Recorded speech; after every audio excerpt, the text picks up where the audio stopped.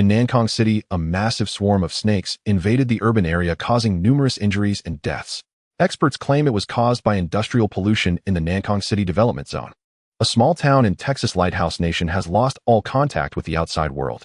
According to reports, an overwhelming number of wild boars rampaged through the town and smashed the power lines. In Europa, an enormous horde of rats has appeared, attacking anyone they see. Is the Black Death of the Middle Ages about to return?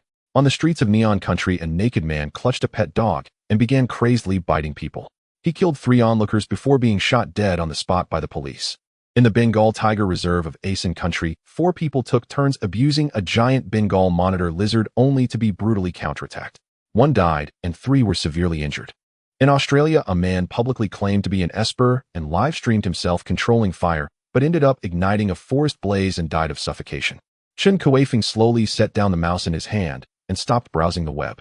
He had no idea what had happened to the world lately. Strange incidents were suddenly emerging one after another: animals mauling humans, bizarre weather, supernatural occurrences, and all manner of uncanny events cropping up in rapid succession. It was as if the world were quietly undergoing some hidden transformation, and no one could tell what kind of impact this change would ultimately have on humanity. The incidents Chun Kuifeng had read about online sounded like wild rumors, yet they were all real. Take for instance that unbelievable story of the Indian men and the giant monitor lizard he had seen earlier. He could not fathom who had such skill to upload the videos those men shot onto this obscure website. It had not only polluted Chun Kuifeng's eyes, ears, and brain, but had also shattered his worldview into pieces. The website contained countless incidents similar to the monitor lizard case he had just seen. By rights, such content ought to have been blocked. A nation needed stability, letting ordinary people know too many dark happenings was not necessarily a blessing. Yet where there were regulations, there were workarounds. Though the domestic internet was tightly controlled, there would always be people scaling the digital wall to the outside world, digging up sensational videos and materials, then smuggling them back in and circulating them in secret. By chance, Chen Kuifeng had stumbled upon this little-known site. At first, he did not pay it much mind, treating some of the incidents as idle entertainment. But something that happened 2 days ago completely changed his perspective. 2 days earlier, on his way home after failing yet another job application, a small dog had suddenly darted out of nowhere and launched itself at him without the slightest warning. Under normal circumstances, dogs did not truly bite. They merely barked madly to bolster their courage, especially small breeds. But this dog was different. It appeared without a sound, and even when it launched its attack, it did not utter so much as a single bark like a mute assassin. To be honest, it had given Chun Kuifeng quite a scare. At first, he did not think much of it. He simply cursed a few times and tried to shoo it away. After all, it was only a chihuahua. How much trouble could it cause? He could not have been more wrong. Unlike those yappy lapdogs that only dared bully people from behind their owners, this chihuahua perfectly embodied one truth: a truly vicious dog wastes no words. It was clearly only a small dog, barely 20 centimeters tall, yet it leaped more than a meter into the air, precisely targeting Chun Kuifeng's throat, jaws gaping as if to bestow him with a passionate kiss. But when he saw the chihuahua's maw, teeth thicker and sharper than those of many large dogs, strings of drool hanging from its lips, and eyes blood red with a crazed urge to destroy, there was no way Chun Kuifeng intended to share a kiss with it. He went numb. Never had he imagined that a mere chihuahua would dare defy all common sense and attempt to send a grown man to his grave. Disaster loomed. The chihuahua's mouth was drawing closer and closer to his neck. A surge of panic rose in Chun Kuifeng's heart. It was too late to dodge. Judging by the dog's state, who knew if it carried rabies? If it sank its teeth into him, would that not be the end of him? He made a snap decision, swinging his briefcase hard at the chihuahua. To his astonishment, the dog was so ferocious that it tore straight through the briefcase in midair. His resumes scattered everywhere, and the chihuahua was knocked tumbling to the ground. Ordinarily, a blow like that would leave any dog sprawling and unable to get up, but this chihuahua was different. After crashing onto the pavement, it still did not make a sound.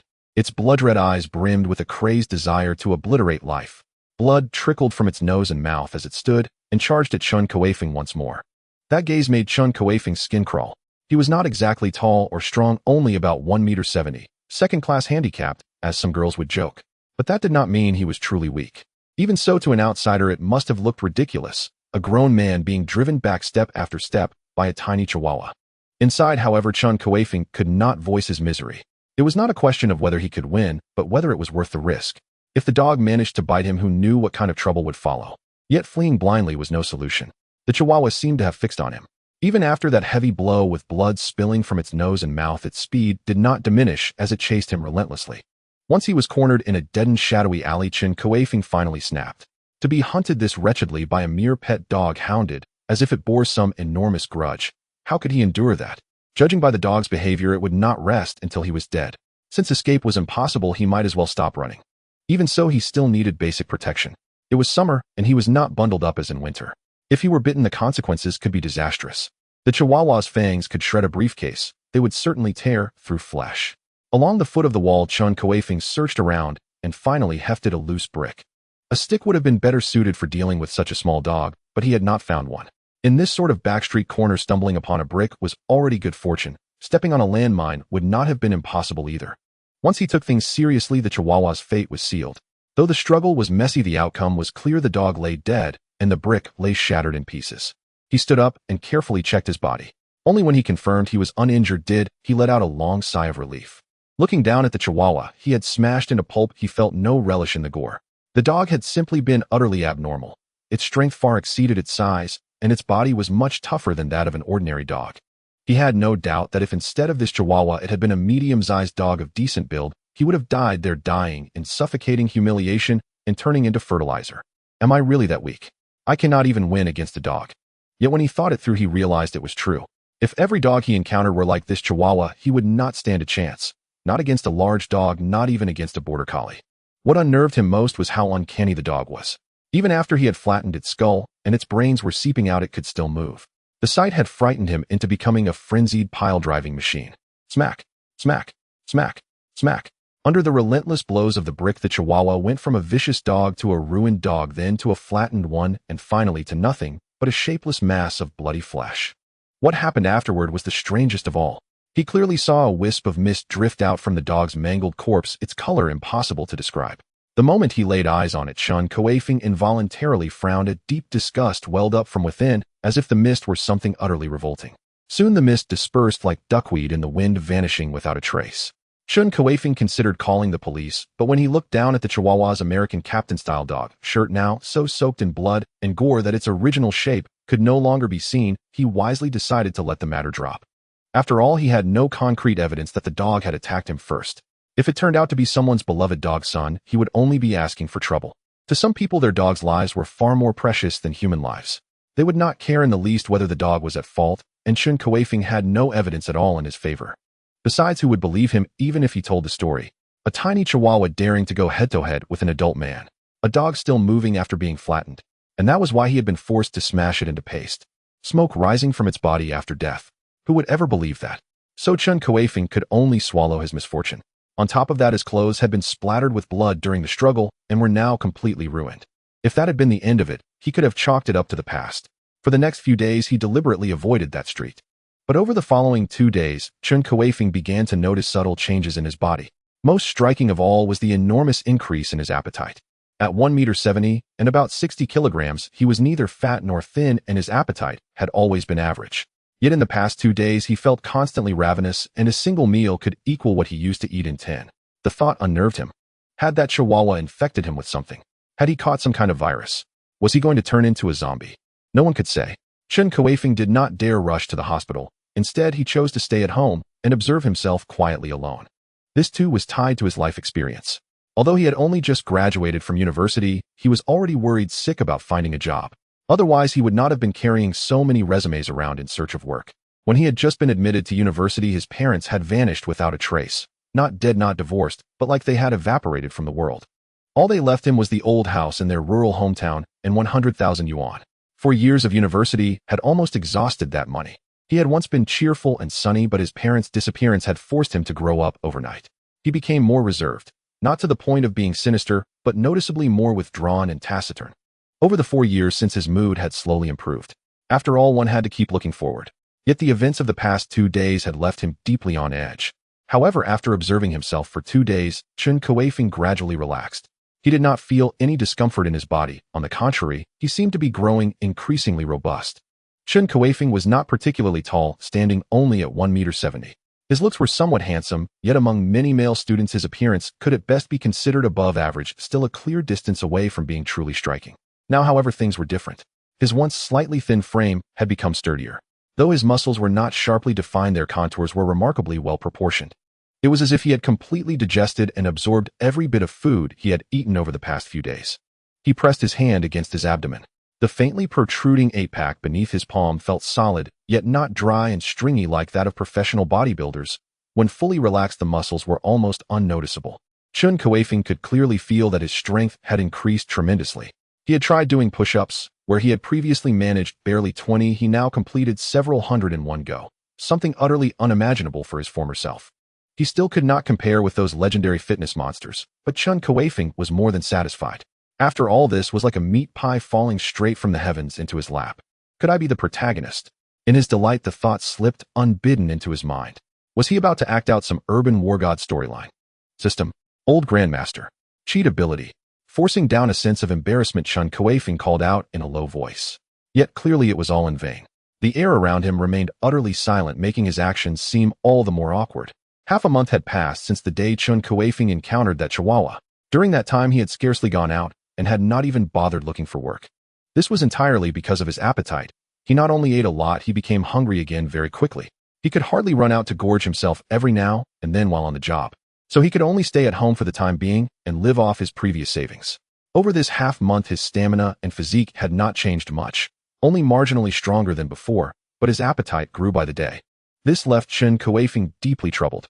Although growing stronger was undoubtedly a wonderful thing, if he spent most of each day just eating, the gain would hardly be worth the loss, especially since his savings could not support such indulgent consumption for long. He had been hauling food up from the supermarket downstairs to his rented room constantly, which had already aroused the suspicions of the supermarket owner and several acquaintances. They suspected that he had somehow learned some insider news, that grain prices were about to skyrocket or that the city would be locked down again. Some even came to ask him directly, but of course he could not tell them the truth. Although they failed to pry anything useful from him, his actions still spurred them into a frantic buying spree. Some even spread the rumor that war was imminent, describing it in vivid detail. The supermarket owner was delighted by this, but for Chun Kuifeng it was a disaster. If nothing unexpected happened once these tales spread further, the police were bound to come knocking. After all, everyone was claiming in unison that they had gotten the news from Chun Kuifeng. Even if he denied everything, he would never be able to clearly explain why he had purchased so much grain or where it had all gone. In the end, matters could only be left unresolved. Forget it, I'll just take things one step at a time, Chun Kuifeng thought helplessly. Yet that very night circumstances changed. At midnight, countless multicolored light clusters suddenly appeared in the sky above Earth, drifting down slowly. When they descended to a certain height, their radiance faded, and they scattered in all directions. Some of the light clusters merged into the earth, plants, rocks, and buildings, others fused into human bodies and animals. Those affected, however, noticed nothing at all. This phenomenon naturally drew intense attention from across the globe. Yet no matter how researchers investigated, they could not locate the final resting place of those light clusters, nor explain why they had appeared all over the world at the same moment, with denser populations attracting more of them. Some suspected it was a conspiracy by another nation, but no country possessed such capabilities. Could this be the handiwork of extraterrestrials? No one knew where these light clusters came from, nor what impact they might have on Earth and on humanity. By an uncanny coincidence, while Chun Kuifeng slept soundly, one such multicolored orb merged into his body, and he remained completely unaware. Early the next morning, as soon as he got out of bed, Chun Kuifeng sensed that something was wrong. His field of vision felt subtly different, and it seemed that his mind now contained information that simply should not have been there. After sifting through the new information in his mind, a peculiar expression spread across his face. The light cluster that had entered him in his sleep actually contained a guardian spirit, which had automatically formed a contract with him upon merging into his body. From this mental information, Chun Kuifeng learned that the guardian spirit contracted to him was a fire fox. Yet now that guardian spirit was on the verge of dissipating. He opened his hand, and sure enough, in the center of his left palm, he found a tiny fox-shaped mark which was steadily growing fainter. He could feel how utterly weakened the guardian spirit had become, on the brink of complete dispersal. Though he had no idea where it had come from, he understood clearly that he likely had no way to save it. For the true culprit behind the spirit's feebleness was none other than himself. The instant the guardian spirit formed the contract with him, before it could enjoy a single wisp of energy from its host and truly hatch, it had already been thrust into a desperate situation. Far from supplying it with the energy needed to manifest, Chun Kuifeng's body had actually begun to spontaneously draw in the energy carried by the guardian spirit. Under the continuous absorption of his body, the guardian spirit's energy was drained completely dry. Even its very existence was absorbed through the contract into his flesh, for a guardian spirit was nothing more than a being of pure energy. It was as if his body were saying, "You dare enter me without permission. I'll drain you to the last drop." By the time Chen Kuifeng awoke, all that remained was the final trace of the guardian spirit's imprint. And as time passed, even that last trace vanished without a sound. What the hell is this supposed to be? After piecing everything together, Chen Kuifeng could only sigh in frustration. This had been a source of transcendent power. Gone just like that. Still, he was determined to see what changes his body would undergo after absorbing a guardian spirit. Yet just as he was about to get out of bed, he suddenly sensed something amiss. His clothes no longer fit. What's going on? Staring dumbfounded, he rose to his feet. His field of vision seemed broader than before. The rental room that had once felt fairly comfortable now appeared cramped and narrow, and even the ceiling seemed much lower, as if he could touch it with a single stretch of his arm. No, not as if. Tentatively, Chun Kuifeng raised his hand and actually touched the ceiling. He was renting a unit in an old rundown apartment building. The floors were not particularly high, yet the distance from floor to ceiling was still over 2.5 meters. Now with just a stretch, he could lay his hand on it. Did I get taller? Looking at his arms and thighs, each now thicker by more than a size, Chun Kuifeng fell into deep thought. After a period of fumbling and testing, he finally grasped his current condition. His height had shot up from 1.70 meters straight to 2.10 meters. He could practically join the national basketball team now. He did not feel any discomfort at all. It was as though he had always been this tall. Yet the clothes that now looked like children's wear on him constantly reminded him that he had indeed grown a great deal. His emotions were a tangled mess. Trading a guardian spirit for 40 centimeters of height, was that a loss or a gain? One thing he knew for certain for the time being, he absolutely could not go outside. After all, he had tried on all his old clothes and none of them fit. The most critical issue was that even his underwear no longer fit. For now, he could only tie a relatively loose coat around his waist. Even at home, going completely bare all the time was a real test of one's psychological endurance. He no longer had the heart to dwell on the guardian spirit. All he wanted to know now was how he was supposed to leave the house. Everyone in the building knew each other. With such a drastic change in his body, there was no way he could keep it hidden. And with no proper clothes to wear, walking out like this would be downright perverse. The residents here were not all elderly men and women. There were also young men and women renting like him. He had no desire to be mistaken for a pervert and reported to the police. Moreover, with such a dramatic change in height, he would have to replace his entire wardrobe, which would not be a small expense. Oversized clothing like his would cost considerably more than normal sizes. If he had not worked so many part-time jobs during his university years, he would likely already be penniless.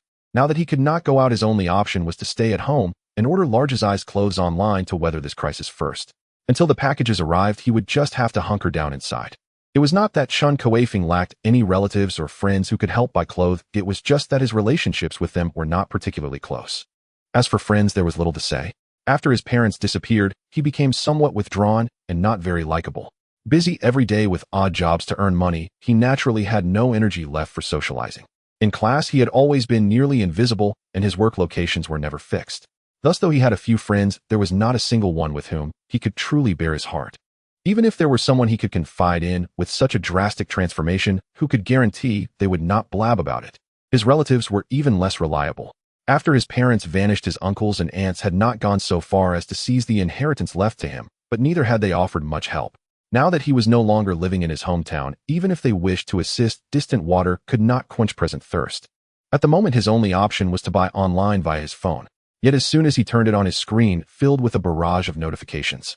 Headlines, marketing accounts, apps. Every program installed on his phone seemed to be pushing alerts. His social apps had practically exploded. Group chats on various platforms all showed message counts capped at 99 plus. What on earth had happened? Patiently scrolling through, he finally learned what had occurred the previous night. Although it had been midnight, when most people were asleep, night owls were not in short supply. Against the darkness, the multicolored light clusters were far more visible than they would have been by day. After a whole night of online fermentation, the world was now in an uproar. Many people anonymously boasted in group chats that they had either found some mysterious artifact or awakened supernatural abilities. Yet those who flaunted such things often vanished without warning after a short time. Whether they had been investigated or had gone into hiding of their own accord, no one knew. So he was not the only special one. A faint disappointment rose in Chun Kuifeng's heart, yet he also felt strangely lighter, as though even the worry over his sudden growth in height had faded somewhat. But the reprieve was short-lived. Before he could finish placing his online order, a knocking sound thudded from the door outside. At this moment, for Chun Kuifeng, this was undoubtedly the voice he least wanted to hear. The persistent knocking at the door continued, yet to Chen Kuifeng's ears it rang like the tolling of a bell, symbolizing social death. "Hello, please open the door. We are police officers from the Shishui Public Security Bureau." Someone reported you for spreading rumors and causing trouble, and we are here to verify. Chun Kuifeng's mind exploded with a sudden realization. He never expected that the people standing at his door would be the very type he most dreaded encountering. Although he believed he had committed no crime, the changes occurring within him were too startling. If these officers noticed even a little, they would undoubtedly detect numerous inconsistencies. Recalling the information he had seen on his phone, those who displayed their special abilities were likely invited for a tea chat. While in this country, one needn't worry about such trivial matters as an ordinary citizen, he was understandably reluctant to visit the police station unless absolutely necessary. Moreover, he was currently in a rather vulnerable state. What to do? What to do? Chun Kuifeng's heart was in turmoil, battling between resistance and acceptance. Opposing the state was not a feasible option. After all, the police wouldn't arrest him simply because his height had suddenly increased. Brother Wang, we've been knocking for so long, but there hasn't been any response from inside. Do you think he might not be home? Outside the door, a young and capable female officer was speaking to her senior, a rugged-looking officer in his 30s. Chun-Li, you're mistaken. He is definitely at home. As for why he isn't responding, I'm not sure. However, since I'm here, I might as well wait a bit longer. I believe the public is willing to cooperate with our work. Perhaps intentionally loud enough for Chun Kuifeng to hear, the officer named Wang raised his voice slightly, and his words were clear to Chen Kuifeng. The female officer named Chun-Li, although puzzled by her senior's certainty about Chun Kuifeng being at home, trusted her senior's judgment as a newcomer and continued to knock on the door. Hello, please open the door and cooperate with our work. We're only here to investigate, not to take you back to the police station. However, as soon as she finished speaking, a somewhat muffled voice came from inside the room. I'm not available right now. Could you wait a while before coming back? See, I told you he must be home. Wang winked at Chun-Li, who quietly gave him a thumbs up. We won't take much of your time. Since you are home, we must come in. Please cooperate with us. It's just a simple record we're making. I'm really not available right now. Why don't you come back in 2 days? What do you mean by not available? It's just a simple record. Please cooperate with us. I am really not convenient at the moment. Can you wait 2 days before coming back? This isn't right. Wang, standing by the door, frowned and stopped Chun-Li from continuing the conversation with Chen Kuifeng. They were only here to take a simple record. Why did Chen Kuifeng repeatedly emphasize that he was not available? As a police officer, he had a sense of alertness. Either Chen Kuifeng had a problem or someone was holding him hostage. Both were possibilities. While it was also possible he was misjudging. If something was happening inside, it would be too late to regret missing it. It seemed that entering this door was imperative. He quietly drew his firearm, narrowing his eyes to signal Chun-Li not to act recklessly. Given the significant events of the previous night, today's patrolling officers were generally armed. This was not to guard against the public, but to prevent potential dangers. Seeing Wang's actions, Chun-Li realized what was happening and quickly followed suit, drawing her weapon. However, as a newcomer, she still appeared quite inexperienced. This was her first encounter with such a situation. Could there be a major incident occurring inside? Chun-Li's heart began to race. For a newcomer, this was undoubtedly the situation they longed to encounter. After all, isn't becoming a police officer about saving people from peril and maintaining peace? Unfortunately, they were completely mistaken. Chun Kuifeng was genuinely not available. He had only tied a shirt around his waist, making it impossible for him to face anyone, especially the police. Is it really inconvenient? Then we will come back next time. Wang subtly gestured for Chun-Li to follow his lead, and then he shot the lock forcefully, kicking the door open and rushing inside. This isn't the lighthouse country. 2 armed officers are enough to handle most troubles. Moreover, Wang was confident in his skills. Police, get down and put your hands on your head. Upon hearing Wang's words, Chun Kuifeng felt a wave of relief wash over him. That was close. He managed to avoid social death. The worst-case scenario had not occurred. The clothing tied around his waist was quite uncomfortable. Even his jacket failed to secure his waist, causing it to slip down. He needed to adjust it quickly, but before he could lower his hands, a loud gunshot rang out, and he saw his door being forcefully kicked open, followed by a swift figure rushing in the dark muzzle of a gun aimed down towards his lower leg. Chun Kuifeng was stunned. This shouldn't be happening. He had only grown 40 centimeters taller. Was it really necessary to draw a gun? Unbeknownst to him, Wang was even more bewildered. He had expected to find a crime scene or a victim in the room, yet upon entering he was met with the sight of a towering naked giant. Gulp! Wang swallowed hard. Setting aside everything else, the giant's physique was indeed intimidating. If not for the gun in hand, a confrontation could be disastrous. Raise your hands.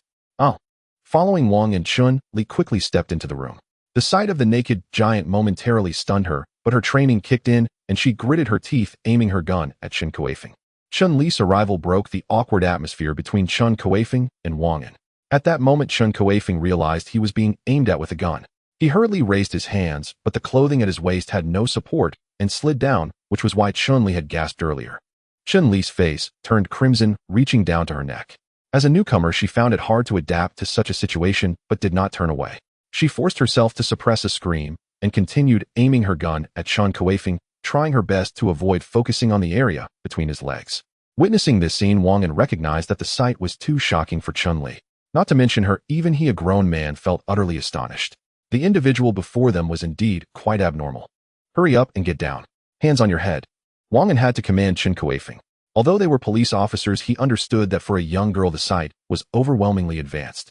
Chun-Li had only gasped once before regaining her composure, which he felt was quite impressive.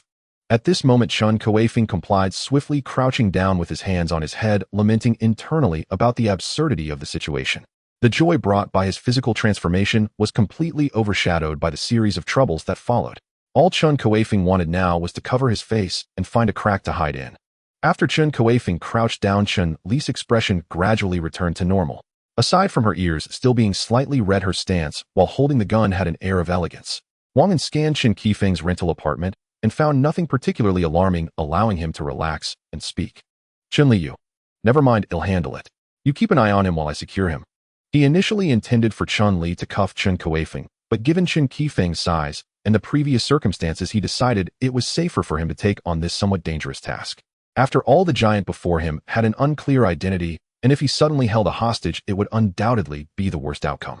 Wang An was confident in his abilities. He wouldn't be captured immediately by this giant. Chun-Li had already proven herself through her earlier actions. At the very least, she wouldn't hinder him. This wasn't paranoia, it was about being prepared.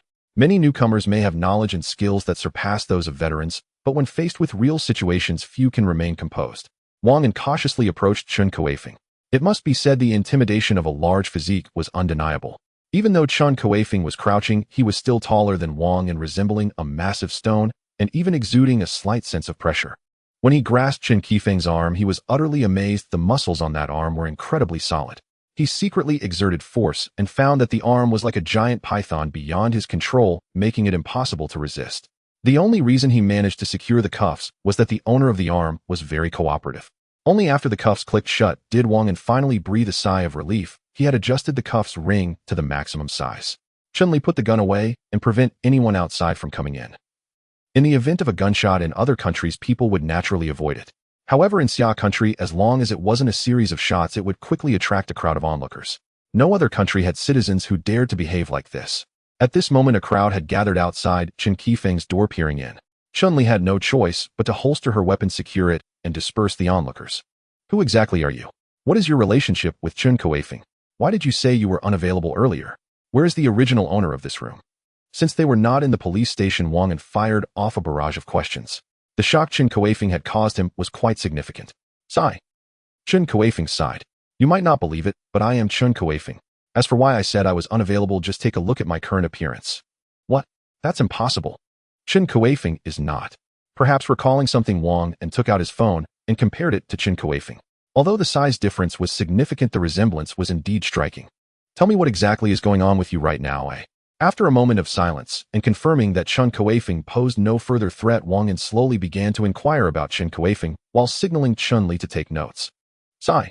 Chen Kuifeng sighed. Can you at least find me something to cover up? Wang An naturally agreed to Chen Kuifeng's request, for it was indeed inappropriate for him to be sitting there exposed. However, after searching around, he awkwardly discovered that only the bedsheet on Chen Kuifeng's bed was large enough to cover his extraordinary physique. The originally large bedsheet was tied around Chen Kuifeng's neck, resembling a rather mismatched cloak. Thank you. Chen Kuifeng's skin was not thick enough to feel completely unembarrassed exposing himself in front of strangers. The bedsheet did manage to soothe his emotions a bit. How should I put it? The thing is, about half a month ago and then after sleeping last night, I woke up like this today.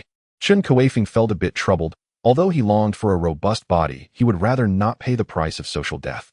After hearing Chen Kuifeng's words, Wang An and Chun-Li exchanged glances. Although what Chen Kuifeng said seemed outrageous, it appeared to be the only explanation. Unlike Chun-Li, who had only recently entered the system, Wang An, as a core police officer, had heard quite a few similar accounts regarding the teddy dog that Chen Kuifeng mentioned. Moreover, the commotion caused by last night's rainbow light rain was significant, and many individuals within the system had obtained items or inheritances contained within it, whether it be a weapon or even books and pets. Naturally, Chun Kuifeng did not mention that his body had once been consumed by a fire fox guardian spirit, but Wang An had already filled in the blanks in his mind, believing that Chun Kuifeng had merged with a rainbow light ball in his sleep, which was why he looked like this now.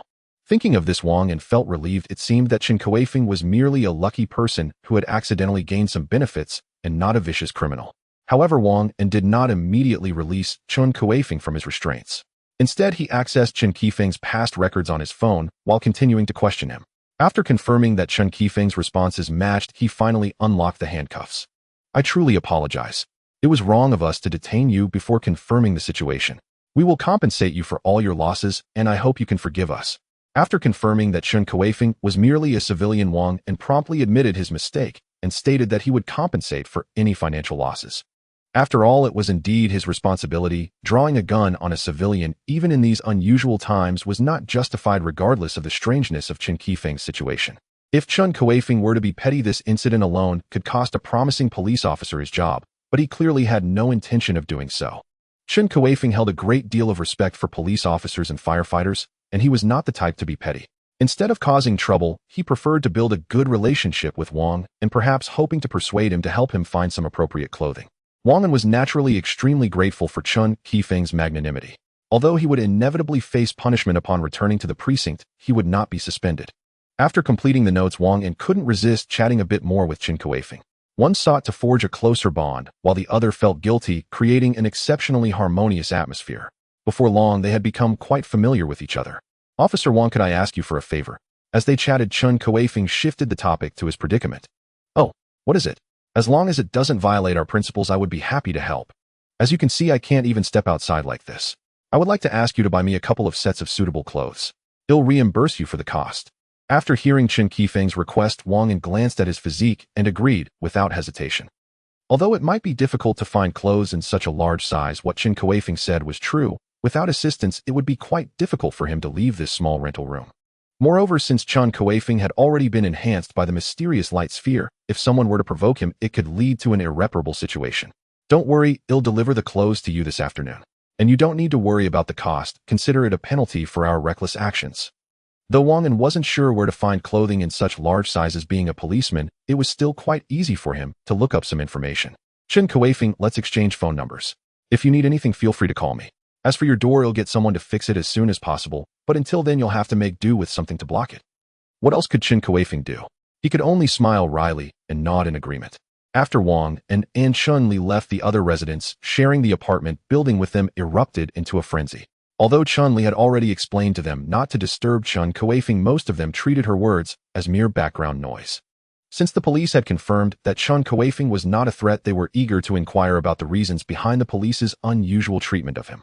However, Chen Kuifeng had casually placed a cabinet against the door, leaning against it.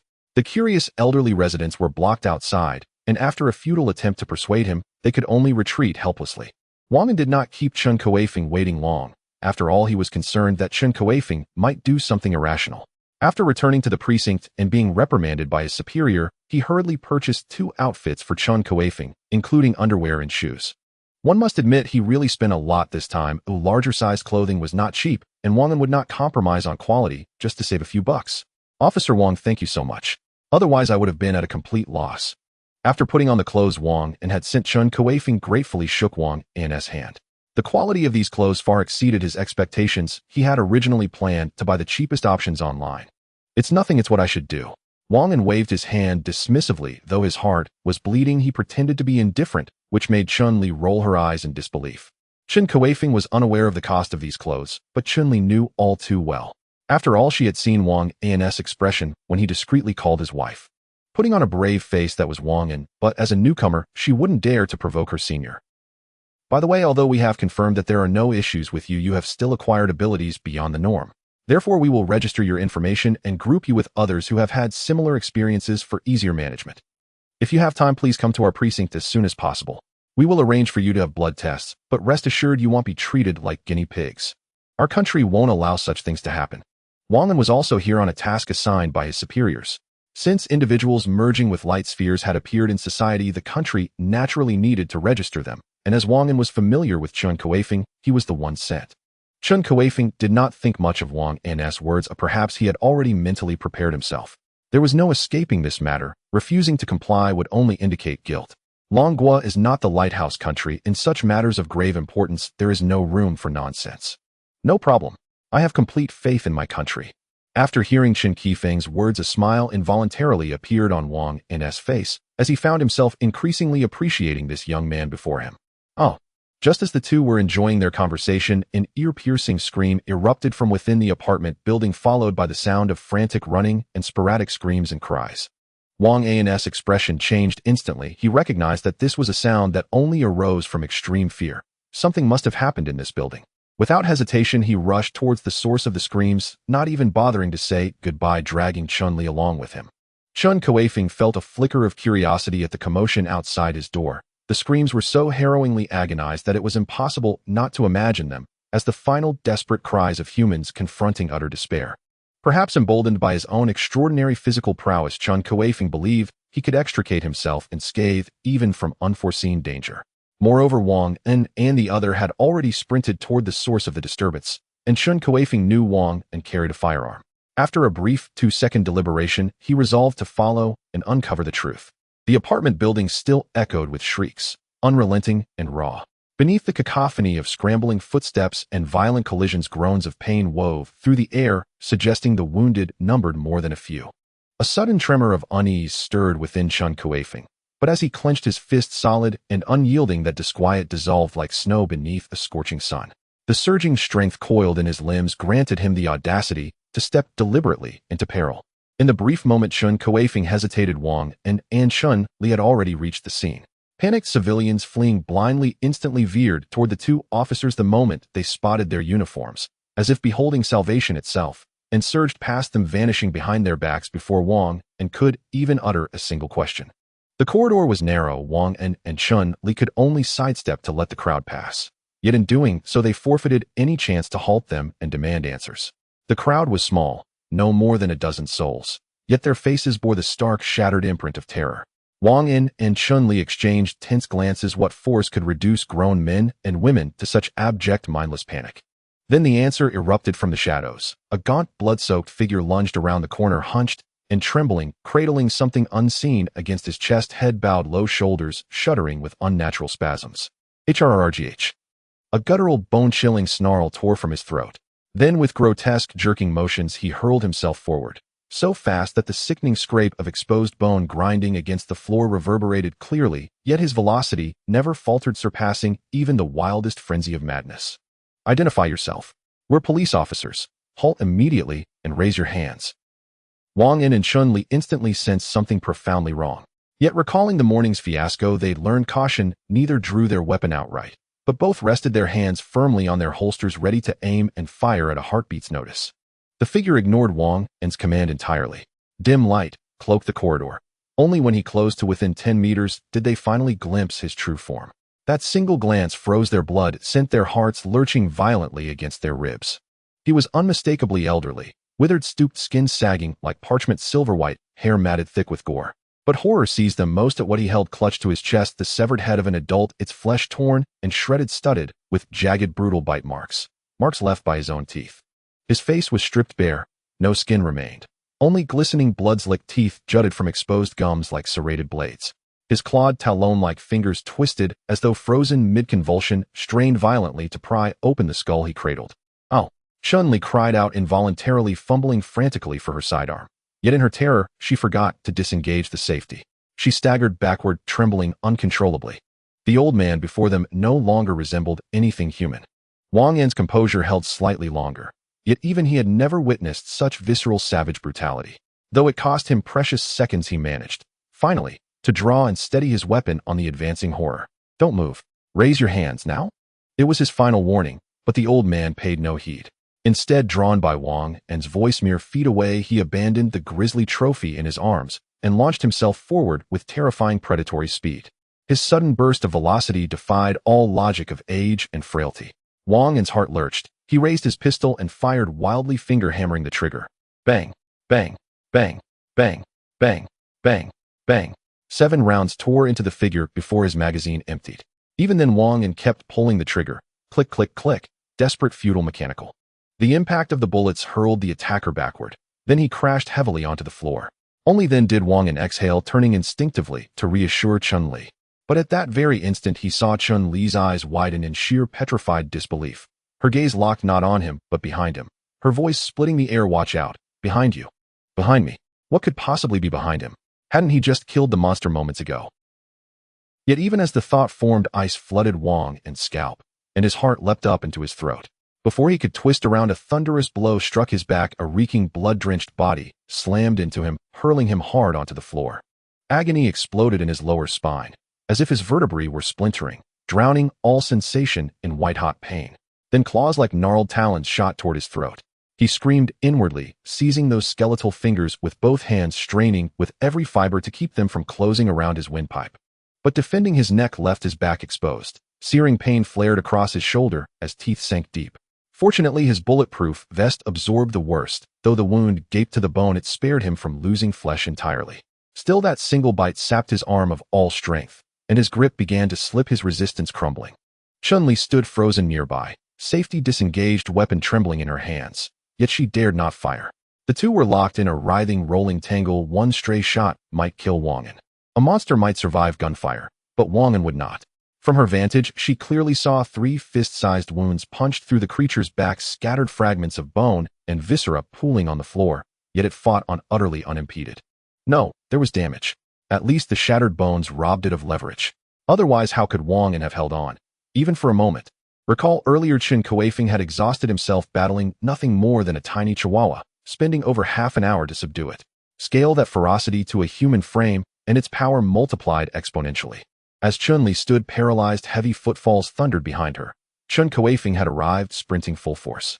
From afar he'd seen Wang An and the creature locked in violent rolling combat, never imagining in those few delayed minutes how swiftly the situation had spiraled into mortal crisis. Die! A gale of fury whipped past Chun Li's ear.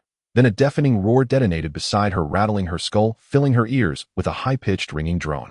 Chen Kuifeng dashed over to Wang An's side in just a few steps. Looking at the two entangled figures, he reached out with a powerful hand, suddenly grabbing them both and lifting them off the ground. With his other hand, he twisted the creature's arm and tore it off its body, sending it flying away, causing Chun Li, who stood behind, to turn pale. With one arm missing, the creature could no longer restrain Wang An. Gritting his teeth, Wang An exerted his strength and broke free from the creature's embrace, stumbling forward a few steps before collapsing onto the ground. He turned to look at Chun Kuifeng, who had caught the creature, his eyes filled with gratitude. Although they had only struggled for a brief moment, he was acutely aware of the creature's immense power. Had it not been for Chun Kuifeng's desperate resistance, he would likely have met a grim fate. Seeing Wang An escape from danger, Chen Kuifeng wasted no time. He clenched his fist as large as a sandbag and struck fiercely at the creature's head. With a loud bang, the creature's head slammed against the wall and then bounced back, its facial bones completely shattered. Nevertheless, the creature continued to struggle frantically, using its remaining claws to scratch at Chen Kuifeng. But it was all in vain. Chen Kuifeng would not give it the chance to attack. He had previously dealt with that chihuahua and was well aware of the characteristics of such creatures. One must never give them the opportunity to counterattack. Chun Kuifeng directly grabbed the creature and slammed it violently onto the ground, alternating blows left and right. The corridor floor was soon riddled with cracks from the impact. Wang An and Chun Li stood by, dumbfounded. The creature that had once made them feel helpless was now like a chick in front of Chun Kuifeng, utterly defenseless. Chen Kuifeng's brutal attack style left them feeling uneasy. Noticing their unease, Chun Kuifeng constantly explained his actions to them. Do you remember the chihuahua I mentioned before? This creature feels exactly the same. Only by completely smashing them can we ensure their demise. Wang An and Chun Li recalled the earlier situation and realized it was indeed true. After all, Wang An had emptied an entire magazine on that creature and had almost been killed in return. While Chen Kuifeng dealt with the creature, Chun Li was not idle. Wang An was seriously injured and his wounds continued to bleed. He hadn't felt much during the struggle with the creature, but now he felt utterly weak. If not for the pain constantly jolting him, he would have likely dozed off. Although Chun Li had learned first aid techniques, she was not proficient and could only roughly stop the bleeding to prevent Wang An from dying from blood loss. Meanwhile, she contacted the police station and the hospital, knowing that there couldn't be just one victim given the current circumstances. In fact, the police from the Shishui Public Security Bureau were already on their way to provide support. Many had run out earlier, and upon hearing that Wang An was severely injured, they became even more anxious and rushed over as quickly as possible. The distance from here to the Shishui Public Security Bureau was not far, so it wasn't long before a group of fully armed police officers swarmed in. At that moment, Chun Kuifeng had just dealt with the creature, and everyone could see a disgusting mist wafting from the creature's shattered corpse slowly dissipating. The police were momentarily stunned, but when they saw Chun Kuifeng standing there like a blood-soaked demon, their hearts raced. If it weren't for Chun Li's prior warning over the phone, they might have already aimed their guns at him. Even so, when Chun Kuifeng approached, some couldn't help but take a step back as his overwhelming presence was too strong. What have you done? Wasn't it enough to get scolded this morning? Now you've stirred up such trouble in the afternoon. Are you trying to play the hero? Deputy Director Feng Ming, looking at Wang An's miserable state, couldn't help but scold him. He felt deeply for Wang An's injuries, but upon seeing that Wang An was not in mortal danger, he felt relieved and turned to reprimand him. Wang An merely smiled. He had been brought up by the deputy director, and their relationship was almost akin to that of father and son. Being scolded was more reassuring than anything else. You dare to smile? Ruoping is waiting for you at home. If it weren't for this little brother here, I wonder what you would have done. Afterward, Deputy Director Feng Ming angrily waved his hand, instructing the medical personnel following behind to take Wang An for treatment. He then led the others toward the direction from which the creature had come in case there were any survivors. Little brother, please wait here for a moment. After we finish our inspection, I need you to come to the station with us. I have some things to tell you, but rest assured it will not harm you. Since Deputy Director Feng Ming had said so, Chun Kuifeng naturally would not disagree. However, glancing at his own blood-stained clothes, he couldn't help but sigh. Great. The new clothes he had just put on were now soaked in blood and had many torn spots. Clearly, they could not be worn again. Fortunately, Wang An had bought him 2 sets, otherwise he feared he would have resorted to hiding in his room like an ostrich. Once things quieted down, Chun Kuifeng suddenly realized that he felt no fear when facing that creature. Moreover, even in the midst of a gruesome scene, he experienced no discomfort whatsoever. Of course, he was not a pervert and did not feel any hidden excitement or enjoyment. All he felt was a sense of calm and indifference. He wasn't sure if this state was normal, but it posed no harm to him. The world was becoming increasingly abnormal, and such scenes might frequently occur in the future. Maintaining a good mindset was a fortunate thing for him. The police had already wrapped up the scene. Perhaps due to Wang An and the others blocking it in time, the creature did not manage to cause further casualties. Apart from the head of the man it had held, 3 others had succumbed to their injuries, while 6 or 7 others were wounded. However, it seemed that the creature had gone off to pursue others, allowing them to escape with their lives. Given the severity of the incident, this place could not accommodate anyone for a while. The police sealed off the area and set up a caution tape, leaving 2 officers to guard before returning to the station. Naturally, Chun Kuifeng followed them to the police station. As a participant in this incident, a standard questioning and report were essential. After the official business was concluded, Feng Ming called Chun Kuifeng into a conference room, where besides the 2 of them, there were also 2 others. One was the head of the police station, Lu Jiang, and the other was a young man in plain clothes. Old Lu, this is Chun Kuifeng. He's a remarkable young man. Director Lu stood up to shake Chun Kuifeng's hand. The formal occasion made Chun Kuifeng feel somewhat uncomfortable. Truly, heroes emerge from the youth. I've heard about this incident, and thanks to you it did not lead to more serious consequences. This is what I should do. Chun Kuifeng instinctively responded, and then his face turned somewhat awkward. Huh, the young man has a good awareness. Director Lu chuckled twice, patted Chun Kuifeng on the shoulder, and guided him to sit down. You may rest assured, we invited you here to seek your opinion on a matter. After exchanging a few words with Lu Jiang, Chun Kuifeng gradually calmed himself. The initial tension of entering a police station began to ease. After all, he was no criminal. Why fret so needlessly? Here's the situation, Wang, and likely already mentioned it to you, that we'd like you to visit our precinct at your convenience for a blood test and official registration. This is not due to any lack of trust from the state, but rather stems from compelling circumstances. Lu Jiang spoke gravely. You've probably noticed it yourself. Lately, anomalous incidents have surged dramatically. What you experienced twice is merely the tip of the iceberg. Such occurrences are neither isolated nor local. They are unfolding nationwide, and indeed across the globe. Chun Kuifeng had long anticipated this revelation and showed no trace of surprise. Anyone who had endured even 1 or 2 such events and possessed the curiosity to investigate further would inevitably uncover the truth. It could not remain concealed. To be precise, these incidents first erupted exactly 1 year ago. Their sudden proliferation has plunged society into considerable disarray. Our nation has fared relatively well thanks to stringent oversight by central authorities, thus averting catastrophic losses. Other countries, however, have not been so fortunate. Particularly in war-torn regions, each anomaly claims numerous lives. Do not assume these anomalies manifest solely as the monstrous entities you encountered. That is merely the most common type, which we designate undying. Many others arise from mutated wildlife, ferocious, highly aggressive, yet lacking the Undying's grotesque regenerative resilience. Lu Zhang's words resonated deeply with Chen Kuifeng. He himself had observed while browsing the dark web that Longwo remained markedly more stable than other nations, even retaining much of its pre-crisis composure. A full year having passed, our government has resolved to establish a specialized agency dedicated exclusively to confronting extraordinary phenomena, safeguarding public life and security. Yet the role carries extreme peril. Only individuals of exceptional capability may qualify. Such talent remains exceedingly scarce, hence the agency's prolonged delay in formation.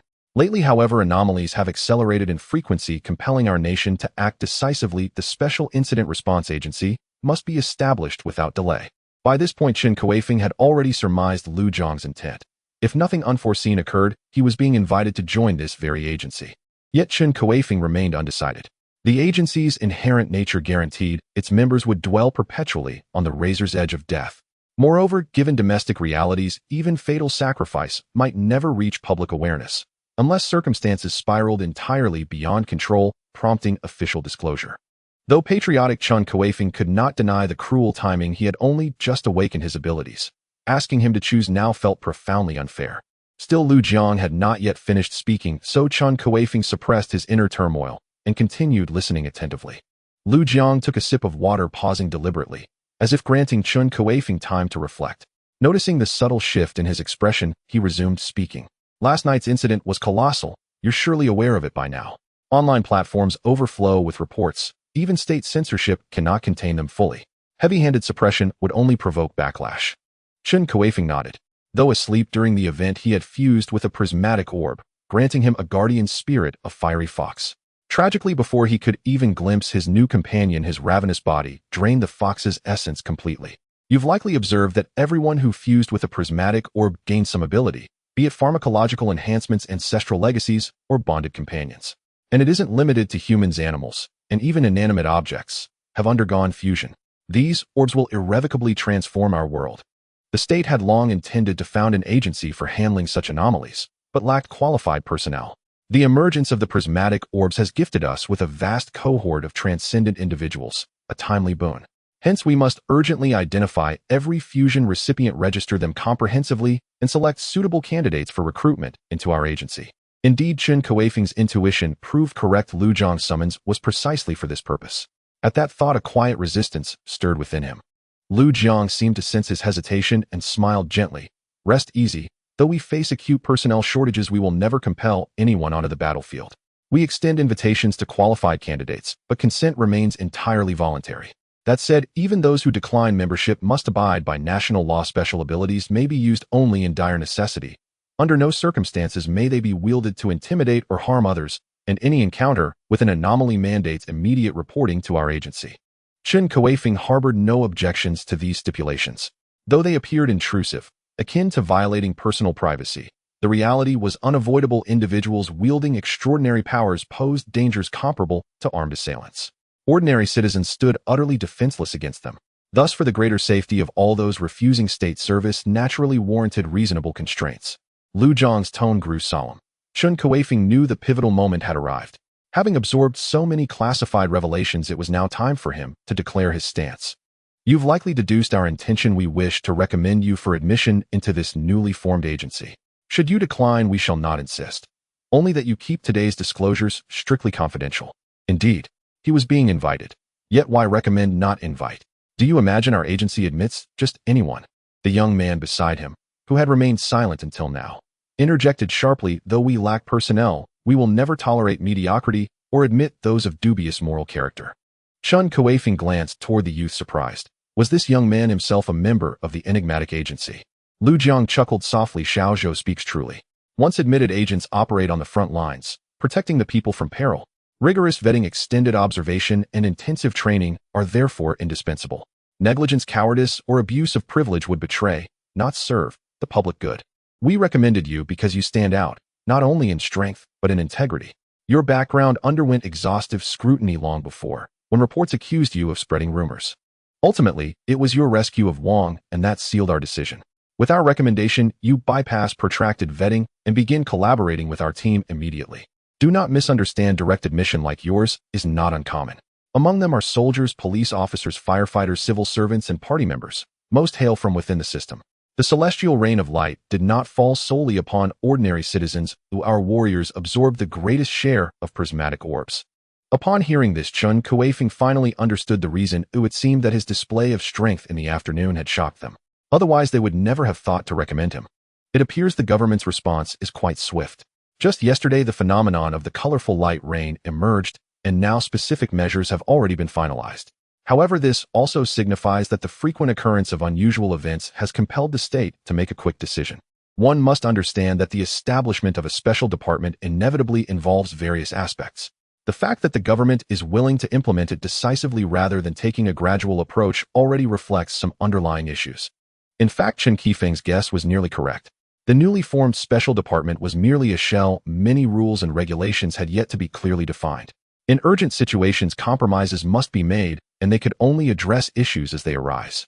At this moment, Chen Kuifeng was still uncertain. His upbringing had instilled in him a favorable impression of such people. Yet as a common citizen, his thoughts were primarily self-centered. Now being suddenly asked to join a department dedicated to serving others, he was indeed reluctant. Lu Jiang seemed to sense Chen Kuifeng's hesitation and finally said something to him. Chun Kuifeng, we have high hopes for you, and I must tell you one thing. After a year of research, we found that those with special abilities and greater strength are more likely to attract unusual events. Think it over carefully. One cannot deny that Lu Jiang's words struck a chord with Chen Kuifeng. If what he said was true, the implications were evident. It meant that even if he wanted to avoid it, he could not escape. Trouble would relentlessly pursue him, and danger would unknowingly descend upon him. Considering this, it might be better to join the special department established by the government, as it would at least allow him to control the emergence of crises. With this thought, Chen Kuifeng finally made up his mind, stood up, and walked towards Lu Jiang. I have made my decision. I want to join this new department. What should I do? Seeing Chun Kuifeng's action, the other three present couldn't help but smile.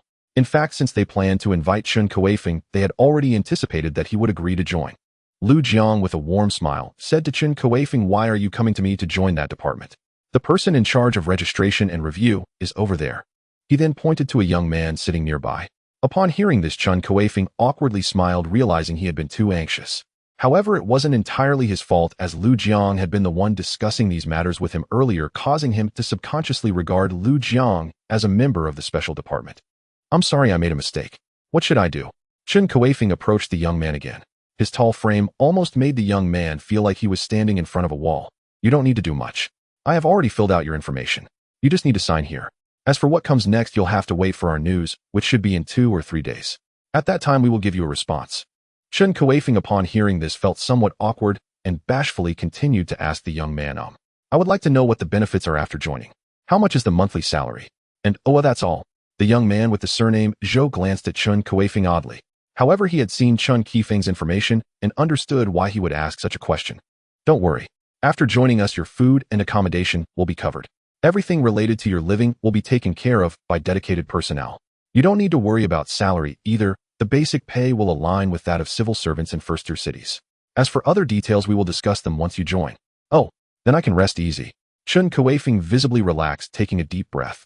In today's society, one cannot get by without money. Also, since you have decided to join, I will tell you the official name of our bureau, the Bureau of Anomalous Phenomena Investigation and Handling, abbreviated as the Bureau of Anomalies. Remember not to forget it. The Bureau of Anomalies, I understand.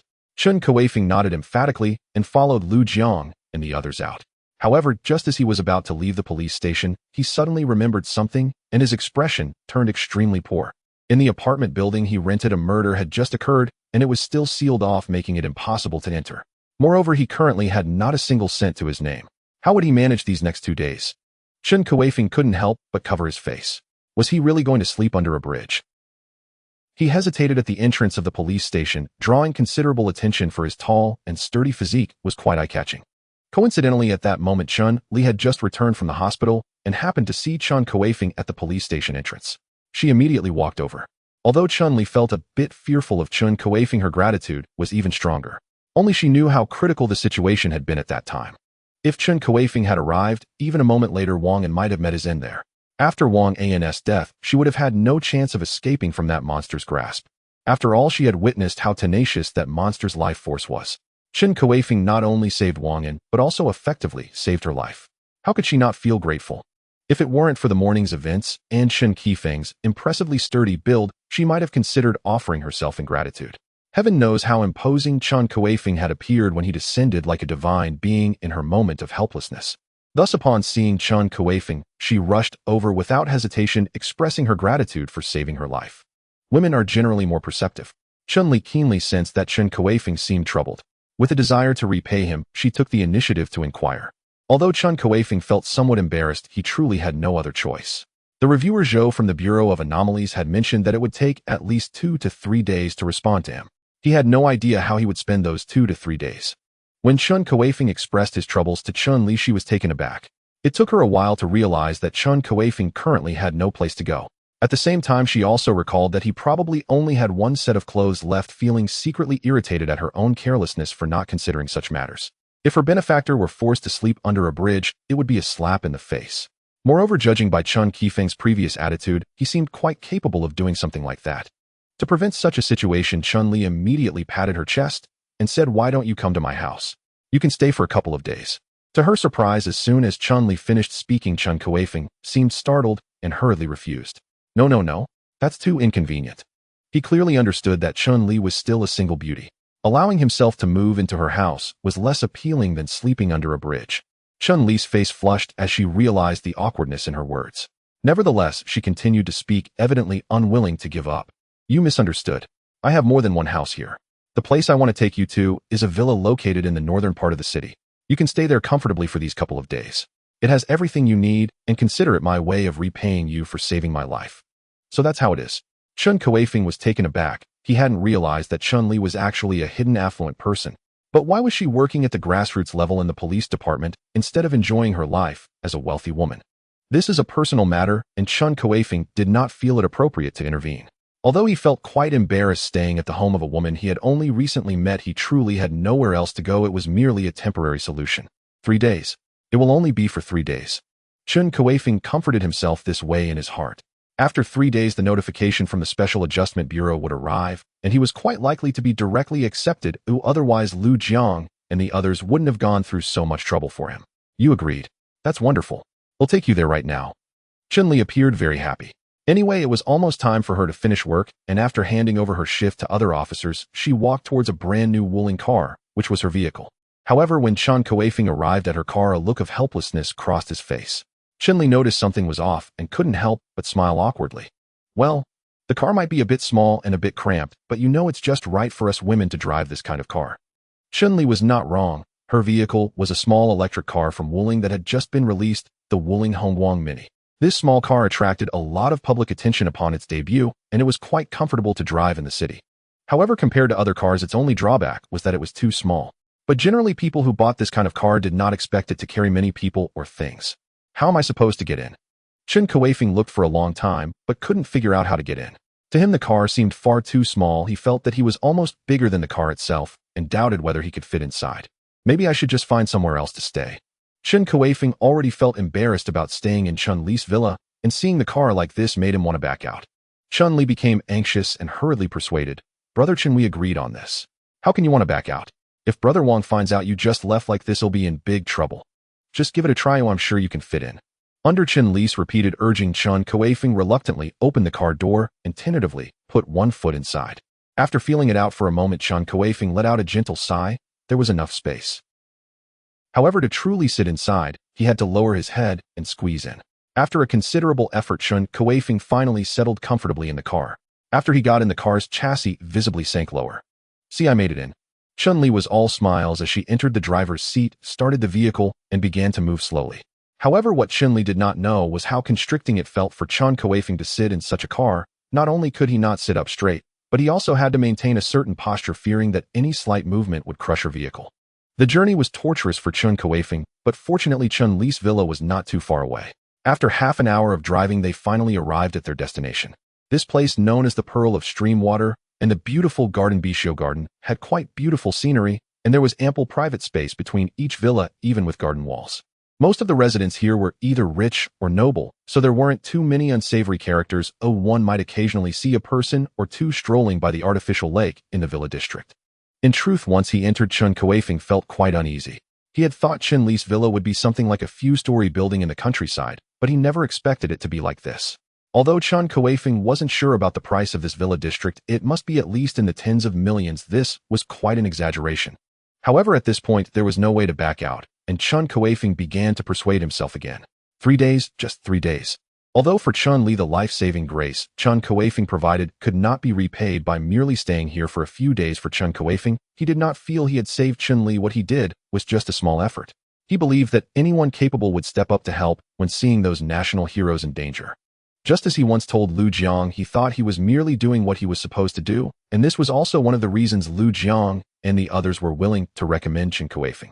Brother Chen, you can stay in this room. Don't be polite. Just treat this place like your own home. Stay as long as you want. No, he'll leave in a few days. Chun Kuifeng had no idea how wealthy Chun-Li was, but he thought it must be beyond his imagination. Could it be that Chun-Li wanted to support him? Out of a strange mentality, Chun Kuifeng couldn't help but think of the rich woman song that once went viral online. He was quite conflicted. If Chun-Li wanted to support him, should he agree or refuse? Brother Chen, just stay here for now. They'll have someone bring you some change of clothes later. It's already late, so let me treat you to a meal. After helping Chun Kuifeng settle in, it was already 8 o'clock in the evening. Chun-Li, who had been busy all day, was already quite hungry. Strangely, however, Chun Kuifeng did not feel hungry.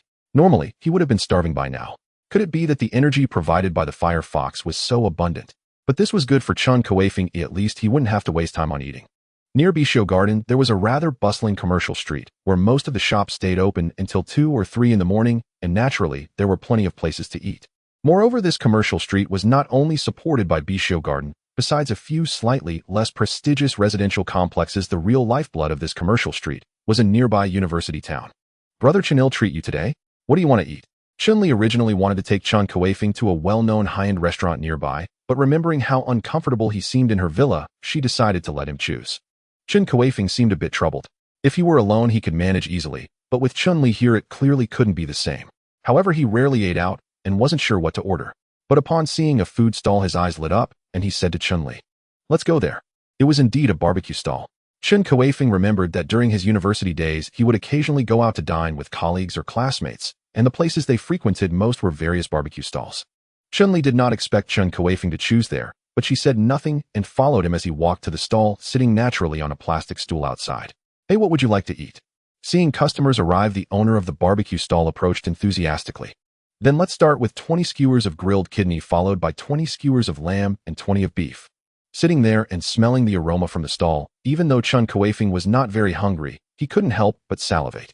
However, after placing the order, he realized that he was not here with his former colleagues or classmates, but with a young female police officer. Chun Kuifeng smiled awkwardly and said to the owner, "Let's hold off on the grilled kidney for now. Let's start with this much. By the way, what do you want to eat?" Chun-Li chuckled and then said to the owner, "Let's still have the grilled kidney, and also bring me a portion of grilled green peppers and gnocchi mushrooms and a few portions of squid." Chun-Li was not as reserved as Chun Kuifeng. Having reviewed his information, she was well aware of his terrifying appetite. Since Chun Kuifeng seemed embarrassed to order more, how could she let her savior go hungry? Grilled clams, grilled eggplants, grilled sausages. Seeing that Chun-Li was about to continue ordering, Chun Kuifeng hurriedly interrupted. These dishes were clearly ordered for him. Chun-Li did not have such a large appetite. "All right, then that will be all for now." Chun-Li returned the menu to the barbecue stall owner. Upon seeing it, the owner's eyes nearly squinted with joy. It seemed she had ordered almost everything available. "Sure, please wait patiently." After speaking, the barbecue stall owner hurried inside, calling for the grill master to start cooking. Since Chun-Li was a police officer, and Chun Kuifeng felt somewhat awkward, neither of them drank alcohol. They merely ordered some drinks, conversing softly while skewering the food. However, the other tables were far from quiet, filled with loud laughter, drinking challenges, and boasting. Some even whistled in Chun-Li's direction. Though slightly displeased, she said nothing. It was others' freedom, and as a police officer, she could not get angry over a mere whistle. Chun Kuifeng, however, felt somewhat embarrassed. After all, this was the place he had chosen, yet he couldn't do much since they were merely whistling and not directly harassing. Moreover, the person sitting opposite him was a police officer, and one could imagine that the whistling individual did not expect Chun-Li to be a police officer. However, after noticing that Chun-Li's table remained quiet, they grew even bolder, spewing vulgarities. Although these words were not directed at Chun-Li, speaking so loudly at such a close distance was clearly meant for amusement. Though Chun-Li was angry, she did not erupt. Seeing this, Chun Kuifeng merely quickened his pace of eating, hoping to finish and leave sooner. "TCH, I thought he was impressive. What a waste of such a big stature. He's just a coward." Chun Kuifeng and his companion thought little of it, but a couple sitting nearby could no longer hold back. The male leaned over to whisper, bad-mouthing Chun Kuifeng to his partner, believing his voice to be soft, yet Chun Kuifeng heard every word clearly. However, Chun Kuifeng was evidently indifferent. Being insulted a few times wouldn't cost him anything, he was already used to it. Yet the tree desires peace, but the wind does not cease. Although Chun Kuifeng wanted to leave quickly, unexpected events kept pulling him back in. Perhaps due to Chen Kuifeng's imposing figure, the group at the nearby table, despite their foul language, did not dare to provoke him. Otherwise, Chen Kuifeng wouldn't mind showing them why flowers are so red. However, their arrogance would eventually draw hatred. Just as they boasted, a figure suddenly approached from afar and directly walked up to their table, coldly staring at them without uttering a word. Although the group was somewhat drunk, they noticed the arrival of the figure and immediately began cursing. "Who the hell are you? What do you want here?" "Hep." The newcomer couldn't help but let out a cold laugh upon hearing their question. "Lai Tu-san, guess who I am?" Upon hearing this, the group fell silent. Lai Tu-san had once been the nickname of one among them, but he had since advanced and no longer considered himself the same petty thug. Hearing that name again, how could he not be furious? After recognizing the newcomer, he sneered twice. "I wondered which brat had the guts to seek trouble with me. Oh, turns out it's you. So that beating you received a few days ago didn't teach you anything. Now tell me, what do you want? If your answer is good enough, I might let you off the hook." "Huh? You think you deserve to say that?" The person spat onto the table in front of Lai Tu-san, and before they could get angry, suddenly flipped the table over. "You bastard. You actually got involved with that bitch Xian Ru. I wondered why you would deliberately seek trouble with me." The man, now exposed under the light, looked relatively handsome, but the resentment in his eyes significantly dampened people's impressions of him. Everyone present initially thought a lopsided fight was about to begin. Chun-Li was already prepared to intervene, but to her surprise, after hearing that, Lai Tu-san and his group did not rush to act. Instead, they burst into laughter. "Oh, I didn't expect Su Xian Ru would tell you. I have to say, your girlfriend is truly something. Us brothers have tried her, and all said she's good." Lai Tu-san's vulgar words made Chun-Li frown. Her opinion of these individuals worsened. Only then did everyone start to grasp the situation. Lai Tu-san and the others had cuckolded that young man. Sadly, the young man's girlfriend seemed to be willing, even encouraging Lai Tu-san and his group to beat him up. Upon hearing this, the young man's expression darkened further. He spoke with a twisted face, word by word. "I won't let any of you off, including that bitch." Lai Tu-san and his companions laughed even harder. Just a mere young man dared to boldly declare that he wouldn't spare them. What kind of stimulation had he received? "I say, Lin Ning, your girlfriend was willing. Who told you to be so useless? Not even the medicine could satisfy her, and in the end you desperately sought confidence from children." She switched sides. "To be honest, while I wouldn't call myself a good person, I would never harm a child. Are you asking me to expose how you lure those elementary students right here in public? Don't you think he deserves a beating?"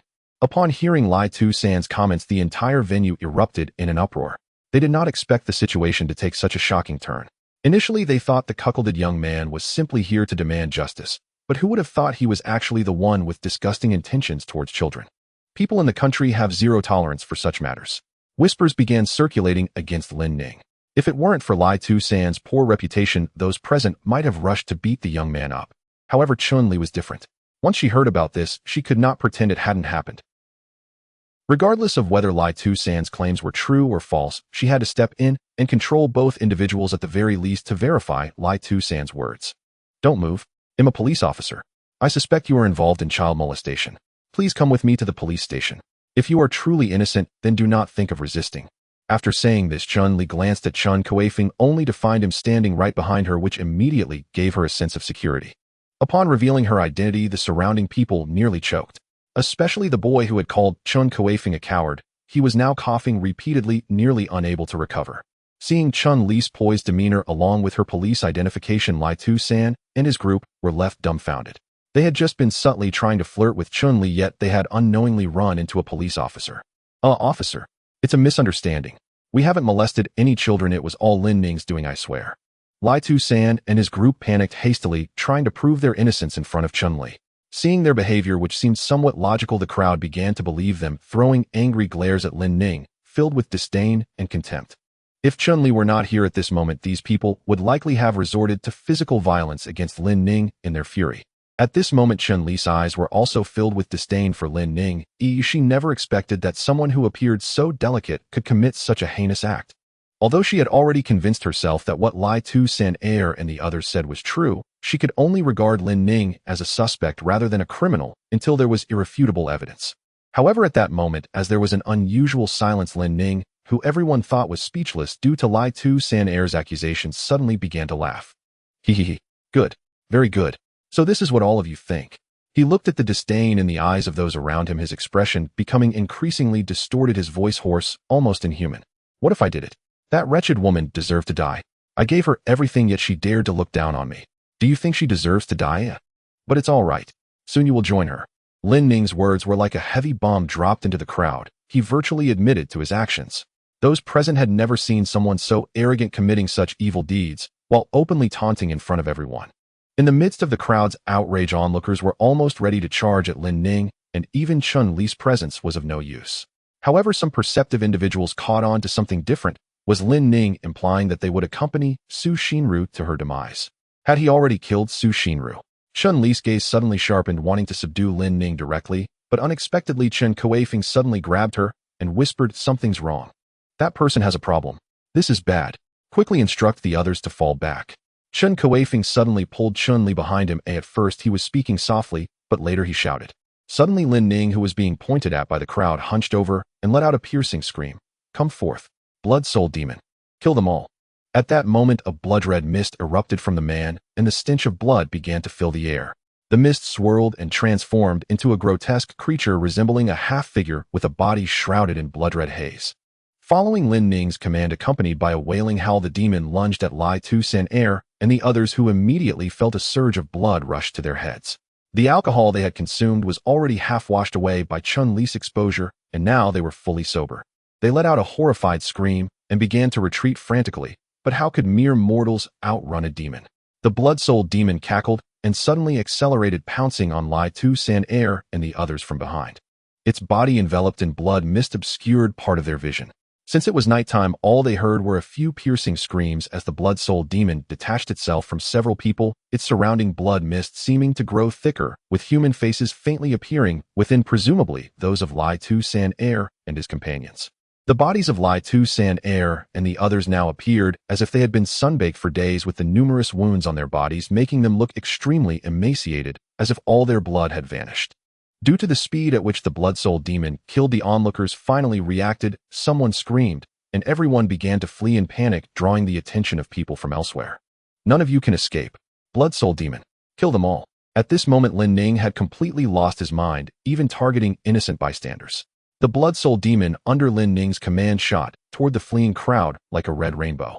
Coincidentally, the first targets identified by the demon were the couple who had previously called Chun Kuifeng a coward. Upon realizing the blood soul demon's target was them, the couple's faces turned pale. They had witnessed the fate of Lai Tu San Air and his companions, which filled them with despair. Seeing this situation, others quickly ran in the opposite direction, fearing they would be caught as well. Chun Kuifeng intended to subdue Lin Ning. Ever since Lin Ning unleashed the blood soul demon, he had suspected that Lin Ning was also a person who had once merged with the light sphere. The so-called blood soul demon should be similar to the fire fox he had merged with back then. Even if it wasn't a guardian spirit, it must be something else. To catch a thief, catch the ringleader. As long as he controlled Lin Ning, the blood soul demon would naturally pose no threat. However, if he went to capture Lin Ning, now the couple would surely perish at the hands of the blood soul demon, which Chun Kuifeng did not want to see happen. Although the couple had once gossiped about him behind his back, such trivial matters were clearly not enough for Chun Kuifeng to watch them die. "You go after Lin Ning. He'll try to hold off the blood soul demon." After saying this, Chun Kuifeng charged toward the blood soul demon. To be honest, he wasn't sure if he could stop it, but he had one thought in his mind right now: he was the only one with this ability. If no one stopped it at the rate the blood soul demon was going, it might just slaughter an entire commercial street. Moreover, since he had already decided to join the Anomaly Bureau, such situations would certainly be frequent in the future. This could be seen as an early practice. However, Chun Kuifeng was not a reckless fool. He had carefully observed the blood soul demon when it killed Lai Tu San Air and the others, realizing that it was not as strong as it appeared. The blood soul demon, although seemingly composed of mist, Chen Kuifeng had already observed that it needed to solidify when attacking rather than attacking directly from inside the enemy. Moreover, its attack power was not particularly strong. Although it was shrouded in deep red mist, Chen Kuifeng's enhanced senses easily saw through the blood mist created by the blood soul demon. Lai Tu San Air and the others were just ordinary people. However, even so, when the blood soul demon killed them, it merely clawed them to pieces before draining their blood from the wounds to finish them off. Though the Blood Soul Demon's claws appeared extremely sharp, they could not even cut through human bones. If Lai Tu San Er and his companions had not been so frightened, they might have been able to resist long enough for Chen Kuifeng to intervene, allowing at least one or two of them to survive. Nevertheless, even so, the Blood Soul Demon remained incomprehensible to ordinary people. Moreover, Chun Kuifeng had witnessed the Blood Soul Demon's bloodlight intensify. After it killed Lai Tu San Er and the others, its claws seemed sharper, and if it continued to kill enough people, Chun Kuifeng would truly have to consider whether he was going to throw his life away for nothing. Stop right there. Chun Kuifeng shouted loudly, striding towards the direction of the Blood Soul Demon, his speed surprisingly matching that of the demon. Lin Ning was somewhat surprised. He did not expect anyone to foolishly approach the Blood Soul Demon after seeing it, as if offering their lives. At that moment, the young couple was already chased down by the Blood Soul Demon, which cruelly inflicted deep wounds upon them. They screamed in terror, trying to escape, but their bodies were paralyzed with fear, unable to move a single step, helplessly watching their blood flow towards the grotesque creature. Take this. Eat my punch. Chun Kuifeng finally reached the Blood Soul Demon, channeling all his strength into a powerful punch, the speed of which created a gust of wind as it swung towards the upper body of the demon. However, when Chun Kuifeng's fist struck the Blood Soul Demon's body, it felt as if he were hitting a marshmallow, lacking any substantial impact, causing him to stumble slightly from the force. Nevertheless, his punch did have some effect. The Blood Soul Demon was pushed back, allowing the young couple to escape the suffocating blood mist. They had been in despair, but just as death loomed over them, they were unexpectedly saved by someone they had once secretly mocked, causing them to flush with embarrassment. However, now that they had just escaped from danger, they were still not far from the Blood Soul Demon, and without even having the time to express their gratitude, they leaned on each other and staggered away. Seeing this, Chun Kuifeng let out a sigh of relief. He had genuinely feared that the two would stand there foolishly, as that would serve no purpose other than to make him feel restrained. Since you want to stick your neck out so much, then you can die for them. Lin Ning laughed maniacally, commanding the Blood Soul Demon to attack Chen Kuifeng. He was determined to kill this person who dared to obstruct him. Watching the Blood Soul Demon shift its target directly towards him, Chun Kuifeng did not dare to be careless. He swiftly grabbed a bench and hurled it towards the approaching demon. Although he hadn't felt any impact when he struck the Blood Soul Demon, it was clear that the demon could still be affected by him. It wasn't completely incorporeal. Now, by throwing the bench, Chun Kuifeng only wanted to utilize the various objects at the barbecue stand to engage the Blood Soul Demon in a makeshift battle. As long as Chun Li successfully subdued Lin Ning, it would mean that everything could come to an end. Chun Li did not disappoint him. Although she had just recently become a police officer, she had grown significantly under the influence of her predecessors. This was her first time executing a task independently, making her somewhat nervous, but with Chun Kuifeng helping her, her anxiety was considerably alleviated. At this moment, Chun Li was quietly approaching from Lin Ning's blind spot, having drawn her firearm. If she could just close the distance a little more, she would be confident in taking him down with a single shot. After all, Lin Ning was neither a soldier nor a hardened criminal. His attention was completely absorbed by Chun Kuifeng, leaving him oblivious to Chun Li's stealthy approach. Soon he would pay dearly for his carelessness. Don't move. Raise your hands. Make that Blood Soul Demon stop all actions immediately, or I will shoot you dead. At that moment, Chun Li had already aimed her gun at Lin Ning, startling him greatly, as he regretted forgetting about this police officer. However, while Chun Li was making good progress, the situation for Chun Kuifeng was entirely different. After throwing the bench at the Blood Soul Demon, it astonishingly passed right through the center of the demon's body, as if it were truly composed of mist. This sight made Chun Kuifeng widen his eyes in disbelief. What was going on? Just moments ago, he could influence it with his fists. The area of the bench was much larger than his fist, so why did it have no effect at all? But before he could think further, the Blood Soul Demon had already closed in on him. Due to having just thrown the bench, he had no time to retreat, so he could only brace his arms to shield his face, enduring the demon's claws. He felt a burning pain in his arms. However, a cool sensation circulated around the wounds. When Chun Kuifeng looked down, he realized that his injuries were not severe, merely superficial cuts, which boosted his confidence. Even if he couldn't use the bench or table to hinder the Blood Soul Demon, he could still hold on for a while. Yet merely taking hits without fighting back was not Chen Kuifeng's style. Though it seemed ineffective, he still threw punches. Each punch he threw created ripples in the Blood Soul Demon's misty body, while every claw from the demon added a new wound to his skin. Strangely, the Blood Soul Demon did not seem to absorb the blood energy from his wounds, which caught Chun Kuifeng off guard. Unbeknownst to him, the demon had been desperately trying to draw in the blood energy from his body, but for some reason it could not extract anything, and the energy it had already absorbed was slowly dissipating. Quickly command the Blood Soul Demon to stop. Chun-Li, seeing that Chen Kuifeng was still entangled with the demon, felt a surge of panic and urgently shouted at Lin Ning. But Lin Ning still acted as if he hadn't heard. Seeing this, Chun-Li gritted her teeth and shot at the base of Lin Ning's thigh. With a loud bang, Lin Ning suddenly let out a blood-curdling scream and collapsed to the ground. He clutched his thigh tightly, lying on the ground, and wailing tears streaming down his face. "Damn it! You damn bitch! How dare you shoot me? I will kill you! Blood Soul Demon, come and kill this woman!" After hearing this, Chun-Li felt an overwhelming sense of disbelief. Was this person out of his mind? He was clearly at the mercy of others, yet he still dared to speak so arrogantly. Bang! Since she had already shot once, she no longer cared about shooting again.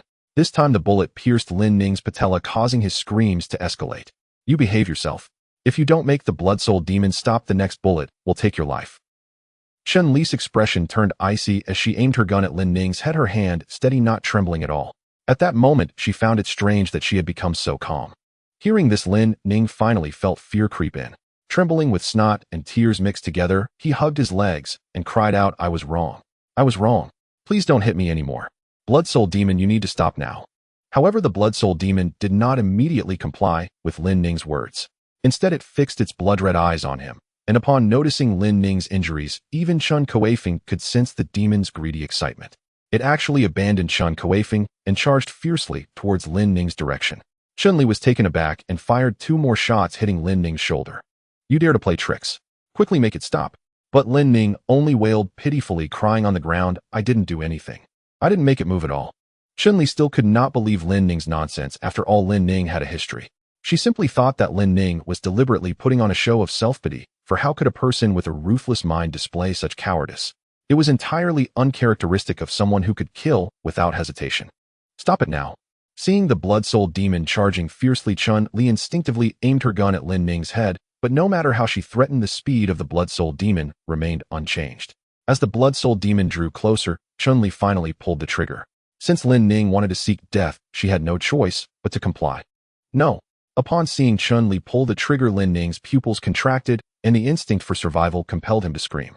However, for some reason, the Blood Soul Demon, which had been some distance away from Lin Ning, suddenly crossed several meters and stood right in front of him, blocking the deadly bullet.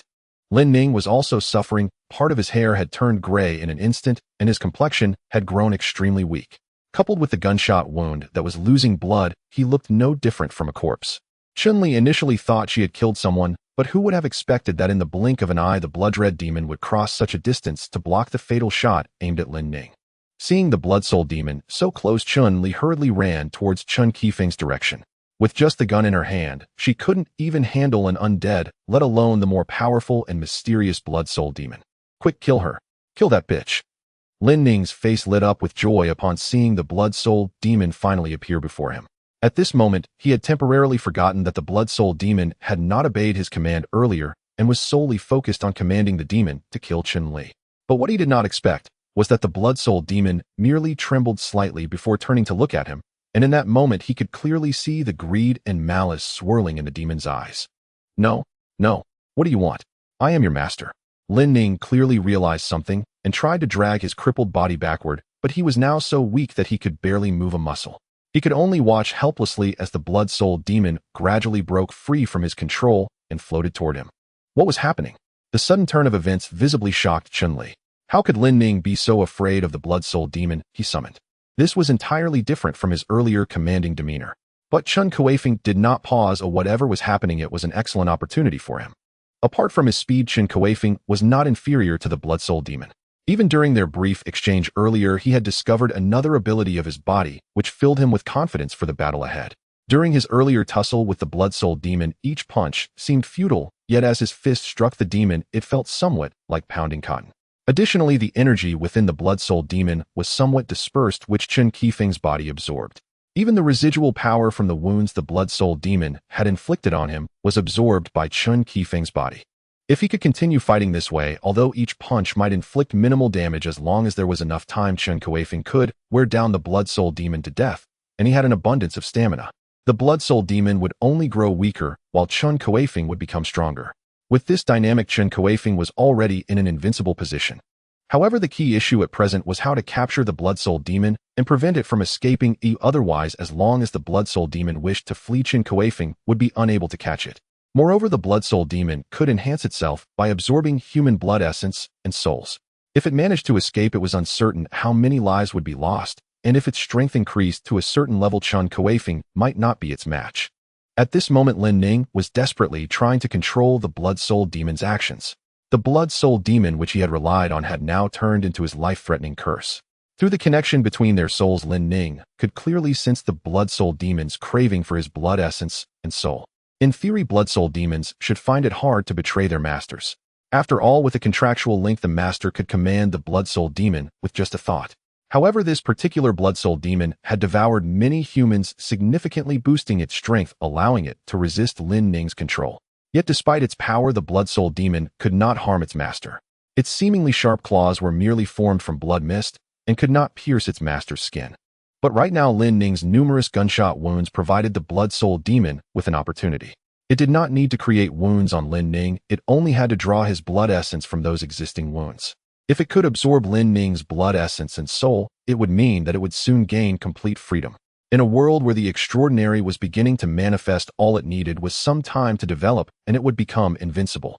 Moreover, compared to others, Lin Ning's blood essence and soul, as its master, would allow the blood soul demon to grow even more. Previously, Lin Ning had burned a part of his lifespan to ensure that the blood soul demon arrived in time to block that fatal bullet. However, he had now fallen into a near-death state, making it impossible for him to utilize such abilities again. Even if he wished to dismiss the blood soul demon, the extreme fatigue of his spirit prevented him from doing so, causing the blood soul demon to resist his command. No. Oh, no. Despite Lin Ning's desperate resistance, he could not withstand the advance of the blood soul demon. After a moment of darkness, he completely lost control over it. The blood soul demon lunged at him, and he felt his blood essence and soul being drawn toward it, resulting in a final painful scream. What he had done to others had finally come back around to him. Truly, karma was a cycle and retribution was inevitable. However, Lin Ning's death was not without value. At the very least, he had delayed the blood soul demon, allowing Chun Kuifeng to arrive in time. Seeing the blood soul demon enveloped in blood mist rapidly growing larger, Chun Kuifeng no longer hesitated. To prevent the blood soul demon from fleeing again, he leaped into the air, crashing down onto the spot where the blood soul demon resided like a mountain, crushing downward. As expected, the blood soul demon's body was smashed through, while Lin Ning's remaining shell beneath it was nearly crushed in half by Chun Kuifeng's strike, showcasing the power of his leap. After Chun Kuifeng landed, he immediately subdued the blood soul demon that attempted to escape, holding it tightly in his embrace. As expected, his body indeed possessed a restraining ability against such ethereal creatures. The blood soul demon transformed its shape multiple times, yet it could not escape the fierce grip of Chun Kuifeng's powerful thighs. Although Chun Kuifeng's thighs seemed merely to envelop the illusory lower body of the blood-colored mist, in reality the blood soul demon could not break free at all. To it, Chun Kuifeng's body was like a forbidden zone, utterly incapable of passing through. No matter how many transformations it attempted, it could not evade the hold of Chun Kuifeng's strong legs. Since escaping was not an option, it decided to eliminate this human first. After successfully murdering its master, the blood soul demon felt its strength greatly increase. It believed it no longer needed to fear Chen Kuifeng. However, it was unexpected that even with its enhanced power, the claw and fangs of the demon only managed to create slightly deeper wounds on Chun Kuifeng's body than before. Although there was progress, it did not result in any substantial change. Even its attempts to siphon blood energy from Chun Kuifeng were futile. No matter how it urged its abilities, there was simply no response. At this moment, Chun Kuifeng's fists fell upon it like a rain of blows, shaking its form violently. The blood soul demon grew increasingly enraged. How could a mere human, only worthy of being food, force it into such a predicament? Even Lin Ning, who held its lifeline, had been killed by it, yet it still could not contend with Chun Kuifeng. Since it couldn't draw out Chun Kuifeng's blood energy, it decided to infuse its blood-colored mist through Chun Kuifeng's wounds, aiming to corrode him from within into a pool of blood. For the blood soul demon, the blood-colored mist was a source of life, yet once it entered a human body, it was no less harmful than poison. However, something terrifying happened. As soon as its blood-colored mist entered Chun Kuifeng's wound, it was as if it had encountered a natural enemy, being directly absorbed into Chun Kuifeng's body. It swiftly transformed into an unfamiliar energy, merging into Chun Kuifeng's being, invigorating him and empowering his punches. Dumbfounded, the blood soul demon hurriedly attempted to retract the blood-colored mist it had infused into Chun Kuifeng's wound, only to find that it was ensnared by some force and could not be pulled back. Instead, it continued to flow into Chun Kuifeng's body without cease. Fear gripped the blood soul demon. It had always been the one extracting blood energy from others and never imagined it would end up in such a predicament. To prevent being drained, it reluctantly severed a portion of its external blood-colored mist to escape the terrifying sucking force. Yet even after freeing itself from the sucking force, it could not escape the bondage of Chen Kuifeng. Realizing this, it ceased to resist. Chun Kuifeng's stamina would eventually run out. As long as it secretly accumulated power, there would always be a chance to escape. However, with Chun Kuifeng's relentless bombardment, its body was continuously disintegrating and reforming, leading to its thoughts becoming chaotic. The blood soul demon remained oblivious to the fact that each of Chun Kuifeng's punches caused a slight disintegration of its body, which was then absorbed by Chen Kuifeng. Although each punch inflicted minimal damage coupled with the constant barrage, it failed to notice this development. By the time it finally realized the truth, it was already too late. Its body had become significantly thinner than when it first appeared, while Chun Kuifeng's punches remained as powerful as ever. Chun-Li watched in disbelief as the once invincible blood soul demon was gradually pounded into a puddle of mush by Chun Kuifeng, only to be further reduced to a thin mist before finally dissipating, leaving behind a shining crystal. As Chun Kuifeng picked up the crystal, he felt a strange yearning emanating from his body, as if it desperately craved the crystal.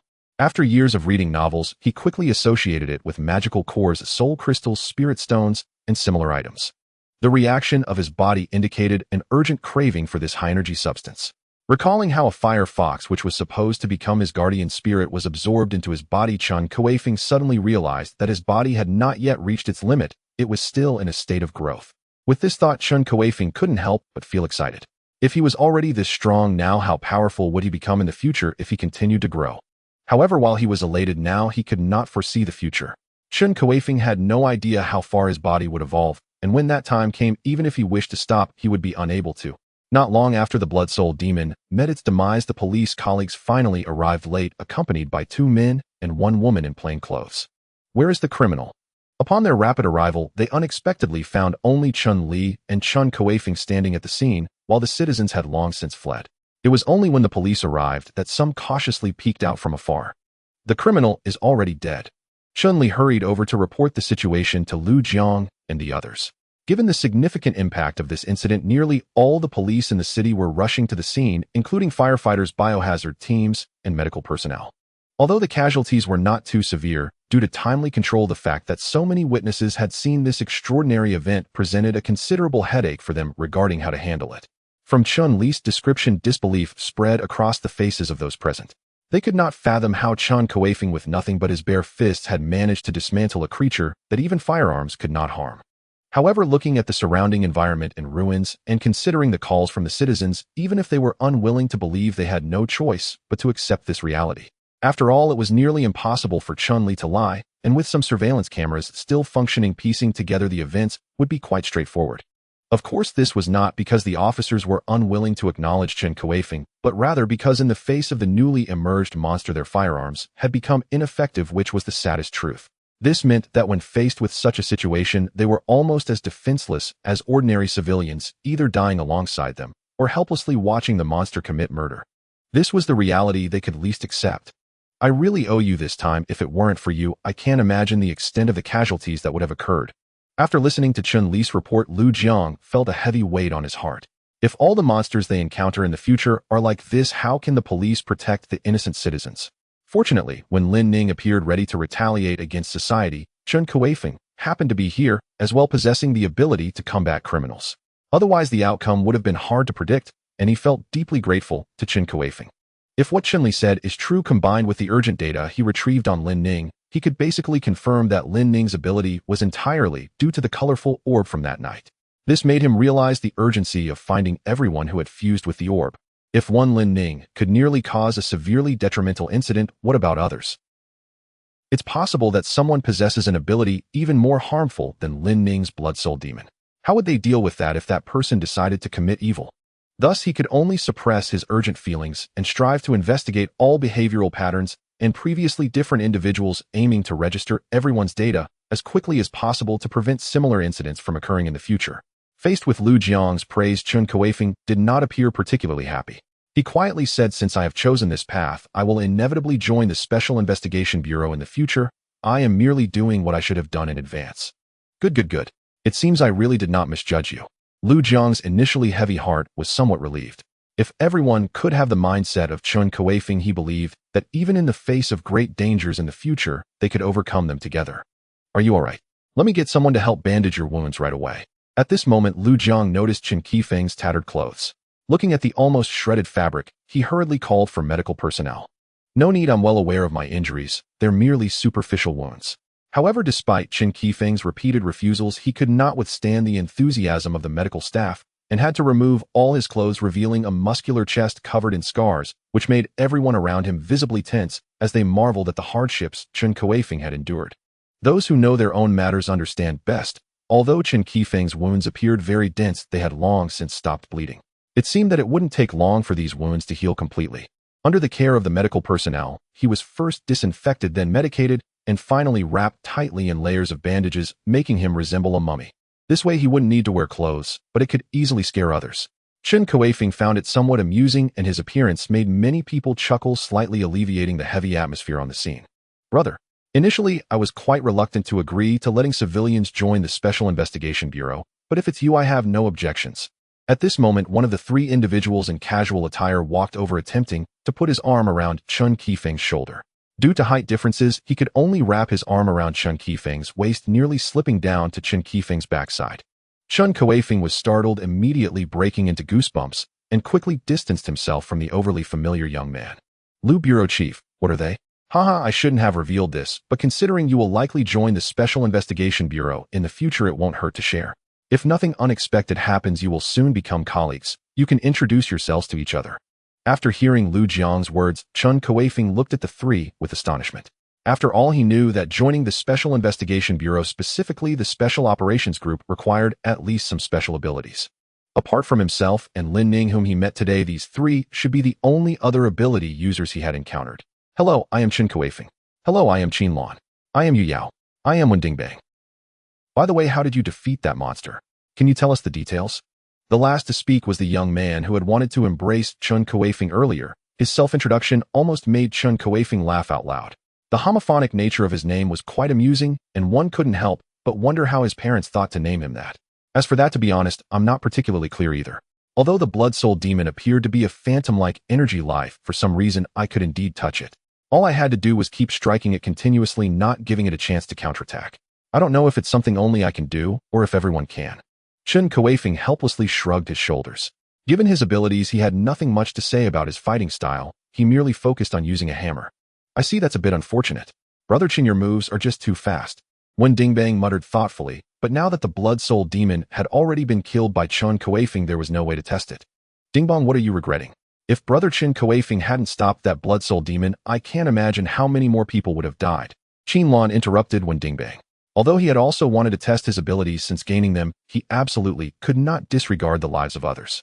There would be plenty of opportunities to experiment with his powers later. That's true. We owe it all to you, Brother Chen. Wen Dingbang was taken aback, realizing he had misspoken. Chun Kuifeng had gone through so much effort to stop the blood soul demon, even ending up covered in wounds. His earlier comment had sounded rather insensitive. At this point, Yi Yao spoke up. With a captivatingly enchanting face, she drew the attention of many men, but her posture and voice were powerful and resonant, giving a unique sense of security.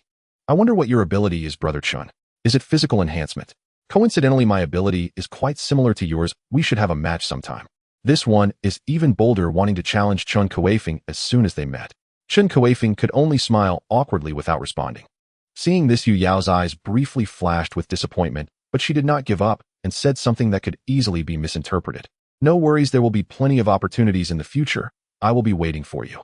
Wen Dingbang couldn't help but exclaim, but after Yu Yao shot him a fierce glare, he immediately fell silent, raising his hands in surrender. Cough, cough. Qin Lan coughed lightly twice before extending her right hand towards Chun Kuifeng for a handshake. Let me introduce myself formally. I am Qin Lan, formerly part of the Major Crimes Unit 6, and I have just joined the Special Investigations Bureau. My ability is the legendary gun fighting technique, yes, just like you imagine, but it seems rather useless at the moment. After speaking, Qin Lan couldn't help but smile wryly. Indeed, whether it was against the undead or the blood soul demon that Chen Kuifeng had just slain, the bullets had little effect on them. His special ability was quite effective against humans, and moreover, the gunfighting technique had significantly enhanced his physical attributes. Coupled with his background as a police officer, it suited his profession exceptionally well. However, there was a drawback. Only he could use the gunfighting technique. He had attempted to teach it to others, but none could manage it. The inadequacy in physical attributes was secondary. Even if others perfectly replicated his movements, they couldn't achieve the outrageous feat of bending bullets. Hello, I am Yu Yao. I used to belong to the Rose Special Forces and my ability is Qigong, not the snake charming kind, but the female Qigong master from DNF, though I currently only have one skill. After hearing Yu Yao's words, Chun Kuifeng looked at her in astonishment. The inheritance of this Qigong master was far more powerful than the gun-fighting technique mentioned earlier. Could it be that the disparity between people is so vast? No wonder when Yu Yao glared when Ding Bang immediately surrendered. It's my turn now. Compared to Sister Yu Yao, I am much inferior. I am just an ordinary retired soldier, and my ability is to summon a stone golem. This thing can serve as a meat shield and can be summoned again if it dies, but its strength is not particularly high. After listening to the three of them, Chun Kuifeng fell into deep thought. Their abilities were all different, and their origins were equally peculiar. Qin Lan's ability came from the Assassin Alliance, Yu Yao's from the female Qigong Master and Dungeon Fighter, while when Ding Bang could summon a stone golem. It made him wonder if this ability came from a game, a novel, or a movie world. If nothing unexpected happened, his previous ability should have been to have a fire fox as a guardian spirit, though he was unsure which world this guardian spirit belonged to. Now that the fire fox was gone, he only had a robust physique left. I am Chun Kuifeng, formerly unemployed. You have all seen my ability, though I was originally only 1.70 m, but now I have grown to over 2.1 m and my strength and speed have increased significantly, completely unlike what someone of my height should possess. Additionally, I seem to be able to harm energy entities, but I do not know if this ability is unique to me or shared by others. Naturally, Chun Kuifeng would not reveal everything about himself at once. Moreover, the fact that his body could autonomously absorb energy life sounded too bizarre. For various reasons, he did not wish to disclose this ability. He also had a vague feeling that perhaps his ability to harm spiritual entities was entirely due to his physical condition. After hearing Chen Kuifeng's words, Yu Yao's eyes brightened even more. As the inheritor of a female fighter, her inheritance was not complete. She only had a small portion related to Qigong, lacking other types including awakening skills. However, even so, the inheritance of the Qigong master had significantly enhanced her physical attributes. Originally, she was the type of fierce flower in the army, very combative, and now with her inheritance, she naturally craved battle even more. Yet having inherited the Qigong master's abilities meant that Yu Yao's combat style would necessarily change. The fighting techniques of modern armies did not apply to Qigong practitioners, which was one of the reasons she urgently sought someone to train with. She needed to quickly familiarize herself with her changes and fully integrate her Qigong abilities. Before this, the one she had been sparring with was naturally when Ding Bang, who possessed an indestructible summoned creature. However, battling a summon was not nearly as satisfying as fighting a human. It seemed that once Chun Kuifeng joined the Special Investigations Bureau, he would undoubtedly be entangled by Yu Yao. After everyone introduced themselves, they became much more familiar with each other.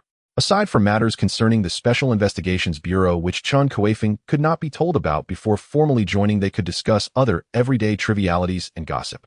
However, it was already night, and they could not remain there indefinitely. They had originally been called in for emergency support, but since the danger had passed, they naturally needed to return to their base. The police and medical personnel still needed to account for losses, investigate the scene, and search for the bodies of the deceased, and rescue the injured. Tonight was destined to be a busy night. Seeing this situation, Lu Jiang instructed Chun Kuifeng to follow Chun Li back, as he had already done enough. Staying here would not help, so it was better to go back and get some rest. Chun Kuifeng did not argue and directly followed Chun Li back to her villa. Before leaving, Chun Li smiled at Chun Kuifeng and said, "You saved me once again." After saying this, she did not give Chun Kuifeng a chance to respond and directly hopped into the car and drove away. Chun Kuifeng opened his mouth, but ultimately said nothing. In his view, it was entirely because of him that Chun Li had been dragged into this. If it hadn't been for finding a place for him to stay, she would not have encountered Lin Ning, who orchestrated the Blood Soul Demon's revenge. However, on the flip side, this also meant that Chun Kuifeng would not have to confront the Blood Soul Demon. After this massacre, who knew how much the Blood Soul Demon would grow? Every action has its consequences. If it were not for this, Chun Kuifeng would not have obtained the crystal filled with pure energy after slaying the Blood Soul Demon. However, how should this crystal be used? Was it meant to be swallowed? Chun Kuifeng hesitated. He wanted to increase his strength, but he feared that enhancing his power would also cause his height and physique to grow again. In the end, however, his desire for power overshadowed his worries about a sudden height increase. Chun Kuifeng swallowed the crystal in one gulp, and as he felt a continuous stream of energy spreading from his stomach throughout his body, he couldn't help but smile. Even if he grew a bit taller, it didn't matter. It's only a little over 2 meters. There are taller people, and after the arrival of the colorful light sphere, perhaps someone will be taller than him.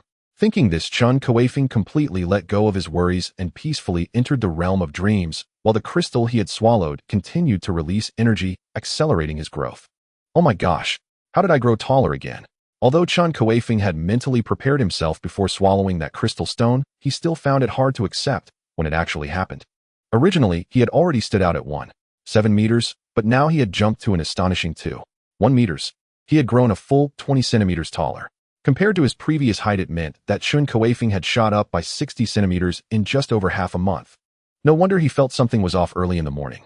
He was sleeping in a guest room where the bed was 2 meters long, but after waking up he realized his feet were sticking out over the edge, almost touching the floor. He was now taller than the bed. When he got up again, he found that the clothes Chun-Li had given him the night before no longer fit. It wasn't that they couldn't be worn, but they were clearly more than one size too small, fitting tightly against his body, and if he wasn't careful, all the buttons might pop off. When he was still 2.1 meters tall, he was already quite impressive, but now that he had suddenly shot up to 2.3 meters, it would be nearly impossible to find many others like him in all of China.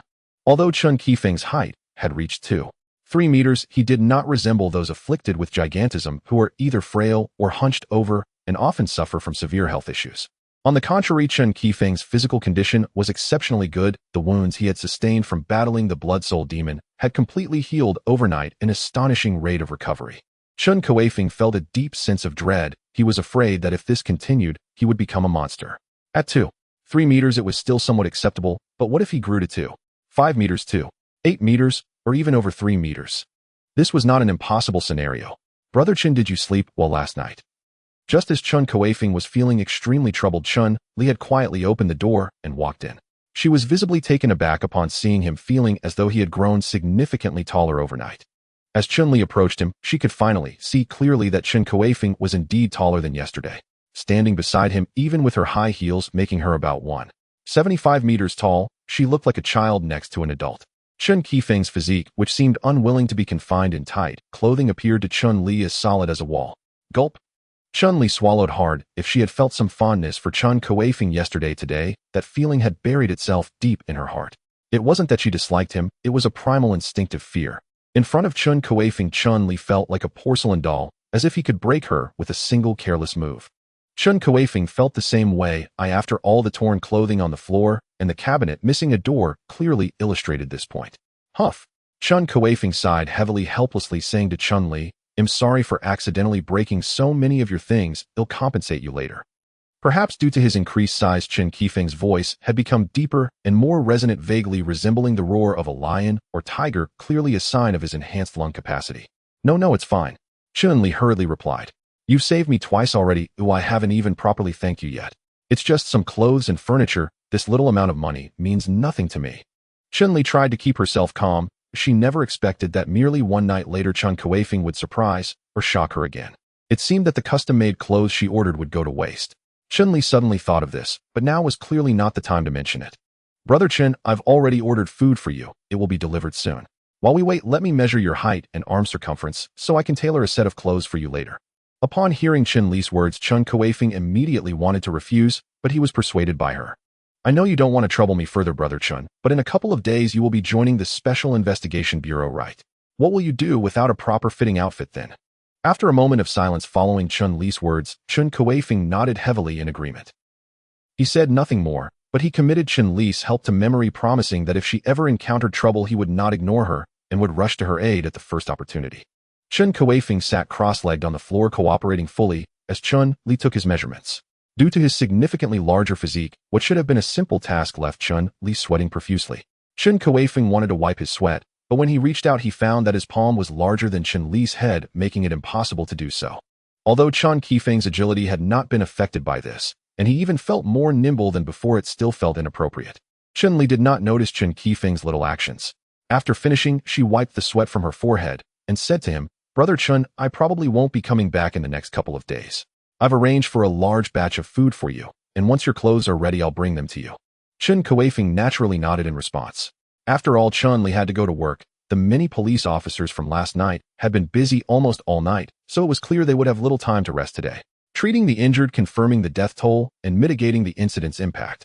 All these tasks required a lot of manpower and resources, so the police could not afford to be idle. After Chun-Li left, Chun Kuifeng quietly watched her departing figure and suddenly broke into a broad smile, looking extremely happy, as if all his previous worries had vanished. In fact, when he first awakened, he had been filled with wariness and unease, but over the past 2 days through interactions with Wang and Chun-Li and Lu Jiang, he had almost completely let go of his guard against the outside world. Since the incident with his parents, it was the first time he had laughed so joyfully. At the very least, there were people who cared for him who needed him. Though their motives were largely for the stability and safety of the country and its citizens, he was also a part of that nation, and its people, wasn't he?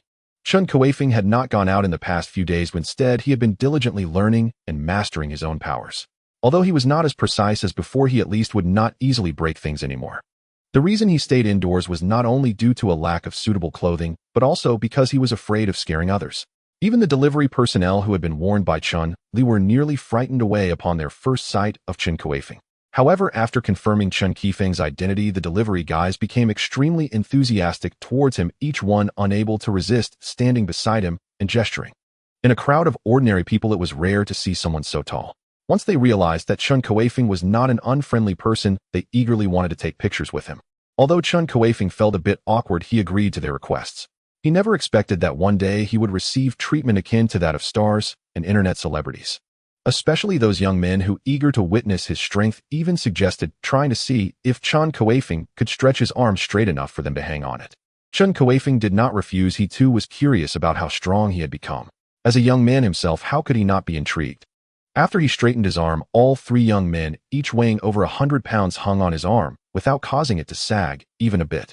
In fact, Chun Kuifeng lifted them effortlessly, holding one by each foot, truly embodying the phrase that one could ride a horse on their arms and stand on their fists.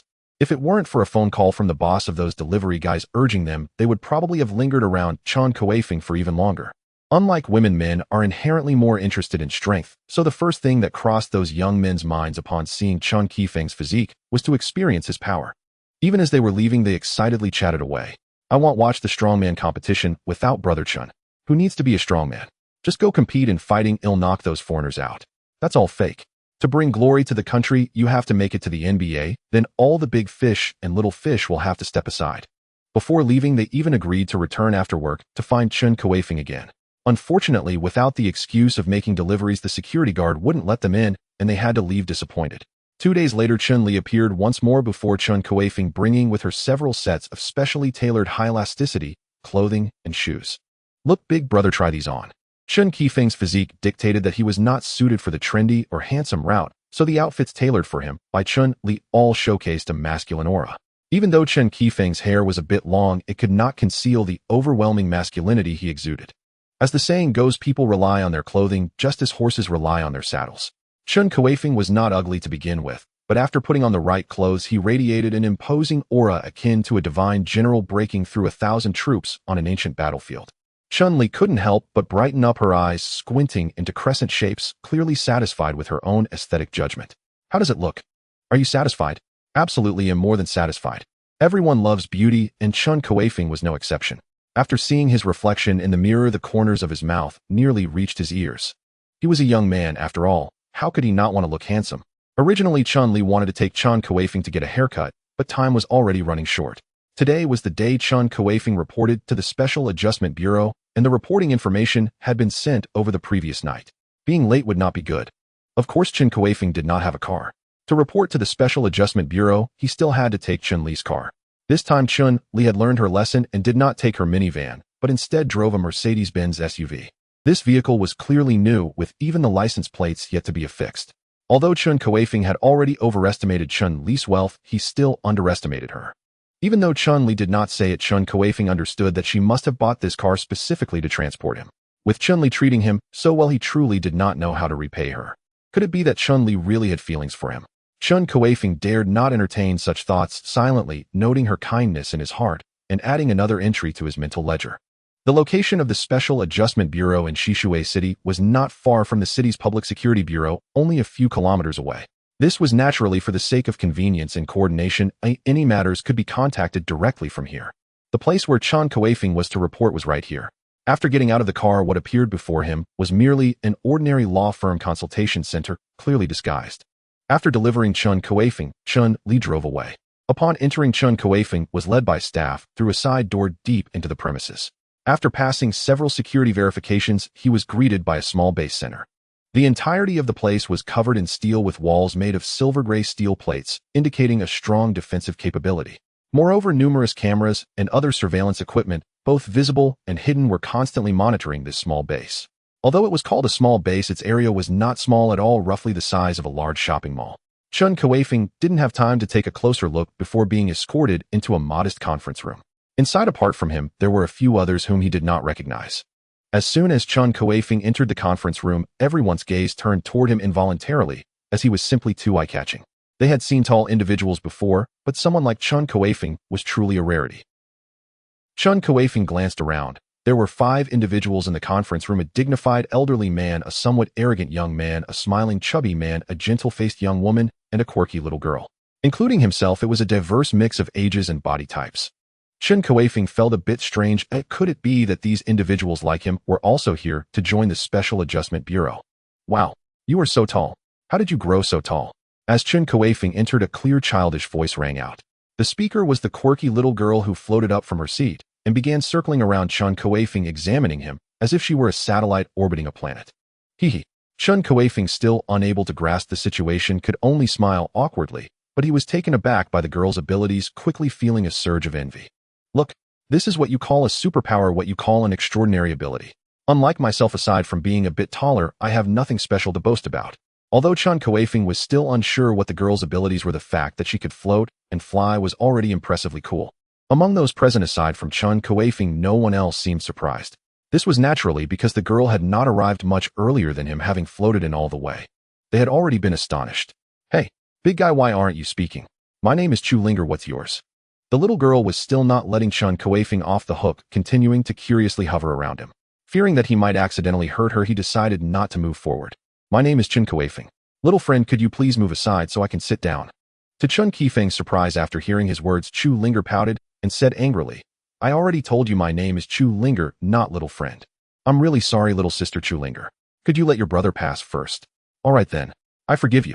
Chu Linger pretended to be very generous and waved her hand, floating down from beside Chun Kuifeng and returning to her seat. Chen Kuifeng also let out a sigh of relief.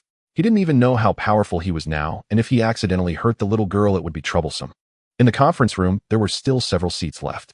Chen Kuifeng casually chose one and sat down next to the stern-looking old man.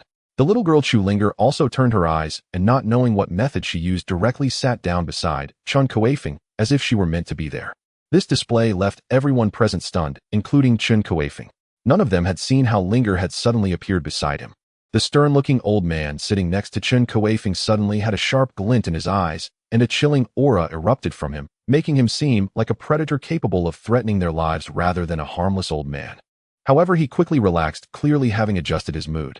The others were not so calm. They were just about to ask Chu Linger how she had done that when several figures in matching uniforms walked in from outside.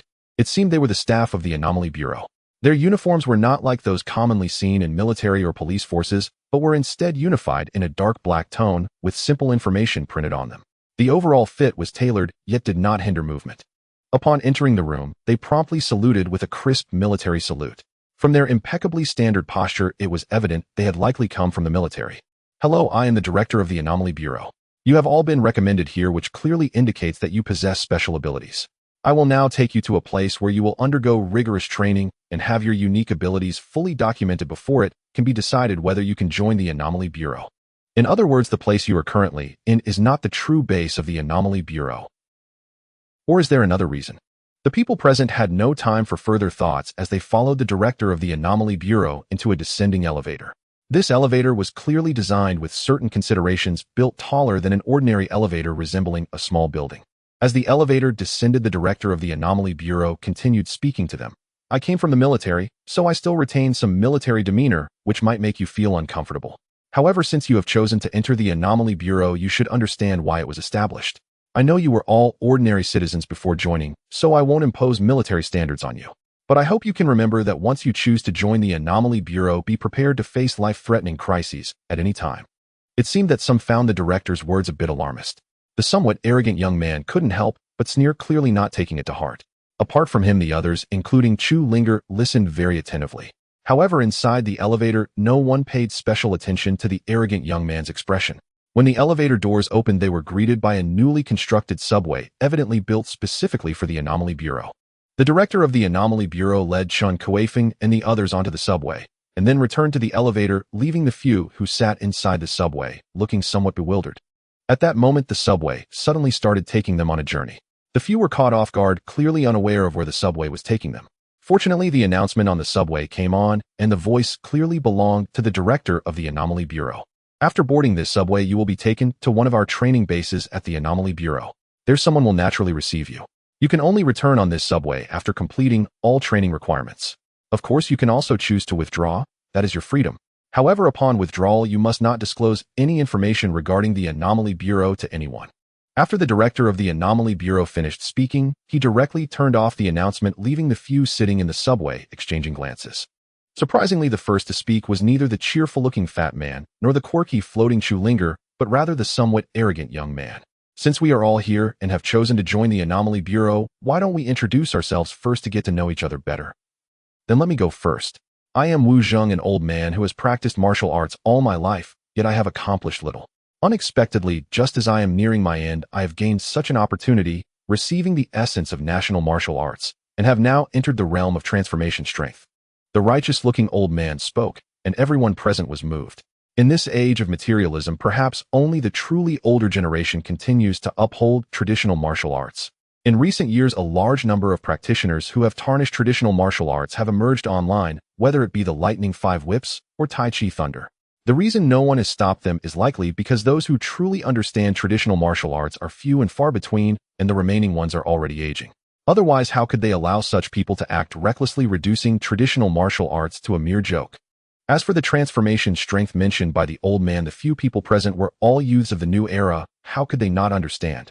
One feather cannot be added and not even a fly can land. This is the best explanation for the masters of transformation strength. Moreover, judging from what the old man said about national martial arts, it should refer to the realm of national martial arts found in novels. Everyone present looked at the old man with deep respect, even Chun Kuifeng, though his physical strength far surpassed that of the old man. Yet if it came to a real fight, Chun Kuifeng estimated he would still find it hard to defeat this elder, for national martial arts has indeed reached its pinnacle in close combat skills. It's my turn. It's my turn. The little girl Chulinger had somehow already made her way to the center of the crowd. She cleared her throat briefly and twirled around as if she were on stage. No, it's not just as if. At the moment she completed this action, it was as if a stage had suddenly appeared in the subway. Not only were lights shining that shouldn't have been there, but petals and mist also fell around Chulinger. What on earth is this principle? Everyone was a bit confused. What exactly is this little girl's ability? Ahem. My name is Chulinger, I am 12 years old, and my ability is superpower. After introducing herself, Chulinger bowed to everyone, and then stopped moving as if waiting for applause. Isn't that just saying nothing? Chen Kuifeng thought to himself. Chulinger had certainly ignited everyone's curiosity, yet she stopped halfway through her introduction, which was quite frustrating. And then, the gentle-looking girl couldn't help but ask, "What do you mean?" And then, this time it was Chulinger who was stunned. "You said your ability is superpower, but what specifically is that ability?" The girl continued to press. "Superpower is just superpower. What else could it be?" Chulinger felt a bit puzzled. The ability she awakened was indeed just a superpower, nothing particularly special. Seeing that Chulinger was not answering the question, but did not seem to be lying, everyone decided not to press her further. After all, even Chulinger probably wasn't very clear about what her ability was if she was just a child. "Then it's my turn." The gentle-looking girl smiled serenely. Though she felt a bit shy, she still introduced herself to the others. "I am Feng Minjing, and my ability is healing. I can treat most external injuries and diseases, and I can also purify some toxins and negative states." Upon hearing Feng Minjing's words, everyone inevitably turned their eager gazes toward her. If what she said was true, then Feng Minjing's importance was undoubtedly significant. Reality is not a game, life is only one. If they could have a healer by their side to provide support at any time, they would dare to venture into even the most perilous situations. Feng Minjing felt a bit shy, her face flushed from being looked at by everyone. In the end, it was Chulinger who stepped forward to pull her aside, and only then did the crowd shift their gaze away, though they still couldn't help but sneak a glance or two. Next, the only ones left who hadn't introduced themselves were Chun Kuifeng, the somewhat arrogant youth, and the perpetually smiling fat boy. I am Song Hongguang. You can just call me Fatty Song. My ability is quite simple. I don't know if you have seen Naruto, but it's just the multiplication technique of the Akimichi clan combined with the method of chakra cultivation. Chun Kuifeng intended to introduce himself, but unexpectedly someone spoke first, and that someone was the ever-smiling fat boy. After hearing his words, Chun Kuifeng was immediately left speechless, feeling that he couldn't present his own introduction now. Although Song Hangzwang's ability was different from his, it seemed to be in the same vein, while he had neither the multiplication technique nor the chakra cultivation method. It sounded like he had been completely outdone. The arrogant youth, upon hearing Song Hangzwang's words, turned his gaze towards Chun Kuifeng, but at that moment Chen Kuifeng was secretly comparing himself with Song Hongguang and had not noticed the youth's actions. Seeing Chun Kuifeng not responding, the proud youth slightly furrowed his brow, but said nothing more and began to introduce himself. My name is Li Mingjie. My ability is summoning a divine dragon to possess me. You should know how powerful a divine dragon is, but I can't fully summon the divine dragon yet. I can only borrow part of its power to temporarily transform into a dragon-like form and manipulate flames to fight. Wow. As soon as Li Mingjie finished speaking, it immediately sparked a chorus of admiration, but he seemed to be used to it and remained unfazed. After everyone finished introducing themselves, they all turned their gazes toward the only one who had not introduced himself yet, Chen Kuifeng. Even if Chun Kuifeng was slow, being stared at by so many people made him react immediately. Moreover, since his height had increased, his spiritual perception had become extremely acute. My ability is not as remarkable as yours, it is simply to enhance strength and physique. The reason I have such a tall stature is due to this ability. As expected, after hearing Chen Kuifeng's words, everyone inevitably felt a hint of disappointment. They had thought that with Chun Kuifeng's height his ability must be formidable, yet who knew it would turn out to be like this? It's no wonder Chun Kuifeng was reluctant to speak up earlier, but being last to introduce himself was also uncomfortable, especially when the abilities of those before him were increasingly flashy and powerful, and then came Chun Kuifeng with such a plain ability. It really was unexpected. Although everyone felt somewhat disappointed with Chun Kuifeng's abilities, they did not mock him, nor did they show any disdainful glances, not even from the somewhat proud youth Li Mingjie. When the anomalies first emerged and exceptional abilities appeared, people's attitudes toward others had not changed much. A normal person generally would not mock another for their weaknesses. However, once the disparities in the abilities of the exceptional individuals became apparent, it would be a different story. Moreover, Li Mingjie and the others were among the first batch of exceptional individuals recommended after the establishment of the Anomaly Adjustment Bureau. At the very least, they were certainly not the kind of people who harbored dark thoughts and liked to bully or humiliate others. It was highly likely that this group had already gained the recognition of the Bureau, or else they would not have been the first to join. Perhaps sensing Chun Kuifeng's mindset, the cheerful and chubby Song Guangguang was the first to offer him some comfort. Chen Kuifeng, my little brother, am a few years older than you, so it's fine for me to call you that. Although your abilities may not be as distinctive as ours, your physical fitness is undoubtedly the strongest among us in a normal state. You need not worry about that. Since we've all joined the Anomaly Adjustment Bureau, we are comrades in the same trench, and our abilities have various limitations. Who knows, we might even have to rely on you in everyday situations. Song Guangguang spoke sincerely, and Chun Kuifeng did not sense any hint of mockery. Others also did not oppose Song Guangguang's words. Even Li Mingjie nodded in agreement, instead of showing disdain. This surprised Wu Zheng, who had been secretly observing. He had expected someone like Li Mingjie to look down on Chun Kuifeng, but it turned out to be different from his expectations. It seemed that they truly were exceptional talents, somewhat proud, yet devoid of the usual vices. They are all good kids, Wu Zheng thought to himself. Chun Kuifeng let out a sigh of relief. Although he did not believe that his abilities were inferior to others, he certainly felt that the expression of his abilities appeared the least promising. Initially, he had worried that others might distance themselves from him, but it seemed he had overthought it. Chun Kuifeng said little more. Since others were willing to respect him, he was also willing to respect them. It seemed that joining the Anomaly Adjustment Bureau was indeed a good choice. After the few who were about to join the Bureau introduced themselves to each other, the atmosphere became much livelier.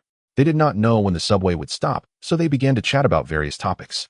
As they talked, the conversation naturally turned to why they had joined the Anomaly Adjustment Bureau.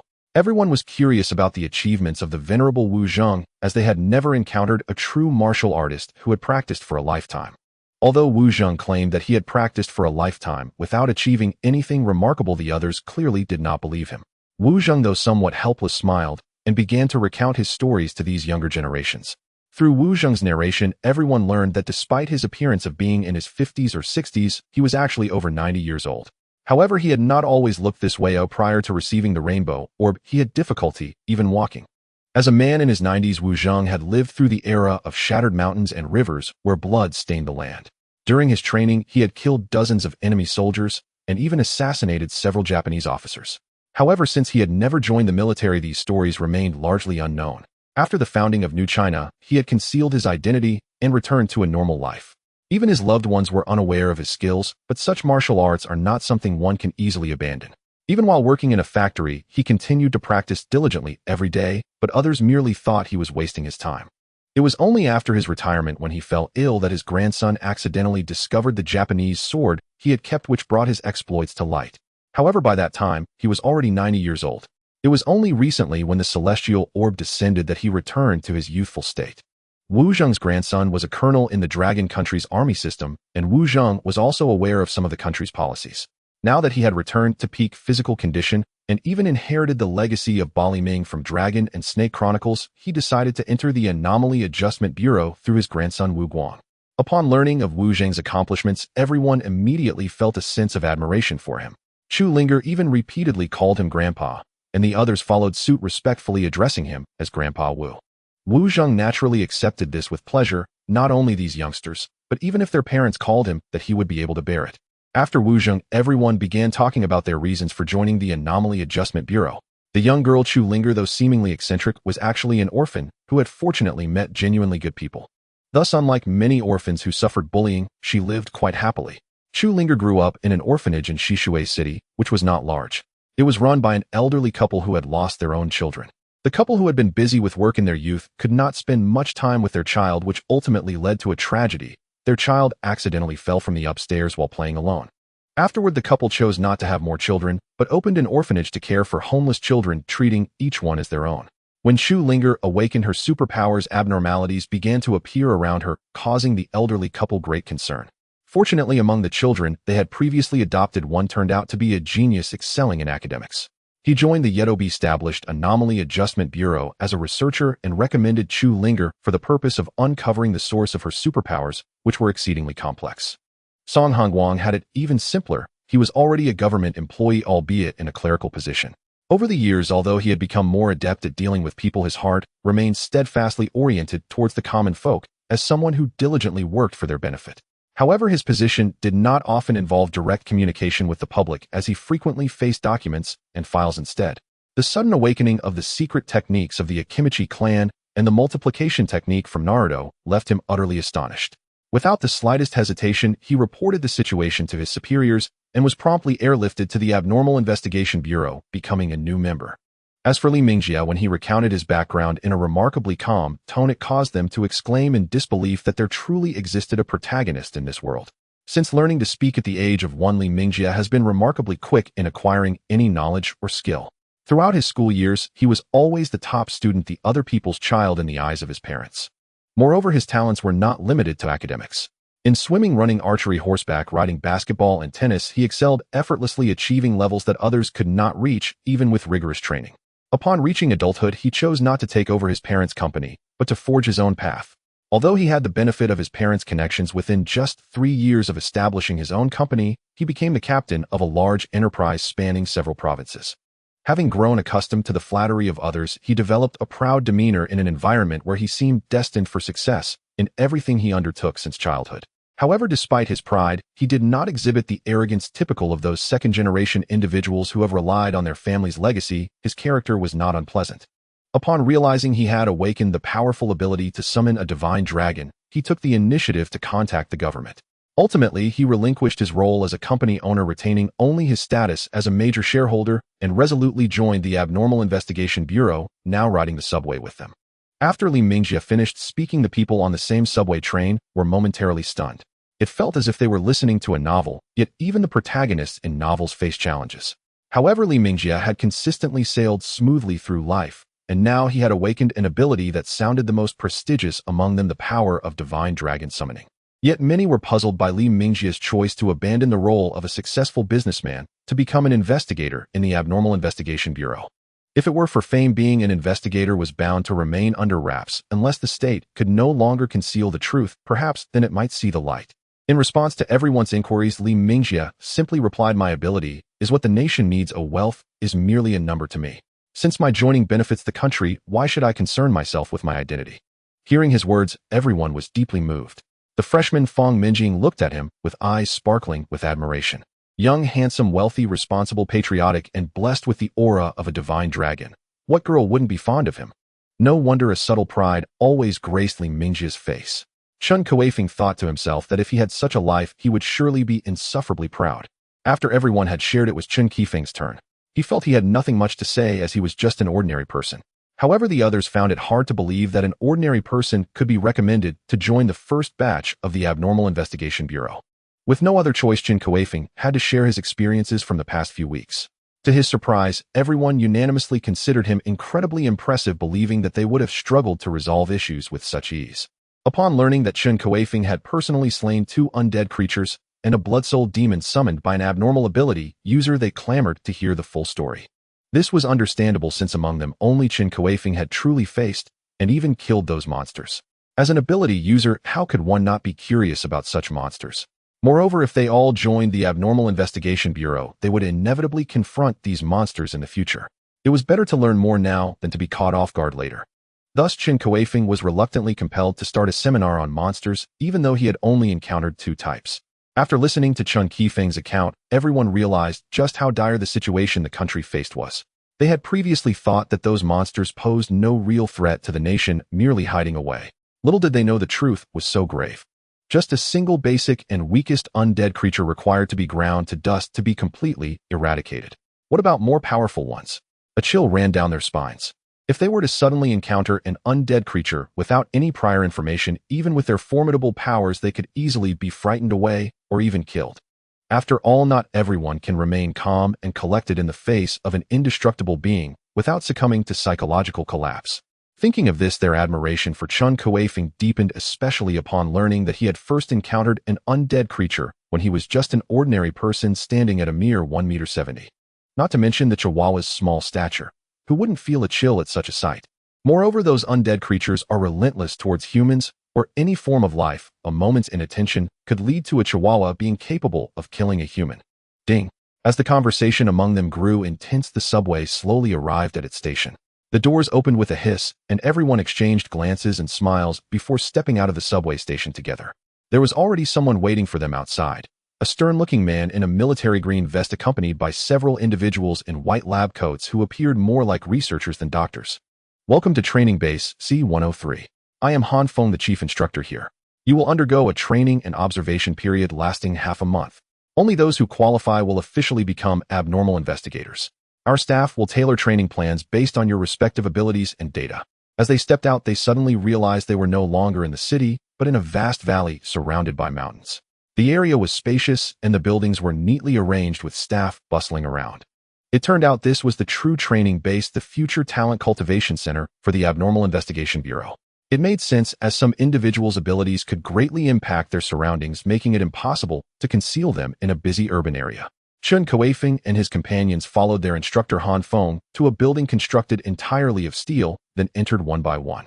Before entering the building, the accompanying staff had thoroughly inquired about their abilities and how they manifested, collecting this data for future assessments. This connected series of buildings is used at the base to measure the various data of the ability users. As extraordinary abilities begin to surface, every piece of data from these early-stage users is crucial. The first test assesses strength, speed, and reaction capabilities, which are fundamental physical data that every ability user must undergo.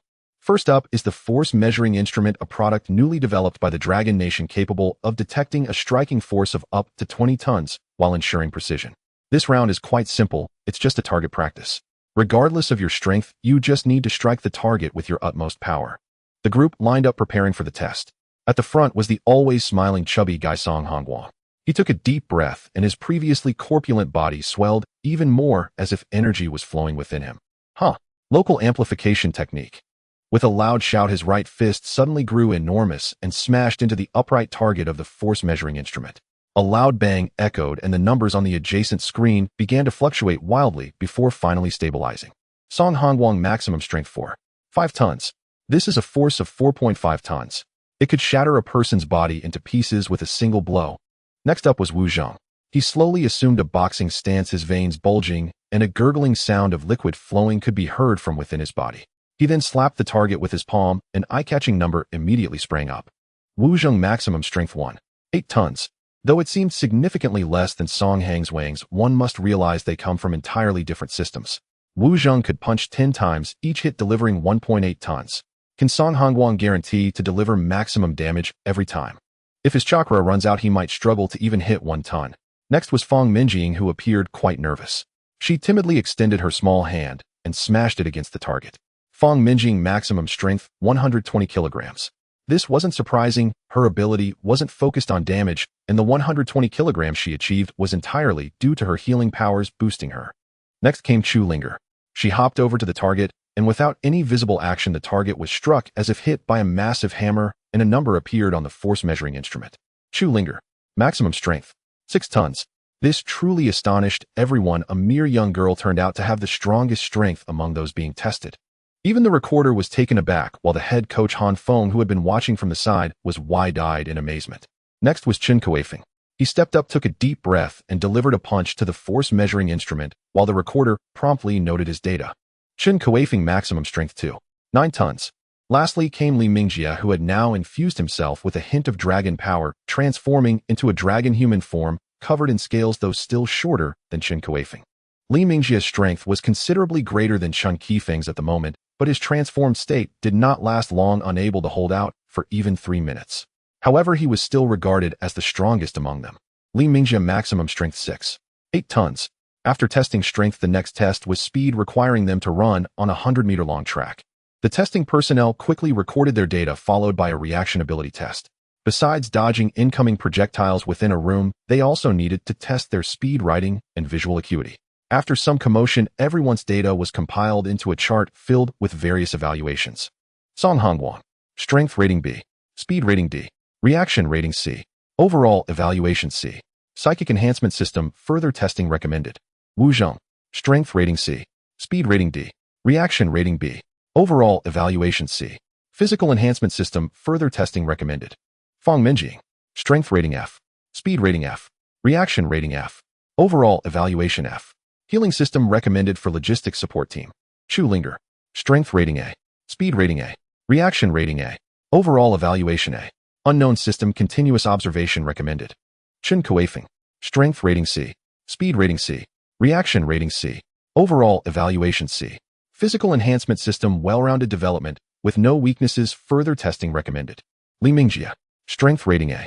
Speed rating B. Reaction rating C. Overall evaluation B. Psychic enhancement system great potential further testing recommended. Chun Kuifeng looked at his evaluation without any disappointment, but others revealed their surprise upon seeing his results.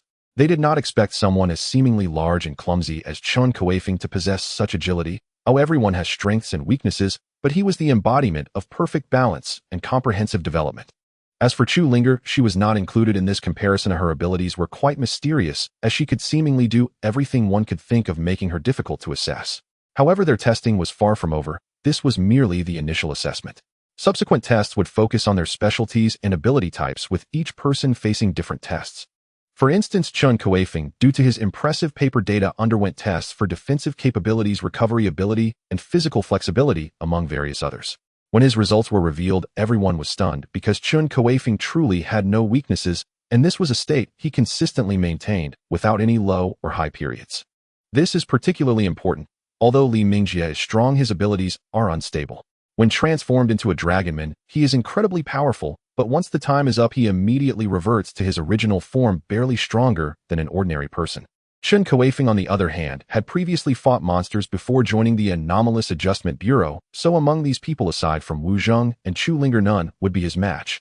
In a spar, Wu Zheng might not be able to defeat Chun Kuifeng, but in a life-and-death struggle the outcome would be uncertain.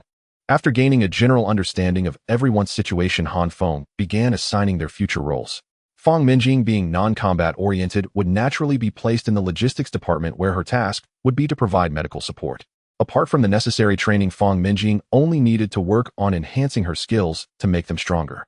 Due to the uniqueness of her abilities, Chu Linger was urgently reassigned to the headquarters research institute, where she would learn and attempt to develop her superpowers.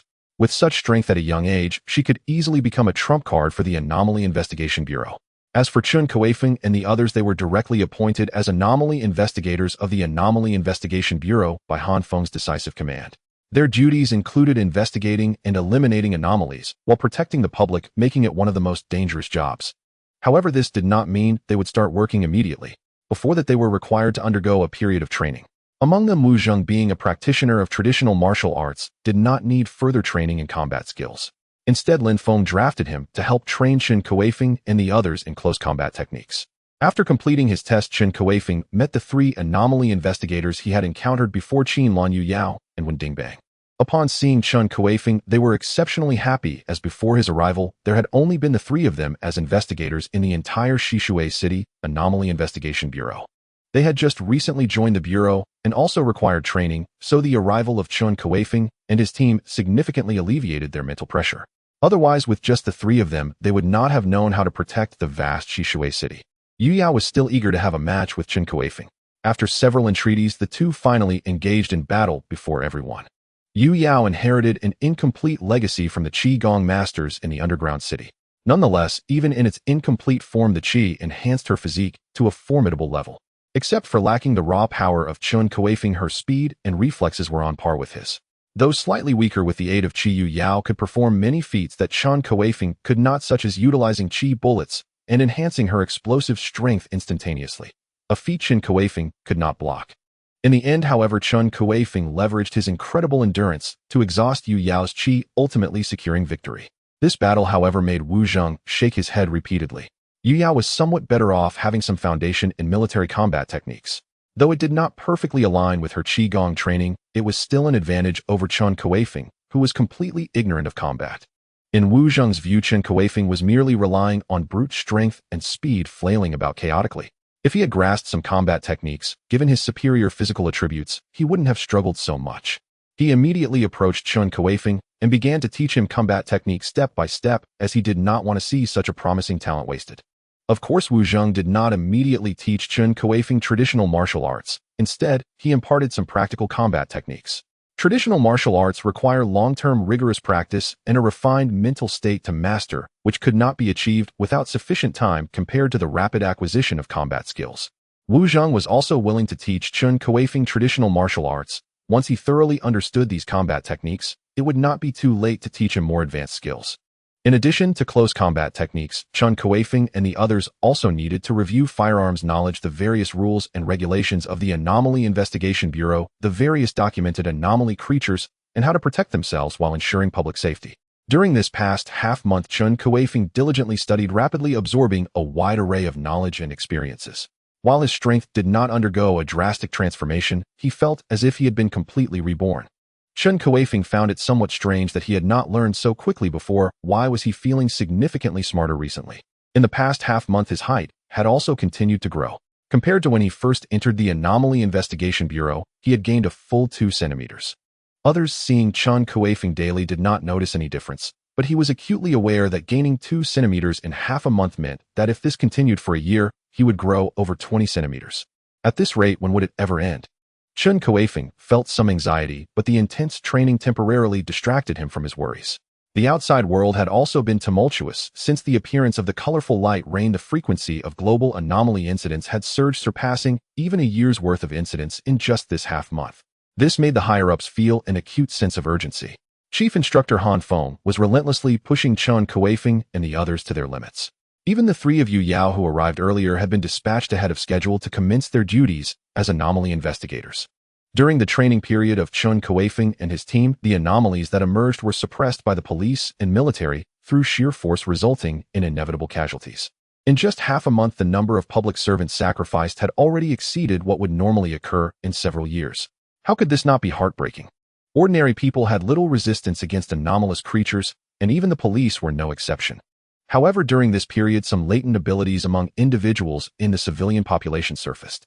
Most of them helped in eliminating anomalous creatures, while a small portion, relying on their own strength, attempted to disrupt society.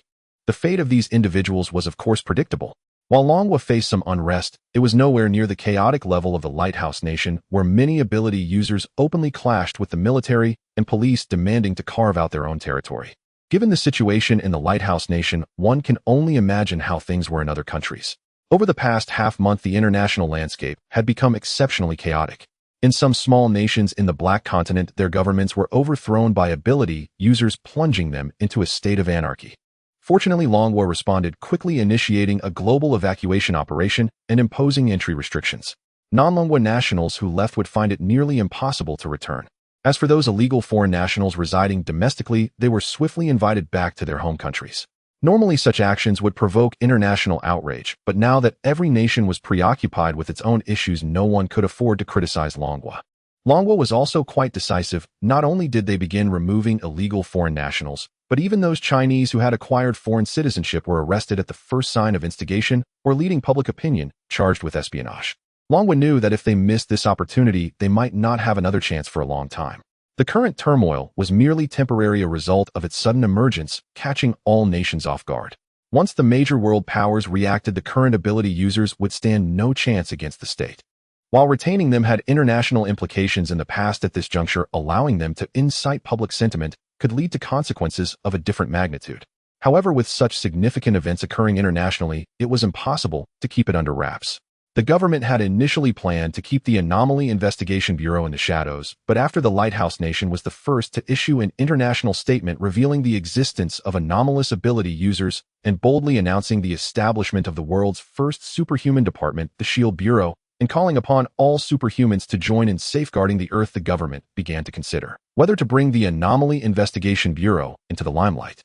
The country likely did not anticipate that in less than half a month the situation would deteriorate to such an extent, even leading them to consider whether to publicly acknowledge the existence of the Anomaly Investigation Bureau. However, even if they were to go public, now is not the right time. The Anomaly Investigation Bureau has only recently been established, and its members are still quite inexperienced. If problems arise after the announcement, the impact on the nation would be enormous, and the populace might lose trust in the government. The national conditions of Long would differ from those of other countries. The cohesive force developed over 5,000 years of civilization will not allow it to abandon any of its citizens. Half a month of training quickly passed. Chun Kuifeng and his companions had mastered the basics of combat and other skills. Among them, while Chun Kuifeng was not the strongest, he was the most consistent, ensuring that there was never any concern about him faltering. Even though Shishui City is merely a third-tier city, its permanent population numbers in the millions. Yet within such a large area, there are only 6 anomaly investigators, demonstrating just how stringent the national review process is for joining the Anomaly Investigation Bureau.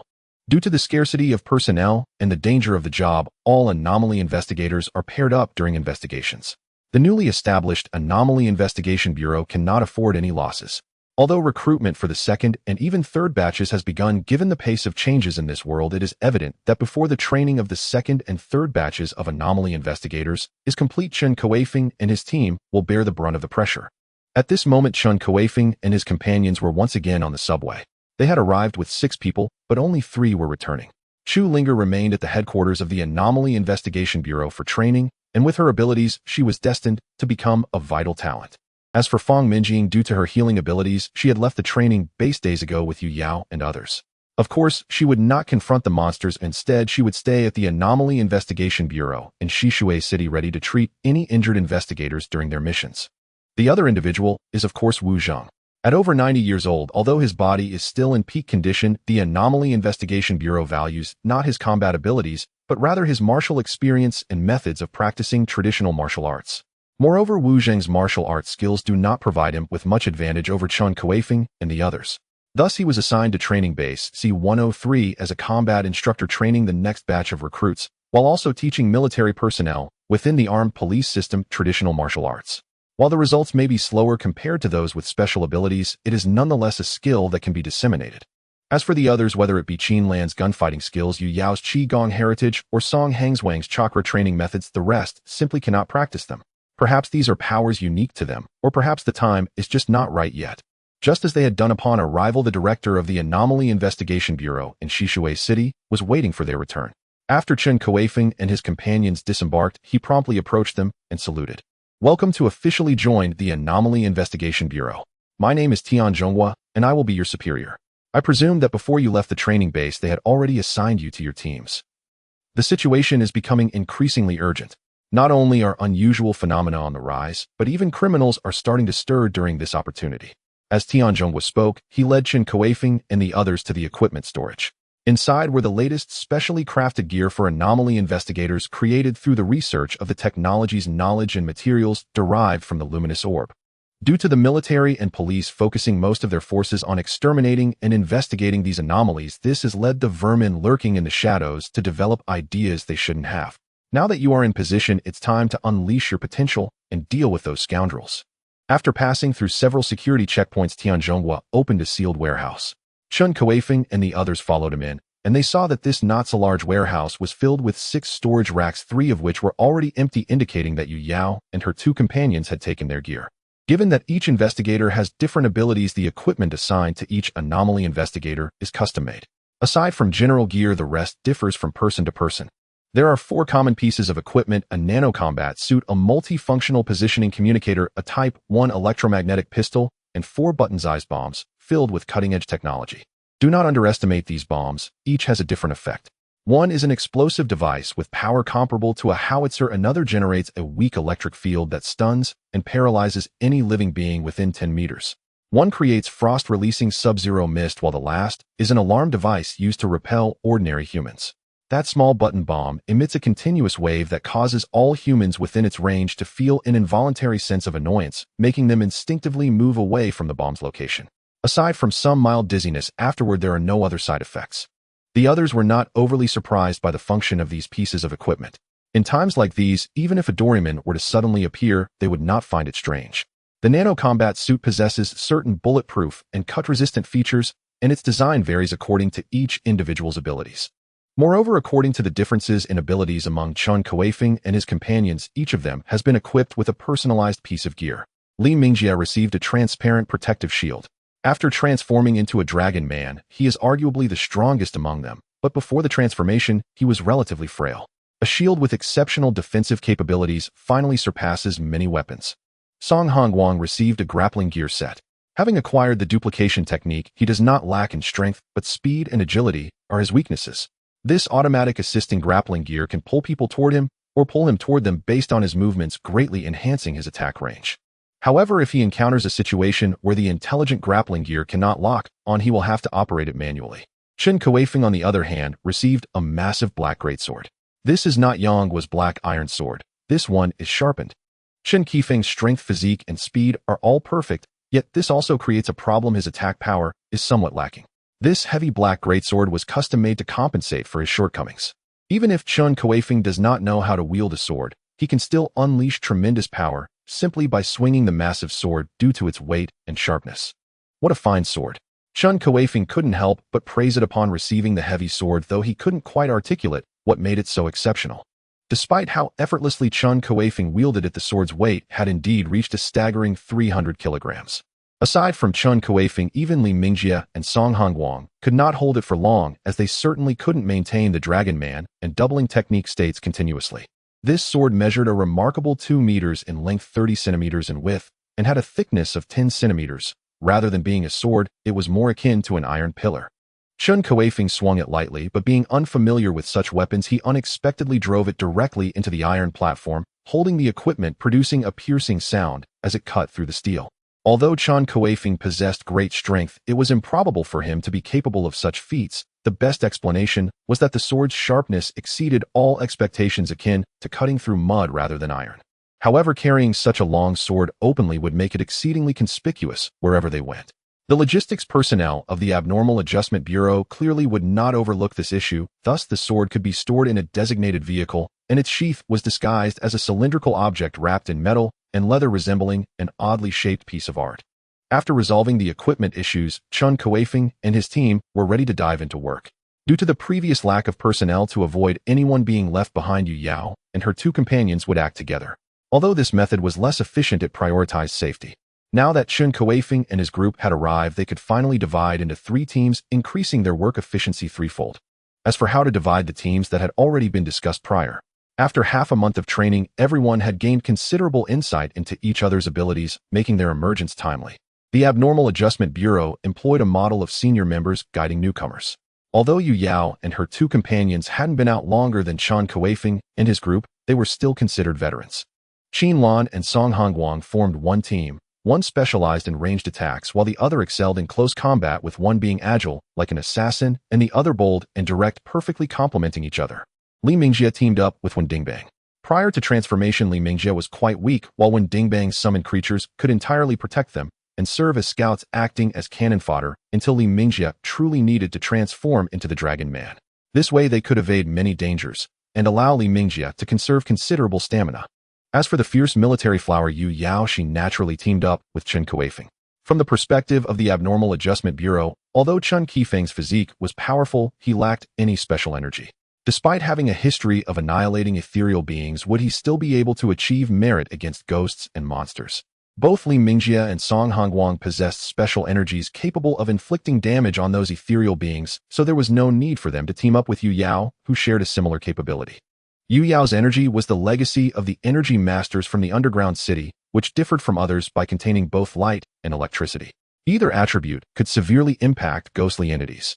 During the past few days, the ghostly anomalies they encountered had all been dealt with by Yu Yao, yet unbeknownst to them, Chun Kuifeng also had his methods for dealing with those ethereal anomalies. Before joining the Abnormal Adjustment Bureau, Chun Kuifeng had mainly encountered undead creatures, but now the undead were no longer surprising. Ghosts had begun to emerge one after another in the world, a considerable portion of which were the result of modern individuals' deaths. However, since these ghosts were typically quite weak, they could only scare ordinary people at most, and other countries did not take them seriously. Once everyone had donned their equipment, it wasn't long before they met their teammates. Yu Yao and her group had already been waiting for some time. Great. We finally waited for you. These past few days have been exhausting. Wen Dingbang couldn't help but complain. Is the situation outside really that dire? Li Mingjie began to question his partner. While Wen Dingbang was unreliable, he was still willing to listen to Li Mingjie, as when it came to actual combat, Li Mingjie was far more powerful. It's that dire. You have no idea how many troublesome incidents have occurred over the past half-month. Since we've all been training in the Abnormal Adjustment Bureau, these events have been handled by the police, occurring almost daily, sometimes even 2 or 3 times a day. Some issues they can resolve while others they cannot. When faced with problems they can't handle, the only solution is to cordon off the area and prevent anyone from entering. By the time we 3 came out, there were already over a dozen such areas. We've been working tirelessly these past few days and have handled less than half of them, and these abnormal events are becoming increasingly frequent. Hearing Wen Dingbang's words, Chun Kuifeng was taken aback. He hadn't anticipated that such a small place as Creek City could have so many problems. How many such incidents would there be nationwide? No wonder the country was so anxious. Moreover, this was the result of the country's relentless efforts to suppress and clean up.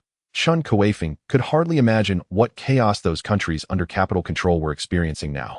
However, he was mistaken. While the emergence of these abnormal phenomena had severely shattered the worldview of many, and some who had gained special abilities stirred up trouble abroad, the reality was that due to the sheer number of these individuals, the chaos and damage they caused paled in comparison to a grand event like the Black Lives Matter $0 purchase promotion. The reason the Lighthouse Nation found itself in such seemingly chaotic circumstances was entirely due to the large-scale purchasing frenzy instigated by the Nige after each abnormal phenomenon occurred. Only when the number of Nige reached a certain level, or they had seized enough resources, would this chaotic situation potentially end. One cannot help but commend the resolve of the Dragon Nation for promptly sending those unstable Nige back to their homeland. Otherwise, with the army and police occupied with suppressing abnormal events, it would indeed be hard to predict what the situation in the south would be like now. Of course, if the Lighthouse Nation continued to remain indifferent, it could very well face collapse. However, the Lighthouse Nation had evidently begun to prepare. The first action of the S.H.I.E.L.D. formed by empowered individuals was not to combat abnormal beings or eliminate abnormal events, but to suppress riots. Faced with firearms, the Nige could still manage to return fire, but against the bizarre abilities of empowered individuals, they were completely terrified and quickly shrank back.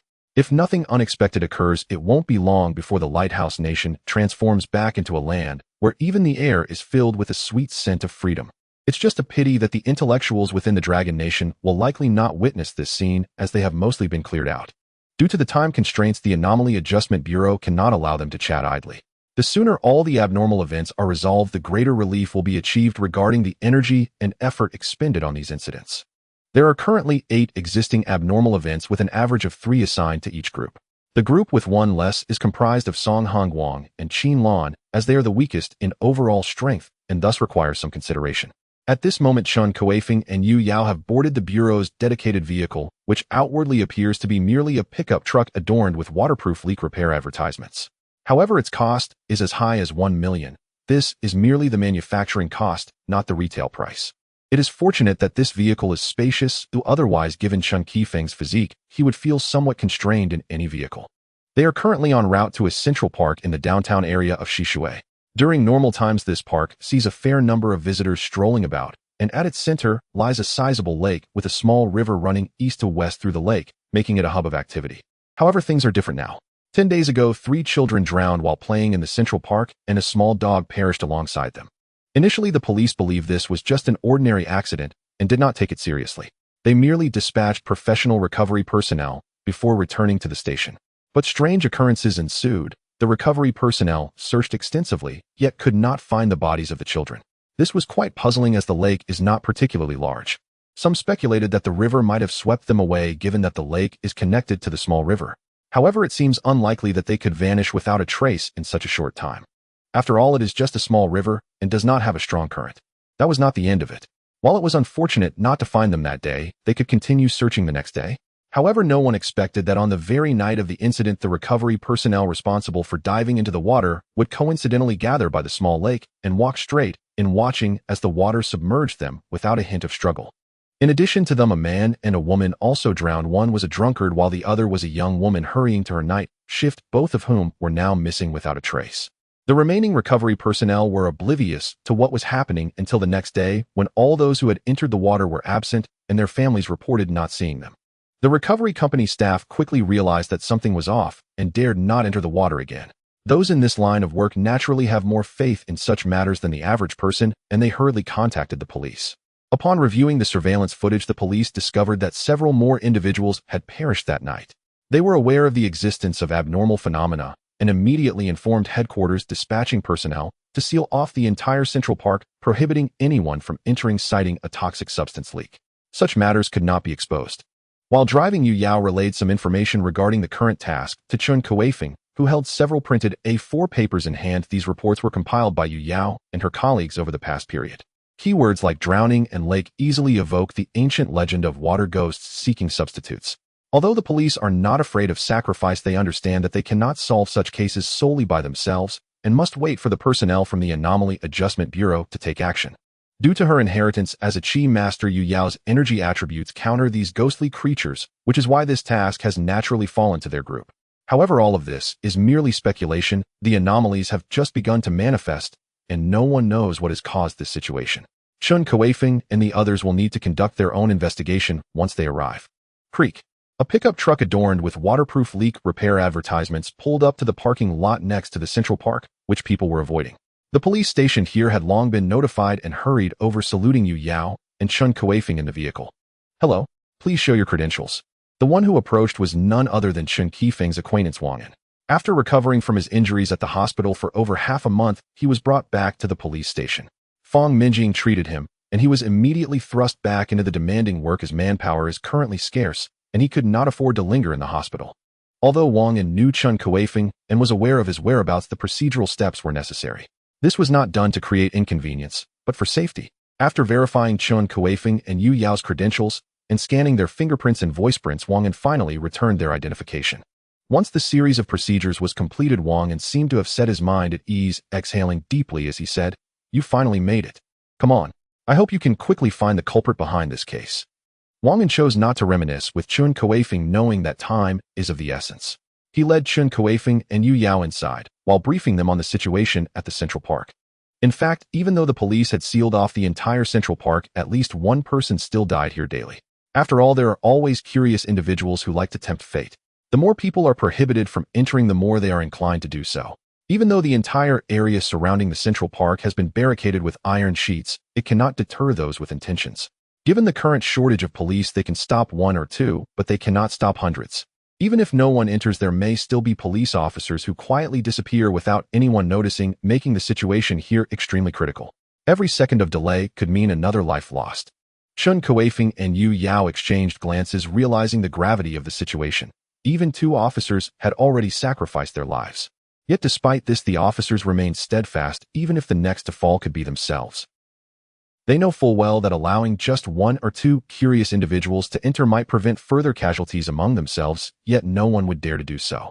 They continue to diligently block every person attempting to enter, which is also the source of Wang An's deep concern. Even though not all the police officers here are acquainted with him, they all fight for the country and the people. How could they die in such an unclear manner in this place? Chun Kuifeng and his companion also understood the seriousness of the situation and dared not delay any longer. The information they held was merely on paper. The recorded video and audio materials were stored on the computer here. After watching the video, Chun Kuifeng realized that the situation was indeed bizarre, as the employees of the salvage boats seemed to be in a trance directly walking into the water. The intruders and the police appeared similar to those before, seemingly bewitched by something, yet ever since this incident the entire Central Park had been covered by surveillance. Even with no fewer than 4 police officers fixated on the monitors, they failed to notice where those individuals had been before reaching the lake. They abruptly appeared by the lake, and then stepped into it one by one. By the time they were discovered, it was too late. This unusual phenomenon seemed particularly troublesome. Chun Kuifeng and Yu Yao's expressions grew increasingly grave. Their limited experience left them puzzled about the cause of the situation. Creaking open the door, Wang and solemnly saluted Chun Kuifeng and Yu Yao, saying, "I leave everything to you." Chun Kuifeng and Yu Yao said nothing, but their right hands positioned near their ears spoke volumes. The iron door welded shut had been opened for the first time, and today Central Park welcomed its visitors. As Chun Kuifeng and Yu Yao walked through the desolate park, they felt an overwhelming sense of desolation. Aside from the fallen yellow leaves scattered across the ground due to lack of cleaning, they found nothing out of the ordinary. Everything seemed as usual, just with fewer pedestrians. Chun Kuifeng had previously visited this place to unwind back, when he had yet to gain any abilities, merely an ordinary person. He never anticipated that such a tragedy would occur here in just 3 months. They first headed to the spot where people had entered the lake, but found no clues. Chun Kuifeng even dove into the lake, and aside from some footprints along the shore, there were none to be found deeper. On the other side, after a round of searching, Yu Yao also found nothing. It seemed they would only uncover the truth at night. In order to become the chosen one, Chun Kuifeng and Yu Yao deliberately followed the salvage crew's procedures, taking a boat to drift back and forth on the lake, even diving into the depths more than once. The lake in Central Park was not deep, with a maximum depth of only 4 meters. The bottom was calm, revealing no corpses or other objects one might expect, just some fish, shellfish, and aquatic plants. Having found nothing, they sat quietly on the lake shore, silently gathering their strength. Since their target was likely in the water, Chun Kuifeng naturally did not bring his heavy sword, as his weight was already about 1.5 times that of an average person. Carrying a heavy sword would only hasten his descent. To avoid any mishaps, Chun Kuifeng and his companion stayed close together, patiently waiting for the darkness to fall. As the clock struck 10, the entire Central Park was brightly lit, yet aside from them, there was no one else present. Chun Kuifeng occasionally caught sight of fallen leaves swirling in the wind. Though the overhead lights were bright, the atmosphere remained eerily terrifying. Watching the drifting yellow leaves, Chun Kuifeng's gaze gradually unfocused. Why did these yellow leaves look so much like paper money? No, wait. Paper money. Chun Kuifeng suddenly snapped back to reality. How could he mistake the yellow leaves blown by the wind for paper money while sitting by the lake waiting for anomalies? He quickly stood up, scanning his surroundings, only to find that Yu Yao, who should have been beside him, had vanished. Looking around, aside from the same leaves, there was nothing else. Where could Yu Yao have gone? Chun Kuifeng forced himself to remain calm. This place was indeed perilous. He had unwittingly fallen under a spell. He did not believe that Yu Yao was weaker than him. If he could awaken from his daze, then Yu Yao surely could as well, not to mention she possessed chi abilities. He settled his mind, inspected his gear, and began to listen intently. Indeed, he heard faint shouts coming from not far away, prompting him to rush toward the sound. As he got closer, he discerned a vague silhouette. That figure was Yu Yao. Yu Yao seemed to have noticed Chun Kuifeng's arrival and quickly exclaimed, "Chun Kuifeng, come help me. I found the water ghost that killed the residents here. I've managed to hold it temporarily, but we need to kill it together." As Chun Kuifeng focused his gaze, he saw a blurry shadow in front of Yu Yao, dripping with foul, corrupted water. It seemed she had managed to grasp it, rendering it unable to move. Understanding the situation, Chun Kuifeng rushed forward, but after just 2 steps, he sensed something was off. The circumstances were clearly unusual. How could it be so easy? It was as if everything appeared in accordance with his thoughts. When he first awoke, there had been no sign of Yu Yao beside him. If she had been awake, she would surely have called him. How could she leave him alone to pursue the water ghost? As he realized that Yu Yao was not weaker than him, her voice reached him. He assumed she had tracked the water ghost, and indeed, she had. Everything felt a bit too smooth. It seemed that she sensed his thoughts. Seeing that Chun Kuifeng did not move forward, Yu Yao hurriedly urged Chun Kuifeng, "What are you waiting for? Hurry and come help me." Upon hearing Yu Yao's words, Chun Kuifeng became even more convinced that she was not real. You are not Yu Yao. That water ghost is also fake. What nonsense are you talking about? How could I not be Yu Yao? No matter how she spoke, Chun Kuifeng remained resolute. Since this Yu Yao wanted him to approach, staying still was his best choice. Sure enough, upon confirming his thoughts, the Yu Yao and the water ghost before him began to dissipate like smoke. He reopened his eyes only to find that he had unknowingly stepped into the lake with the water now up to his knees. Just a few more steps, and he would be fully submerged. This realization sent a chill down Chen Kuifeng's spine. He turned to look back, only to see Yu Yao standing not far behind him, her eyes tightly closed, trembling as she stepped forward, seemingly making a difficult decision.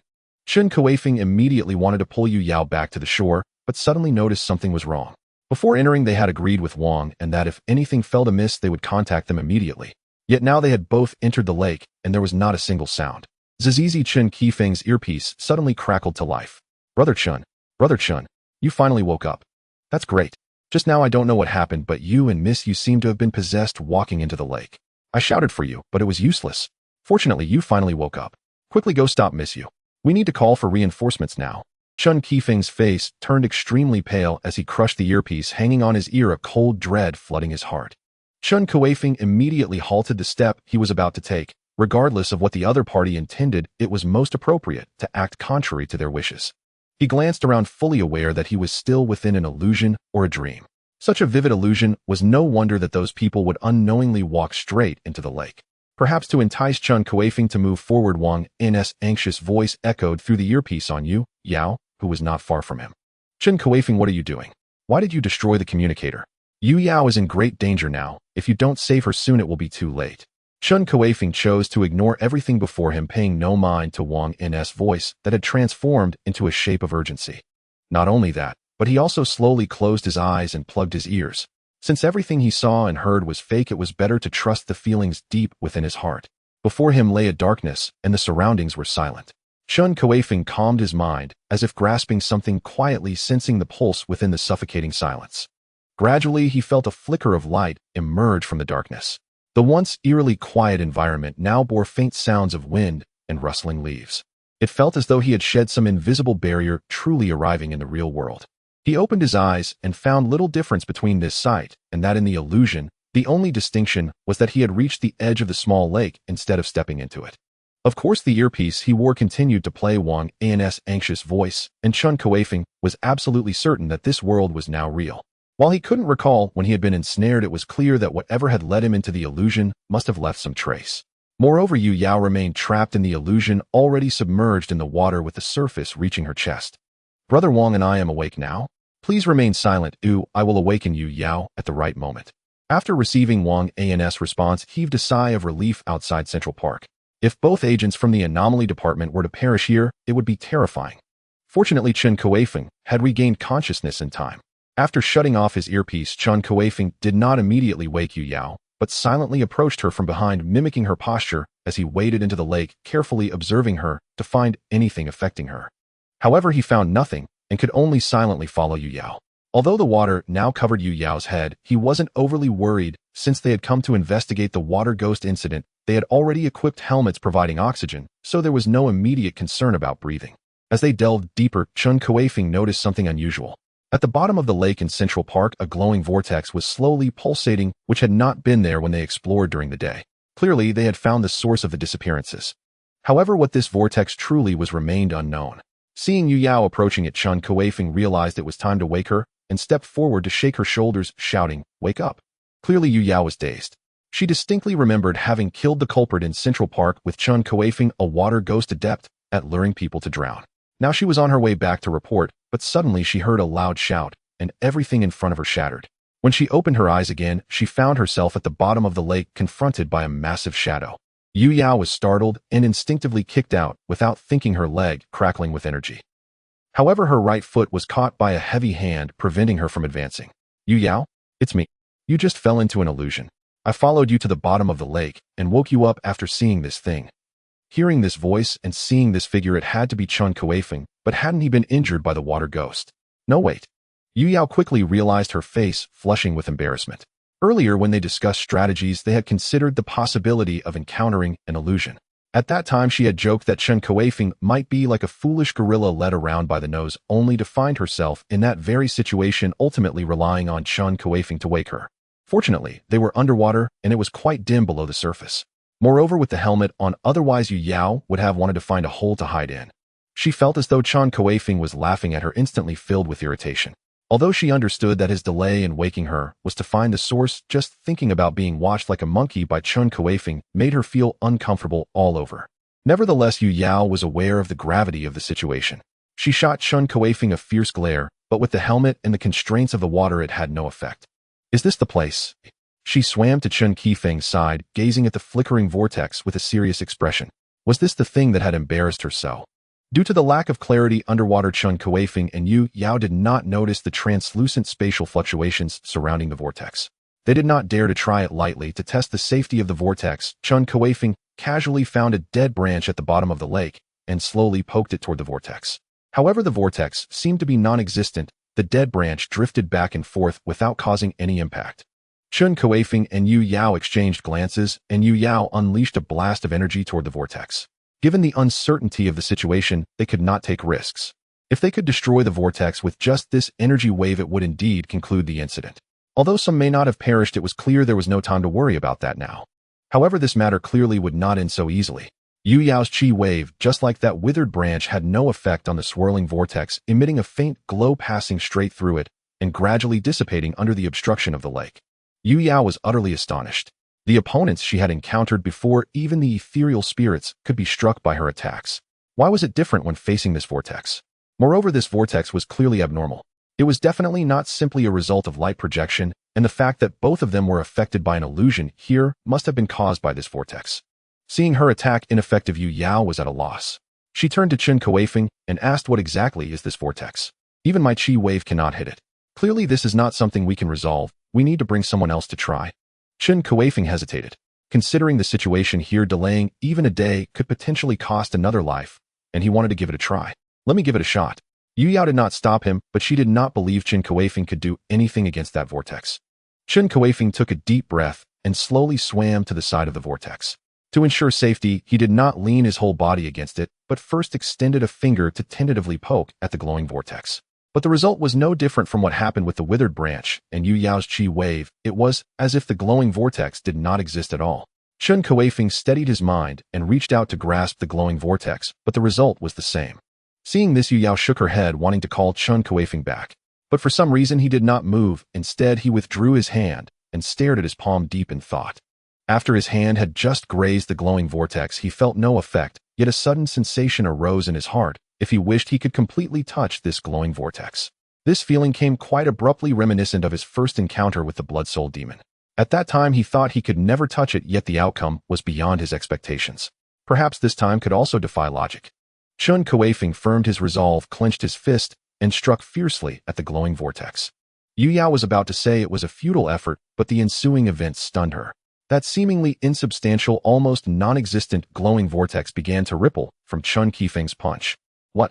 This was utterly beyond Yu Yao's expectations. Could it be that the glowing vortex had to be physically touched? Yu Yao extended her hands, mimicking Chun Kuifeng, and threw a punch at the glowing vortex, but this punch felt like it had no point of contact at all.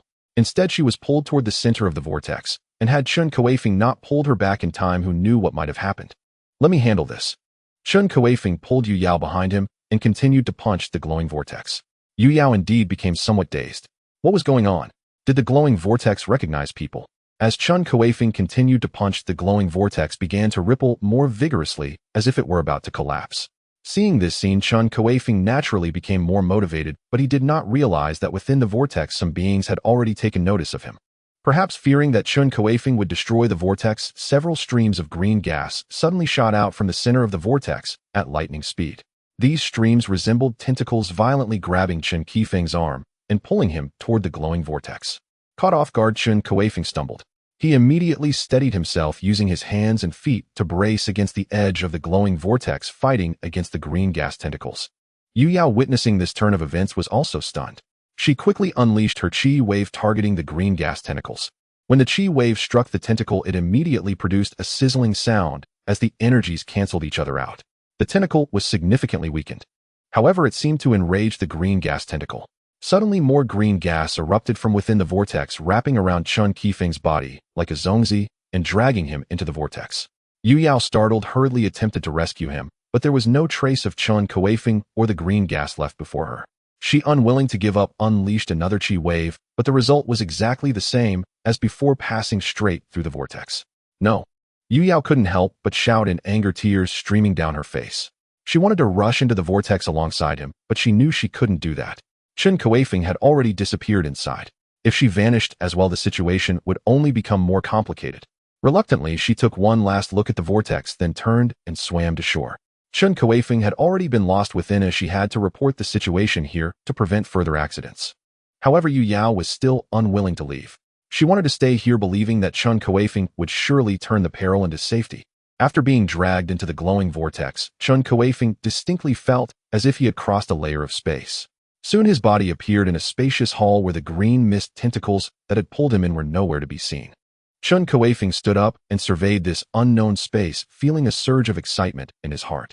Since there was such a space, it suggested that those who had previously fallen into the water might have entered here, which meant they could still be alive. Thinking of this, Chun Kuifeng began to search around the hall. Sure enough, he discovered a long corridor at the back of the hall. He had no time to think further and immediately dove in.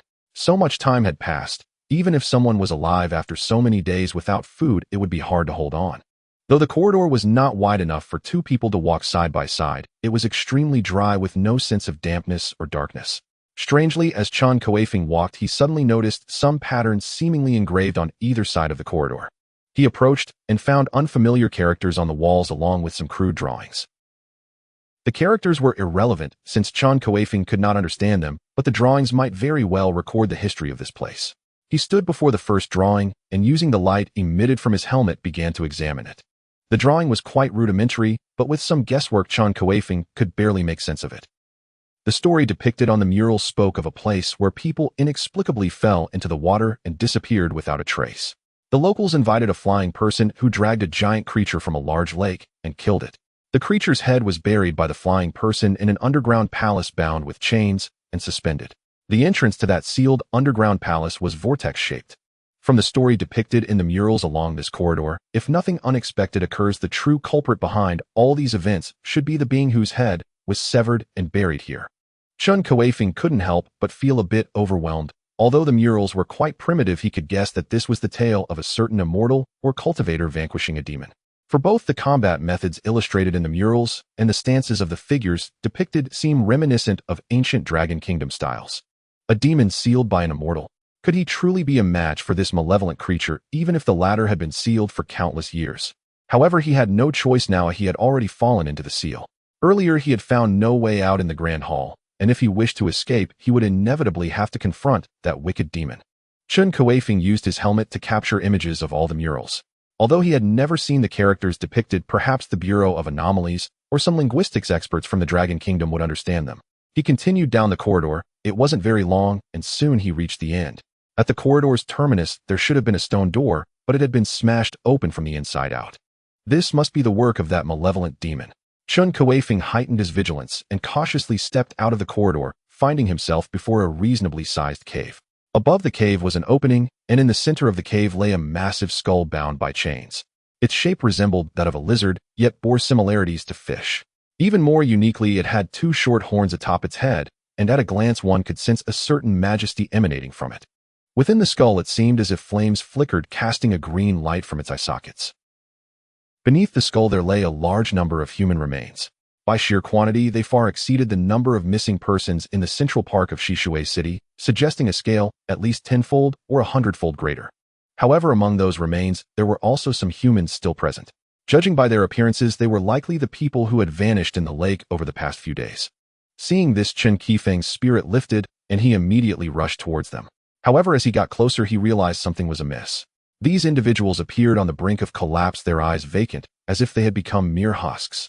They were desperately using bones, decaying iron tools, stones, and anything they could find to strike, rub, and cut at the chains binding the skull. Chun Kuifeng abruptly halted, his expression grim. Among these people, only a few wearing police uniforms who had just entered were still holding on, while those who had come earlier lay on the ground, barely clinging to life, perhaps soon to join that pile of remains. As for the first few children and drunks who had come in, they had already turned to bones devoid of any flesh. Chun Kuifeng knew it was them simply by recognizing their clothing. After all, only those few skeletons wore modern garments. All this must have been the doing of that skull. He glared furiously at it, shouting, "Who are you exactly? Why have you taken these people's lives?" Chun Kuifeng knew that this skull must still possess some semblance of life, or perhaps it would be more accurate to describe it as a ghostly existence. The suspended skull gradually turned towards Chun Kuifeng, the chains rattling above. From the light streaming down from the opening, Chun Kuifeng could distinctly see countless runes etched into the chains. Hee, an interesting little fellow. It has been a long time since anyone dared to speak to me like this. The skull spoke not in the dragon language, yet Chun Kuifeng could understand it. Perhaps this was what they called spiritual communication. As for who I am, you can take a guess. Perhaps due to a long absence of communication, the skull began to engage with Chun Kuifeng. How would I know? No matter what you are, I can tell you this, it's no longer your world. Humanity is growing stronger, you best release them.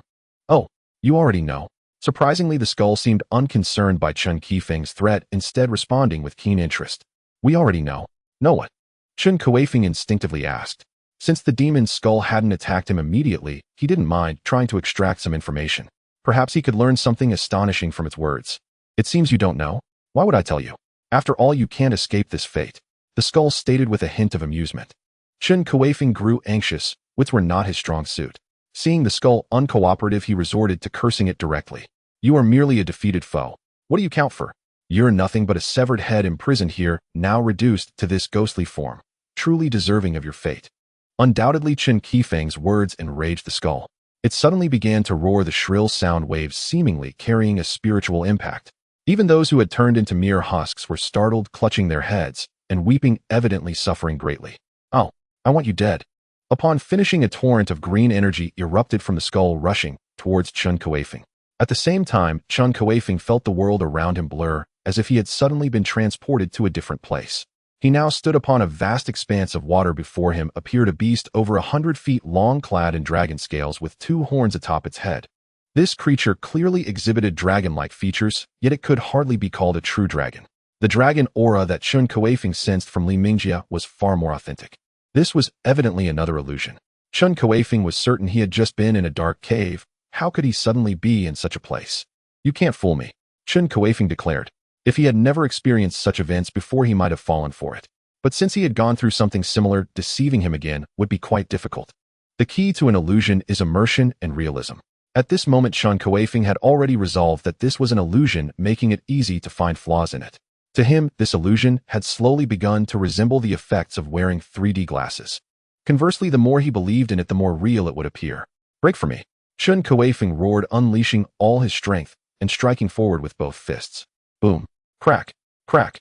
The space before Chun Kuifeng shattered like broken glass, revealing its true form. Once again, the cavern in which he stood. The 100-jong dragon beast's outstretched claw dissolved into nothingness. Yet the emerald mist emanating from the skull struck Chun Kuifeng with brutal force, hurling him backward. He crashed against the cavern wall with a thunderous thud before collapsing onto the ground. Chun Kuifeng felt as though a locomotive had slammed into his chest. Searing, unbearable pain flared across his torso, and he could not suppress a violent cough that brought forth a mouthful of blood. Yet after expelling that blood, he felt markedly relieved.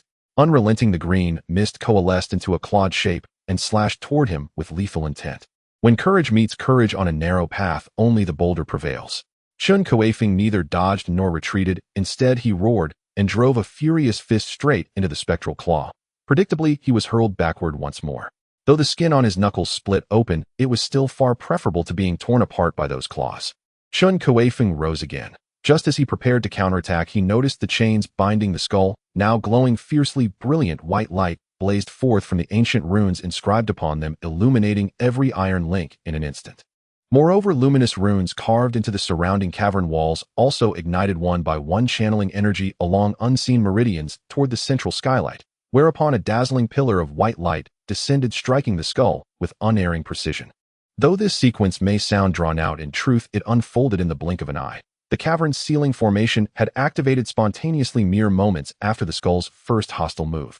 Where the white light touched the skull, acrid smoke sizzled upward, as if doused in caustic acid, while the skull itself let out a piercing, agonized shriek. Ah, Song Yunzi, I curse you. Caught off guard by the assault, the skull instantly lost control over its emerald mist, which dissipated silently. Chun Kuifeng exhaled deeply in relief. He could endure 2 blows, or even 20 or 30, but could he possibly withstand 200, 300? Fortunately, this cavern housed a suppression formation erected long ago by the very cultivator who had slain the skull, an unexpected salvation without which Chun Kuifeng would have been utterly at a loss. After merely 2 clashes with the skull's emerald mist, Chun Kuifeng knew with absolute certainty he was no match for this ancient entity. Soon the white light faded. The dense black vapor clinging to the skull's surface had noticeably thinned, and only after a long pause did the skull finally speak again. "How reckless of me. I never anticipated your soul's strength would far surpass that of ordinary mortals, so effortlessly breaking free from my illusionary realm." Compared to earlier, its voice now sounded weak and drained, evidence that the searing white light had inflicted considerable harm. A thought flickered in Chun Kuifeng's mind. If he could provoke the skull into acting again, perhaps the white light would strike once more, and then again, gradually weakening it enough to tip the scales in his favor.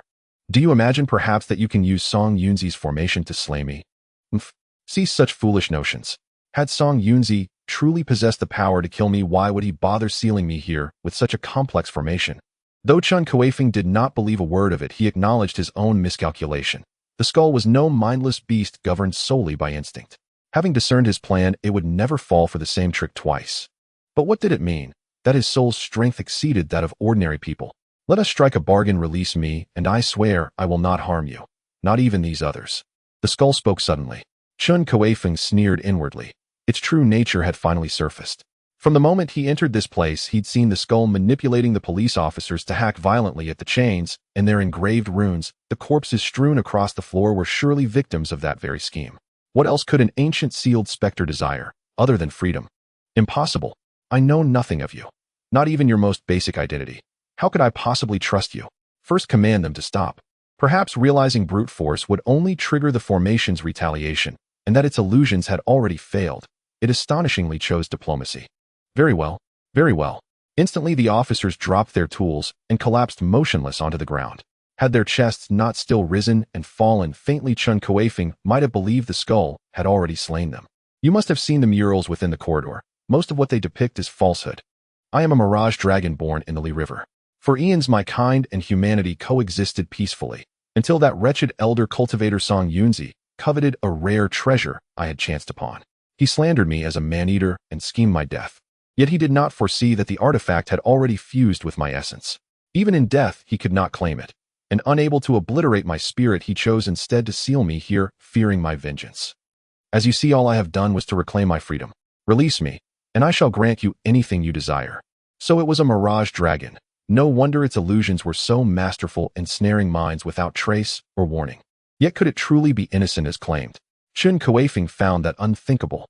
"Even granting your tale is true, how then can I trust you will honor your vow once freed, and not turn your wrath upon us?" Chun Kuifeng asked. "I swear upon heaven itself," the mirage dragon cried urgently. "Song Yunzi trapped me here with his formation, but he overlooked my own knowledge of arraycraft.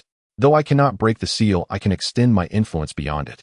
It was I who lured these people, including you, here solely to sever the chains and restore my liberty. Moreover, this place permits entry, but forbids exit. My control extends only to those who cross its threshold.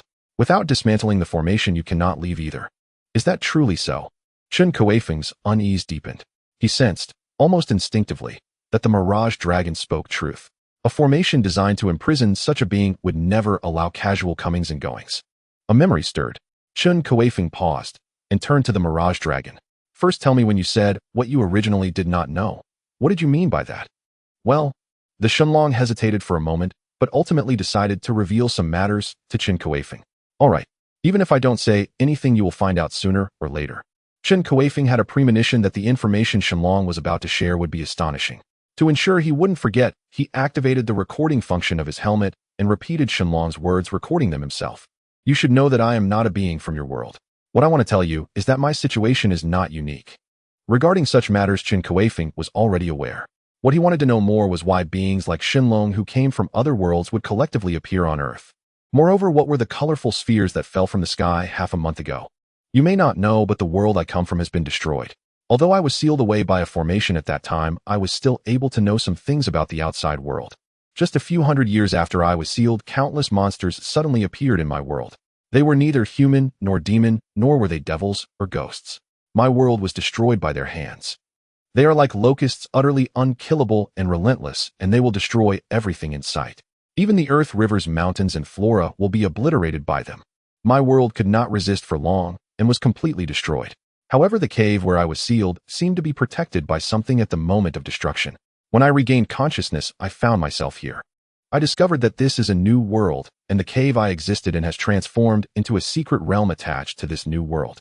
Initially, I just wanted to quietly seek help to break my seal, but I also sensed that repulsive aura in your world. The monsters that destroyed my world have already set their sights on yours. They will reappear sooner or later. Those you encountered before were barely even cannon fodder. I must say Shenlong's words filled Chen Kuifeng with unprecedented worry. If what he said is true, then, when those monsters that destroyed Shenlong's world appear, what can humanity use to defend itself? Do you know what the colorful spheres that suddenly appeared on our planet are? Who sent them? Are they friends or foes? Seeing Shenlong pause, Chun Kuifeng couldn't help but ask again. The colorful spheres. Yes. The colorful spheres that appeared suddenly and can merge with humans or matter. That's the situation. I want to know what kind of existence created them. Shenlong fell silent for a long time before continuing. I do not know who created the colorful spheres you mentioned, but from your description, I can tell that regardless of their intentions, you cannot resist them. Moreover, Shenlong paused, seemingly reluctant to continue, but finally spoke up. And according to what you said, the cave where I was sealed is also a part of those colorful spheres. If my guess is correct, then you should be able to deduce that the colorful spheres contain various abilities and items from countless worlds.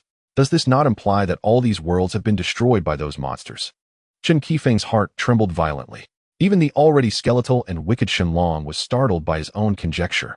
If so many worlds have fallen to those monsters, even if he manages to escape, would he ultimately die at their hands? However, Shenlong's desire for freedom was extremely intense. Even if it meant death, he still wanted to escape.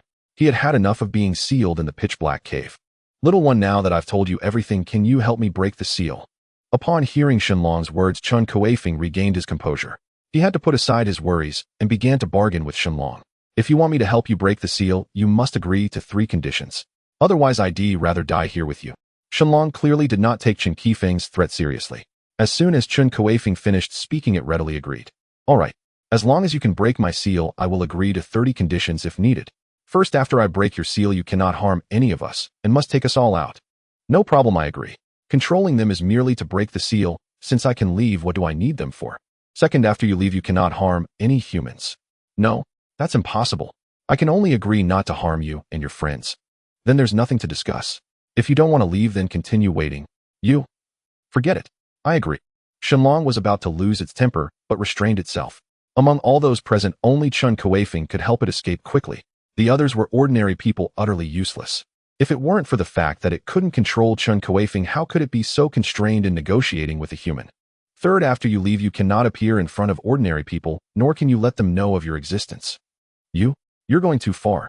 That's impossible. Shenlong couldn't help but become furious. It felt it had already given Chun Kuifeng enough face, yet Chen Kuifeng's demands were increasingly outrageous. If it agreed to the third condition, it would have to avoid humans at all costs. How about this? Once you are freed, unless absolutely necessary, you should never appear before ordinary people and avoid causing a commotion. This isn't unacceptable. Shenlong seemed to have lost its temper from being sealed and agreed immediately when Chun Kuifeng slightly eased the conditions. Then swear an oath. Just as you said, swear to the Tao of Heaven. Swear. Shenlong hesitated, but ultimately under Chun Kuifeng's gaze it made the oath. Now tell me how I can free you from the seal. Although he said this, what Chen Kuifeng really thought was whether he could take the opportunity to kill Shenlong. Even though Shenlong had sworn this was clearly no longer the world it originally belonged to.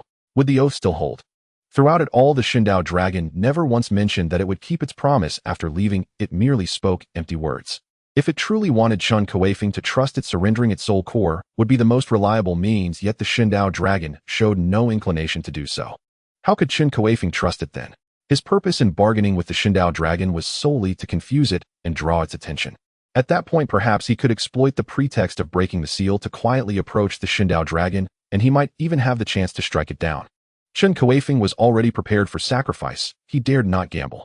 If the oath sworn by the Shindao dragon did not hold, it would be fortunate if only a few of them perished. If the dragon escaped, the consequences would be unimaginable. He continued to paralyze the Shindao dragon with words while searching for an opportunity, inquiring about the weak points of the seal to avoid accidentally triggering it during battle, which might allow the Shindao dragon to escape.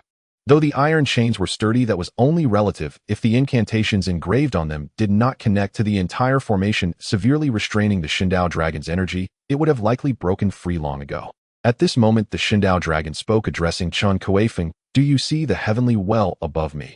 In the center of the well, a loose cloud contains a treasure which serves as the core of the formation. If you can seize that treasure, I will naturally be free. Oh, what kind of treasure is it? Chun Kuifeng responded, somewhat tempted, seemingly captivated by the legendary artifact. The Shindao dragon smiled and said that treasure is called the Rising Sun Bell. It contains the essence of the newborn sun and can transform energy into the powerful dawn divine light, which has a strong lethal effect on evil spirits. If you can obtain the Rising Sun Bell, common evil spirits will find it impossible to approach you. Really? It's that powerful? Chun Kuifeng could not help but exclaim, a glint of eagerness shining in his eyes. Upon seeing Chun Kuifeng's reaction, the remnants of the Shindao dragon's skull seemed to flicker, showing signs of extreme delight. The iron chains binding me hold anti-evil energy, which is inaccessible to me. My power cannot affect them. However, for you humans, they are nothing if you do not harbor dark or evil intentions. These are just ordinary iron chains. The reason I previously attracted ordinary people was to use their blood and resentment to erode the chains, but the results were minimal. At this rate, I don't know how long it will take to corrode the chains. The Shindao dragon expressed such sentiments, having already sensed that Chen Kuifeng bore no dark or evil energy, thus speaking to allay Chen Kuifeng's suspicions. After hearing the Shindao dragon's words, Chun Kuifeng quickly climbed up an iron chain. This chain was as thick as a thigh and straight as an arrow, with incantations engraved on it that provided some grip, making it not too difficult to ascend. In just a few moments, Chun Kuifeng reached the center, clinging to an iron chain, gazing up at the heavenly well, revealing a worried expression on his face. Shindao dragon, I see the treasure you mentioned, but it's too far away. This chain does not extend there, and I cannot reach it. Indeed, Chen Kuifeng had seen the treasure described by the Shindao dragon, but he could only see the hammer for the bell was completely embedded in the well, its walls perfectly fitting against the edge of the well, leaving not a single gap. Surrounding the Rising Sun Bell were golden paint and silver patterns, along with embedded jade pieces, indicating that this bell was indeed the core of the entire formation. Moreover, this bell emitted a faint white light, becoming the sole source of illumination in the cave. Upon hearing Chen Kuifeng's words, the black mist swirling around the Shindao dragon flickered, followed by the dragon's guidance. Although I am bound by the Xian iron chains and cannot mobilize much demonic power which would provoke a backlash from the formation, I can still release a portion of my demonic power to lift you up. However, my demonic power is restrained by the dawn divine light and cannot approach you. Thus it seems you must come to me first, and I will use my demonic power to propel you upward. I hope you can seize the opportunity. All right. Chen Kuifeng feigned hesitation before agreeing. In reality, he had already made secret preparations. Once he reached the place where the Shindao dragon was bound, he would act with all his strength. If the Shindao dragon resisted, it would inevitably provoke a backlash from the formation, which could allow him to defeat the dragon. Chun Kuifeng had gained confidence in his own body. He could even strike at the illusory space, let alone this Shindao dragon. He felt this dragon was similar to the blood soul demon he had slain before, possessing a partially illusory body. Closer, even closer. At this moment, Chun Kuifeng was less than 5 meters away from the Shindao dragon's skull, and only then did he realize just how large the dragon was. From this distance, the Shindao dragon's head alone was as large as a small room, and the cavity within its skull could easily fit 4 or 5 people. Die for me. As he was just 2 to 3 meters away from the dragon's head, Chun Kuifeng suddenly shouted, striking down with both fists hard against the dragon's skull. His fists broke through the surrounding black mist and struck down fiercely, startling the Shindao dragon, which quickly unleashed its countermeasure. Despicable human. I knew you had ill intentions. As it spoke, a dozen green streams of energy suddenly appeared around the Shindao dragon, indicating that it had been prepared for Chun Kuifeng's arrival. These green streams did not immediately attack Chen Kuifeng. Instead, they formed a circle, pressing him inward, suggesting that the Shindao dragon was quite afraid of him falling. Likewise, weren't you also planning to deceive me? Chun Kuifeng retorted, boldly grasping one of the dragon's short horns with one hand, while striking down fiercely. He had already seen the formation activate due to the Shindao dragon's actions. Damn human. Did you think I lured you up here for what? Huh. Soon I shall escape from here and gain a new life. The Shindao dragon laughed heartily, and the green streams surrounding Chun Kuifeng suddenly converged into a palm shape, striking fiercely at Chen Kuifeng's back, directly sending him into the dragon's skull. At this point, the formation had been activated, and the blazing dawn divine light shone down. The Shindao dragon hastily withdrew its demonic power, offering no resistance, though once the dawn divine light passed, it prepared to seize Chen Kuifeng's body. At such a close distance, and with Chun Kuifeng already inside its skull, there was no way to escape. Seizing Chun Kuifeng's body was a done deal. Were it not for the binding of the formation, it would not be so troublesome for it to seize a human body. The reason it chose Chun Kuifeng over others was naturally due to its interest in Chun Kuifeng's physique. As a powerful demon beast, even though he had been sealed for countless years and his body had turned to a pile of dry bones, his vision remained exceptionally high. Although he could use illusions to make ordinary humans climb the iron chains and come before him, he held those ordinary humans in disdain. Chun Kuifeng was different. After only a couple of encounters, the experienced Shenlong had already discerned that Chun Kuifeng's body was no ordinary one, not to mention the astonishing feat of punching the entrance of the secret realm. For Shenlong, if he were to seize a body, it had to be a genius, not just any ordinary person. In his eyes, Chun Kuifeng belonged to the category of geniuses and not just an ordinary one. Your flesh will belong to me in the future. You may not realize how high your talent truly is. This is the first time I've seen someone who can shake space with mere physical strength. Shenlong's tone was filled with excitement. After waiting for so many years, he had truly found a suitable target for body snatching. You must be dreaming. Chun Kuifeng was struck into a daze, directly falling into the skull of Shenlong. Upon hearing Shenlong's words, he shook his head and stood up. I will not let you succeed. After saying this, Chun Kuifeng punched the inner wall of Shenlong's skull, shaking it fiercely. Chun Kuifeng could even strike its base, let alone the mere remnant soul of Shenlong. Especially in this situation, the power was astonishing. Although Shenlong no longer had a physical body, Chun Kuifeng's punch made him experience the sensation of dizziness once more. He was jolted by Chun Kuifeng's fist into his soul form. Damn it! I was planning to spare your life and make you my servant, but it seems there is no need for that. Your soul, although stronger than an ordinary person's, what does that count for? I could devour you in the blink of an eye. Shenlong was infuriated by Chun Kuifeng's relentless punches and kicks. Although each strike did not cause significant damage, the impact on his remnant soul was immense, especially since Chun Kuifeng was punching within the cavity of his skull, each blow causing his soul form to tremble. If you have the guts, come and try it. Chun Kuifeng's words were merciless, but deep down, he harbored some concerns. He was not unfamiliar with body snatching. Every legendary traveler had undergone body snatching to be reborn, especially in Xinxiao novels, where body snatching was commonplace. Coincidentally, Shenlong was a being from a certain Xinxiao world, naturally well-versed in body snatching. Although his body had once devoured a fused fire fox guardian spirit, Chun Kuifeng was uncertain whether his body possessed any resistance against Shenlong's body snatching. At this moment, Chun Kuifeng was within Shenlong's skull, allowing Shenlong to use his power without reservation, not having to worry about being countered by the sealing formation. He had not lied to Chun Kuifeng. That sun clock was indeed the core of the sealing formation, but he had not told Chun Kuifeng that there was not just one core.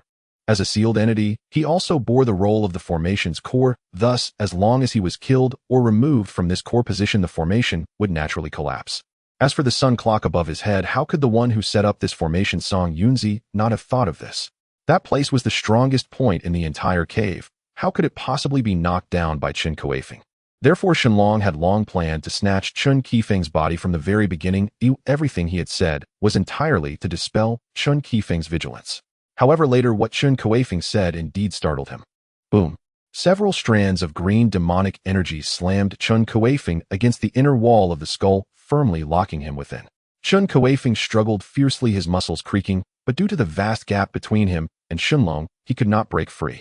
Shenlong had gathered most of his strength, leaving only a small part to support his skull. A dragon beast completely wrapped in green demonic energy and tinged with gray-black vengeful ghost energy appeared before Chun Kuifeng, and in a flash it directly plunged into his brow. Hehehe, what a powerful and potential body. It will soon belong to me. Freedom, here I come.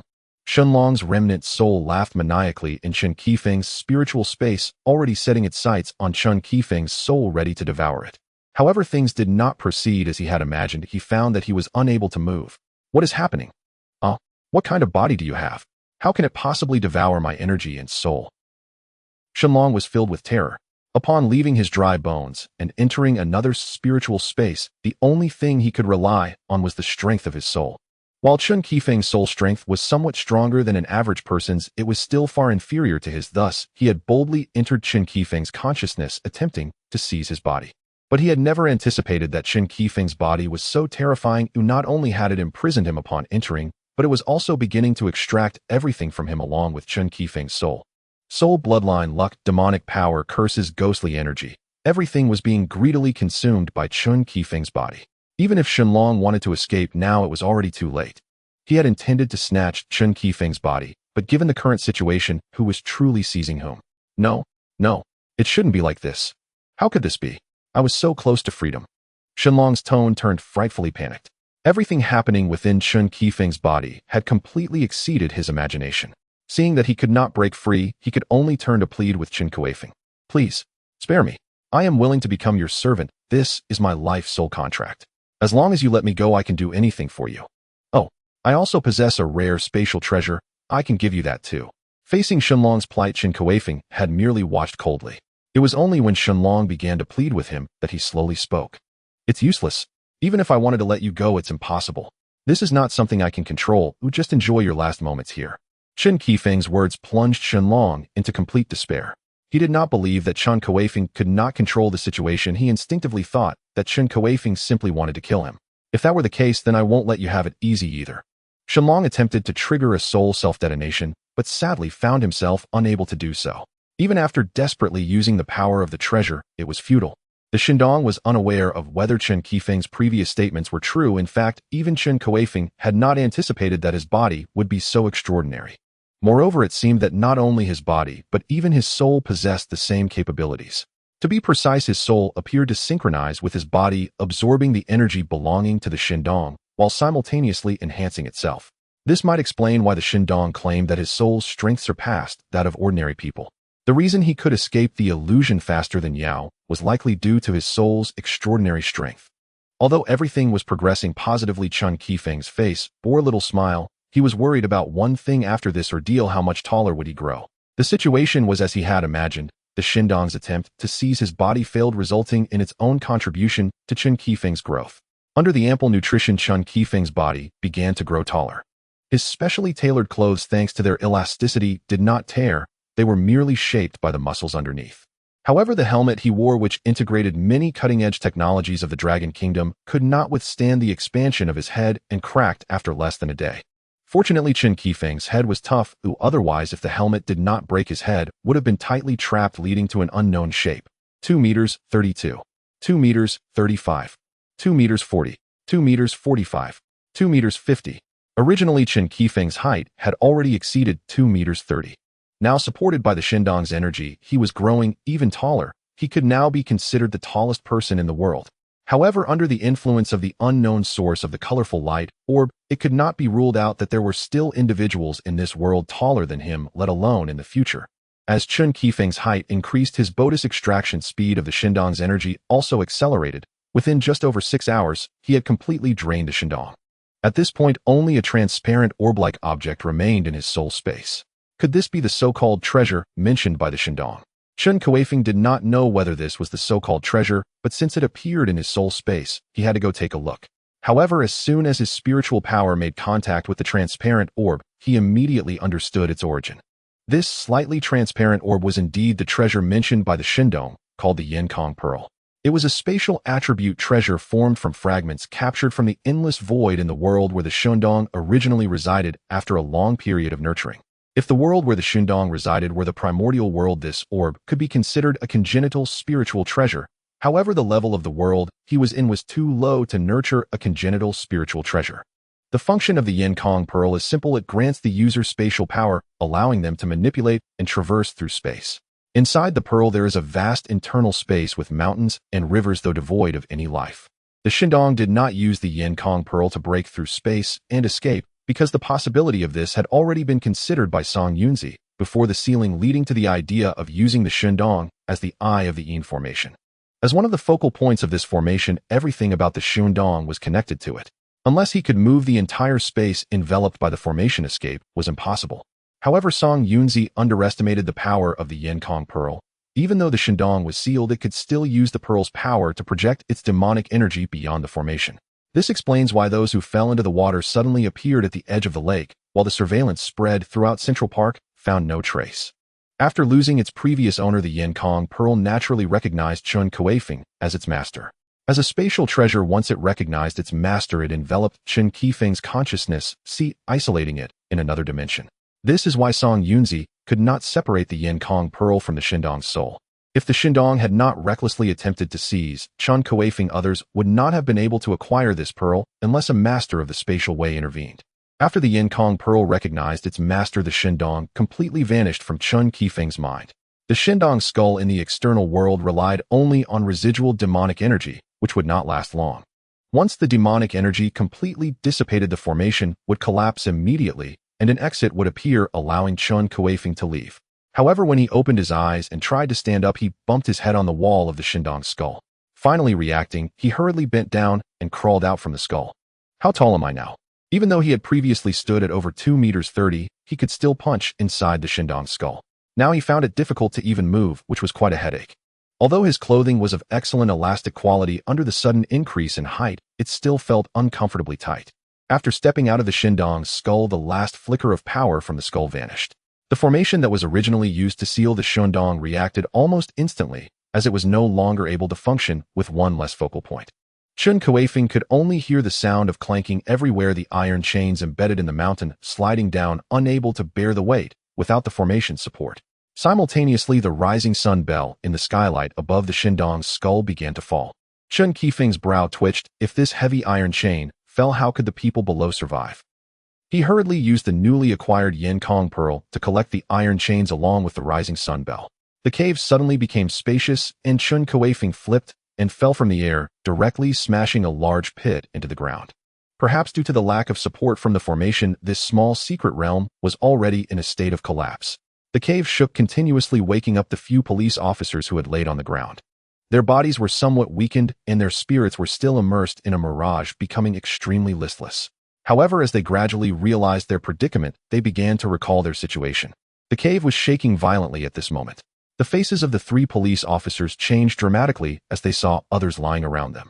Although they were also very weak, the more critical the situation, the less willing they were to abandon the civilians. Xiaozhong, quickly help me. This place is clearly about to collapse. We must first move them to safety. Even though the 3 police officers were extremely weak, they were desperately trying to drag the people to safety. Water. During this time, more people were awakened by the shaking. They had long been exhausted, and now even opening their eyes was difficult. If it weren't for the Shindong using its demon energy to sustain a few people's physical consumption, they would likely have already perished from thirst here. What should we do? The police officer named Zhang felt a sense of despair. He could barely stand, and trying to drag someone away seemed like an impossible task. It's okay. I will help you. The sudden thunderous voice almost knocked the 3 of them unconscious again. They looked up towards the source of the sound, and their eyes nearly bulged in shock. In their eyes, a colossal figure was running towards them like a god or a demon, effortlessly brushing aside the falling rocks from the cave ceiling as he ran. Seeing their reaction, Chun Kuifeng felt a bit embarrassed. He had forgotten just how enormous his voice was now. To put it bluntly, if he roared beside a regular person, he could shatter their eardrums. One of the police officers instinctively reached for his gun. In such an environment, anyone suddenly appearing would naturally invoke fear. However, another officer stopped him. This officer recognized Chen Kuifeng. He had seen him once when Chen saved Wang An, but he never expected such a drastic change in Chen's appearance. He is from the Special Investigation Bureau. This statement finally allowed the other 2 police officers to breathe a sigh of relief. Once that breath was released, they nearly lost their balance and sat down heavily on the ground. In less than 2 seconds, Chen Kuifeng had already reached them. As he got closer, the 3 police officers felt increasingly small. They were around 1.78 meters tall, yet standing beside Chun Kuifeng, they didn't even reach his thigh. This might have been partly due to their weakened condition, hunched over and unable to stand straight, but even so, Chun Kuifeng's height was still incredibly intimidating. Don't resist. I will take you out now. Chun Kuifeng instructed in a low voice, then reached out. The 3 police officers felt an overwhelming force surging toward them, making their bodies suddenly feel light. By the time they regained their senses, they found themselves tucked under Chun Kuifeng's arm. Chun Kuifeng's arms were extremely long and strong. After securing the 3 police officers, he reached out and scooped up 2 more people, using both arms to embrace 7 individuals at once. The others had long since turned to dust, with only their clothing to prove their existence. Seeing this, Chun Kuifeng directly stored these remains into his void pearl. Among the 3 police officers and 4 civilians, the officers were still managing to hold on, but the 4 civilians were barely clinging to life. If they were not treated in time, they would likely perish here. Fortunately, the Shindong was dead, and the array that had confined it had lost its effectiveness. After merging with the void pearl, he could sense the location of the exit in this space. Unlike when he entered, Chun Kuifeng discovered that the exit was actually located at that skylight, specifically behind the sun clock that was blocking it. This confirmed that the Shindong had not deceived him. Without destroying the array, indeed, no one could escape. However, the cave ceiling was at least 30 meters high. How could Chun Kuifeng possibly cover this distance to exit through the skylight? Hold on tight. Chun Kuifeng instructed in a low voice, gritting his teeth as he began to run. Each step he took caused the ground to tremble, as if a war chariot had descended. The falling stones from the cave ceiling were effortlessly knocked aside by his shoulder. Due to his height, each stride Chun Kuifeng took was vast. In just a few steps, he reached the area below the skylight. He let out a low roar, leaping slightly and forcefully, pushing off a stone that was 2 to 3 meters high, then propelled himself upward like a sprout, breaking through the ground, soaring directly into the skylight. With this leap, he ascended over 30 meters high, and to note, he was still carrying 7 people. The stone he used as a stepping stone cracked loudly under his violent weight. Those held in Chun Kuifeng's embrace felt their heads go blank before fainting, with only one person managing to stay somewhat conscious. Such intense acceleration caused them to lose consciousness. Their bodies were simply too weak. If they had been in perfect condition, they likely wouldn't have fainted so easily. Chen Kuifeng also felt some worry. These individuals were already extremely weak, and after this jolt, who knew whether they would perish instantly? However, he had no other options. This was the only route to escape, and he had not had the Void Pearl for long. Once his body accurately crashed into the skylight, Chun Kuifeng opened his legs and pushed against the cave walls with his feet. Then, like a frog, he leaped up, nearing the cave's ceiling with each powerful push. At the top of the cave, there was a glowing vortex. Chun Kuifeng took a deep breath, tightened his embrace around the people, and charged headfirst into it. Splash!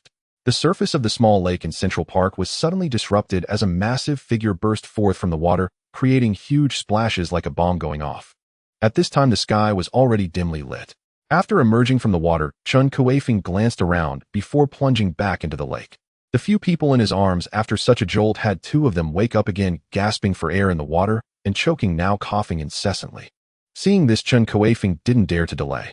The mud at the lake's bottom posed no obstacle to his steps. With a gentle push of his legs, he reached the shore in just a few seconds. With such a commotion, the police surrounding Central Park, preventing anyone from getting close, couldn't help but notice.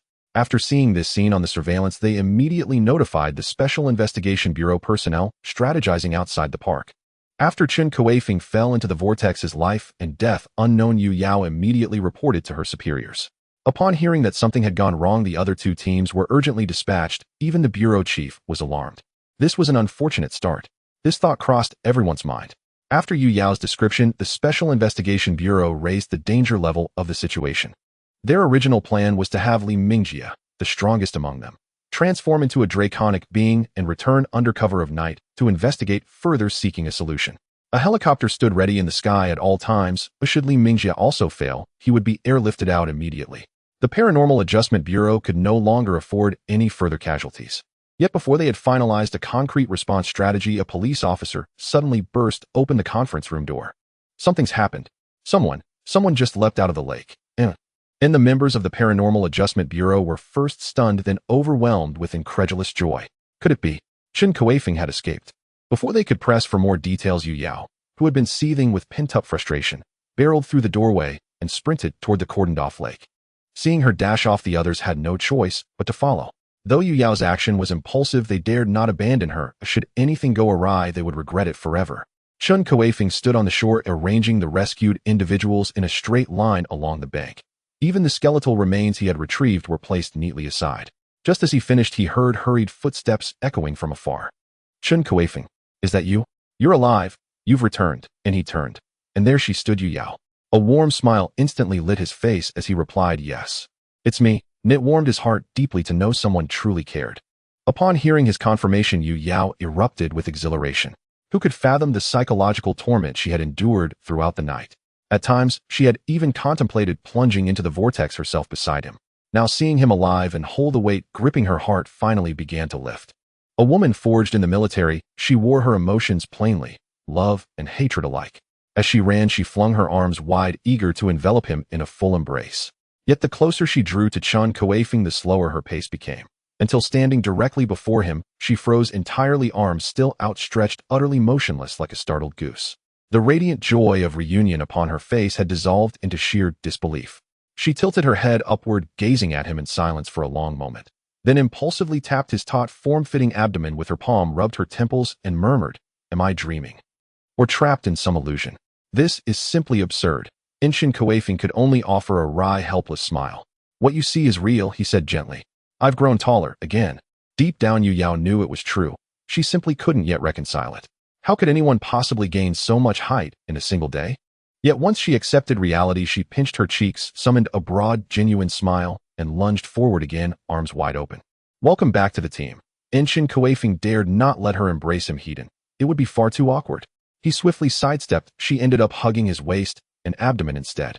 Yu Yao briefly puzzled over his evasive turn, until her palms met the fierce, unyielding heat and density of his musculature even through the distorted fabric stretched taut across his frame. Her understanding dawned instantly. A faint blush bloomed across her cheeks, her eyes flickered.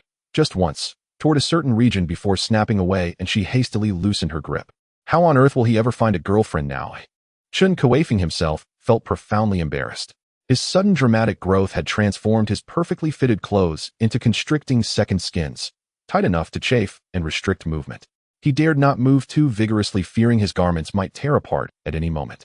To suffer a public wardrobe malfunction before the entire bureau would be mortifying beyond redemption. At that moment, the rest of the team arrived.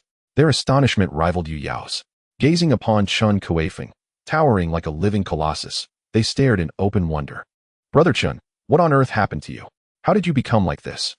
Seeing Yu Yao embrace him, Li Mingjie and the others stepped forward, only to be halted by Yu Yao's firm grip. Bewildered, they could only voice their awe aloud. "We'll discuss that later. Is Fang Minjing here? The anomaly has been neutralized.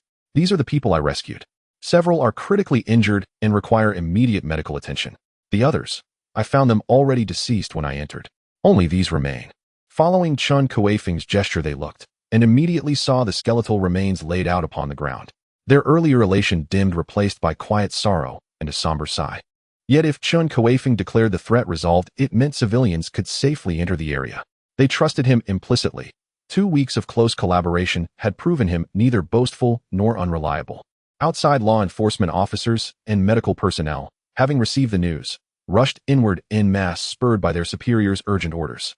They already knew 7 lives hung in the balance, most perilously close to death, and thus gave their absolute all without hesitation. Chun Kuifeng withdrew from further involvement.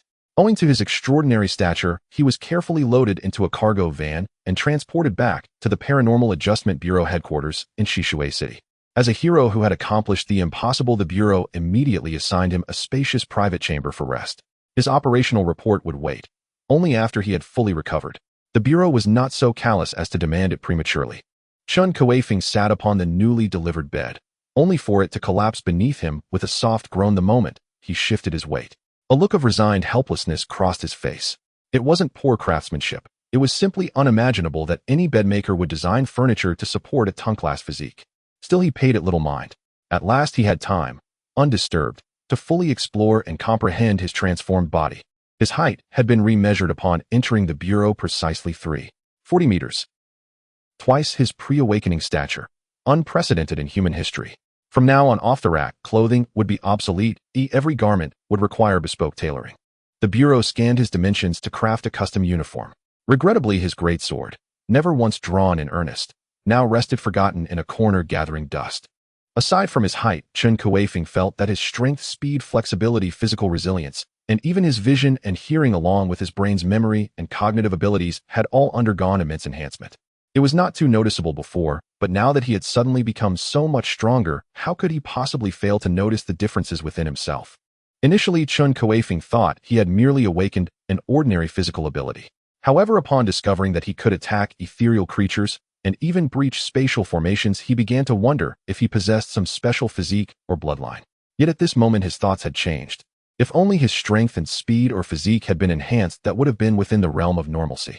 But the fact that even his soul had grown stronger was quite absurd.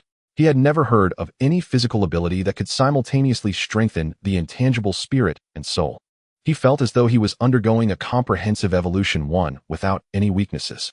The only drawback, perhaps, was that his height would exceed that of ordinary people. In truth, Chun Kuifeng had not rested for long. He returned to the Anomaly Adjustment Bureau in the early morning, and it was already afternoon, time to report on this incident. The reason the Bureau allowed him this brief respite was entirely so that Chun Kuifeng could organize the finer details of his actions during this operation. Otherwise, reporting would be incoherent and waste both time and energy. Chun Kuifeng, you're here. Please take a seat. Chun Kuifeng was led into the office of Director Tian Zhonghua, where he saw the director sitting rigidly in place. Beside him were two recording personnel responsible for documenting the specifics of this operation and the ensuing dialogue. Maybe I should stand instead. Chun Kuifeng showed a look of hesitance, vividly recalling the moment when he had collapsed a bed in the dormitory. Although a larger chair had been specially prepared for him, he still hesitated to try it as his weight posed a significant burden on the chair. It's fine. You can sit down without worry, but if it collapses, I won't blame you. A hint of a smile crept onto Tian Zhongguo's otherwise serious face. He was aware of the incident involving Chun Kuifeng collapsing the bed and was currently hastening the Bureau's logistics personnel to work overtime to provide him with a new bed and clothing. Looking at the giant before him who could run on fists and stand on arms, Tian Zhonghua was filled with admiration. Coming from a military background, he admired such masculine vigor. Chen Kuifeng's robust build made him lament that if the world had not changed, he would have surely recruited Chun Kuifeng to his ranks for rigorous training. However, for now, the Anomaly Adjustment Bureau was in greater need of such talent. Seeing this, Chun Kuifeng reluctantly pulled over a chair and cautiously sat down. To his surprise, the chair bore his weight without any signs of collapse. Upon touching it, he discovered it was made entirely of solid steel. This is my action report. Chun Kuifeng carefully pulled out several report sheets from behind and handed them to Tian Zhonghua. Tian Zhonghua took the report sheets and began to read them word by word, his expression changing constantly as he did. After finishing, he handed the report sheets to the two people beside him and began to inquire with Chun Kuifeng. In your report, you mentioned that the entity responsible for the Central Park incident was a Shunlong with nothing but a skull left. How did you ascertain its identity? It was the Shunlong that informed me, and my miniature recording device captured the mural depicting its origins, which I will submit to the Technical Bureau later. Tian Zhonghua nodded, then quickly followed up with, you had no common language with it. How did you resolve that issue? Actually, I'm not sure. The Shunlong didn't speak, but communicated in a manner similar to mental exchange, and I naturally understood its meaning. When did you discover that your body could attack ethereal creatures and absorb their energy? I had my suspicions during my battle with the Blood Soul Demon, but it was only during my encounter with the Shunlong that it became clear. Tian Zhonghua asked Chun Kuifeng many questions that could not be elaborated upon in the report. Only face-to-face inquiries could yield clearer conclusions. It was not just Chun Kuifeng who experienced this. Every anomaly investigator who encountered such special events would go through a similar process to document these incidents. This way, if similar occurrences arose in the future, they wouldn't be utterly bewildered. After the inquiries were complete, Tian Zhonghua stood up and extended his right hand to Chun Kuifeng, who stood up without hesitation to shake it. You've truly worked hard. You can go rest now. Simply based on the report, although Tian Zhonghua could sense that this incident was incredibly perilous, he could not fully empathize. Only after questioning Chun Kuifeng did he realize that his survival was nearly a miraculous feat. It could be said that apart from Chun Kuifeng, anyone else who fell into that secret realm would have met with death, including even Li Mingjia, whom he held in high regard. However, at that moment, Chun Kuifeng hesitated. He did not leave. Instead, he solemnly asked Tian Zhonghua a matter. Director Tian, I have something important to report.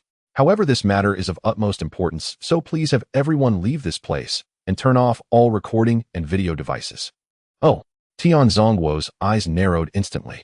He did not believe Chun Kuifeng was being overly dramatic. Did he conceal something regarding the Shunlong incident? No wonder Tian Zhonghua felt something was amiss. Are you sure?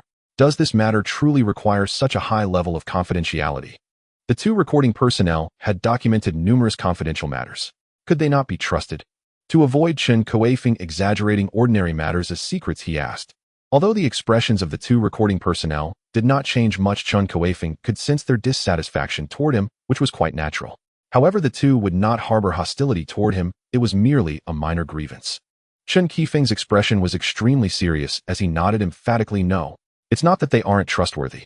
It's just that what I am about to say is of great significance, but it's better they do not hear it. Since Chun Kuifeng had said so, Tian Zhonghua would not continue to refute him, instead waving his hand. You two may leave for now and activate the first level of silent mode. Military personnel are known for their decisiveness. Since he chose to trust Chun Kuifeng, he would not doubt further, but directly ordered the activation of the first level of silent mode.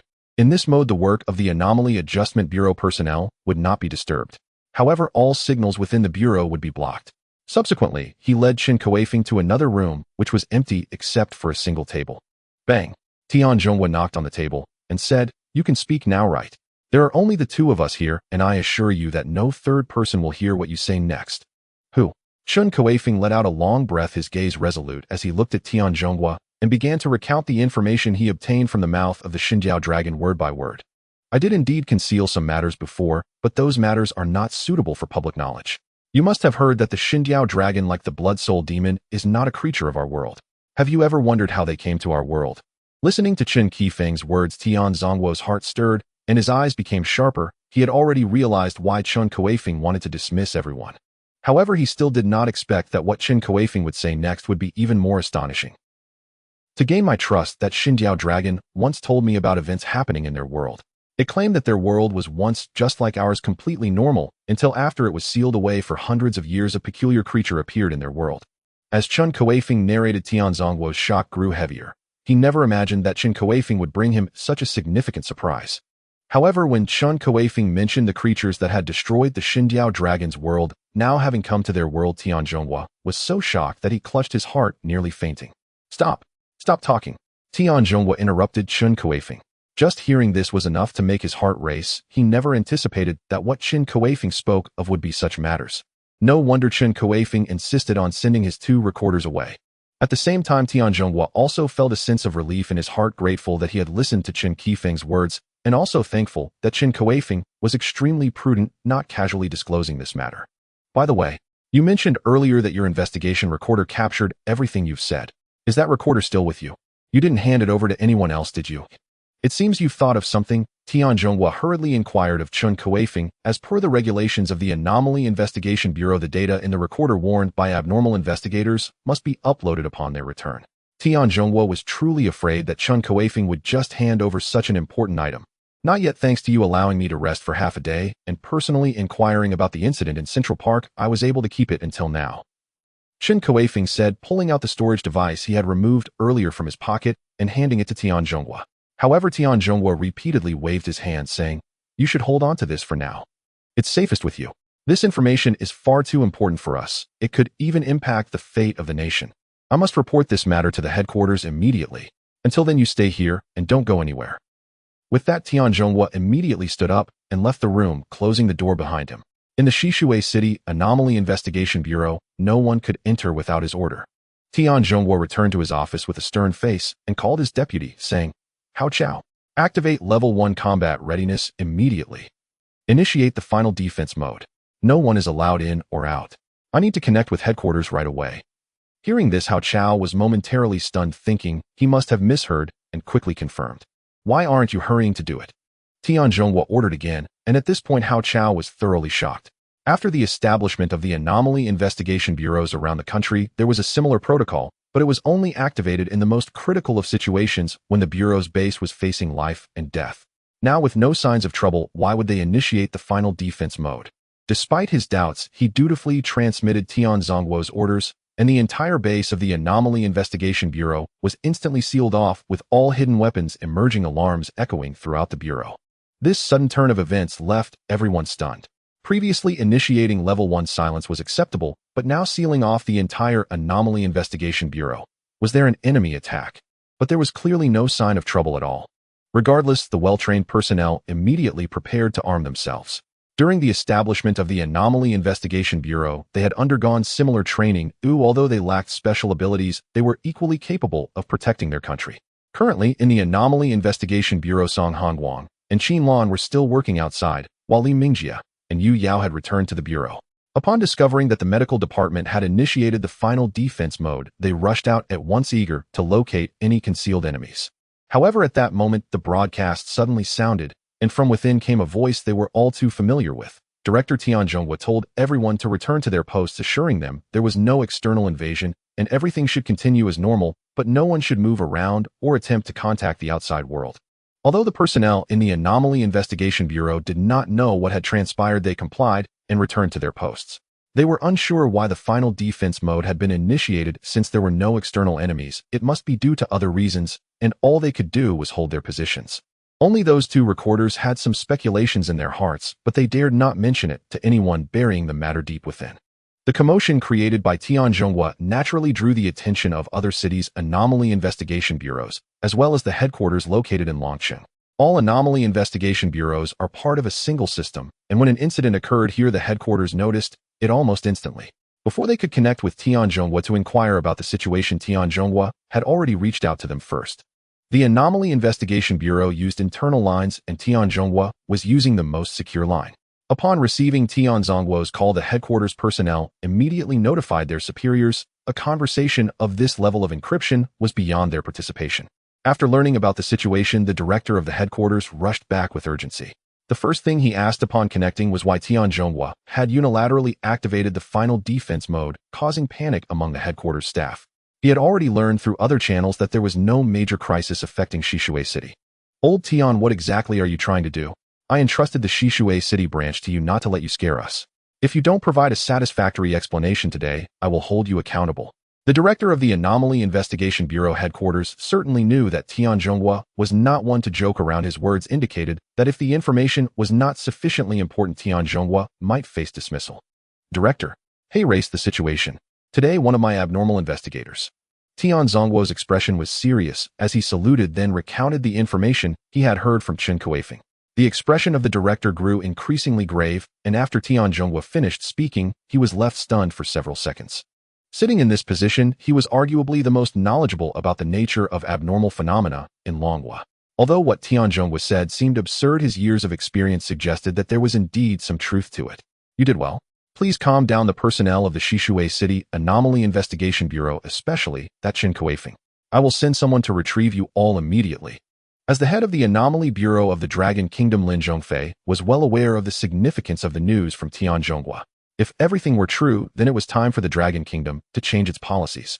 To verify the authenticity of the situation, Lin Zhongfei immediately dispatched investigators from the Dragon Kingdom's headquarters to bring Chun Kuifeng and the recording device containing the video materials. The government's response was swift. Within just over 3 hours, Chun Kuifeng and the recording device were brought back to Longqing. The headquarters of the Anomaly Bureau in Longqing was not as talent scarce as the branch in Shishui City. As the capital of the nation, the abilities of the practitioners here far exceeded those from other places, both in quantity and quality. However, even at the headquarters, they seldom encountered individuals like Chun Kuifeng. Though the number of those who awakened physical enhancement abilities was the highest, none matched Chen Kuifeng's impressive stature and strength. But Lin Zhongfei was not focused on that. After meeting Chen Kuifeng, he inquired in detail about everything Chen knew, while also thoroughly reviewing the footage and audio recorded by the device. After that, Lin Zhongfei went directly to the central authority. That night, no one knew what they discussed, but the national policies of the Dragon Kingdom underwent significant changes afterward. On the international market, the Dragon Kingdom began quietly acquiring a large quantity of resources, essentially disregarding costs, while continuously converting foreign currency into resources. They also began to quietly call back their compatriots who were abroad. Of course, if they were unwilling, the Dragon Kingdom would not force them. Although the Dragon Kingdom's actions were very discreet, other countries were not oblivious. Once they noticed the turbulence in the international market, they naturally traced it back to the Dragon Kingdom orchestrating everything behind the scenes. Even though they did not understand why the Dragon Kingdom was willing to incur losses to do this, it did not prevent them from using it as another reason to suppress the Dragon Kingdom. Currently, the number of extraordinary abilities was still too few. Although at the start they could gain certain advantages with their unique abilities, once the country reacted, these extraordinary practitioners could only become tools in the hands of these nations. Seeing that they had no time to suppress the Dragon Kingdom, how could they not seize this opportunity to strike? However, all of this had little to do with Chun Kuifeng for the time being. Thanks to the merits brought by this information, he not only earned the honorary title of colonel, but also caught the attention of the Anomaly Bureau headquarters. Yet the headquarters did not lack a fierce warrior like him. After rewarding him with substantial wealth and some special energy crystals, he was sent back to Shishui City. After returning to Shishui City, Chun Kuifeng adapted for only a day before going out on a mission equipped with new gear specially allocated by the headquarters. Due to his towering height and size, the waterproof pickup truck initially used for transport had transformed into a large van adorned with the logo of a moving company. Aside from the first encounter with the Shenlong, the strange creatures Chun Kuifeng faced over the next half-month were relatively easy to handle. They ranged from recently discovered undead to hidden extraordinary practitioners causing chaos among the populace. For Chun Kuifeng now, these encounters were merely a matter of a single punch. If the so-called apocalyptic threat posed by the Shenlong was merely this, it truly seemed rather trivial. he teamed up with Yu Yao again. Especially after resolving several abnormal incidents, Chun Kuifeng discovered that Yu Yao's energy was very effective against those undead. Often it was unnecessary to obliterate them, just infusing energy into them would usually nullify their undead state, thus sparing Chun Kuifeng from making every encounter so bloody. Yet while the world appeared calm, it was rife with hidden currents. In places unnoticed by the public, wild beasts in the mountains, cats and dogs in the cities, and even cockroaches in the sewers and weeds by the roadside were undergoing unknown transformations. Perhaps all it needed was a single trigger for this change to erupt. And that trigger was about to arrive. Just as the Lighthouse nations secretly sought to unite other countries to interrogate the Dragon Kingdom for its rampant resource acquisitions, disrupting international order, and causing panic, the second wave of colorful orbs descended. Compared to the first time, this second arrival of colorful orbs was even more abundant, dazzling like rain in the night sky. Everyone who witnessed this scene knew that the world was about to change. Even the dullest individuals could sense many differences at that moment. The arrival of the second wave of colorful orbs was greatly beyond the expectations of leaders from various countries. They had just dealt with the anomalous practitioners in their own nations, yet unexpectedly, even more emerged this time. They could already imagine how chaotic their countries would become after this night. Except for the Dragon Kingdom, which was well prepared, other countries were in disarray and naturally had no time to create trouble for the Dragon Kingdom. After receiving the news from Chun Kuifeng, the Dragon Kingdom had some suspicions. If these colorful orbs were manipulated by someone, there might be more to come, and they had long been prepared for this.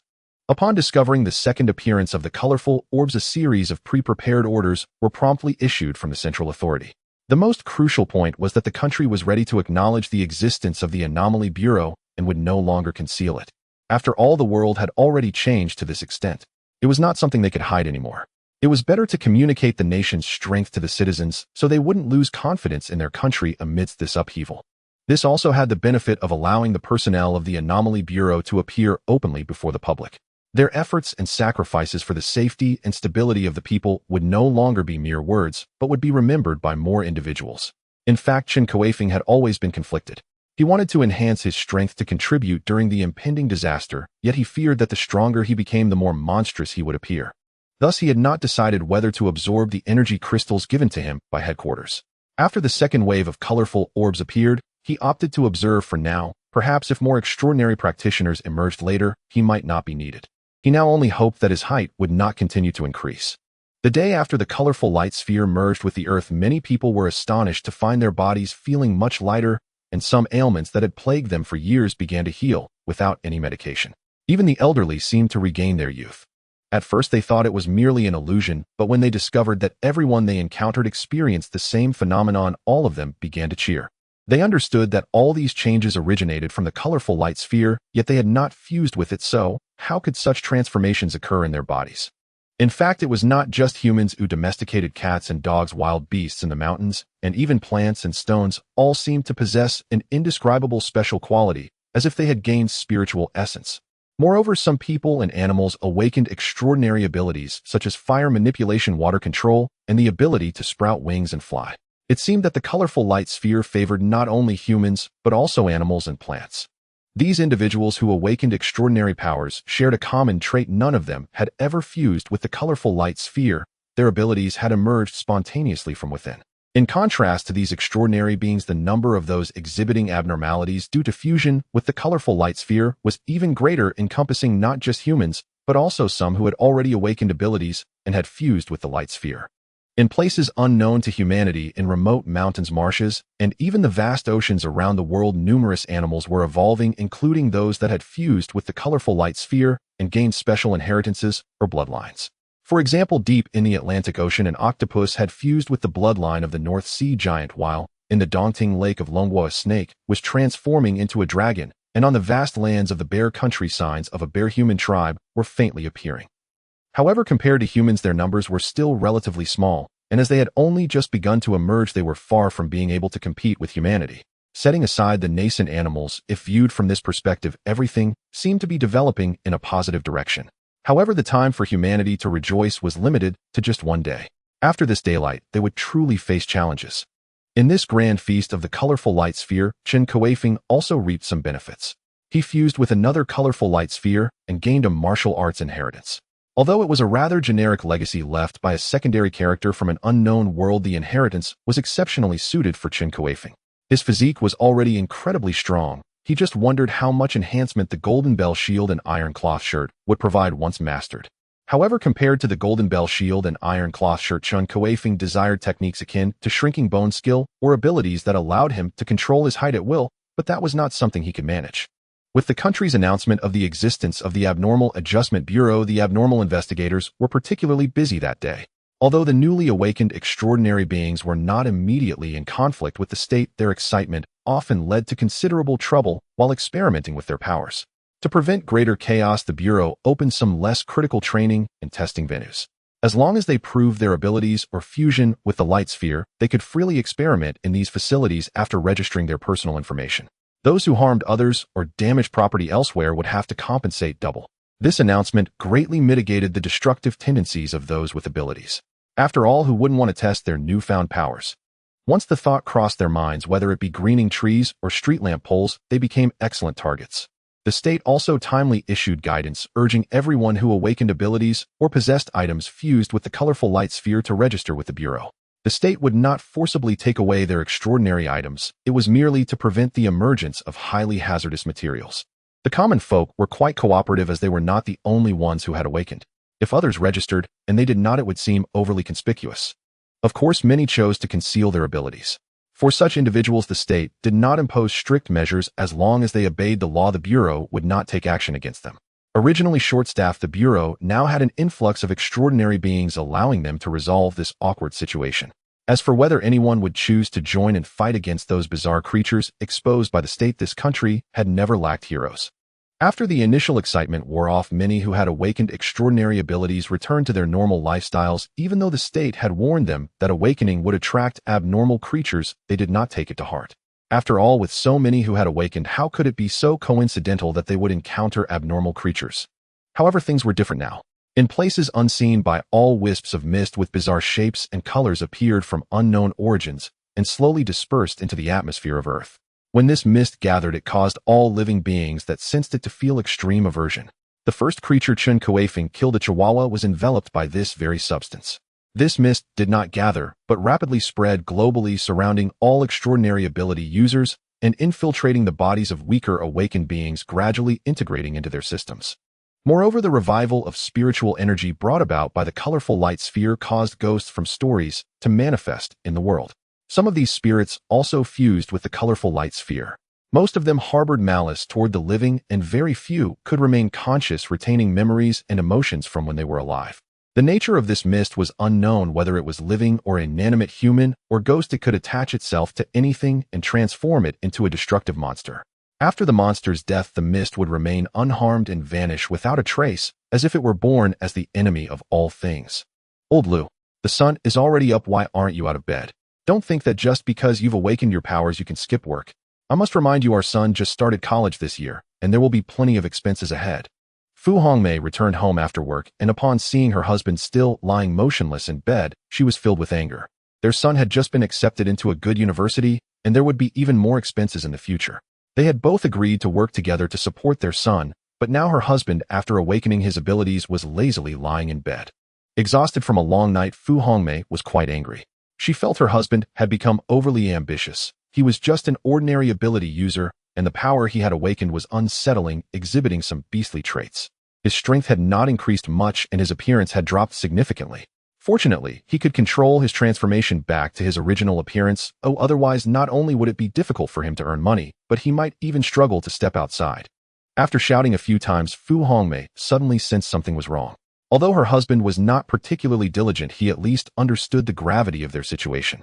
With their son getting into a good university, he had been discussing the importance of hard work just days ago. Why was he suddenly bedridden today? Moreover, she had called him for so long, yet he had not responded at all. Could it be that something was wrong with his health? Fu Hongmei felt a twinge of fear in her heart. She hurried over and discovered that her husband's body was trembling uncontrollably. She quickly shook him and softly asked, "Old Lou, are you okay? Please don't scare me." At that moment, her husband suddenly burst out from under the covers, turning to glare at Fu Hongmei with a fierce look. He had completely transformed into his awakened state, looking even more terrifying with murky eyes and drool dripping from his mouth. Fu Hongmei was so frightened that she fell to the ground, quickly calling out in a trembling voice, "Old Lu, it's me. What's wrong with you?" However, her calls had no effect. Her husband lunged at her with a vicious intent, and amidst her screams, he tore her apart. Such incidents were not isolated, they occurred everywhere around the world. After killing the nearest living being, these individuals began to leave their homes, constantly searching for more prey. Those who were killed by them would, after some time, be possessed by the mist, transforming into undead beings, joining the cause to annihilate all life. Moreover, those killed by these undead would also transform into undead themselves. Without intervention, this world would soon face a calamity reminiscent of the apocalyptic films. It wasn't only humans, even wild animals were not exempt. Many beasts, from large lions and tigers to small mice and lizards, and even insects like spiders and crickets, fell victim to the mist. All animals showing signs of life could not escape the same fate. The Dragon Kingdom was somewhat better off as the disaster struck during the day. The government quickly noticed this anomaly and immediately raised the alarm, urging all residents to stay indoors and not to go out. They mobilized all available forces to form a first line of defense. The Special Response Bureau, which dealt with such incidents, was fully mobilized. Everyone, whether on a mission or still training, was called into action. As the strongest member of the Special Response Bureau in Shishui City, Chen Kuifeng naturally joined this battle. Since the infected individuals were randomly distributed throughout various locations rather than clustered together, it forced the Bureau members to split up and take action to eliminate the anomalies wandering the city. For Chen Kuifeng and his colleagues, this situation was familiar, but for the newcomers who had just completed training, this was their first encounter. If they were not given proper guidance and protection, sending these newcomers out would undoubtedly be a form of murder. Current circumstances were not what they had faced when Chen Kuifeng first emerged. The number of anomalies wandering the city was many times greater than the members of the Bureau. Even trained newcomers faced a high risk of death in unexpected situations. No matter how well they learned, it was just hearsay. When faced with real danger, how many could think of the right course of action? Thus, the 6 first members of the Special Response Bureau each brought along several newcomers, forming teams to clear out the anomalies in the city. As they parted ways, everyone's expression was unusually serious. Times had changed, and they were uncertain if they would see each other again after this mission. Come back alive. All right. They made a pact among themselves, yet the newcomers appeared indifferent, even exhibiting excitement. For the first time out on a mission, they encountered such a major crisis. Wasn't this the perfect opportunity to showcase their abilities? Seeing this, Chen Kuifeng couldn't help but shake his head. These newcomers had yet to face any real hardship. In the current environment, anything could happen. Mere strength would not resolve the issues. All personnel assemble. Now you all follow me closely. Unless I give the command, no one is allowed to act recklessly. Chun Kuifeng looked at the 4 assigned to him and issued a directive, knowing that the dangers posed by anomalies had to be experienced firsthand. The weapons Chen Kuifeng had prepared earlier were no longer usable, and going into battle without weapons was not an option. Although he believed his fists were formidable, having a suitable weapon would significantly enhance his strength. To match Chen Kuifeng, the Special Response Bureau of Shishui City had already requested equipment from headquarters, and just before this crisis erupted, they had provided him with his weapon. This weapon looked quite peculiar, and one might even argue it hardly qualified as a weapon. For others it was rather impractical, but for Chen Kuifeng it was just right. When the weapon was delivered to Chen Kuifeng, he was extremely surprised, and even doubted whether it could truly be considered a weapon. However, upon picking it up and weighing it in his hands, he realized it was actually quite impressive. It turned out to be a massive signboard adorned with indistinct English letters. The personnel from the Anomaly Bureau headquarters informed him that this was simply an advertisement cleverly fused with the first wave of descending rainbow orbs. The items contained within the rainbow orbs were none other than a giant zombie from the globally popular casual game Plants vs. Zombies, along with the signboard held by Gantier. The giant zombie and Gantier were incredibly powerful. Their size was not as small as depicted in the game. After all, among them were those wielding telephone poles. In comparison, could Gantier still be deemed small? The quality of this signboard was naturally exceptional, being much harder and heavier than those in the real world. After Chun Kuifeng took it in his hands, he could feel a persistent ability that stimulated a frenzied state. Once in that state, he would gain speed enhancement akin to that of a reedy giant zombie, with significant boosts in both attack and defense. Additionally, the signboard came with a complementary active skill, Heavy Strike, which could channel all of one's strength to deliver a sudden immense pressure to an entire area in front. The stronger the force, the greater the impact, akin to a massive compactor flattening everything in its path. For Chun Kuifeng, the enhancement from the frenzied state was negligible. He certainly wouldn't allow himself to fall into that state. This frenzied state was actually quite easy to resist. Even an ordinary person holding the signboard could maintain their willpower and avoid the frenzy. However, for mindless zombies, it was perfectly suitable. Nonetheless, the heavy strike skill was quite useful. After employing it, Chun Kuifeng could mobilize his power, targeting an entire area ahead for a downward smash. The attack range covered a large flat area, not limited to just the signboard's attack range. According to the personnel from the Anomaly Bureau headquarters, when they first discovered this signboard, they had considered cutting it up. However, they had previously encountered failures where items once divided could only retain their original material characteristics and lost their inherent special abilities. Thus, this signboard had remained untouched. Coincidentally, the personnel from the Anomaly Bureau in Shishui City sought to procure a weapon for Chun Kuifeng and naturally thought of this dusty Gantier signboard that had been left in storage. In fact, this signboard was already considered outstanding among all available weapons, if not for the fact that few could wield it, it might not have even come to Chen Kuifeng's hands. Let's go. With the heavy signboard slung over his shoulder, Chun Kuifeng took the lead, rushing towards the location where drones had detected the presence of anomalies. As for the original police and military, they were responsible for maintaining order and guarding areas not yet invaded by anomalies. The task of clearing out anomalies in the city fell solely to Chun Kuifeng and his team. The four newcomers led by Chun Kuifeng each had their own unique traits. One had inherited the skills of a character from a certain knockoff mobile game, which were flashy but had rather poor lethality.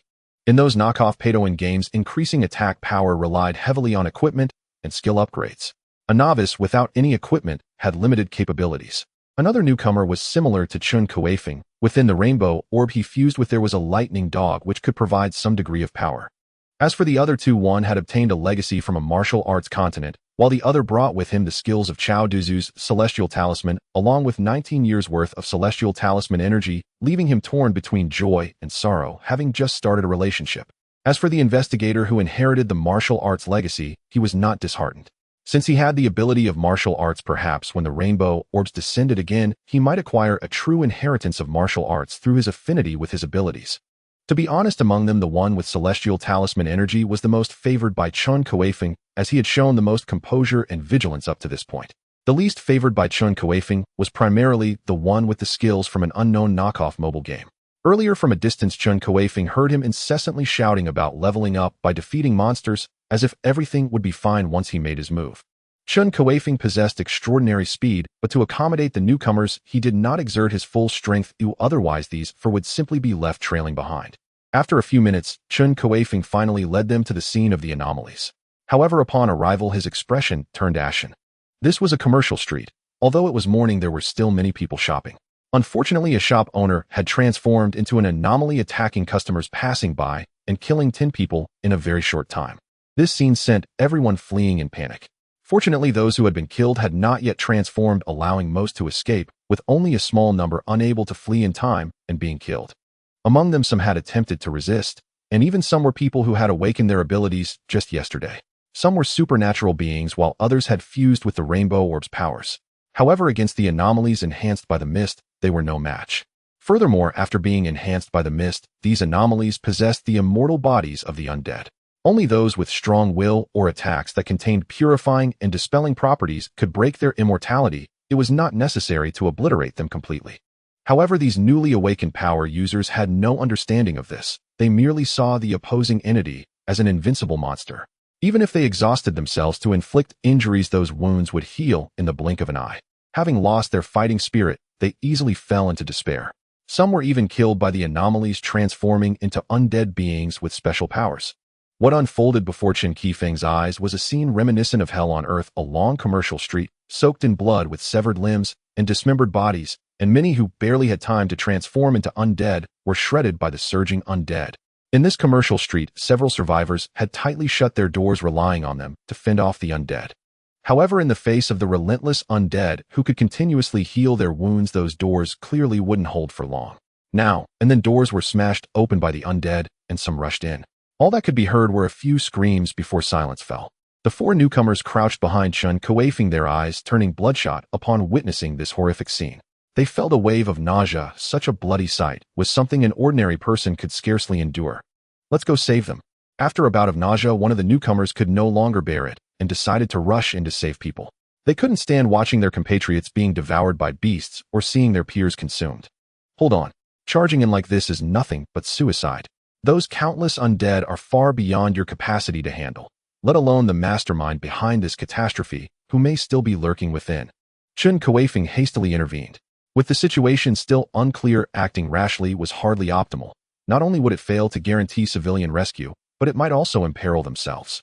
In his view, the most prudent course was for him to charge ahead alone while the novices held position at a safe distance.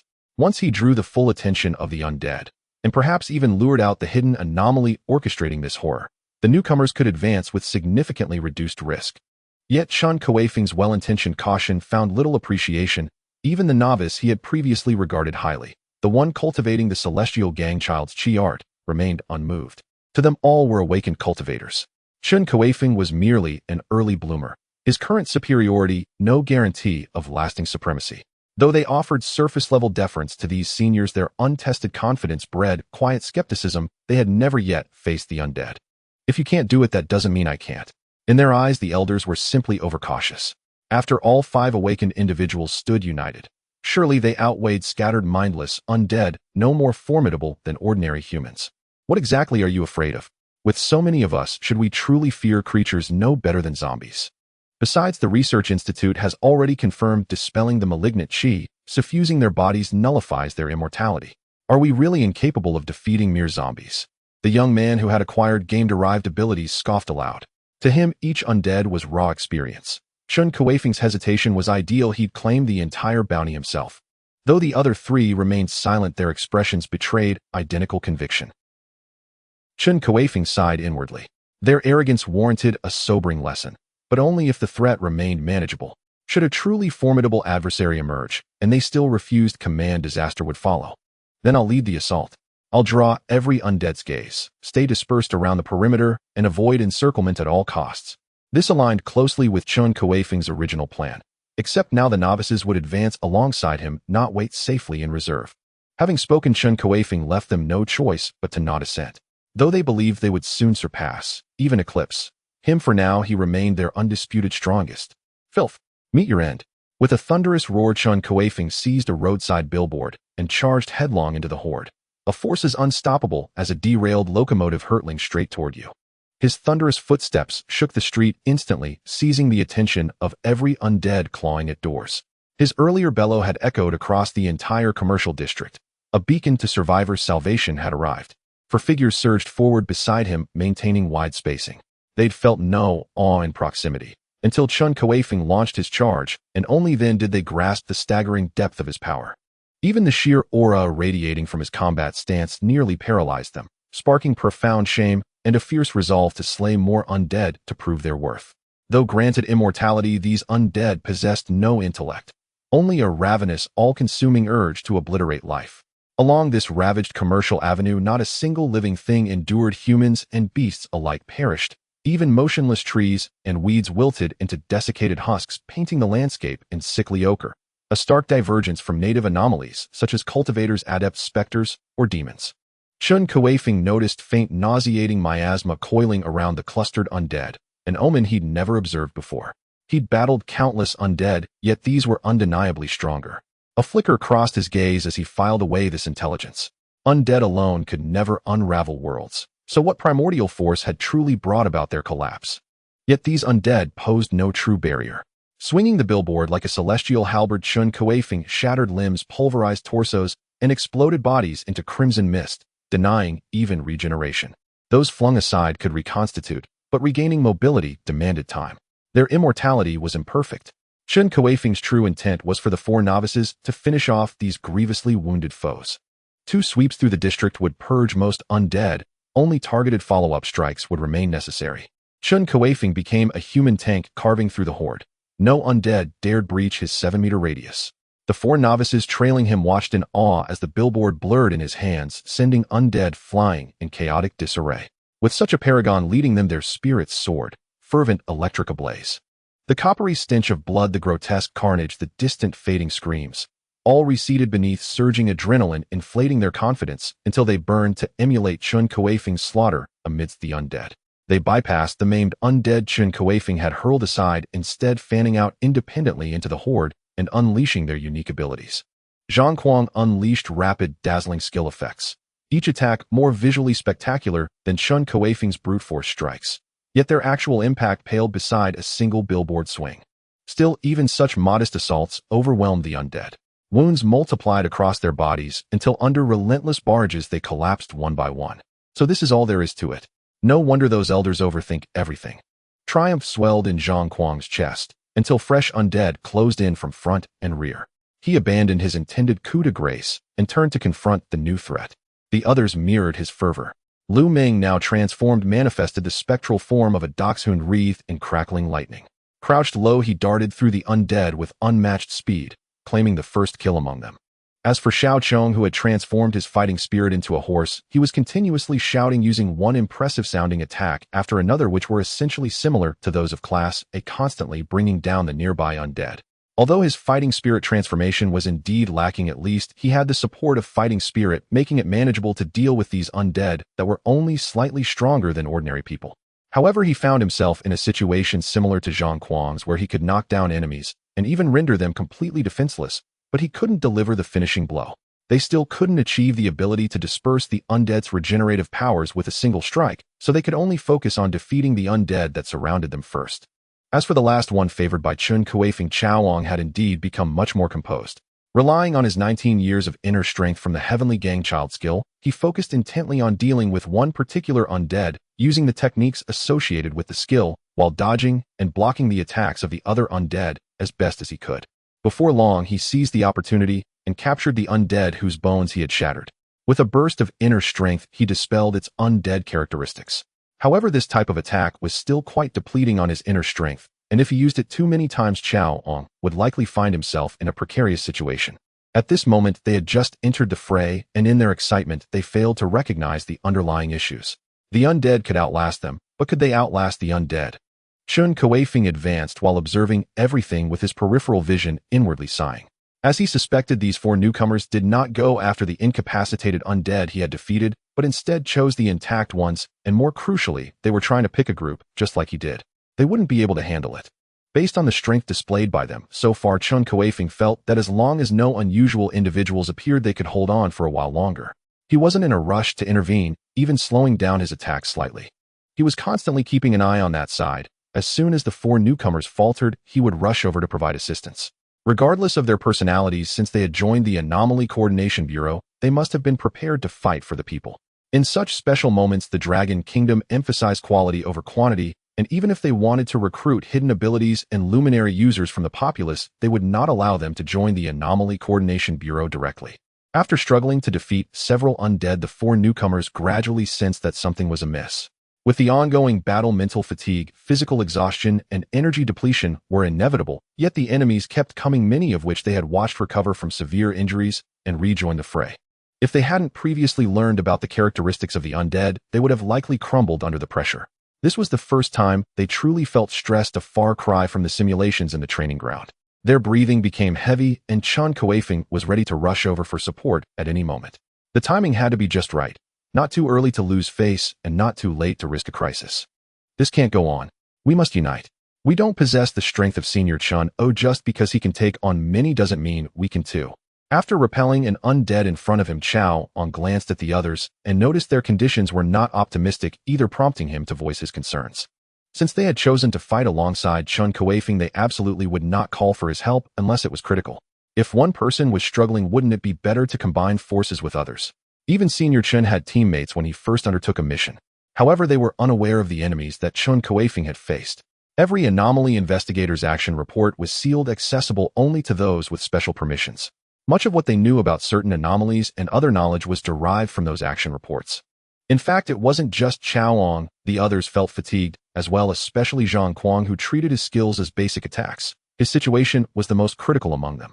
As his stamina and internal energy dwindled, both his attack power and reaction speed significantly slowed, and he bore several wounds from the undead attacking him with their bone shards. Good. The three quickly agreed to Chaoang's proposal and began to converge, but their gathering was made extremely difficult due to the large number of undead surrounding them. Fortunately, Lu Ming was exceptionally fast. His guardian spirit had several combat forms, and currently, he was utilizing the possession combat method. While this reduced the combat effectiveness of his guardian spirit, it greatly enhanced his own self-protection capabilities. Seeing an opportunity, Lu Ming charged through several undead beside him and directly reached the side of the struggling Zhang Kuang. Upon seeing Lu Ming's arrival, Zhang Kuang breathed a sigh of relief, feeling a significant reduction in pressure. The two acted in concert, their advance speeding up considerably. They soon reached Xiao Chong's side and joined him. Shortly after, Chao Ong also joined in, and the four took positions at each corner. This way they only needed to deal with the enemies in front of them without worrying about their backs. However, their actions also caused the undead following them to converge, resulting in an even larger number gathered their vicious and cold gazes, sending shivers down the spines of the four. At that moment, Lu Meng and the others finally understood why Chun Kuifeng had asked them to wait. If it weren't for Chun Kuifeng attracting the vast majority of the undead alone and slaying them in droves, they would have likely been overwhelmed by the tide of undead. Not bad. From a distance, Chun Kuifeng smiled upon witnessing this scene. With their formation, as long as they didn't encounter the anomaly responsible for all this, they should be able to hold out until he cleared the entire commercial street. Chun Kuifeng also let go of his concerns, running forward in large strides. The advertising board in his hand was lethal, causing devastation with every swing, and he dashed from one end of the commercial street to the other. After thoroughly dispatching several undead at the very edge, he hurried towards the direction he had come from, casually swatting away any stragglers. The commotion caused by Chun Kuifeng in battle was immense, earning him the title of Urban Destroyer. The deep footprints on the roads, the broken flower beds, the snapped streetlight poles, and the damaged shop walls all testified to his destructive power. Roar! As Chun Kuifeng was enthusiastically hammering the undead into a mist of blood, a peculiar sound suddenly emerged from a nearby alley to his left. Chun Kuifeng turned towards the sound and discovered an exceedingly plump undead was moving towards him while roaring. This undead was grotesquely bloated, with its skin covered in bumps and tumors, giving it a rather appetizing appearance. Moreover, it stood over 2 meters tall, and its extremely fat body, coupled with the multitude of tumors, could easily qualify it as a boss or at least an elite enemy in a game. Monsters like this certainly had long health bars. If Chao Ong and his companions were to whittle it down, it would take an eternity. If a group of smaller minions showed up around it, Chao Ong and his friends would surely face total annihilation unless they ran away quickly. This undead was originally a fitness coach at a gym near the shop. When the colorful orbs descended for the second time, he awakened his superpower, which allowed him to proliferate muscle, gaining greater strength and physique. However, despite awakening his abilities, it was not necessarily a good thing. Although his muscles had been reinforced, his bones remained unchanged. He could share some of the pressure on his bones with his strengthened muscles, but if he exerted too much force, he risked fracturing them. Yet this was not a major problem. Times were changing, and if given the opportunity in the future, he might even procure an adamantium skeleton like Wolverine's. Even without an adamantium skeleton, the methods to reinforce bones in countless realms were numerous, so the fitness coach did not take it seriously and actually began to show off. He did not register with the Anomaly Control Bureau, but instead hid away, frantically consuming protein powder. Not satisfied with his own, he also swiped some from other coaches and clients, claiming he had forgotten his own. The muscles he gained did not come for free. They required energy support, which was the reason behind his protein powder binge. Although his strength had increased significantly and his muscles were explosive, resembling a dominant presence in the pre-transformation bodybuilding world, his bloated muscles severely hampered his speed.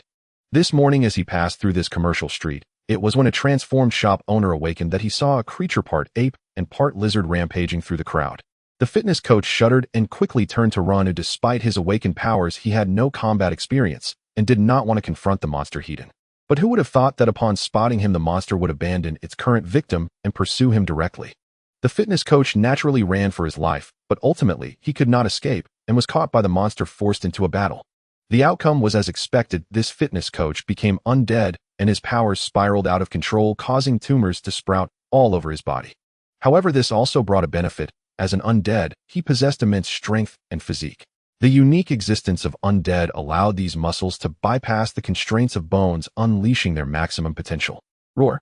Upon seeing Chun Kuifeng, this undead became even more enthusiastic, roaring as it charged towards him, swinging its fists to engage. Chun Kuifeng brought down a billboard, which surprisingly was held off by the undead, and they began to clash through the billboard. This piqued Chen Kuifeng's interest. He could feel that the undead's strength was only slightly inferior to his. Even someone like Song Hongguang, who possessed enhancement techniques, might not match its power. Chun Kuifeng pressed down hard on the billboard, and suddenly a series of cracking sounds erupted from within the undead's body. It shrank significantly as its bones were completely crushed. However, this injury was insignificant for the undead. Its true strength resided in its flesh. Feeling the pressure, the creature trembled, and the tumors hanging from its body began to fall off one by one, sprouting countless writhing tendrils that rolled towards Chun Kuifeng like a mass of chaotic weeds. So this muscle enhancement ability could be used in this way. Yet it was indeed quite disgusting to avoid being crawled upon by those repulsive things. Chen Kuifeng directly withdrew his strength and raised the billboard high even as the muscular undead clung to it lifted into the air. Huh. With a furious shout, Chun Kuifeng swung the billboard down violently onto a designated area before him, utilizing the billboard's skill-heavy strike. If strong enough, this skill could even crush a car into a flat piece of metal uniformly spread out. The muscular undead trembled violently and fell from the billboard, while the tumors that had fallen from its body were naturally flattened into a pool of blood-red circles with not a single one surviving. Even the muscular undead was now covered in cracked muscles, its body flattened, resembling a dying creature. When Chun Kuifeng first used this skill, the entire commercial street shook. Those unaware might have thought it was an earthquake. The subsequent massive sound shattered all the glass in the area. The survivors, still hiding in their homes, quickly hid in corners to peek out, and upon seeing the attire of Chun Kuifeng and Chaoang, they could not help but cheer. Anomaly Control Bureau. They are from the Anomaly Control Bureau. I've seen their uniforms. The country has sent people to save us. The crowd was filled with tears of joy. These undead had been lingering here, and without rescue one after another, they would have broken down doors and forced them to join their ranks. Seeing so many people still alive brought a smile to Chun Kuifeng's face, grateful that the situation had not reached its worst point. By now the commercial street was littered with the undead that Chen Kuifeng had beaten into broken bones. He swung the billboard like a broom, sweeping them off the road, while a few lightly injured ones posed no significant threat. After witnessing Chen Kuifeng's heroic performance, their confidence surged. A few bold individuals even rushed out of the room, attacking the undead with tears streaming down their faces, likely mourning relatives or friends who had fallen to the undead. Seeing this, Chen Kuifeng frowned and shouted loudly, "Stop. Keep your distance from those undead. Unless you completely crush their limbs, you cannot kill them. Once they recover, you may find yourselves in danger." Upon hearing Chen Kuifeng's words, most people immediately ceased their actions, but a few continued to torment the undead despite the warnings, causing the onlookers to wince. Some of them argued, "I am an ability user, I can handle them." Yet where were they when these undead were rampaging? However, this could be considered a good thing. After all, if these ability users were to perish at the hands of the undead, it would only lead to more elite mini-bosses. Chen Kuifeng couldn't worry too much about it. If these people chose to court death, he couldn't stop them. He could only do his utmost to eliminate the nearby undead as quickly as possible and move on to the next location. Although Chen Kuifeng had mentioned that the undead needed to be turned to dust to be truly killed, there was always someone clever in the crowd. A girl holding a white samyed rushed back into the room, took out a large bottle of medical alcohol, and poured it all over the undead lying around, healing their wounds. After dodging a few limbs from the paralytic undead reaching for her calves, she commanded her samyed, "Huan, go. Avengajia." The samyed whimpered, then breathed fire onto the undead, soaked in alcohol, igniting their bodies. It turned out to be a samyed with awakened abilities. Chen Kuifeng couldn't help but glance at it twice, causing the samyed to tuck its tail and hide behind the girl. With the alcohol fueling the flames, the undead quickly caught fire. Yet even amidst the inferno, they remained silent, only futilely moving their functional limbs in an attempt to destroy the nearest living beings. However, under the scorching flames, the undead soon fell silent. Seeing this, others imitated the act, pouring gasoline where there was no alcohol, cooking oil where there was no gasoline, or even wax. Even though these undead had once been their relatives or friends, everyone understood that once the undead rose again, they would be the complete enemies of humankind. Moreover, they were extremely hard to kill. Only turning them to dust could completely eliminate them. Out of both anger and the desire to prevent their loved ones' bodies from being desecrated, they displayed such madness. After all, before Chen Kuifeng arrived, each of them faced the constant threat of being overwhelmed by the undead and dying. Soon the entire commercial street was ablaze, and a strong scent of roasted meat filled the air, saturating the entire street. Although the aroma of meat was extremely tempting, everyone present knew the source of the smell, and one by one they were retching uncontrollably. They desperately covered their noses, but the stench was everywhere, and there was no escaping it. Chen Kuifeng was also quite speechless. Normally, with his speed, completely exterminating this group of undead wouldn't be difficult. However, with the citizens setting fires, the rising black smoke obstructed visibility and could easily cause a fire. Most importantly, Chen Kuifeng did not wish to breathe in that odor. Fortunately, his lung capacity was large enough that he could hold his breath for a while. Most of the undead had been burned to death by the furious citizens, leaving only a few surrounding Chaoang and his companions. These undead did not know how to hide. As long as there were any living beings within their sensing range, they would continually wreak havoc. Chun Kuifeng quickly eliminated all the undead, including one or two elite mini-bosses similar to that muscle-enhanced undead but in front of Chen Kuifeng, they were hardly a challenge. Only those anomalous beings directly invaded by the mist and enhanced could contend with Chen Kuifeng. Such anomalous beings had completely transcended the scope of their original abilities. Who knows what strange powers they would derive from their abilities? Moreover, their combat intelligence and cunning were far beyond that of the sluggish undead. After conversing with the survivors here for a while, Chun Kuifeng learned from a few of them about the source of these undead and the whereabouts of the ape-like undead. By then, Xiao Ong and his companions had just managed to eliminate the last undead, nearly collapsing to the ground from exhaustion. Do you still have strength left? Do you need to rest for a while? Chen Kuifeng asked in a very casual tone without mocking them. However, the more he spoke like this, the more embarrassed they became, their faces turning red. Previously, they had thought they could sweep through effortlessly, but upon encountering the undead, they realized how absurd it was.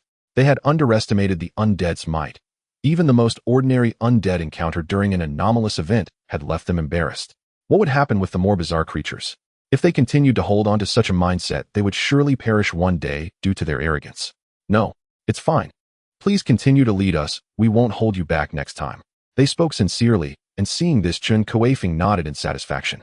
After this real battle, they should no longer be so arrogant. When they truly ventured out alone for missions in the future, their chances of survival would increase significantly. If that's the case, time is of the essence, and we cannot delay. Let's set off immediately. Yes. Though they were all quite tired, they gritted their teeth in response. At that moment, they felt a twinge of regret. If they hadn't acted recklessly and instead chosen to finish off the undead that Chen Kuifeng had severely weakened, they could have conserved a lot of energy. Now, even running was extremely taxing. It wasn't that they didn't want to drive, it was because the undead and anomalous beings were rampant and the roads were filled with obstacles. Driving was slower than walking. You guys should come up and rest for a while.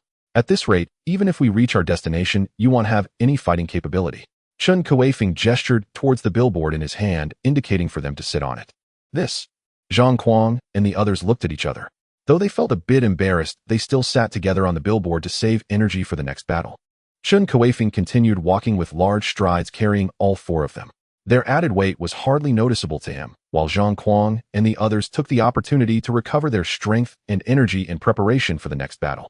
Fortunately, the country notified the entire nation as soon as the anomalies were discovered, urging all residents to take refuge in safe places and refrain from venturing outside, otherwise the casualties would have been even greater.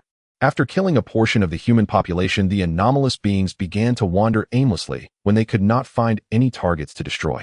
Although humans had hidden themselves, there were still a few who failed to hide well and were caught. Coupled with the roaming animals in the city, this made the movements of the anomalies extremely chaotic.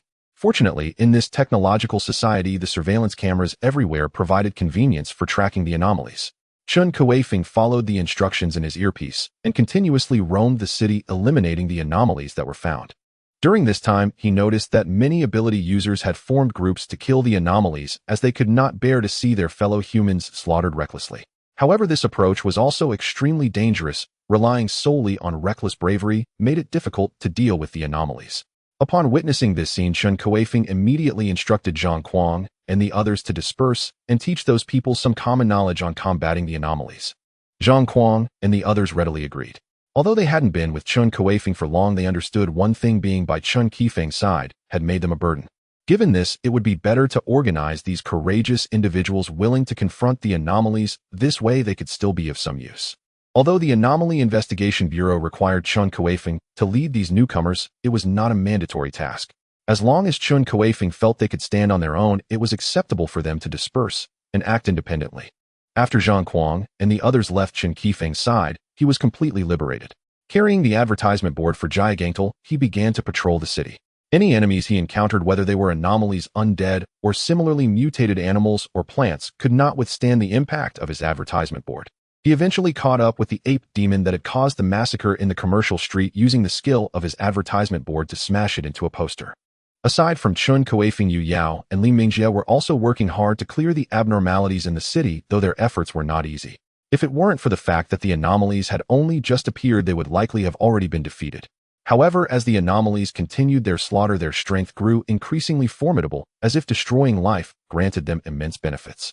After a day and night of arduous struggle, the anomalies and undead in the city were finally eradicated, with Chun Kuifeng, Yu Yao, and Li Mingjie all contributing significantly.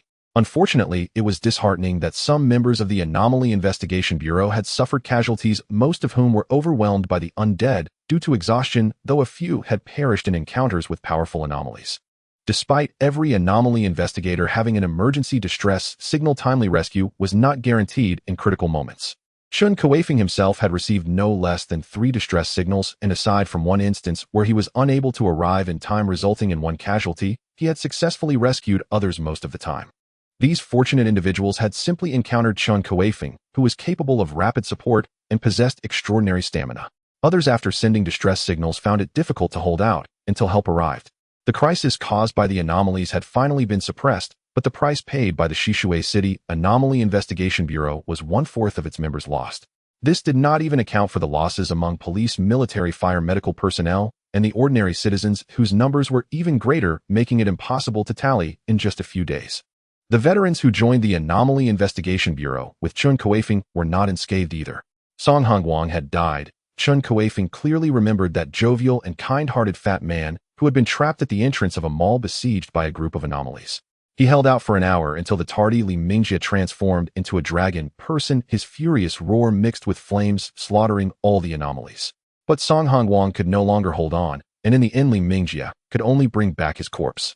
Aside from Song Hongguang, Yu Yao sustained minor injuries. Qin Lan was severely wounded, and when Dingbang lost an arm, becoming extremely silent, no longer the jovial person he once was.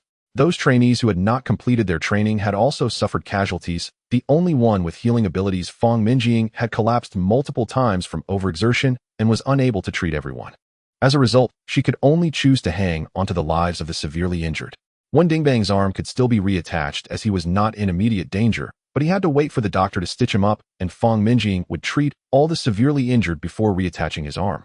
As for other cities, the casualty situation varied, but all had paid a hefty price to quell the incident. The scattered villages had to endure for now, as their population density was far less than that of cities. Even the Anomaly Investigation Bureau had to resolve the urban issues before addressing them.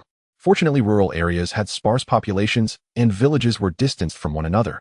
As long as everyone stayed indoors, casualties wouldn't be particularly severe. If they could hold out for a couple of days, allowing the country to stabilize, the crisis would naturally be resolved. The situation in Longwo was relatively better. The smaller nations in Heizhou and island nations were another story. Without the anomalies' intervention, it wouldn't be long before mutated animals wiped them out. The major powers in the world were also not faring well. As soon as the crisis erupted, they gathered all the ability users to prioritize the protection of the government and important departments, making it impossible for ability users to disperse and save civilians. Those foreign civilians could only find their own ways to survive. Moreover, those ability users who had not allied with the government were often recruited by wealthy individuals. Over a week later, the chaos caused by the anomalies had not subsided. In fact, after killing too many civilians and turning them into undead, the situation had worsened. Left with no choice, foreign leaders had to deploy military forces using missiles for long-range bombardment and incendiary bombs to regain control of the situation. Naturally, there would be collateral damage, but they had their own tricks. Only after a region's civilians had largely been transformed into undead did they start missile attacks, thus avoiding accusations of neglecting civilian lives. Civilians? What civilians? Hadn't they been killed by the monsters? We are avenging them, allowing them to rest in peace. In fact, the anomalies were enemies of all living beings. While the anomaly investigators from the Anomaly Investigation Bureau fought valiantly on the ground, the underground war was equally significant. In the sewers and hidden corners unseen by humans, there was another battlefield. Rats, frogs, lizards, toads, snakes, and even various insects like mosquitoes and flies all engaged in relentless battles. The mutation crisis did not merely target humans, but all living beings were at risk of mutation. After their transformation, these tiny creatures inevitably set their sights on all forms of life. However, their first enemies were often other small life forms. The undead traits of these smaller beings were not as powerful as those of larger mammals, making them much easier to handle. You could even see mutated mosquitoes actively attacking spiders and flies biting geckos only to be swallowed whole. Even the lowest forms of life possessed the instinct to seek benefits and avoid harm, but after being mutated, this instinct vanished, leaving only destruction and slaughter. However, due to their small size and reckless movements, they hardly made a significant impact. On the other hand, rats were far more terrifying. As the most numerous mammals alongside humans, rats had always been a headache for humanity. With the change in weather, they had naturally evolved, and some even awakened abilities.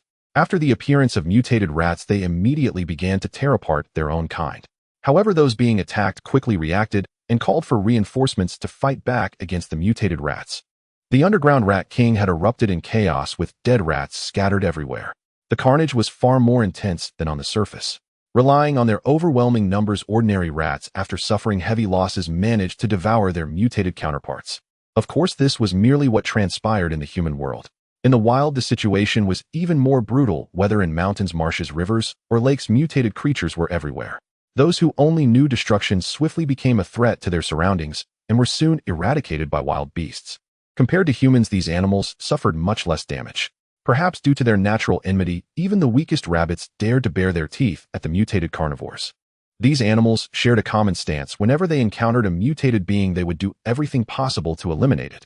This was remarkably similar to humans, except that the animals lacked organization. In fact, the upper echelons of humanity had anticipated what was happening in the wild. They were well aware that anomalies would not only appear among humans.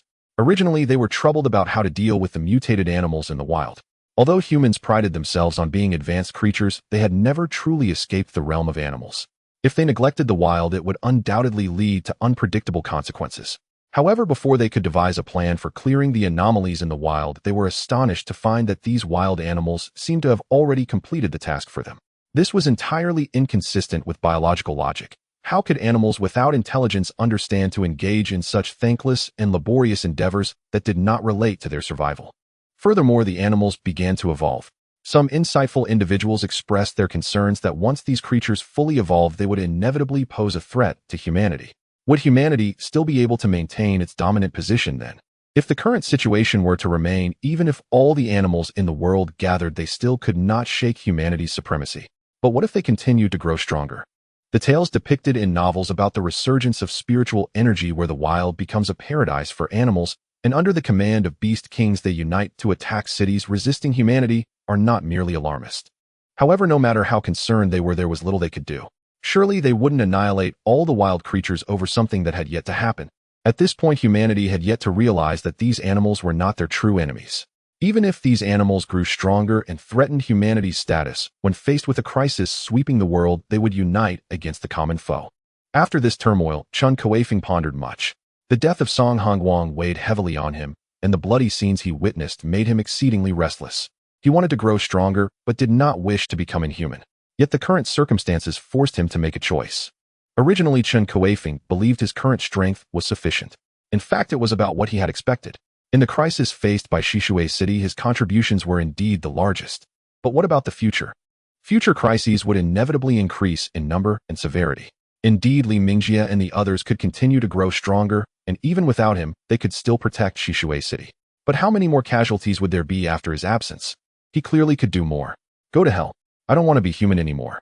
Chun Kuifeng finally made up his mind. He wanted to become stronger and protect what he wished to safeguard. To achieve this, he needed to possess greater strength. No longer hesitating, he began to swallow the energy crystals awarded to him by the Medical Bureau headquarters one after another.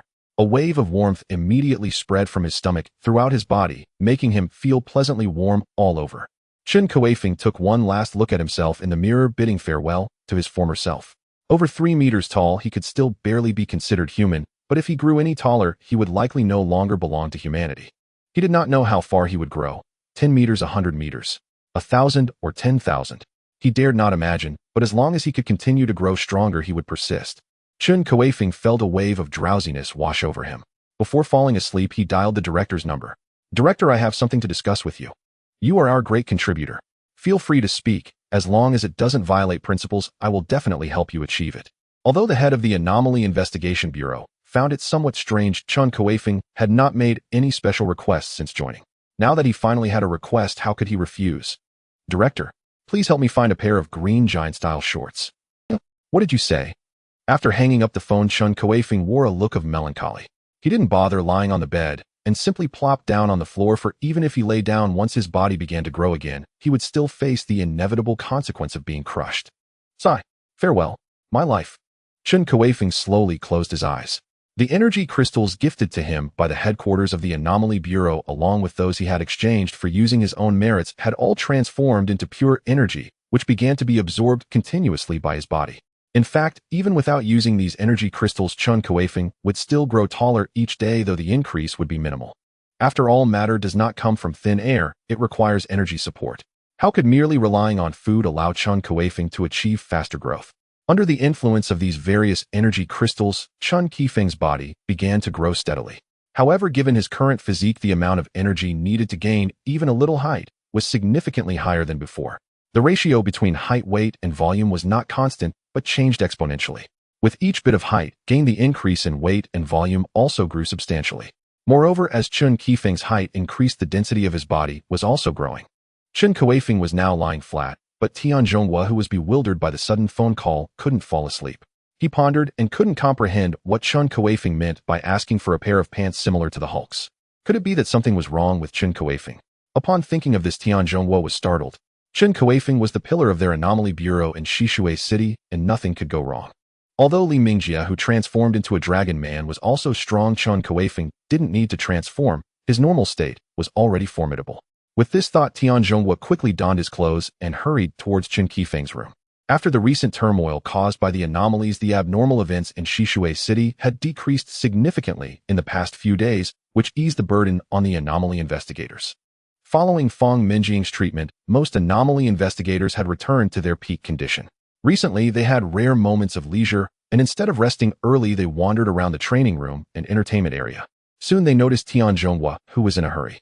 Due to their research on abnormal events, the sensitivity of these anomaly investigators was quite high. They exchanged glances and approached Tian Zhonghua to inquire. "Director Tian, is something happening now? Why did you come alone?" "Nothing major, but Chun Kuifeng just said he wanted to ask me for something. However, before I could clarify, he hung up, so I need to check on him." Upon hearing it was about Chun Kuifeng, the anomaly investigators immediately became excited. Those who were familiar with him, like Yao and the others, were not to be mentioned. Even the newly appointed investigators were intensely curious about Chen Kuifeng. It seemed like an ordinary physical enhancement ability, not at all as flashy as their own powers or inherited skills, yet it was inexplicably powerful. "Director, since we have nothing else to do, why don't we go with you to check it out?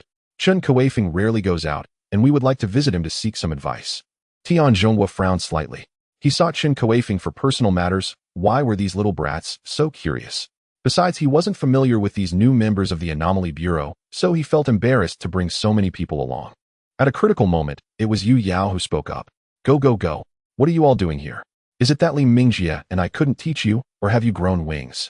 If you feel your experience is lacking, come with me to the training ground now, and I guarantee you'll gain a lot of experience."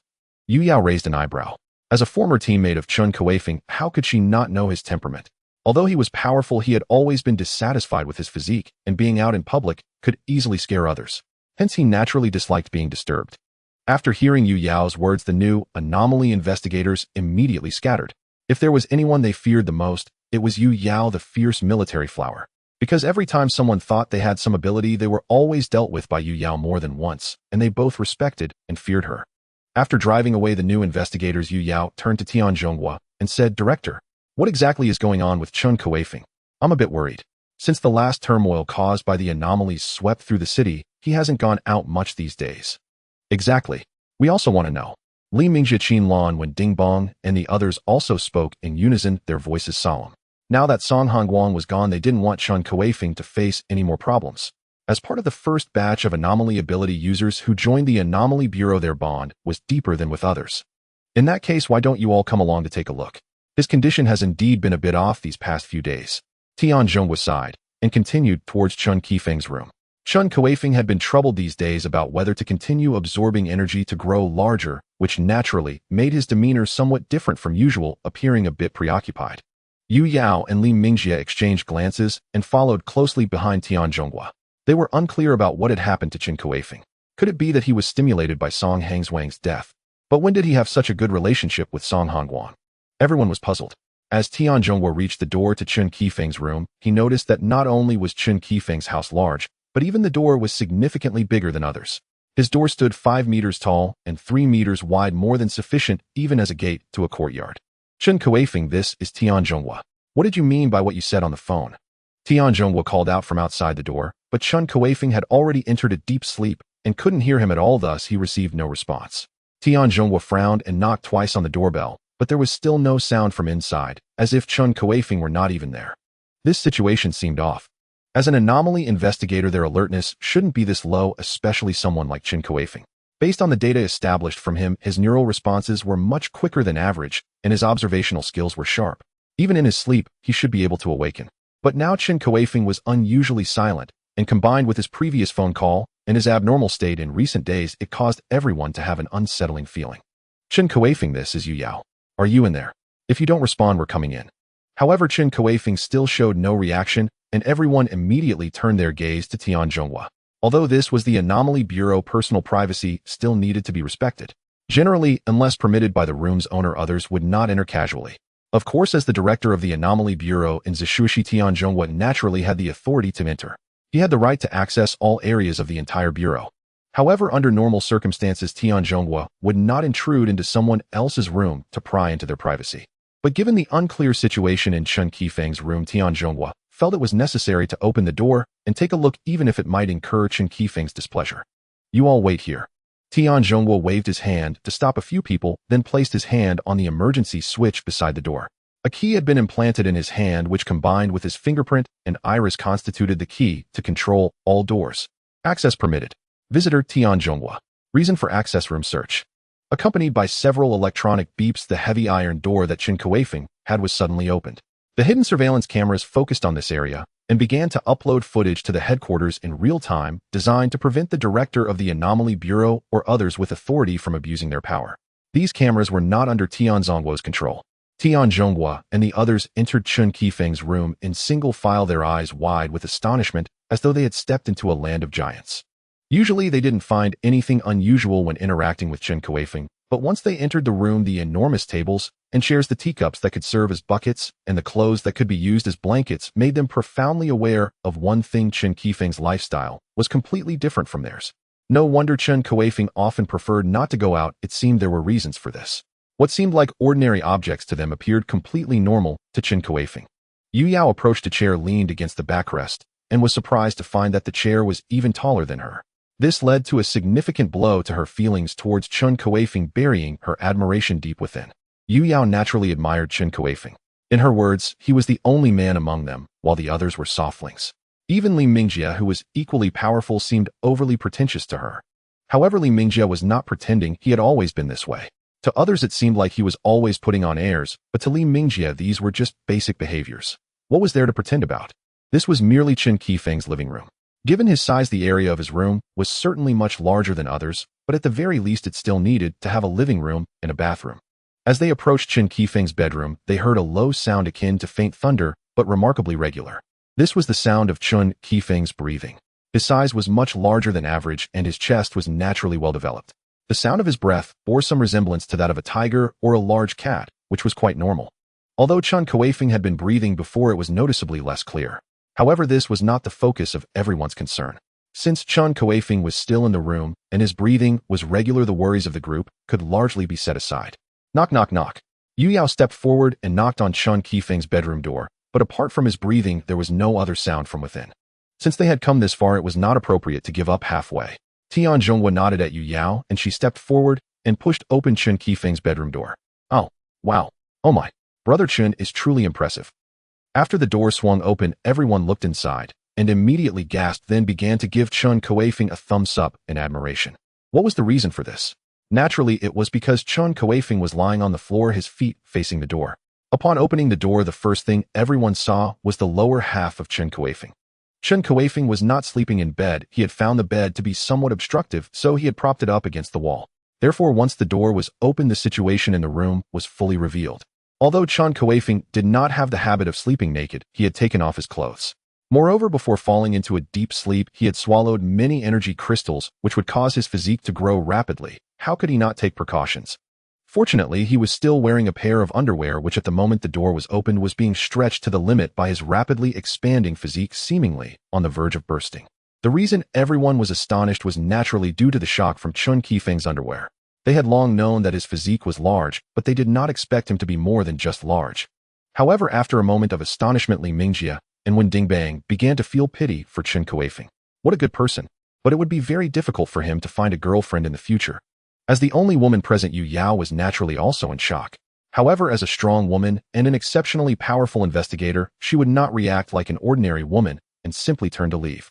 The men around her were busy discussing Chen Kuifeng's size. Perhaps because she was still there, their comments were not too crude, but Yu Yao still felt like hitting someone. However, the observant Yu Yao soon noticed something unusual and suddenly cried out, "Wait, I clearly remember that Chun Kuifeng was not that tall before. Isn't his physique much bigger now? And it seems he's still growing." Upon hearing Yu Yao's words, the others finally recalled the purpose of their visit and quickly stepped forward to measure. Upon measuring, they indeed found a significant issue. They remembered that Chun Kuifeng's previous height was at most about 3.5 meters, but now it seemed to be no less than 4 meters. Moreover, Yu Yao was correct. Chun Kuifeng's body was still continuing to grow. What happened to him? It should be due to his ability evolving, which is why he has become taller. The group couldn't help but discuss. Since Chun Kuifeng was not in any trouble, just evolving, they all felt relieved. "You all go back first. He'll leave shortly. Remember this matter and do not mention it to anyone." Looking at Chun Kuifeng's underwear that was almost bursting, Tian Zhongguo's eyelids twitched. He was genuinely afraid that it would not hold and would snap suddenly. Fortunately, the worst he feared did not happen. Since Tian Zhongguo had started to usher everyone out, Li Mingjie and the others had no choice but to leave Chun Kuifeng's room. Before leaving, Tian Zhongguo glanced back at the almost exploding underwear, his lips twitching as he helplessly said, "I finally understand why this kid Chen Kuifeng asked me for a pair of Hulk-sized underwear." After saying this, Tian Zhongguo tightly closed the door and returned to his own room, then worked overtime to issue a command. "Have the logistics department of the Anomaly Bureau research underwear that can expand more than 10 times and is not easily damaged. At least 10 pairs. At this moment in Chun Kuifeng's room, the door was tightly shut, and everyone had left as if they had never been there at all. Chun Kuifeng was unaware that during his evolution a crowd had gathered to observe him and even commented on his physique. Not long after Tian Zhongguo and the others left, Chun Kuifeng's underwear could no longer withstand the immense pressure.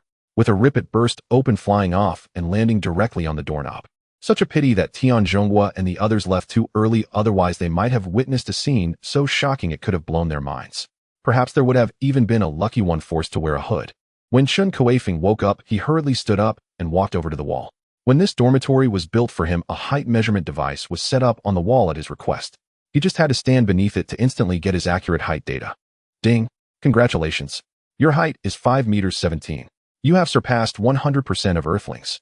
I actually grew over 5 meters. Chun Kuifeng was somewhat astonished. The change was truly immense. His body must hold a great secret. It seemed that as long as there was sufficient energy, he could continue to grow without pause. This was truly astonishing. According to Chun Kuifeng's knowledge, none of the extraordinary abilities he had heard about were as outrageous as his. Chun Kuifeng picked up a specially customized dumbbell weighing a whopping 200 kilograms, yet it felt incredibly light in his hands. Previously, when he was over 3 meters tall, this dumbbell seemed a bit large, but now at over 5 meters, he could easily wrap his hand around the 200-kilogram dumbbell with one hand. As Chun Kuifeng slowly exerted pressure with his fingers, the individual weight plates seemed to groan under unbearable strain.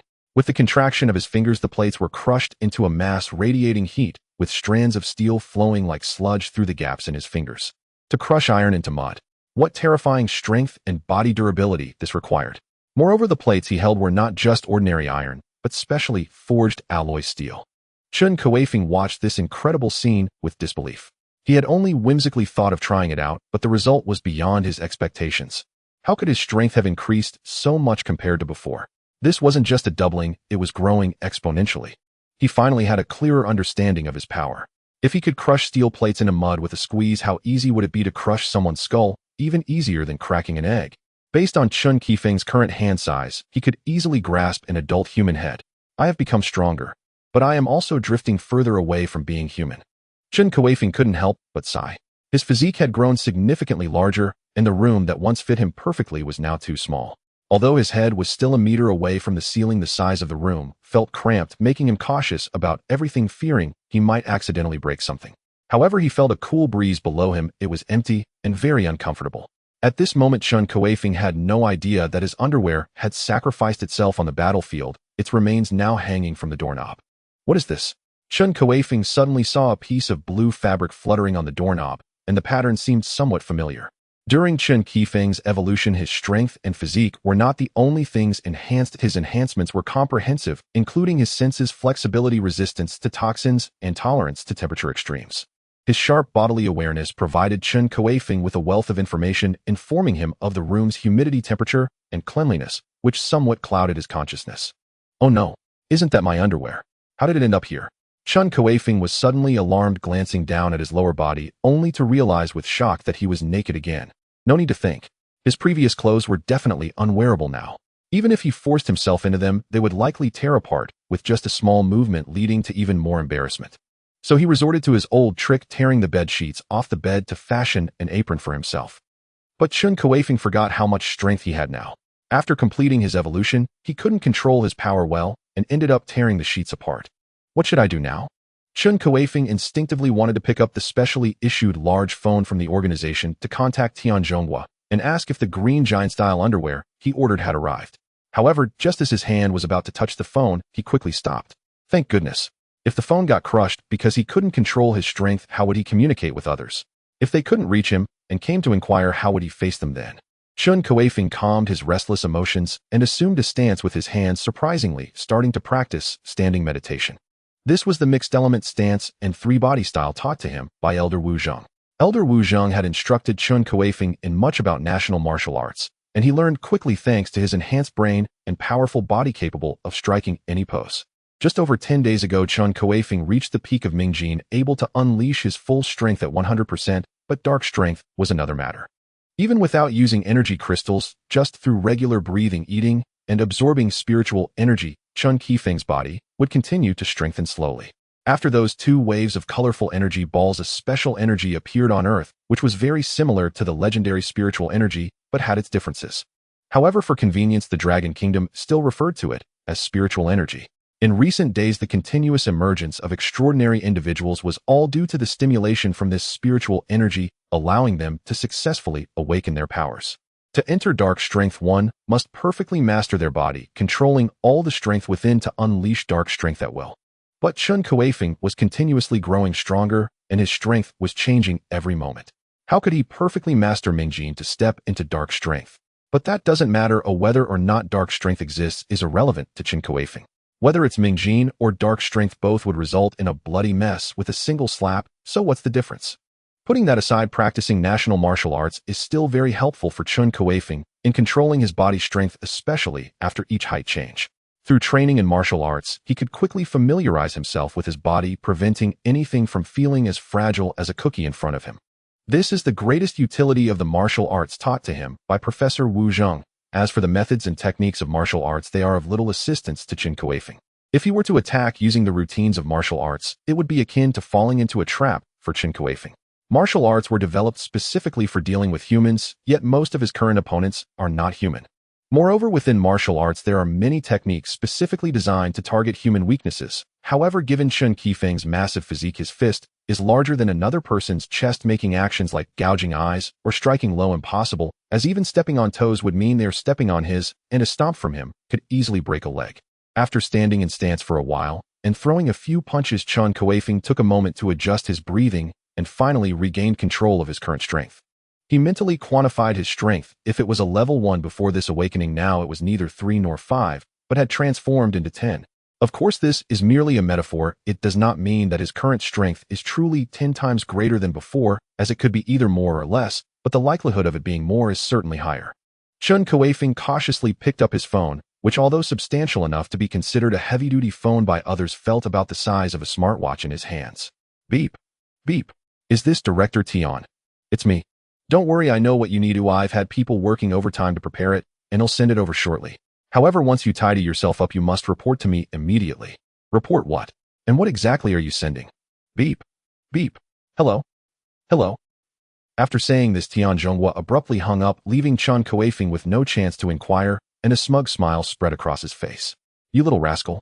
You made me worry all day after you hung up on me yesterday. Now it's your turn. Chun Kuifeng was utterly baffled. He hadn't said a word, yet Director Tian claimed to know everything, and that something was on its way. Just as he was about to ask for details, Tian Zhonghua surprisingly hung up the phone. Ding dong. Ding dong. The doorbell rang, and Chun Kuifeng remotely opened the door, but the logistics personnel from the Special Adjustment Bureau found the room empty upon entry, leaving them somewhat surprised. Just place the items inside and close the door for me. Chun Kuifeng's voice came from the bedroom, and the 2 logistics personnel from the Adjustment Bureau said nothing further, as they had been instructed by Tian Zhonghua beforehand that if no one was inside after the door was opened, they should simply leave the items and go. With a click, the door lock automatically fell into place, and Chun Kuifeng emerged from the bedroom, bending slightly and immediately spotting the large box placed on the floor. What on earth is inside this? The box was not small, measuring 1 meter on each side, yet to Chun Kuifeng it appeared to be about the size of a box of instant noodles. Could it be that a woman will jump out of it? Chen Kuifeng had seen many similar short videos where a girl would wrap herself in a box and be delivered to her boyfriend's doorstep as a unique surprise gift. However, he quickly shook his head. Tianzhongguo wouldn't be so unprofessional. This was the Special Adjustment Bureau, not a red light district. At the top of the box was a handle, and Chen Kuifeng gently hooked it with his pinky finger, causing the box to open, revealing a pair of military green underpants adorned with a pink heart. What on earth is this? Chen Kuifeng was stunned. Surely Tianzhongguo wouldn't play such a prank on him. Indeed, Tianzhongguo wouldn't, but it didn't mean the logistics personnel from the Adjustment Bureau wouldn't. Imagine having just finished work, ready to enjoy a relaxing bath and sleep, only to receive a call from the boss asking you to work overtime, especially on something as absurd as oversized underpants that no ordinary person could wear. Who wouldn't have some complaints? The largest pair of underpants was something Chen Kuifeng would never wear. He tossed it aside, finally, finding the other clothing items to be relatively normal. The box contained a total of 20 sets of clothing, including the oversized underpants tops and bottoms. Aside from the oversized underpants being specially made, the tops and bottoms were regular attire, as even the Adjustment Bureau, no matter how wealthy, couldn't keep commissioning new battle outfits for him every few days, and each set had to be larger than the last. Each set of clothing was labeled, ranging from sizes 4.5 meters to 5.5 meters, while the oversized underpants only came in one size, which was 5 meters. However, the elasticity of Chun Kuifeng's oversized underpants was excellent. The logistics personnel had tested them, and even when stretched to 3 times their original size, they still functioned normally, but any further stretching would not be viable. Looking at the numerous sets of clothes laid out before him, Chun Kuifeng felt grateful, yet suddenly realized something. He had only mentioned wanting a pair of green giant underpants yesterday. How could Tianzhongguo have brought him so many different sizes? Did he already know that Chen Kuifeng's body had grown? The thought of Tianzhongguo wearing a lewd grin as he entered his room to inspect Chen Kuifeng's increasingly muscular body sent a chill down his spine. Oh my god, this is terrifying. No, don't scare yourself. Perhaps there are just cameras in my room. But that's even scarier. Chen Kuifeng's face turned pale. He dared not think further, quickly donned the clothing sent by the logistics personnel from the Adjustment Bureau, and with a swift motion opened the door and stepped outside. As he stepped out, everyone he encountered gaped in astonishment. As a well-known figure in Shishui City's Special Adjustment Bureau, they naturally recognized Chen Kuifeng and knew of his tall stature. Yet only 2 days had passed, and Chen Kuifeng's height had become so outrageous. They intended to greet him, but seeing Chen Kuifeng's gloomy expression, which screamed disinterest, they were instantly frightened into silence, standing frozen in place with their mouths agape as they watched him walk away. Only after Chen Kuifeng had gone far did they snap back to reality, swallowing their nearly fallen jaws and adjusting their sore chins. Wow, I can't believe my eyes. Is that not Chen Kuifeng? How did he grow so tall? Yes. When he passed by me earlier, my heart nearly stopped. Did you not see his arms? They're thicker than my waist. I suspect that if he punched me, I might stick to the ground and couldn't get up. Chen Kuifeng hurriedly walked on, ignoring the chatter behind him. His hearing had been significantly enhanced, and though he had already distanced himself, he could still clearly hear others' conversations. He was desperately eager to know why Tianzhongguo wanted to see him and how he was aware of his physical changes. Though he intended to reveal his abilities to gain the country's support for quicker growth, there was a stark difference between being proactive and reactive. Ding! The door to the office where Tianzhongguo was located opened, and at this moment Chen Kuifeng was already standing outside. The space in the base of the Shishui City Anomalous Investigation Bureau felt too cramped for Chen Kuifeng at that time. He could only crouch down, bending his waist as he entered Tianzhongguo's office, then cautiously sat cross-legged on the floor. You're here. By the way, how did the clothes I sent over fit? Chen Kuifeng's face suddenly showed a strange expression upon hearing this. Could it be that the flashy red heart shorts were indeed the handiwork of Tianzhongguo? It's okay. They fit quite well. Chen Kuifeng replied in a muffled voice. Then Chen Kuifeng opened his mouth, seemingly wanting to ask something, but he swallowed the words back down. He simply didn't know how to inquire about it. Was he really going to question Tianzhongguo about how he knew about his bodily changes? Seeing Chen Kuifeng's demeanor, Tianzhongguo instantly understood his concerns and revealed a somewhat embarrassed expression. Investigator Chen Kuifeng, I owe you an apology. Yesterday, without your permission, I entered your room. This was my mistake. It's really no problem. I was the one who disturbed you. Tianzhongguo's quick admission of fault left Chen Kuifeng unsure of how to respond. As the head of the Shishui City Medical Investigation Bureau, Tian Zhongguo naturally had that authority, and Chen Kuifeng was aware of it. Isn't it your fault for preparing for evolution without a word? Before the evolution, you made a mysterious phone call to Director Tian, and when I called you, you didn't respond.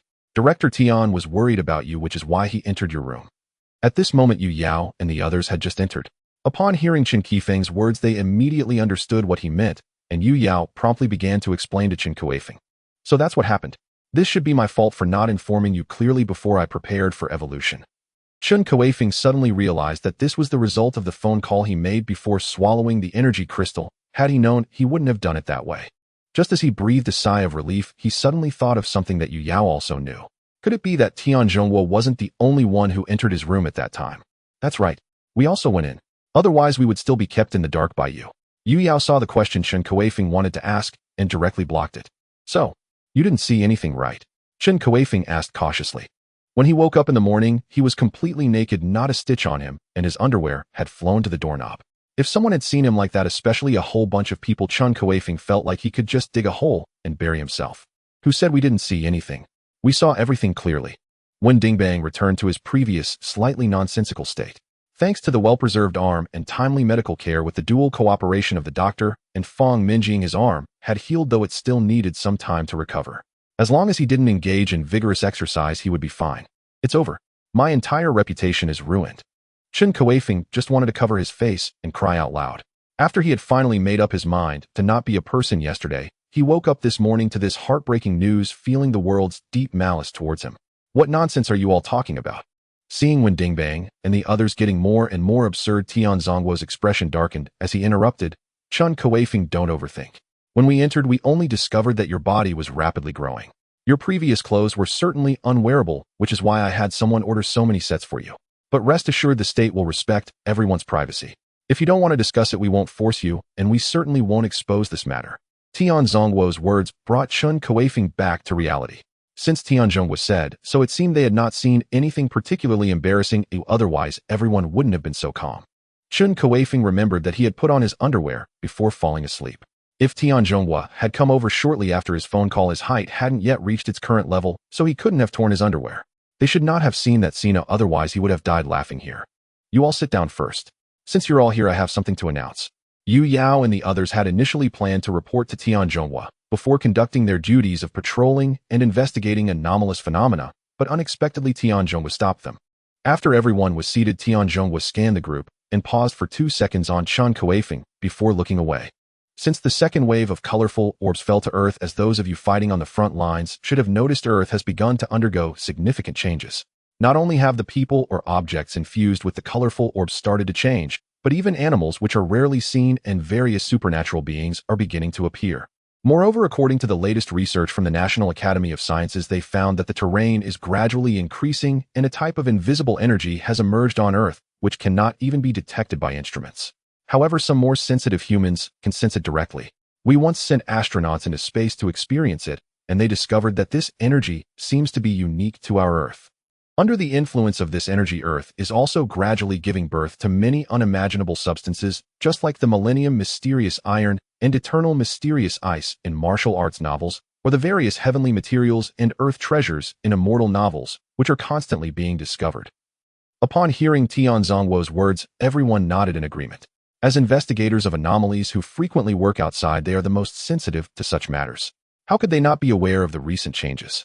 They just had not thought systematically about it, or pursued the potential truths behind it. However, what I told you before was not the main point. The arrival of the second wave of colorful orbs has also brought us many inheritances and treasures from various different worlds into the Anomalous Investigation Bureau. Coupled with changes in the native terrain, this will usher in an era of great contention. The Western countries have always harbored ill intentions towards our dragon nation. Once they grow stronger, they will surely continue to test us. As the first line of defense in this new era, our Anomalous Investigation Bureau must possess enough strength to withstand all external threats. To this end, the headquarters of the Anomalous Investigation Bureau has placed all the verified and tradable cultivation methods, such as martial arts or national martial arts, along with various heavenly materials and earth treasures and special items infused with the colorful orbs into the Bureau's treasury. Any member of the Bureau can use their merits to exchange for all items inside to enhance themselves or enrich their means. Tian Zhongguo's words stirred excitement among the crowd. Even Li Mingjie, who usually remained stoic, was visibly excited upon hearing this. Having been a favored child of heaven since childhood, Li Mingjie had always been the center of attention wherever he went. However, after joining the Anomalous Investigation Bureau, his brilliance had been overshadowed by another person, that person being Chun Kuifeng. Although he did not feel jealous or harbor resentment, he found it somewhat novel. However, having always won, he couldn't help but feel a bit unwilling to fall behind. Though the ability he inherited to summon the dragon was strong, it was not enduring. The strength of the dragon he could summon depended entirely on his physical strength. While every summon could slowly enhance his physical attributes, the magnitude of his growth was clearly less intuitive compared to Chen Kuifeng's constantly growing physique. Now it's great. The state is actually categorizing and storing the inheritance obtained from the colorful orbs and allowing exchanges for heavenly materials and earth treasures through merits. This way, perhaps the shortcomings of his physical fitness will be quickly compensated, enabling him to summon more dragon power, thus making him even stronger. Not just Li Mingjie, but anyone who heard this news had their eyes sparkling with anticipation. In this tumultuous era, who wouldn't want to become stronger? Even Chun Kuifeng showed a look of joy. Once the exchange channels were opened, as long as there were enough heavenly materials and earth treasures, his speed of increasing strength would undoubtedly be astonishing. Moreover, among the countless powers contained within those colorful orbs, there might just be something that could address his towering stature. Thinking of this, Chun Kuifeng quickly spoke up. Director Tian, where can we view the exchange list? How do we know how many merits we have and what we can exchange for? Don't worry. That's exactly what I'm about to explain. Seeing the eager expressions on everyone's faces, Tian Zhonghua couldn't help but smile. In fact, he was the one who wanted Chun Kuifeng and the others to become stronger the most.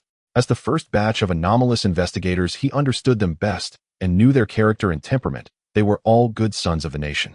He had long regarded them as his own nephews and nieces. The recent death of Song Hongguang had saddened him a lot. However, as the head of the Anomalous Investigation Bureau, he couldn't show a hint of weakness. He often thought that if Song Hongguang had been a bit stronger, perhaps he wouldn't have died and could have held on until Li Mingjie's support arrived. Tian Zhonghua did not wish to see anyone else perish. Upon learning of this new measure from the state, he was so happy he couldn't sleep for an entire night. After receiving the official authorization from the headquarters, he eagerly shared the news with everyone. Ahem. Tian Zhonghua cleared his throat and reached into the drawer to take out a few objects that looked like wristwatches, handing them to everyone. Chun Kuifeng's looked a bit like a belt. This is a holographic projection wristband produced by the state after studying the technological items brought by the colorful orbs. It integrates a series of capabilities, including positioning, emergency calling, photo recording, and dialing. You can consider it a combination of a phone, a computer, and a recording device, but that's not its most important function. At this point, Tian Zhonghua smiled proudly and pointed to the wristband. You all put it on first. Everyone curiously wiggled the wristbands and then fastened them to their arms. The wristbands were incredibly lightweight and stylish, very much in line with the trends of young people. Once fastened to their skin, they felt hardly any obstruction, and bending their arms to make various movements was completely comfortable. Chun Kuifeng also put it on his arm and discovered that the wristband had great elasticity and wouldn't fall off regardless of how much he moved. You all tap the side of the wristband where there's a small protrusion. Press it down. Upon hearing this, Chun Kuifeng followed the instructions, feeling something extend from the bottom of the wristband and poke firmly into his skin as if it were a needle-like object. However, due to his skin's toughness, it did not pierce through. Ouch! Sounds of surprise from his companions filled the air, evidently having been pricked by the needle. Seeing this, Chun Kuifeng had no choice but to press his thumb gently on the needle-like object, adding a bit of force until it pierced his skin and drew blood.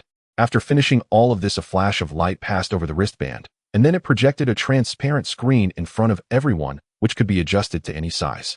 You all input your investigator numbers now, and then bind your voice prints, blood, and brainwaves. Once done, this wristband will only be usable by you. Following Tian Zhonghua's instructions, everyone began to operate the wristbands continuously. They quickly completed their identity authentication and bound their voice prints, blood, and brainwaves. Soon a screen similar to a mobile app interface popped up, prominently featuring an application named Anomalous Investigation Bureau. By opening it and clicking on the Anomalous Items Pavilion at the top, they could access the exchange interface that displayed their personal merits, the merit points required for each item, and supported categorized searches, making it extremely convenient. The items in the Anomalous Items Pavilion were roughly divided into 4 levels: first-level merits, second-level merits, third-level merits, and special merits. Currently, the items in the Anomalous Items Pavilion required at most second-level merits to exchange. There was nothing for first-level or special merits, which was presumably reserved for the future. Chun Kuifeng checked his merits balance, which showed 2,300 merit points, 3 second-level merits, and 1 special merit. The items that can be exchanged for third-level merit are the most common and universally applicable, and the merit points correspond to the third-level merit. Thus, these ordinary items can be acquired simply with merit points. For instance, Chun Kuifeng had absorbed considerable amounts of various energy crystals, spirit stones, magical cores, and other similar items, as well as auxiliary medicines like century-old ginseng and millennia-old Ganoderma, along with weapons and inheritances below the high martial level. All these can be exchanged with ordinary merit points. As for the items that can be exchanged for second-level merit, they are considerably more advanced than those for third-level merit, but the quantity is significantly reduced. Regarding first-level merit and special merit, there are currently no treasures of these levels within the Anomaly Investigation Bureau, and the individuals who established these levels came to understand certain situations through various channels, hence making provisions for them. There is a clear explanation of how to obtain merit points here. Every month, personnel of the Anomaly Investigation Bureau are allocated a certain amount of merit points, with the only difference being the quantity. As frequent contacts with danger, the abnormal investigators receive 30 merit points each month, while those in logistics coordination or administrative roles receive much less. In addition, each time a normal level reported anomaly is resolved, 1 merit point can be earned. If the anomaly's level is higher, the corresponding merit points will also increase. Alternatively, if you provide crucial information to the Anomaly Investigation Bureau or discover items that are beneficial or harmful to the nation, these can also yield merit points, even potentially leading to the awarding of second-level or first-level merit based on your contributions. As for special merit, it is generally not awarded unless it concerns significant national matters. For example, if Chun Kuifeng had not received secret information from that Shenlong, which led the country to alter its fundamental policies, how could the highest level of special merit be easily granted to him? In summary, the Anomaly Investigation Bureau is quite flexible regarding the issuance of merit and merit points. As long as you have the capability, you will receive a substantial amount to enhance yourself, and merit points cannot be bought or sold. Knowledge and inheritances exchanged with merit points cannot be transferred to others. As for items and other types of goods, there are no restrictions allowing free trade. However, one must remember that if the items you handle cause harm to the nation and its people, you will be held responsible. The exchange power of merit points is quite strong. Only 10 merit points are needed to exchange for a basic energy crystal, and 30 merit points can be exchanged for the simplest cultivation method. Even administrative personnel, after working for 2 or 3 months, would be able to afford this. Although this may seem unfriendly to administrative personnel, it is somewhat reasonable. After all, the main force of the Anomaly Investigation Bureau relies on those abnormal investigators whose resources are naturally prioritized. Only when their strength increases can they better protect the Dragon Nation. One must admit that this measure by the Anomaly Investigation Bureau is extremely clever, not only utilizing the piled-up resources effectively, but also fully motivating all personnel of the Bureau, preventing them from becoming stagnant and listless. This initiative also gives hope to those abnormal investigators who lack strength or whose abilities and inheritances do not have growth potential. To advance further, they will naturally work even harder, and even the administrative personnel now have a goal to strive for. Now that extraordinary powers have manifested, the personnel of the Anomaly Investigation Bureau frequently interact with those who possess various abilities. How could they not desire to master extraordinary powers themselves? After the Anomaly Investigation Bureau announced this measure, all branches were abuzz. Many abnormal investigators eagerly wanted to take on missions or sharpen their knives to resolve anomalies outside. The atmosphere within the Anomaly Investigation Bureau is invigorating. As the first line of defense for the nation, how can there be no spirit of striving and effort? Undoubtedly, among so many abnormal investigators, Chun Kuifeng's merit points are the highest, with few rivals. As for those who also received special merit, there were none, but there were quite a few with first-level merit. In fact, there was considerable debate at the headquarters of the Anomaly Investigation Bureau regarding whether to award Chun Kuifeng special merit. They generally believed it was somewhat unreasonable to grant special merit when there were no items available for first-level merit, suggesting a shift to first-level merit instead, but this was countered by others. The reasoning was quite sound. If it weren't for Chun Kuifeng, the Dragon Nation might still be oblivious to the truth, believing that the world couldn't possibly get much worse and wouldn't treat it with the seriousness it deserves as a national policy. The information Chun Kuifeng provided has been verified over the past few days, and he was indeed correct. The world's changes have not only continued, but have also intensified. If they had not prepared in advance, they would likely become the culprits against their own nation and people. Ultimately, everyone was persuaded, and Chun Kuifeng received the only special merit in the entire Anomaly Investigation Bureau of the Dragon Nation. With the 2,300 merit points that Chun Kuifeng currently possesses, he has many options for exchange while others are not as affluent.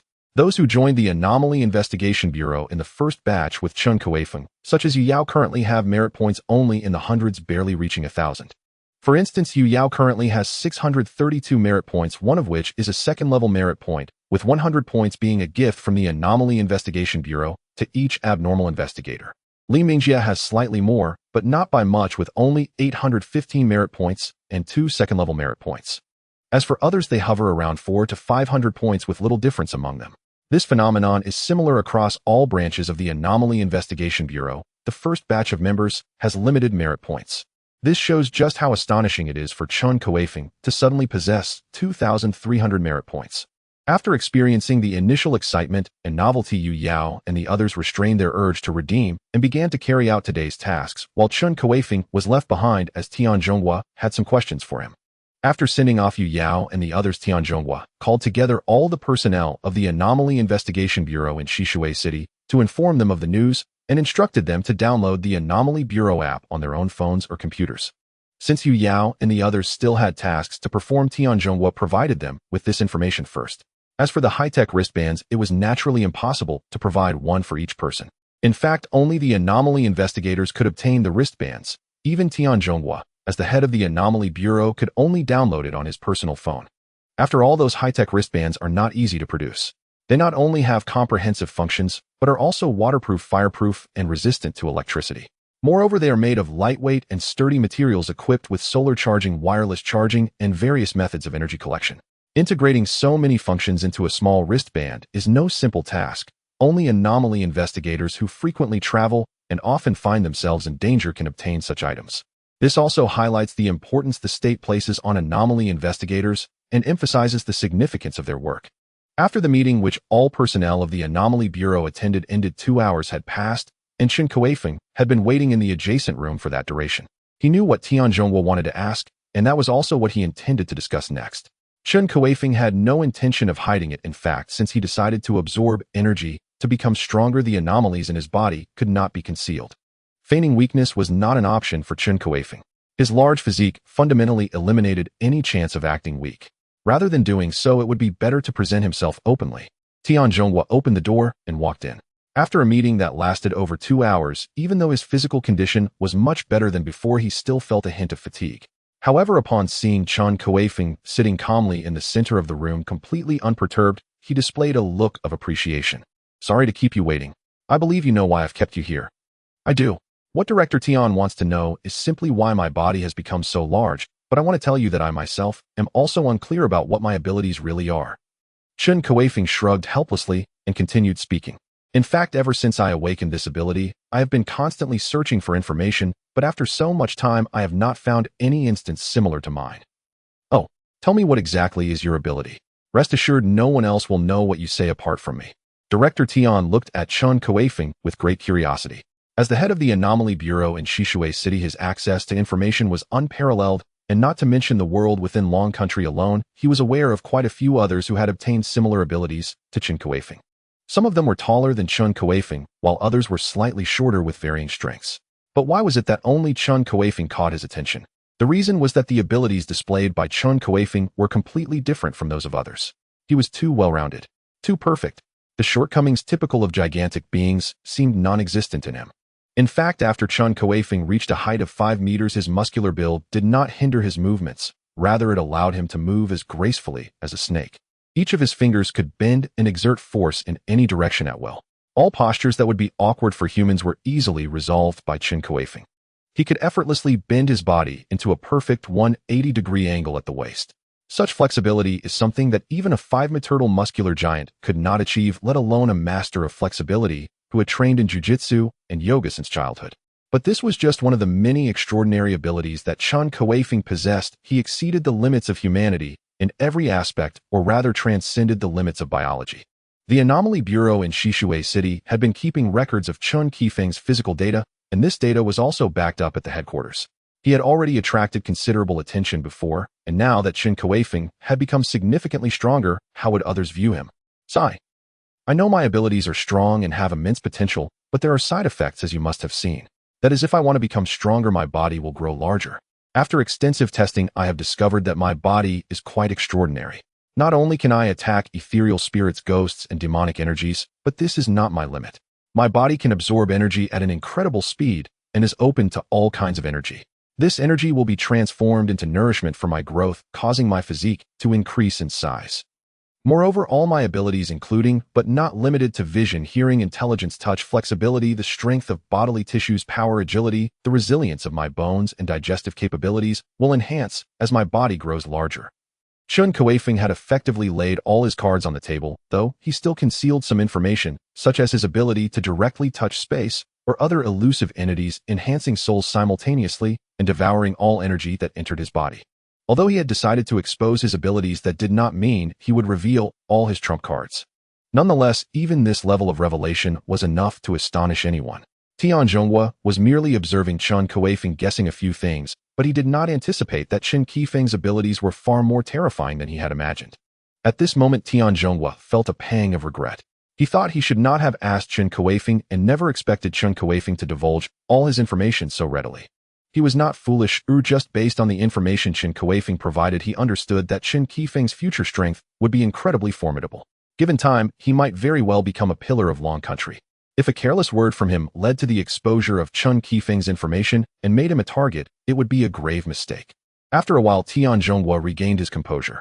He extricated himself from his thoughts and looked at Chun Kuifeng with a complex expression. Chun Kuifeng, from now on, information about your abilities must not be disclosed. I will seal your information and transfer it to the headquarters of the Anomaly Bureau.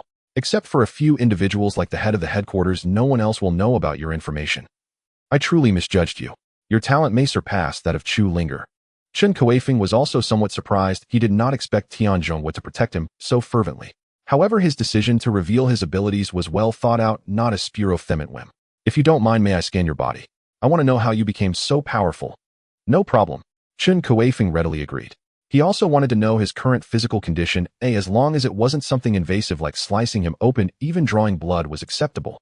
However, to fully assess Chun Kuifeng's physical capabilities is beyond the capacity of their small branch office of the Anomaly Investigation Bureau in Shishui City. Only the headquarters in Longqing possesses the advanced technological instruments necessary to unveil the mysteries of Chun Kuifeng's body. Although the idea of having his body studied felt somewhat repulsive to Chun Kuifeng, he nevertheless consented. Despite possessing such abilities, he understood them only superficially and was eager to comprehend why his body had become so powerful. At the very least, he wanted to know how the increase in his physique corresponded to an enhancement in strength.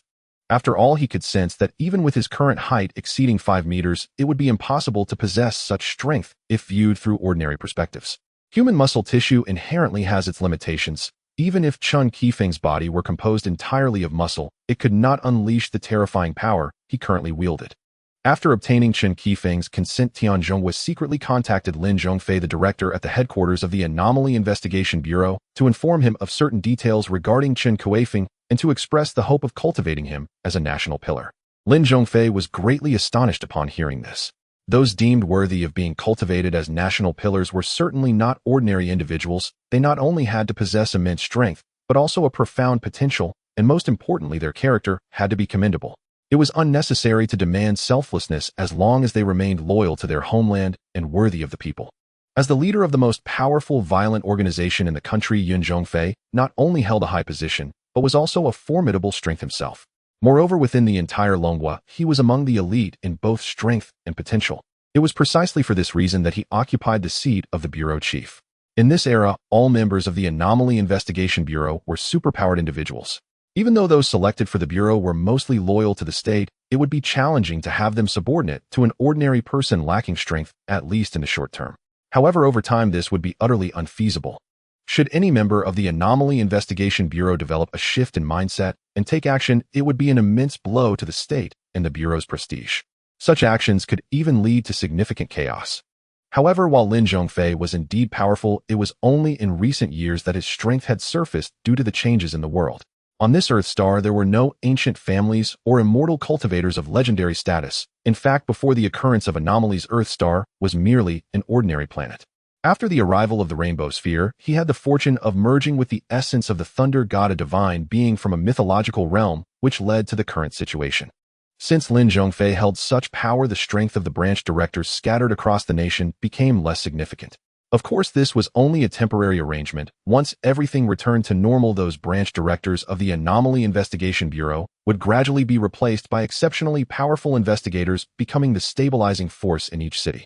Due to Lin Zhongfei's considerable strength, he placed great importance on individuals possessing national pillar-level abilities. Even if the entire strength of Longwo were mobilized, only a handful could be found. Among them was Chu Linger, who had entered the Anomaly Investigation Bureau alongside Chen Kuifeng. Lin Zhongfei did not deny that there might still be hidden national pillar-level figures among the populace, but their numbers would certainly be limited. Having one or two would already be a stroke of luck. Of course, this was predicated on the assumption that the Rainbow Sphere would not continue to descend, otherwise who could say what terrifying legacies might be contained within those spheres? Since Tian Zhonghua claimed that Chen Kuifeng possessed such talents, how could Lin Zhongfei not pay attention? Moreover, he had already remembered Chen Kuifeng. The reason Chun Kuifeng received the Seoul Special Merit Award was entirely due to Lin Zhongfei corroborating the information brought by Chun Kuifeng with the vague fragments he had obtained from his own inheritance. Under Lin Zhongfei's arrangement, Chun Kuifeng boarded a newly developed fighter jet created by Longhua heading to the capital of Longqing. However, this time it was not as ostentatious as before. Even the personnel at the Shishui City Anomaly Investigation Bureau were unaware of Chun Kuifeng's whereabouts. Good. Truly worthy of being my Longwo's fine son. Lin Zhongfei's eyes gleamed with astonishment as he brought Chun Kuifeng to a highly classified location. This place was filled with various advanced technological instruments currently available in Longhua, and not just one research team was on standby. Once Lin Zhongfei made a request, they would produce results in the shortest time possible. The people here were absolutely loyal to the country. They had no assets abroad, and none of their relatives or friends had ever worked or traveled abroad, making them entirely trustworthy. The purpose of this secret base was to serve individuals like Lin Zhongfei and Chu Linger, who were akin to national pillars, enabling them to avoid many troubles with the assistance of high technology. After a while, Chun Kuifeng's physical data was handed to him, and Lin Zhongfei was astonished by the information it contained. While he did not need to mention aspects like strength and agility, even though Chun Kuifeng's strength was formidable, there were numerous individuals within Longhua whose power surpassed his. Lin Zhongfei was truly focused on the source of Chun Kuifeng's abilities. Under the scanning and detection of various advanced technological instruments and some novel tools from other realms, the terrifying nature of Chun Kuifeng's body began to be unveiled. They discovered that Chun Kuifeng's current body density was 3 times that of an ordinary person, with human density being roughly comparable to that of water, while Chun Kuifeng's body density was equivalent to 3 times that of water.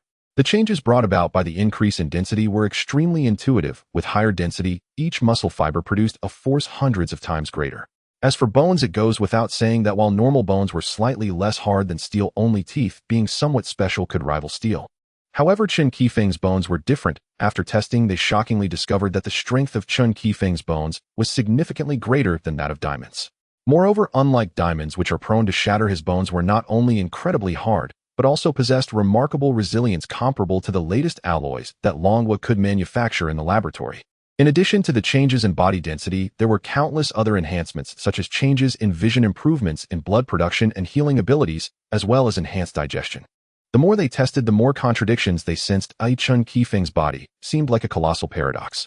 Just like his bones, the personnel responsible for the testing could not fathom how Chun Kuifeng's bones could be harder than diamonds, while also possessing the flexibility akin to a rubber rod.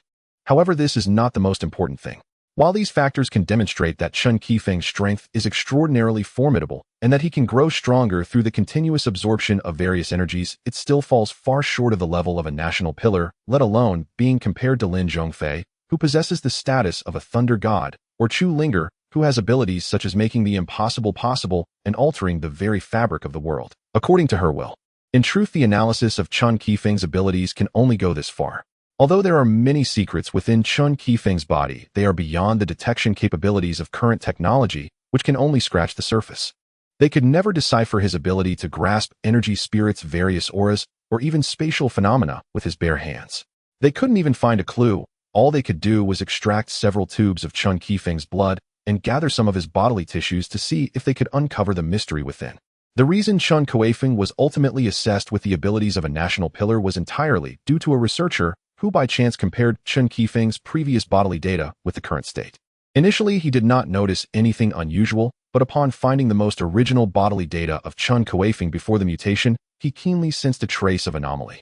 Chun Kuifeng was originally only 1.7 meters tall, but after the initial transformation his height recorded at the Shishui City Public Security Bureau was already 2.3 meters, and that was before the data from the Anomaly Regulation Bureau was taken into account. After conducting a simple comparison, he inadvertently discovered a shocking piece of information. That is, Chun Kuifeng's body density was not always like this, it gradually increased. While this is common among others with body enhancement abilities, Chun Kuifeng's increase in body density was remarkably regular. Based on his initial height, for every doubling of Chun Kuifeng's height, his body density would also double. Consequently, his nerve reflexes, flexibility, and aspects related to his spiritual will which they could not detect would also increase proportionately. However, superficial abilities such as strength, agility, digestion capability, and body hardness would increase by more than just a factor of 2. Now that Chun Kuifeng has reached a height of 5.17 meters, his body density is more than 3 times that of an average person. Upon discovering this phenomenon, the researcher was astonished. He had never imagined such a thing could exist, as it completely defied logic even in a world that is already illogical. Currently, Chun Kuifeng's height is over 5 meters, and according to his descriptions, it can continue to grow. Even he does not know where his height limit lies. If his assumptions are correct, then Chun Kuifeng's body density could reach a terrifying level. If Chun Kuifeng's body can grow infinitely, what attacks could possibly breach his defenses. Thinking of this, the researcher trembled with excitement. He wanted to verify whether his conjecture was true, and the best method was to allow Chun Kuifeng to grow taller. If the rate of his height increase matches the rate of body density increase, it would confirm his hypothesis, indirectly validating the immense potential that Chun Kuifeng possesses. He reported this finding to Lin Zhongfei, who was initially skeptical. Even though he had witnessed Chu Linger's scientifically impossible abilities, none had shocked him as much as Chun Kuifeng's did. After all, he did not fully understand Chu Linger's abilities, but he was aware of black holes, which are known as the kings of density in the vast universe, so he instinctively found it hard to believe. However, if what this researcher said is true, wouldn't that mean that their dragon country would gain another true national pillar? Once Chun Kuifeng matures, he might even surpass them all. To verify this information, Lin Zhongfei immediately retrieved numerous energy crystals and presented them to Chun Kuifeng. Chun Kuifeng was already prepared. Having chosen to grow larger and stronger, he would not back down. Since Lin Zhongfei provided these energy crystals, how could he not accept them? However, compared to before, it was no longer easy for him to grow taller. Previously, just one ordinary energy crystal could increase his height by 20 or 30 centimeters, but now even a whole box would yield only that much. Fortunately, this is the headquarters of the Anomaly Regulation Bureau, and Lin Zhongfei was not short on energy crystals. In fact, Chun Kuifeng could also absorb electricity now, but the efficiency was too low and the conversion rate was not high. Otherwise, they would not need to use so many energy crystals. After consuming 4 or 5 boxes of energy crystals, Chun Kuifeng spent a night in that secret base, while others monitored his bodily changes, and they were indeed proven correct.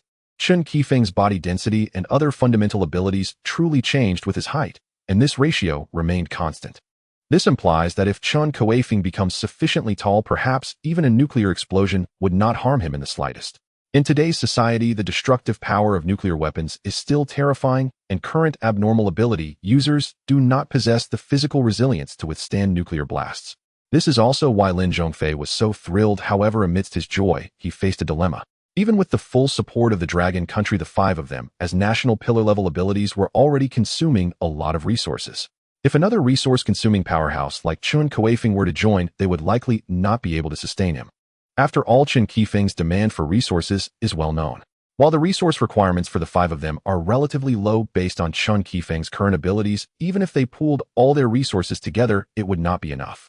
Moreover, the energy crystals and rare treasures in the Oddities Pavilion must be distributed nationwide. It is impossible to neglect all the members of the Anomaly Regulation Bureau for the sake of one Chun Kuifeng. Even if they were willing, Chun Kuifeng would never agree to such a thing. However, they must not let this hinder their progress. The inability to properly cultivate Chun Kuifeng left Lin Zhongfei feeling a sense of guilt. As compensation, he will allocate 1,000 merit points to Chun Kuifeng each month to support him, which is the maximum he can offer. Chun Kuifeng did not mind too much. In this era, the changes on Earth would only become increasingly intense, and the quantity of rare treasures would rise correspondingly. What was there to worry about concerning opportunities? Receiving 1,000 merit points for free every month, he was already quite satisfied. It is worth noting that among the entire Anomaly Regulation Bureau in the Dragon Country, only a handful could exceed 1,000 points. Lin Zhongfei wanted to keep Chun Kuifeng in Long City, but Chun Kuifeng refused. Since Long City could not cultivate him, what difference did it make where he stayed? It would be more comfortable to remain in a familiar place. Given this, Lin Zhongfei would not insist. He sealed Chun Kuifeng's information and then hurried to find memory-altering tools to modify and erase the memories of the test personnel involved. Chun Kuifeng's abilities were simply too terrifying, which warranted extra caution. However, he was unaware that what had been detected here was merely a fraction of the changes within Chun Kuifeng's body. Chun Kuifeng felt quite satisfied with this result. After all, one of the main reasons he came here was to uncover the foundation of his abilities, though otherwise, even though he knew he would become stronger with the increase in height, he had no idea to what extent that strength would grow. The various instruments at the Anomaly Bureau in Longsheng were already quite advanced with technology that surpassed modern society by decades, if not a century. They even had extraordinary detection equipment. However, to fully understand the secrets contained within Chun Kuifeng's body, using these tools was nothing short of a fantasy. Those researchers wanted to analyze the blood and flesh of Chun Kuifeng, but even with their utmost efforts, they would not discover anything. No matter how they looked at it, Chun Kuifeng's genes were no different from those of a human. They were merely in a state of extreme perfection compared to ordinary people. They had also considered using Chun Kuifeng's genes and cells to cultivate other life forms.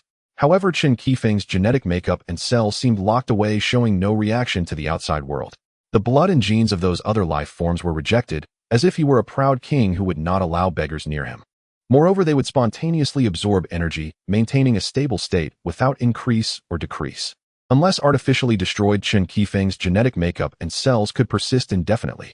The researchers were constantly exclaiming that they had found the secret to immortality.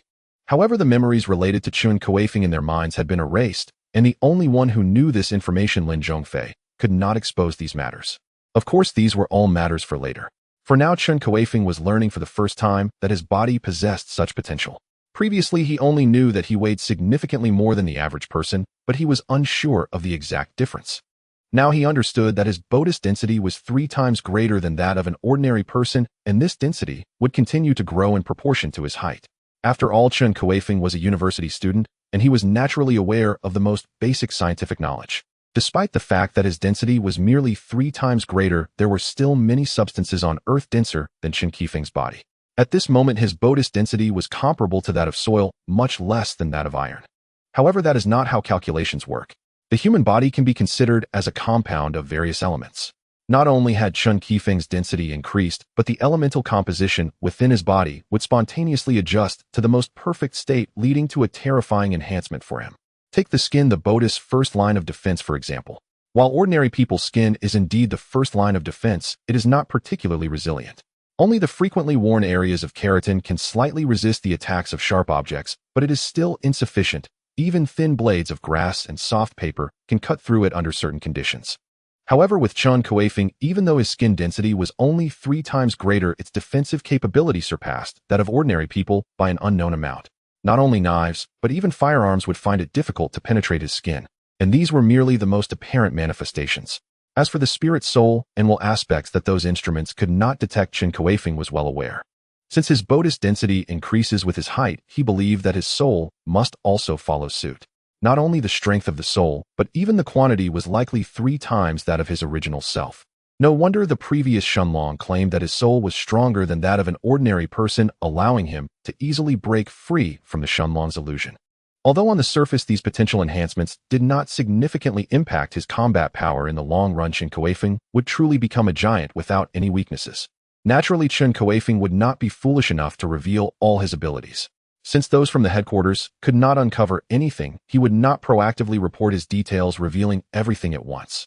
After all, one must not harbor malicious intentions, but one must also be wary. Chun Kuifeng took a private jet back to the Anomaly Bureau in Shishui City. At this time, Tian Zhongguo was already aware of this news and hurriedly rushed towards Chun Kuifeng. He had secretly made a decision: as long as he had the ability, he would do everything in his power to remove any potential obstacles for Chun Kuifeng. Having spent so many days with Chun Kuifeng, he considered himself quite familiar with him. Given Chun Kuifeng's temperament, he would never take the initiative to do anything harmful to the country. Since Chun Kuifeng had such talent, how could he not pay attention? However, the pressing matter at hand was to find a new place for Chun Kuifeng to live. Ever since Chun Kuifeng returned from Longqing, his height had surged again, now reaching 6 meters. The passages in their Anomaly Bureau in Shishui City were mostly only 5 meters high. If Chun Kuifeng continued to reside within the bureau, he would undoubtedly feel extremely constrained. Tianzhonghua even feared that one day Chun Kuifeng might get stuck in the bureau and be unable to get out, which would necessitate breaking down the base of the Anomaly Bureau, and that would be quite a joke. If this matter was not resolved quickly, Chun Kuifeng might end up on the streets. This was not because they had not considered the needs of giant-type ability users during construction. After all, such abilities were still quite rare. However, it is likely that in the future, every branch of the Anomaly Bureau would undergo expansion to create accommodations for potential giant-type ability users. Yet at present, Chun Kuifeng had not encountered even a single kindred spirit. To provide Chun Kuifeng with a comfortable residence, Tianzhonghua had no choice but to purchase a large piece of land around the Anomaly Bureau, and he was currently working overtime to expand. In any case, it would not be long before the Anomaly Bureau could officially present itself to the people of the nation, and he was not worried about being discovered as the base of the Anomaly Bureau. Chun Kuifeng naturally had no objections to this. The reason he joined the Anomaly Bureau in the first place was indeed because of the accommodation and meals they provided. However, considering his height issues, he politely expressed that there was no need for it to be overly perfect, he just needed a place to sleep. His height would continue to increase, and it would be a common occurrence to build and then dismantle. In any case, given his current physical condition, even sleeping on the ground without a house would pose no problem. However, as a human, Chun Kuifeng still preferred to reside within a building. Even if that building seemed more fragile than a piece of paper to him, it still provided a sense of security. Only within his own house could he feel a sense of home. Chun Kuifeng silently browsed through the exchange interface of the Anomaly Bureau's oddity pavilion, contemplating what to redeem with the more than 3,000 merit points he had on hand. Should I exchange all these merit points for energy crystals or find another use for them? Chun Kuifeng pondered silently. If all these merit points were exchanged for energy crystals, it might allow Chun Kuifeng to gain a slight increase, but it certainly wouldn't be substantial. Once his physique reached a certain level, the effectiveness of these energy crystals would diminish unless he could acquire higher grade ones. However, since the Earth has just begun to awaken its spiritual energy, how could there possibly be many high-level items available? Thus, exchanging for energy crystals is the least cost-effective option. Besides that, if Chun Kuifeng wanted to further enhance his strength, he had to focus on aspects such as cultivation methods, martial skills, weapons, armor, and various extraordinary items. However, for Chun Kuifeng, whether it's martial skills or weapons and armor, these are unnecessary. What weapons or armor could possibly compare to the strength of Chun Kuifeng's own body? As for martial skills, he already possesses the national martial arts taught by Wu Zheng, having reached the pinnacle of combat skills. Although due to his physical condition, it's difficult for him to step into the realm of dark energy, all he desired was the ability of national martial arts to fully unleash his potential. As for martial skills, even the 18 dragon subduing palms cannot compare to a powerful strike from Chun Kuifeng. Moreover, Chun Kuifeng's physical strength is unparalleled and his flexibility is second to none. His joints can twist in any direction, and even his bones have elasticity. Martial skills developed based on the human body would actually limit Chun Kuifeng's performance. National martial arts do not have these shortcomings. Although routines like the 8-level Tai Chi in national martial arts may not significantly benefit him, it at least allows Chun Kuifeng to master his body perfectly, which he naturally will not neglect. After much deliberation, Chun Kuifeng decided to exchange for some martial arts manuals first. These had been officially verified and could be cultivated by others, not just special inheritances meant for personal use. Many of these various cultivation methods actually come from the items fused within the colorful orb, and they are mostly books with only a few integrated into USB drives. Chun Kuifeng did not consider internal cultivation methods. Firstly, the time spent cultivating internal energy could be better spent dealing with several abnormal incidents, accumulating more merit points. Secondly, internal energy does not hold much significance for him. What he valued were various external and internal cultivation methods. Since his physical quality is strong and his defense is formidable, he would continue down this path. His ability merely passively strengthens his body, which does not mean he cannot cultivate. On the contrary, a powerful body would further facilitate Chun Kuifeng's cultivation. However, he was unsure how effective these hard techniques would ultimately be for him. Regardless, Chun Kuifeng would not suffer losses, because the cultivation methods he practiced, as long as they acted on his body, would likewise amplify his abilities. During the last arrival of the colorful orb, Chun Kuifeng had already obtained the cultivation methods for the Golden Bell Shield and Iron Shirt. However, he had not had much time to calm down and practice. Even so, under his passive cultivation, these two methods had brought him to a level unimaginable for many. The Golden Bell Shield has 12 levels, and he has already broken through the 8th level. The Iron Shirt has 9 layers, and he has reached the 7th layer. His body seems to have a natural affinity for such hard techniques, achieving this terrifying level even without using the various secret medicines and forging methods recorded within, relying solely on the self-exercise of his physical body. If his physical strength were not astonishing, the changes would be glaringly obvious. Since hard techniques are effective for him, how could Chun Kuifeng not take them seriously? As long as he can continue to grow stronger, he is already quite satisfied. Now that he possesses the Golden Bell Shield and Iron Shirt, he naturally would not overlook the renowned horizontal training method, the 13 Tai Bao, spending 80 merit points to acquire it. At the same time, he also collected techniques from the Iron family, such as Iron Sand Palm, Iron Arm Technique, Iron Head Technique, Iron Body Technique, Iron Crotch Technique, and Iron Leg Technique. Especially the Iron Crotch Technique, which is of utmost importance. His physique is significantly larger than that of an average person, and this area is no exception. Such a conspicuous target would inevitably attract enemies' attention. Unfortunately, among so many techniques, there is not a single one that strengthens the buttocks. Even a technique like iron, but would be acceptable. This isn't Chun Kuifeng being overly cautious. Although the enhancement of his physical quality is comprehensive, even his weak points possess formidable defense. However, strong defense is still defense. Once targeted, even if there are no injuries, the psychological impact would be tremendous. If he ever encounters enemies in the future, especially those with normal physiques, as long as they don't fly, they will instinctively target his central weak point, as it is the most accessible vital area. Although there are many other internal and external hard techniques in the exchange list of the Abnormal Objects Pavilion, these are sufficient for now.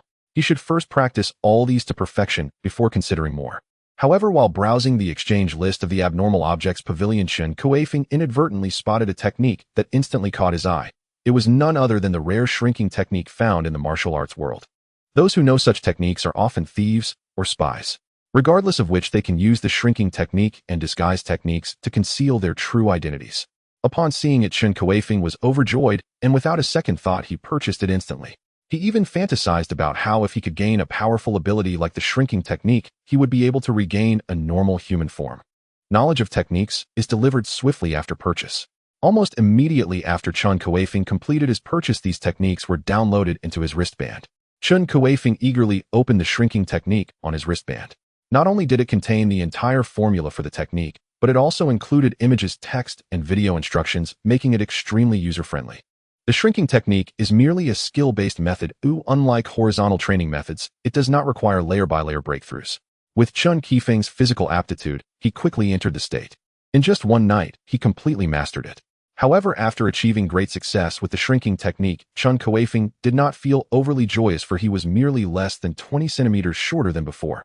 From 6 meters tall to 5 meters 80, what difference does that make? Moreover, after utilizing the shrinking technique, he felt constrained in his movements, as if he were wearing a thick cotton coat, resulting in at least a 10% decrease in strength. What use is it to Chun Kuifeng? For an ordinary person, a height change of around 20 centimeters would be sufficient, but for Chun Kuifeng it seems utterly useless. Chun Kuifeng toiled through the night, but ultimately failed to achieve the desired effect. Reluctantly, he decided to temporarily abandon this idea and wait for other solutions in the future. Since the bone shrinking technique was not effective for him and would instead hinder his strength, Chun Kuifeng ceased its use. After all, those 20 centimeters were truly insignificant to him. After the arrival of the second wave of colorful orbs, the Dragon Country had already leaked some information about the Anomaly Regulation Bureau, aiming to stabilize public confidence and inform the populace that there was a dedicated department to handle extraordinary crises, preventing them from being swayed by certain public intellectuals. During the subsequent disaster involving anomalies following the arrival of the colorful orbs, the Dragon Country managed the situation better than any other nation, minimizing casualties and being the first to eliminate all these anomalies. This was undoubtedly due to the sacrifices made by the members of the Anomaly Regulation Bureau. Originally intending to reveal the existence of the Bureau, the Dragon Country officially announced it to all residents today, with the Bureau in every city fully cooperating with this exposure. They wanted everyone to know that they had always been silently protecting the public, safeguarding peace. In fact, without the government needing to say much, a significant portion of the residents had witnessed the courageous battles of the Bureau's personnel. It was just that until today the Bureau had truly stood in the spotlight. Today, all anomaly investigators were summoned to their respective cities' Anomaly Regulation Bureau. Since the Bureau was now exposed, it was also time to assign titles to these investigators. Unlike ordinary police officers and soldiers, they bore various extraordinary powers and were destined to become heroes in their respective cities. After all, each anomaly investigator was unique, and the birth of titles would distinguish them from one another. The government intentionally wanted this situation, as idolizing heroes could significantly reduce chaos and make those who had hidden their extraordinary abilities ponder whether their strength could match that of the carefully trained and selected anomaly investigators. The state was not concerned that these heroes would incite the public or develop any inappropriate thoughts. In an era where everyone had the opportunity to possess extraordinary abilities, as long as the country's system remained healthy, any hero would merely be a part of the nation.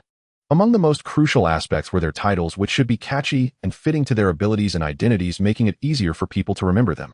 Upon hearing this news, Chen Kuifeng and the others were somewhat shocked. Did this mean that their Anomaly Regulation Bureau was akin to the superheroes in various superhero films? They immediately felt restless, eager to choose a catchy and grand title for themselves, but before they could rejoice, they were doused with cold water. The restrictions on title selection were significant. First, titles that disrupted harmony were absolutely forbidden. Additionally, titles like Jade Emperor, Guanyin Bodhisattva Buddha, and God were not allowed either. The government had its own considerations, especially since some of these colorful orbs hinted at a mythical world, and to avoid unnecessary trouble, such honorifics were not permissible. Furthermore, they could not have the same names as superheroes from foreign films. This was not for any particular reason, but simply because those superhero titles had already been monopolized by foreigners, leading to many individuals sharing the same title. To distinguish themselves, those people often had to add geographical or character tags to their titles. For example, Manhattan Fat, Spider-Man Manhattan Slim, Spider-Man New York, Iron Man Washington, Iron Man Brooklyn, Flash Yell Flash, and so on. Of course, the most common title was Superman. Even if their abilities had nothing to do with Superman, it did not prevent them from using that title. People living there often witnessed two or more Supermen fighting, vying for who was the most authentic, even resulting in casualties. With such chaos abroad, the Dragon Country preferred not to wade into this murky water over such trivial matters, decisively banning all foreign superhero titles and letting them fight it out themselves. These were the limitations, and the requirements for titles must align with their abilities with no exaggeration or forced rhymes. Titles could not be too lengthy, and after determining their titles, they had to report them promptly. The central authority would confirm their titles after verification, and no one else could use them. It is worth mentioning that their titles were not set in stone. If their strength underwent significant changes or their abilities evolved fundamentally, they could apply to change their titles. Upon hearing these rules, many appeared anxious, fearing that if they were a moment too late, their chosen titles would be taken by others. They hastily began applying through their wristbands. Chun Kuifeng and his friends were among them, as they had already thought of their titles and reported them. Yu Yao reported her title as Chi Master, which represented her profession. Once she grew stronger, she planned to submit the title Empress of Female Fighters to signify her second awakening. Li Mingjie chose the title Dragon Envoy. He actually preferred the title Dragon Hero, but due to the existence of a certain Dragon Hero, he reconsidered and changed his title to Dragon Envoy. As for Dragon Emperor or Dragon Sovereign, he felt he was not yet qualified. Qin Lan's title was Assassin. Thankfully, he was quick-witted, otherwise he would have regretted it now. Wen Dingbang initially intended to report as Summoner, but he was a step too late.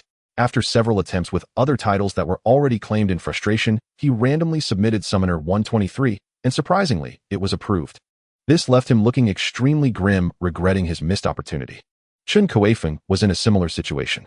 His ideal title was naturally Giant, but that title had already been taken by another person, evidently seized by someone else with the ability to grow larger. This left him dumbfounded. With the best title gone, what was he to do? However, he suddenly thought of the title Giant Spirit God, and to his surprise, it was approved. After all, Giant Spirit God could be considered a deity. Why was it so easily approved?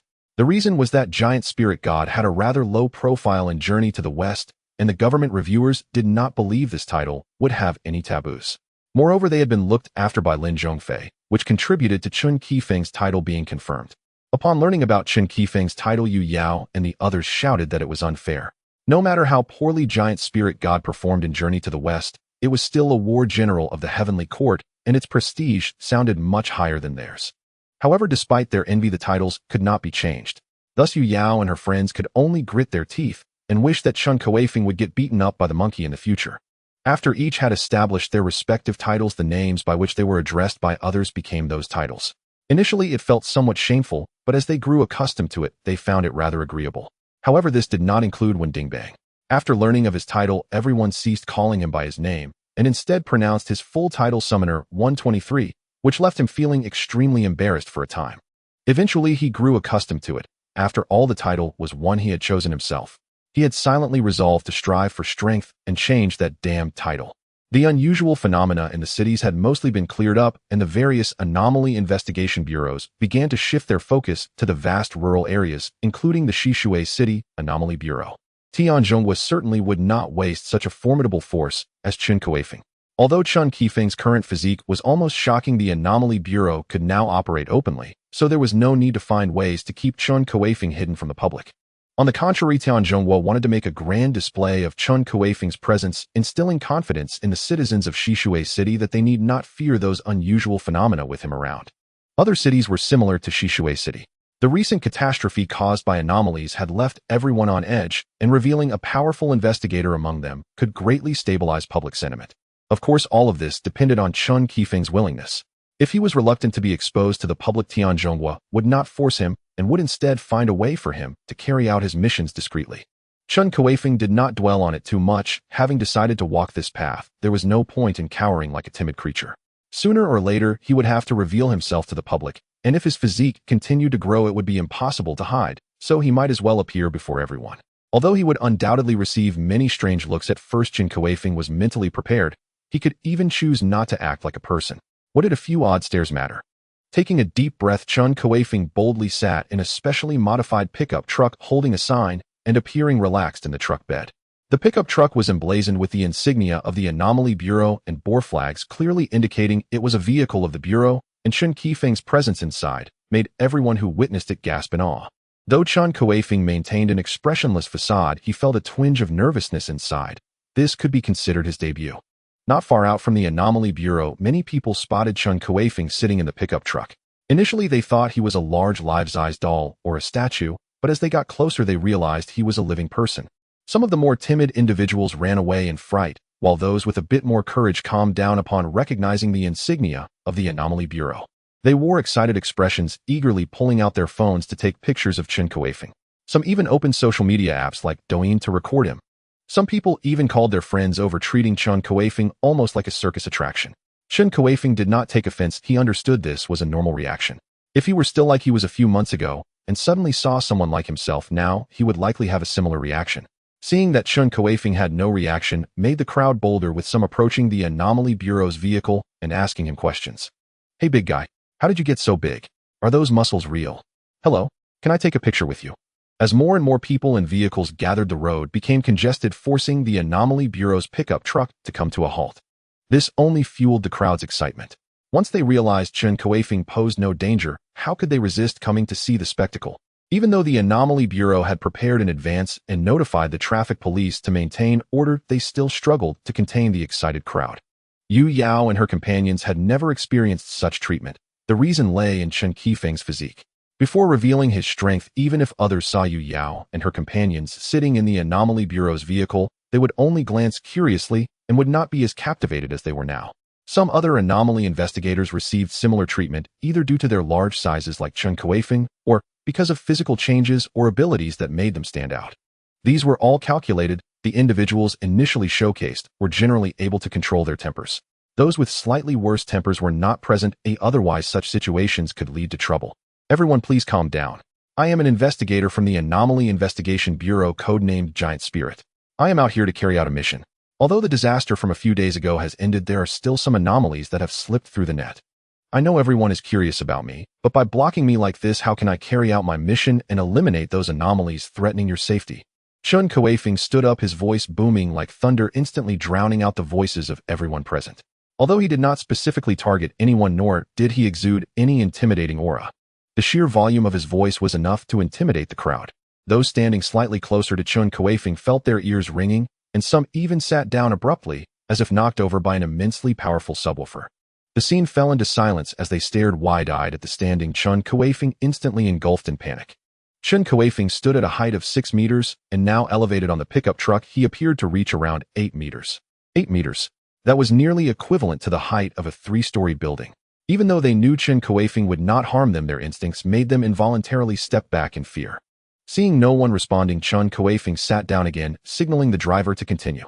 The traffic police had cleared the vehicles ahead, and the pickup truck began to move forward slowly. At that moment, a voice suddenly rang out from the crowd. "I know him. Do you remember a few days ago? It was him, carrying a sign and working with many Anomaly Bureau members to clear out those damned monsters around the city. He saved my life." This statement instantly ignited the crowd, many individuals showing excitement and gratitude as they looked at Chen Kuifeng. The commotion he caused during battles had naturally drawn much attention. In the days when he was wandering around the city, countless people had secretly seen Chen Kuifeng's heroic form from behind curtains or other corners. However, due to angles or distance, they could not clearly see his exact size and appearance. Now reminded by others, and with his iconic sign in hand, how could they not realize that Chen Kuifeng was the man who had saved lives just days earlier? Although many had never seen Chen Kuifeng in person, they had undoubtedly heard of his existence. The crowd grew even more agitated, surging toward Chun Kuifeng, as if eager to witness his heroism up close. The traffic police maintaining order turned pale. If the crowd rushed onto the road, the traffic order would likely collapse immediately. Just then another voice emerged. "Everyone, please remain calm. Giant Spirit is fighting to protect us. By doing this, aren't we just hindering him? All we need to do is let Giant Spirit know we support him." Upon hearing this, everyone fell silent for a moment, then ceased their forward movements. Guided by the intentions of the perceptive, they recalled the panic and fear from a few days prior, witnessing the scene of the personnel from the Anomaly Investigation Bureau fighting for their sake. Among these individuals were some who possessed special abilities or light sphere powers, yet at that time, they were solely focused on self-preservation. "Giant Spirit God," suddenly someone shouted out, "wishing you a smooth journey." Others seemed to have had a revelation, calling out Chun Kuifeng's codename. They stopped pushing forward and instead spontaneously surrounded the road, cheering and supporting Chen Kuifeng. Hearing their words, a wave of warmth surged through Chen Kuifeng's heart. He had prepared himself to be scolded as a monster today, yet he never expected this. He immediately stood up, waving at the crowd, which erupted into cheers. They all waved in unison until Chun Kuifeng's vehicle disappeared from sight, at which point they dispersed. Among the crowd, a figure watched as Chun Kuifeng departed, gently revealing a smile. Adjusting his hat, he cheerfully walked towards the Anomaly Investigation Bureau, feeling that his efforts were not in vain. After leaving, these individuals quickly began sharing information about Chun Kuifeng, incessantly notifying their friends and relatives in the city, recounting the incident. The people of Shishui City began to stir. Whether out of curiosity or gratitude, as long as they were not too busy, most chose to come and see who Chun Kuifeng truly was. Especially those who had been saved by Chun Kuifeng. After determining his route out of the city, they spontaneously lined the roadsides, loudly cheering for him and expressing their gratitude for his life-saving grace. However, with good people come bad, and Chen Kuifeng's high profile naturally attracted the attention of some with ulterior motives. Yet they dared not act recklessly, secretly calculating whether they could gain some benefits from him. Despite the significant impact Chen Kuifeng had made, it was not exaggerated. Most people still maintained a detached stance. They were fine with just watching the spectacle, but welcoming him with cheers was something they would refrain from. Nevertheless, even this was sufficient. The Anomaly Investigation Bureau and government sectors began to exert their efforts, promoting the experiences of these exceptional investigators and their silent dedication to guarding the populace across major websites. After the state took action, positive messages flooded the platforms overnight, and societal attitudes improved significantly. Aside from a few diehard sycophants, the majority of ordinary citizens developed a fondness for this newly established Anomaly Investigation Bureau, and the exceptional investigators within gained substantial media attention, eclipsing most celebrities in the entertainment industry. Many people began to idolize these anomaly investigators. After all, once one possesses abilities, they naturally exude a unique charisma, making them more attractive than most celebrities. Moreover, among the anomaly investigators, there were those with striking appearances, coupled with the mysterious allure of their powers, and their distinctive roles surpassing the so-called young heartthrobs became effortless. In fact, this was indeed the case. Once the Anomaly Investigation Bureau officially stepped into the limelight, the entire entertainment industry was in an uproar. For them, it was akin to a major earthquake. It can be said that over 99% of stars in the entire entertainment industry harbored negative feelings towards the Anomaly Investigation Bureau, as their actions had effectively shattered their golden goose. If this were merely a short-term situation, it would be manageable. However, judging from the current state of affairs, it was clear that the country intended to prioritize and support the Anomaly Investigation Bureau, and in the future their media presence would only increase, not decrease. This had already touched upon their fundamental interests. Although they were not foolish and understood the state had an insurmountable red line in this matter, such individuals would do anything for money. Some began to leverage their influence, making sarcastic comments across various platforms, urging their fans to shift their focus back to the entertainment industry. As a result, within a single day, numerous major scandals erupted in the entertainment realm, each more shocking than the last.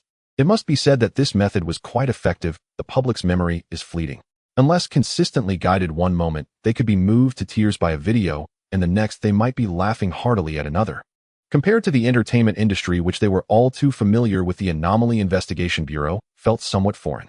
Coupled with the emergence of several major scandals in the entertainment sector, many shifted their focus back to it, indulging in the gossip. With numerous stars working together, this situation was difficult for the state to rectify in the short term. In an effort to regain more media attention and enjoy their previous lavish lifestyles, those in the entertainment industry unanimously undertook one task: to suppress and vilify the Anomaly Investigation Bureau. Some even spoke disdainfully of the Bureau, referring to them as mere watchdogs. This sentiment resonated with the majority of celebrities, as they viewed not only the personnel of the Anomaly Investigation Bureau, but also the police and military as mere bodyguards in their eyes. After all, could protecting the nation and its citizens truly be more important than making money? Of course, this was only said in private. Very few dared to be so arrogant in public. However, this time, they were indeed pushed to the edge. For celebrities, attention is akin to a lifeline. Now that their lifeline was cut off, how could they not panic? They still believed they were in the past. If it were in the past, the state indeed had no valid reasons to rectify them, for it was impossible for the government to implement a blanket policy. Aside from celebrities, there were also streamers. The chaos in the streaming industry was not insignificant. However, as streaming was still a relatively new avenue, it paled in comparison to the celebrity sphere. But if there's going to be a crackdown, it must be thorough. Public opinion is crucial, and domestic celebrities and streamers hold most of the narrative. If these celebrities and streamers were eliminated, the resulting vacuum of public opinion could easily be filled by foreign entities, leading to the worst outcome. Thus, it was better to let domestic individuals maintain their hold. But now it is different. The world is in chaos, and many countries are struggling to take care of themselves. How could they possibly reach out to interfere with the opinions of other nations?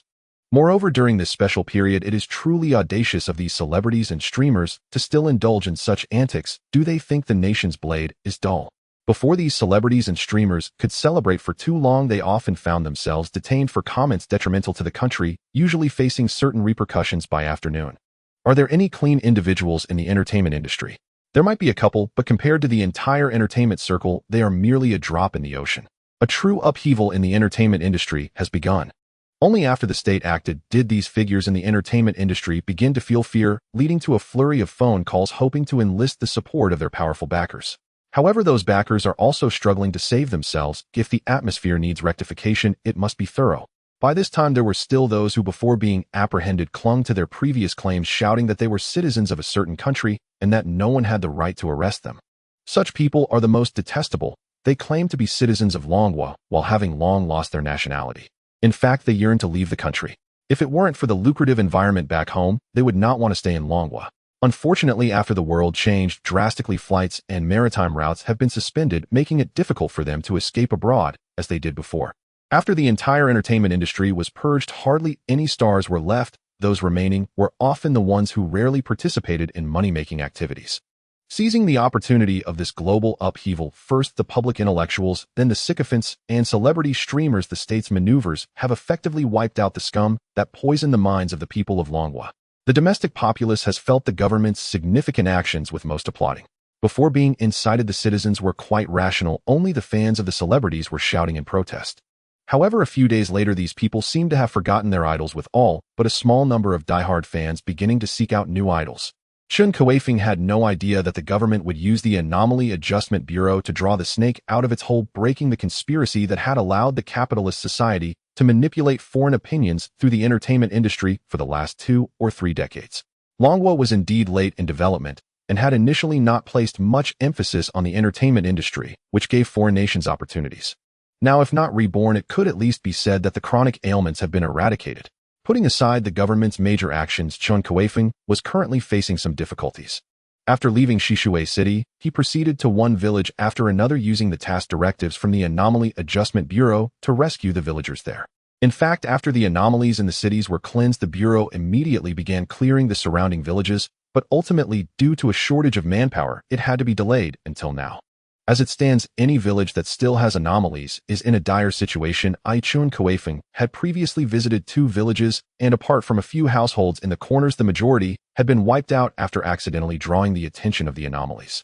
After traversing several villages, Chun Kuifeng felt an unusual heaviness in his heart. Although the proportion of villages encountering anomalies was not high, once subjected to anomalies, the entire village would descend into hell. The remaining villagers were mostly elderly and children with no means to resist the anomalies. If it weren't for the evolved animals in the rural areas putting up a fight, the casualties would likely have been even higher. Currently, Chen Kuifeng was facing his last task in the most remote mountain village, Nanping Village. This mountain village has over 100 households nestled against the Mopan Mountain and is quite picturesque, yet their misfortune led to the emergence of an anomaly. If it weren't for the government's immediate announcement to all residents regarding the characteristics of the anomaly's, Longwo's chaos might not have ended even now. Like the neighboring country Asan, with its large population and overcrowded living conditions, even if they managed to suppress this wave, their dream of surpassing Longwo's population would likely be dashed. This mountain village is different from others. After so many days of anomalies wreaking havoc, there are still many survivors. The reason these people survived is that the animals from the mountains have come down and actively engaged the anomalies. Unfortunately, the anomalies in this village are quite powerful. They not only failed to kill them, but also suffered casualties, thus bolstering the ranks of the anomalies with more animal troops. The people of Nanping Village have been watching the battle between the anomalies and the continuously emerging animals over the past few days. From the anomalies initially gaining the upper hand to their impending defeat, it has only been 3 or 4 days. Leading the animals surrounding the anomalies is a 3-meter turtle ape, seemingly having benefited from the previous colorful or breaking its physical limits and jumping from just over 1 meter to over 3 meters. Now it has united the animals of Mopan Mountain to suppress the anomaly. Were it not for the anomaly's almost immortal recovery ability, it would have been killed by that ape long ago. Did I really run into a monkey? Chun Kuifeng felt it was quite strange. He thought Yu Yao and the others were just joking, yet he found himself truly encountering a monkey. What a coincidence. However, it is absolutely impossible for this monkey to defeat me. Chen Kuifeng was troubled because he didn't know how to face these animals.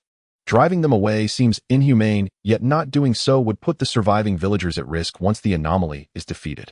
Wild beasts are wild beasts. Despite currently aiding the villagers of Nanping Village, they are doing so for their own sake. The anomaly is the enemy of all life, and now it has appeared so close to them. How could they ignore it? However, it is easy to imagine that to the villagers of Nanping, these wild animals are also enemies. After all, the village is backed by a large mountain. Who would believe that they have never engaged in hunting activities? Regardless of what the ape's true intentions are, Chun Kuifeng will not allow the villagers of Nanping to be harmed by the beasts. At this moment, the ape has already determined the outcome against the anomaly, as the latter's body was overwhelmed by the animals from the forest, quickly being reduced to a pile of bones, unable to revive. This is also the common treatment method of the mountain animals towards anomalies. Even herbivores will devise ways to trample them into pulp.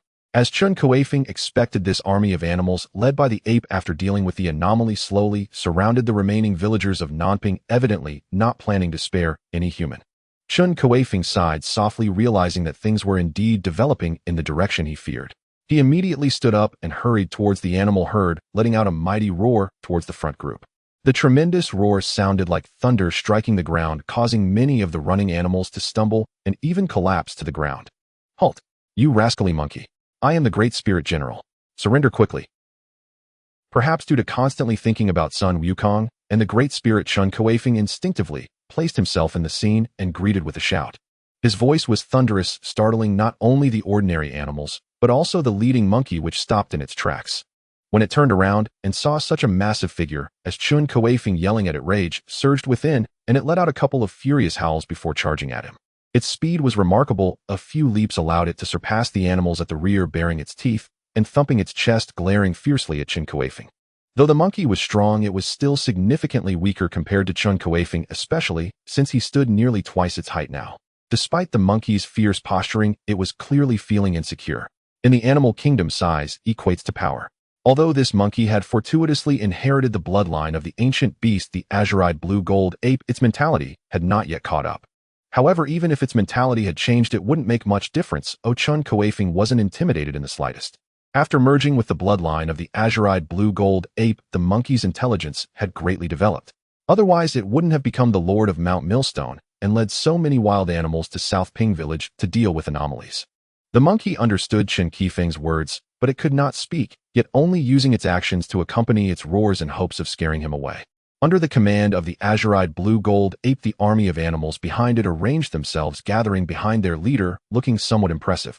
The reason it spared so many ordinary villagers from death wasn't out of kindness. Its original plan was to capture all these villagers after the battle, rewarding its loyal carnivores with them as sustenance. If humans can eat animals, why can't animals eat humans? However, Chen Kuifeng's sudden appearance was a significant obstacle to its plans. The azure-eyed blue-gold ape was somewhat wary of him, hence it showcased its armed forces in hopes of intimidating him. Chun Kuifeng watched the performance of the animals with keen interest. Even with the language barrier, communication was possible after gaining intelligence, and he quickly understood the azure-eyed blue-gold ape's intent. Rascally monkey, if you retreat now, considering your past contributions to protecting humanity, I can let you off the hook. As long as you no longer lead them to harm others, I won't interfere with you. But if you stubbornly resist, then I will have no choice but to take action. Chun Kuifeng somewhat enjoyed playing this role, repeatedly calling the azure-eyed blue-gold ape a rascally monkey. He felt invulnerable, for no matter how one looked at it, the azure-eyed blue-gold ape had no resemblance to the Monkey King. The azure-eyed blue-gold ape was furious. Since negotiation had failed, it would fight instead. Ever since it obtained the bloodline of the azure-eyed blue-gold ape, it had never encountered a creature stronger than itself. Even the anomaly that had bothered it for several days merely relied on its formidable defense and immortality to withstand the attacks. Roar. With that roar, the battle commenced instantly. Squirrels, rabbits, field mice, hedgehogs, snakes, foxes, wolves, and even some cats and dogs that had fallen from human society rushed at Chun Kuifeng with great fervor. In the sky there were sparrows, pigeons, doves, wild chickens, and shrikes diving towards him like bombs. After evolving, these animals had grown significantly larger, and their lethality had increased as well, especially with some awakened powers and others fused with the light orb, though their numbers were quite scarce. However, due to the presence of the azure-eyed blue-gold ape, the demonic aura it emitted greatly enhanced these ordinary animals, compelling them to obey its commands. TSK. Chun Kuifeng picked up a sign. With his increased size, the sign became somewhat useless, but it was still much better than having no weapon at all. With these animals, there was no way they could harm Chun Kuifeng. Instead, he pondered how much strength he needed to use to ensure the slaughter wasn't excessive. Chun Kuifeng knew that in the days to come, the root cause of these anomalies would continuously descend, just like in the world where the Xinjiao dragon resided. Whether human or beast, in the end they would have to unite against the unknown invasion. These beasts would eventually become allies of humanity. Have you not seen how the anomalies within those animals were eliminated before they could even cause significant chaos? Unless absolutely necessary, Chen Kuifeng would refrain from mass slaughter. He would choose to subdue them as much as possible. Of course, if they were bloodthirsty demons who killed for pleasure, they would have to be exterminated.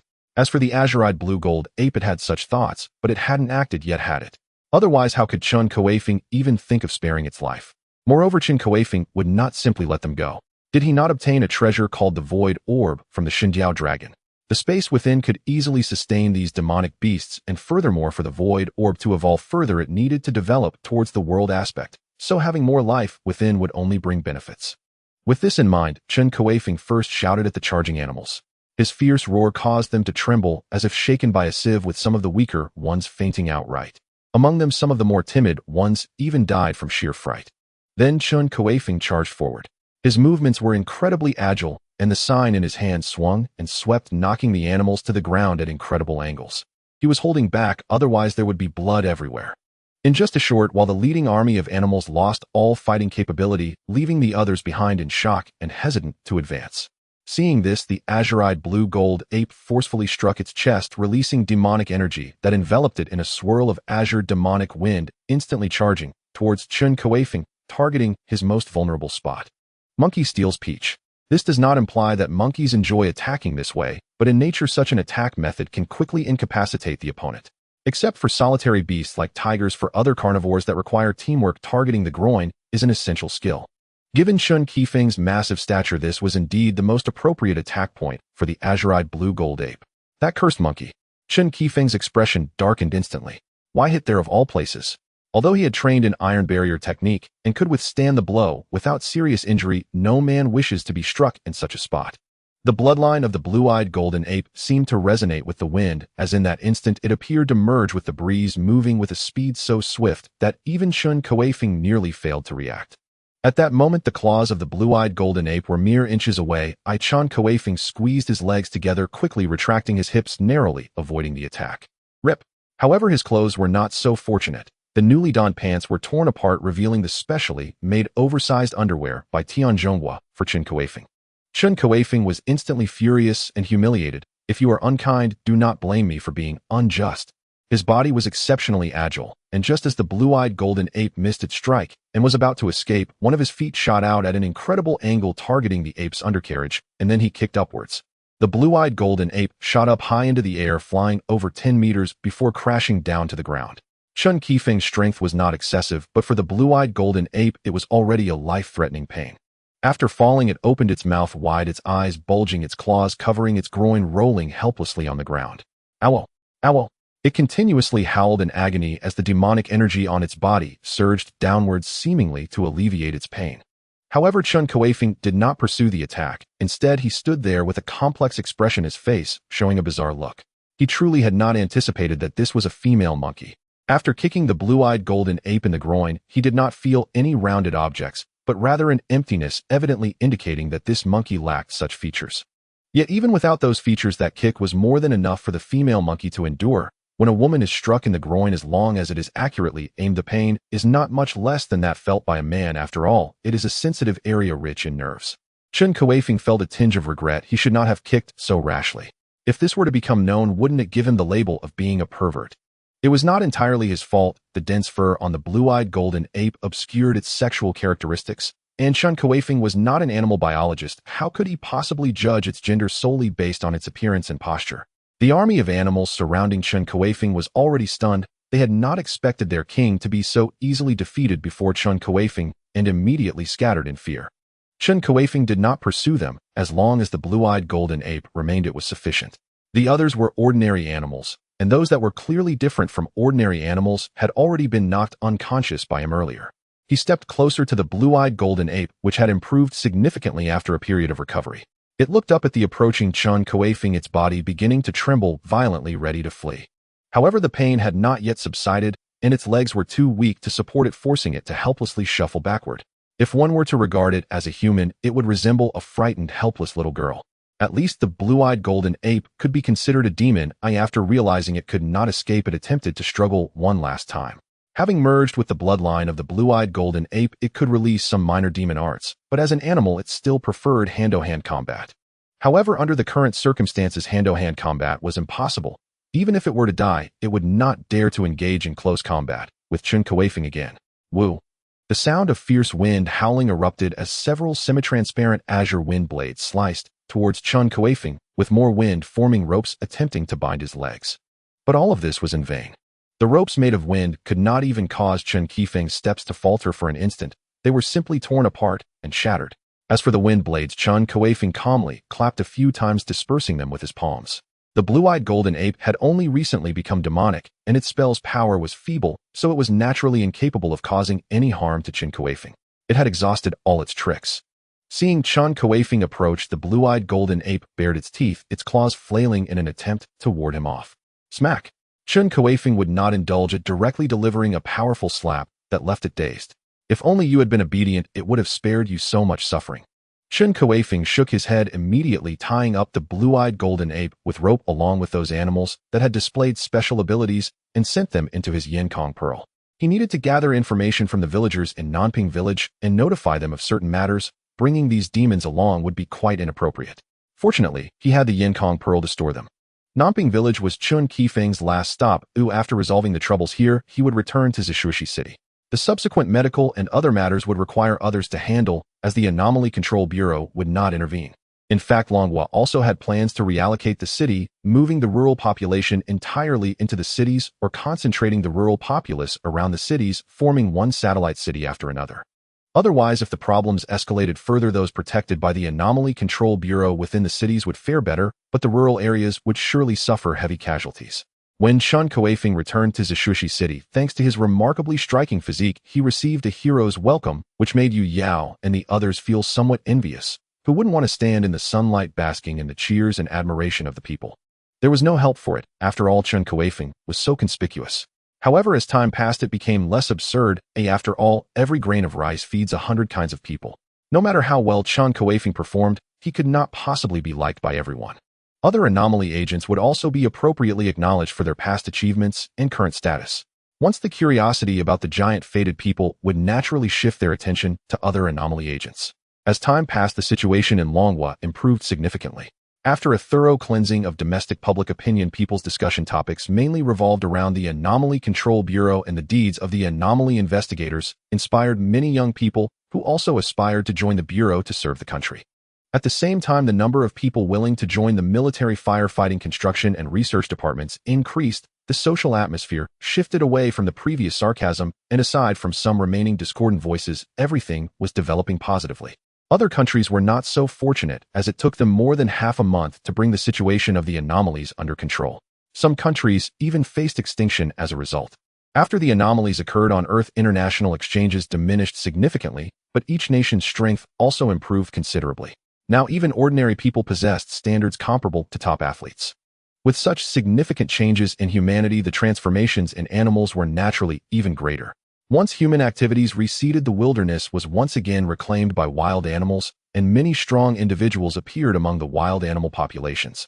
Within the borders of the Dragon Kingdom, there have emerged formidable creatures, including the Qinling Tiger King, Dongting, Jiao Snake Chongbai, Tiger King, Grassland Wolf King, and Plateau Yak King.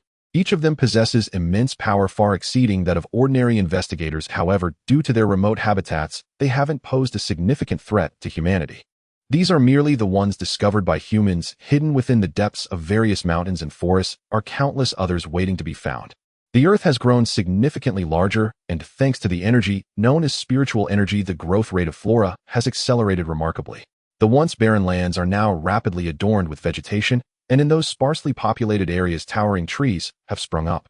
Besides the obviously extraordinary animal kings, ordinary animals also pose a considerable impact on humans. Their strength has improved significantly, with the size of city-dwelling cats and dogs often growing 2 to 3 times larger than before, let alone those in rural and wild areas. These animals, now endowed with greater power, will inevitably clash with humanity. If humans wish to maintain their position as the dominant species, they must impose restrictions on these creatures who, endowed with heightened intelligence and strength, are clearly unwilling to continue in this manner. Even cats and dogs, known for their companionship, can exhibit aggressive behavior, especially the stray animals in cities aside from those that have been raised by humans. During this time, Chen Kuifeng and his team have gradually shifted their focus from anomalies to these ordinary animals. The female AP previously captured was handed over to the headquarters of the Anomaly Investigation Bureau for research, earning him 1,000 merit points, which he exchanged for various hard martial arts techniques. Chen Kuifeng possesses exceptional physical talents. The hard martial arts techniques he previously exchanged have all been cultivated to perfection, and with his enhanced physique, his defensive capabilities and strength have increased significantly.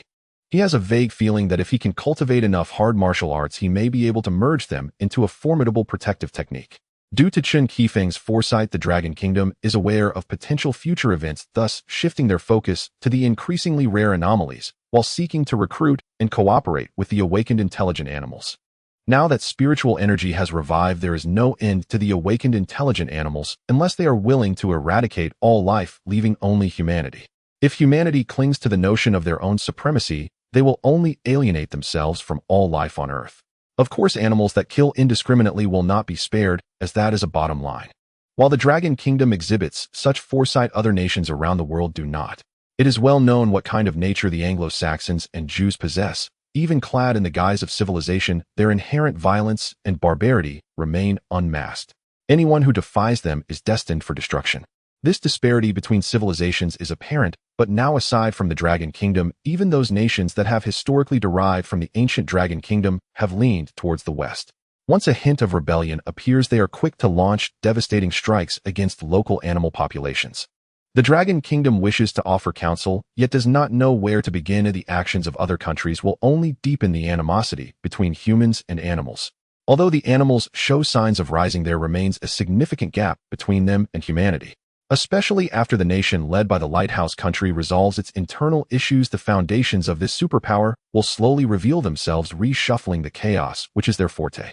In other existing nations, the animal army has either been eradicated or expelled, while the forces of monsters within the Dragon Kingdom continue to swell. Western countries mock the Dragon Kingdom for being incapable, believing it to be indulgent towards these animals, predicting future calamities. If the Dragon Kingdom falters, they would be more than willing to offer their assistance. In fact, it is not only the Western countries. Even within the Dragon Kingdom, the populace harbors some dissatisfaction. They do not understand why the government does not act like others and deploy military forces to suppress the situation.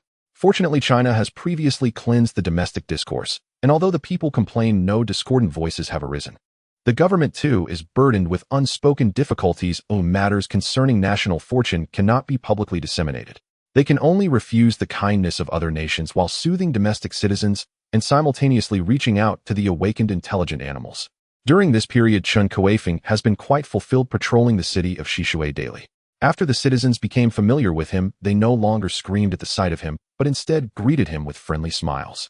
As for the others in the Anomaly Investigation Bureau, they too have garnered quite a few fans. Though Chen Kuifeng has not faded into the crowd, the attention he receives is evidently less than before. This is precisely what he desires. Otherwise being surrounded every time he steps outside is not a comfortable situation. He cannot conceal himself like others can with clothing and masks. His physique serves as the best identifier, which cannot simply be masked with a bit of makeup.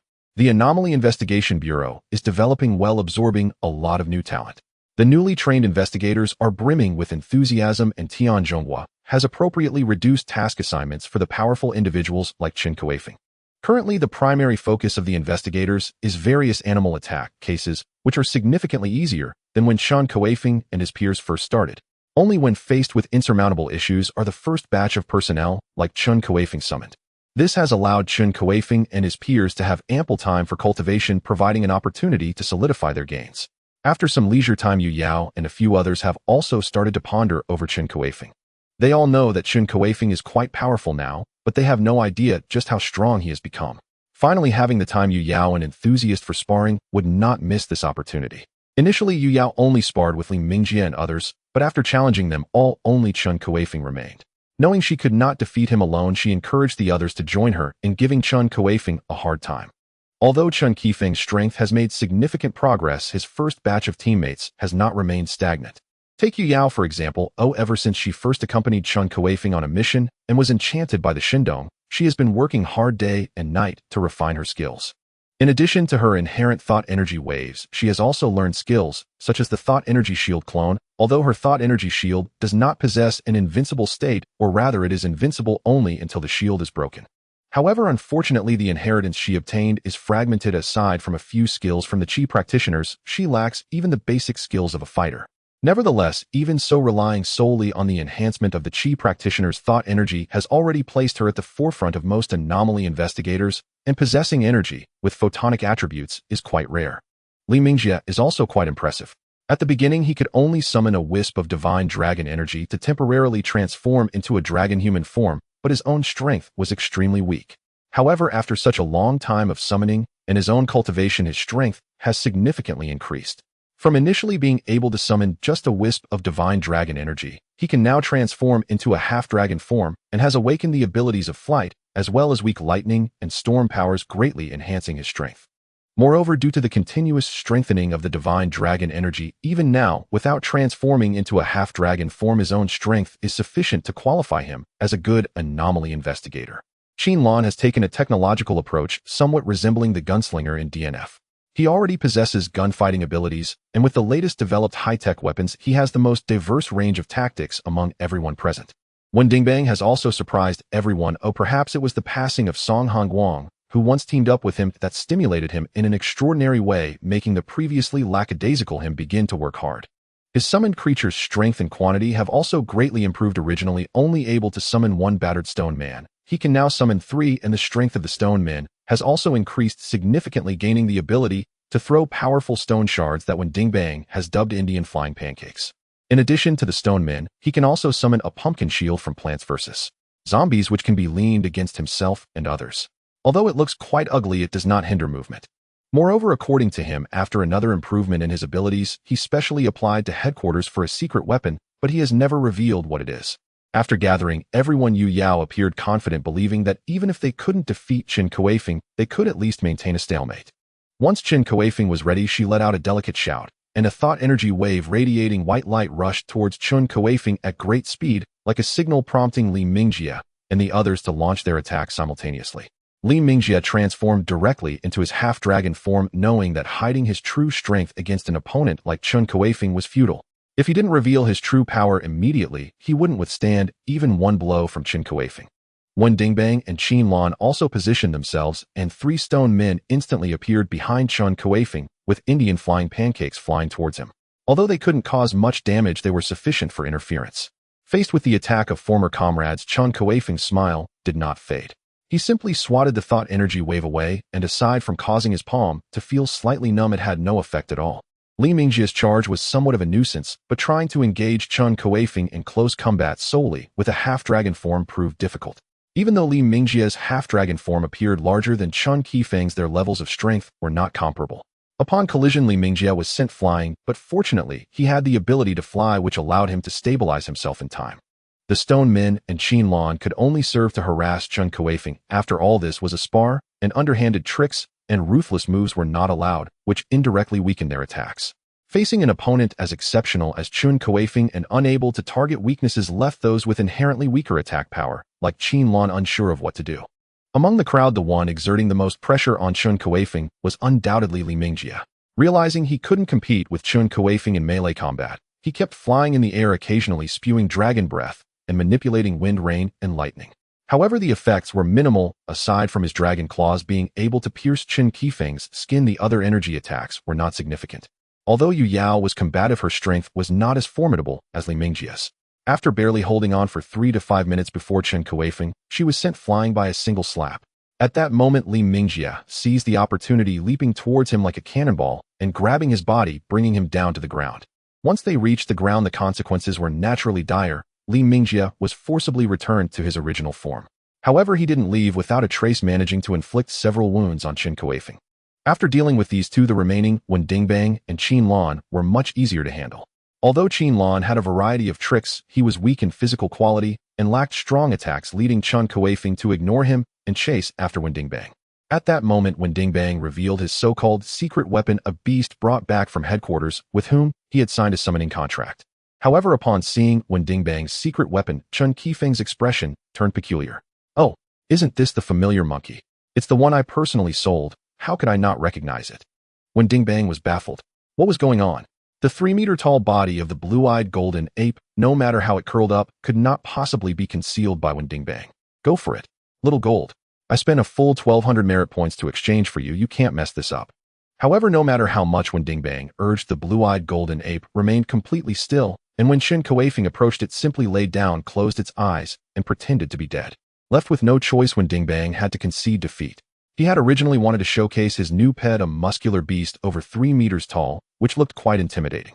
But who could have guessed it would turn out to be a silver-coated wax gun, leaving his face in utter disgrace. In a 1-against-4 scenario, it was unsurprising that Chun Kuifeng won. Yu Yao and the others had long anticipated this outcome, so they did not appear overly disheartened. However, Wen Dingbang kept mumbling, insisting on returning the product. Yet returning it was impossible. He had already signed the contract, and the blue-eyed golden ape was destined to be with him for life. Chun Kuifeng felt a bit awkward as he rubbed his hands, knowing that the problem originated from himself. "Well, Dingbang, this green-eyed azure golden monkey is actually quite strong. You were just deceived by its performance." "Oh, how do you know that?" Wen Dingbang seemed unconvinced, thinking that Chen Kuifeng was merely trying to comfort him.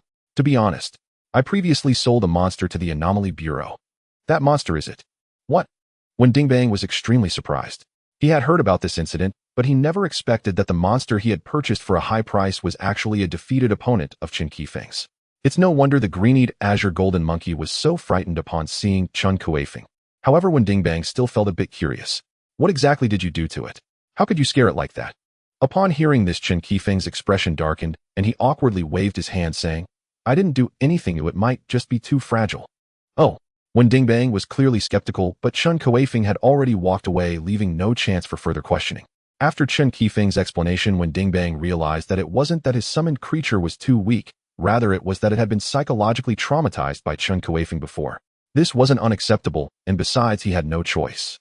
Yu Yao and the others also discovered their weaknesses during this sparring session, namely that it was difficult to devise effective countermeasures against opponents like Chen Kuifeng.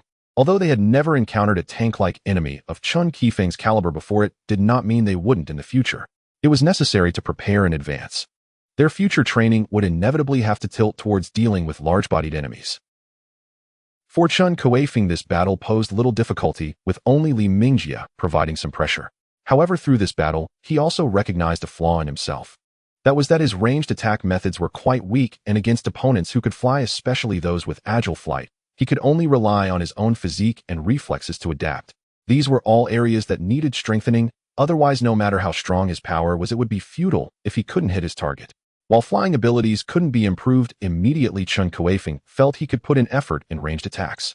For someone of Chun Kuifeng's size, firearms and bows were useless. He believed the best ranged attack method, which was also the most primitive, was throwing. There were many kinds of throwable weapons, but Chun Kuifeng chose none.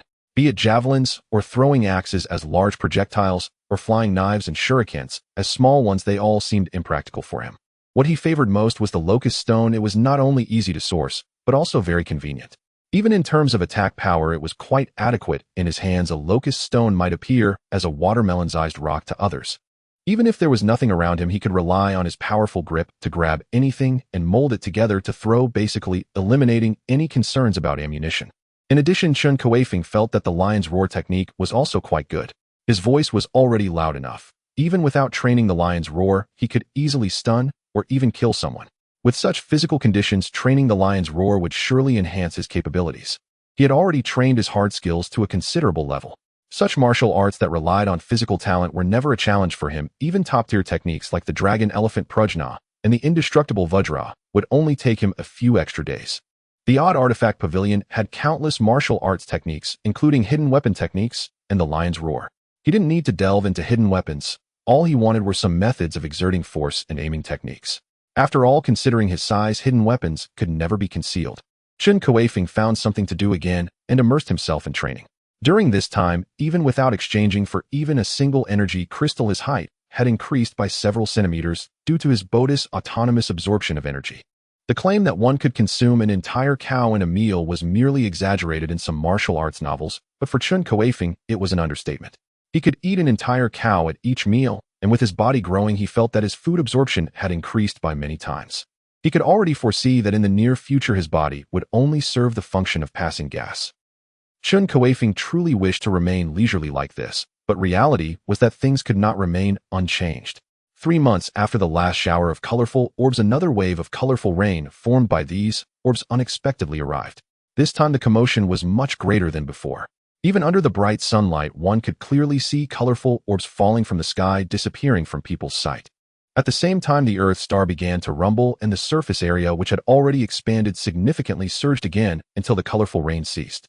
During this rapid expansion of the surface area, the Earth star was plagued by natural disasters, with frequent earthquakes and floods. Particularly in regions already on seismic belts, massive earthquakes exceeding 12 magnitude erupted.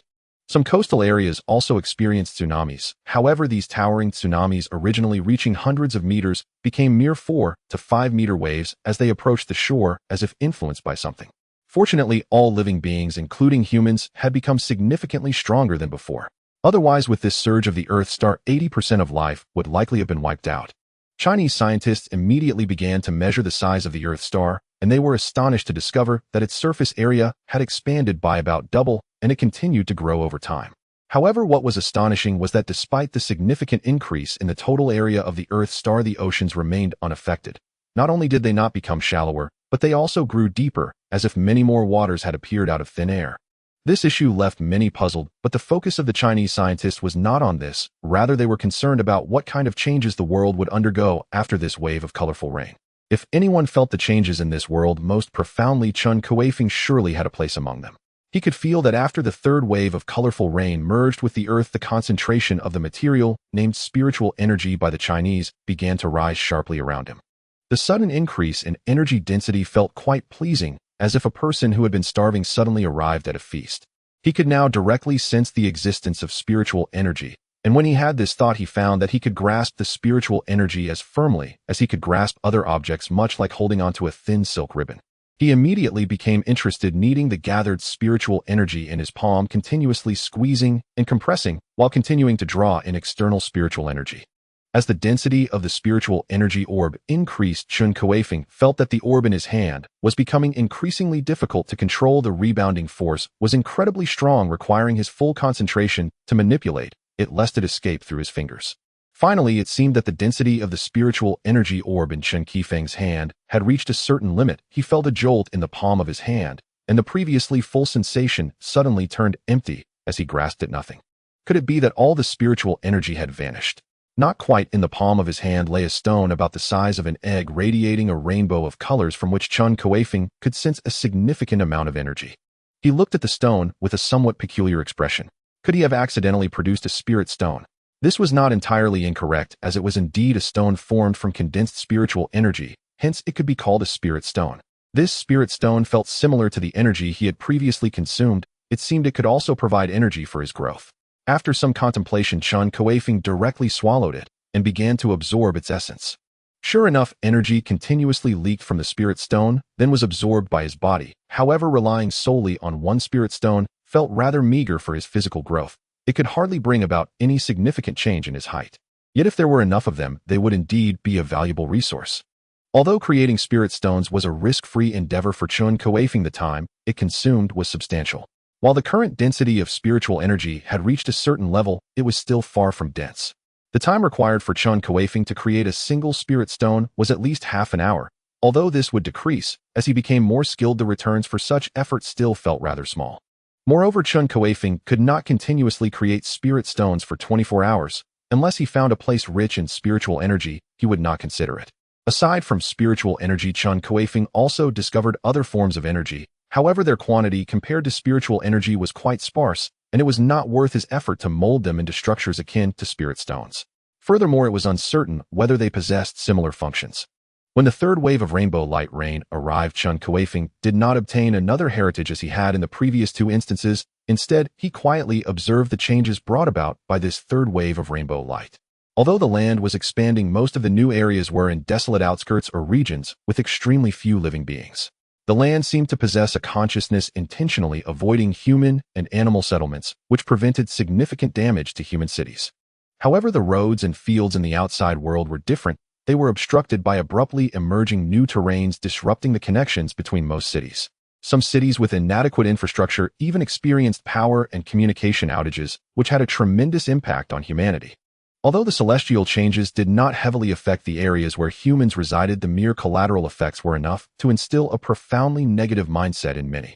In the days leading up to the third wave of rainbow light rain, the Dragon Kingdom relocated all rural residents to towns or cities closer to urban areas, making it a strategic move that at least prevented rural individuals from being scattered. However, with time running short, there were certainly many who were unwilling to relocate or clung to their homes with the intention of waiting for the right price. The state would not indulge them, as housing had already been allocated, and if they truly did not wish to move, there was nothing that could be done. Of course, these individuals were just a small fraction of the populace, and they had suffered greatly during this global upheaval. Even if they gained the inheritance of the rainbow light sphere or awakened their unique abilities, their chances of survival in the now isolated countryside were still exceedingly slim. Aside from a few cities maintaining communication, even the Dragon Kingdom lost contact with all cities amid this sudden upheaval. The nationwide electrical grid, roads, high-speed rails, and buried optical cables were all severely damaged in this upheaval. The urgent task now was to restore communication and energy between major cities, otherwise even the Dragon Kingdom could descend into chaos. Communication was relatively manageable. Although ground connections were destroyed, the satellites in the sky remained intact. The remaining energy in each city was sufficient to maintain contact with the capital, but energy was the priority. Aside from a few cities near independent power stations, most cities within the Dragon Kingdom relied on external lines for electricity. Now that the national grid was severed, they had immediately plunged into an energy crisis. In fact, the Dragon Kingdom had previously considered designing independent energy supply centers for each city and had already begun development. Given the technological level of the Dragon Kingdom, achieving this goal would still take considerable time. However, the previous abundance of rainbow light spheres was not in vain, and many of them originated from technological advancements, including controllable nuclear reactors. Nonetheless, there were challenges in replication and resource differences. With persistent research and learning from the Dragon Academy of Sciences, the technical problems of controllable nuclear reactors had been overcome. The Dragon Kingdom also hurriedly began manufacturing small nuclear reactor modules. While these small reactors could not support industrial consumption, they were more than sufficient for emergency power supply to an entire city. In just about 2 days, the entire Dragon Kingdom restored communication between all cities, which brought a sense of relief to the people who had experienced this massive upheaval. During these 2 days, Chun Kuifeng had not been idle. After the second wave of rainbow light spheres descended, the scenes of the abnormal beings attacking were still fresh in his mind. Everyone remained on high alert, not wanting to experience such an event again.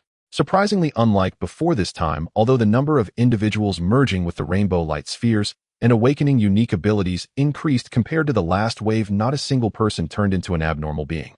This was somewhat strange. Could it be that the so-called apocalypse crisis described by the mythical dragon was merely a ruse? Or was there another reason? Regardless, the absence of further abnormal beings was a good thing. At least ordinary people no longer had to live in constant fear of an empowered individual erupting into violence and turning them into mindless husks. Strangely enough, there were hardly any human abnormal beings or undead nowadays. Even animal abnormal beings and undead were exceedingly rare. Chen Kuifeng speculated this might be related to the concentration of spiritual energy. As the concentration of spiritual energy increased, it indirectly enhanced the strength of all life forms. Could it be that from a certain perspective this made it more difficult for the sources of abnormal beings to affect life?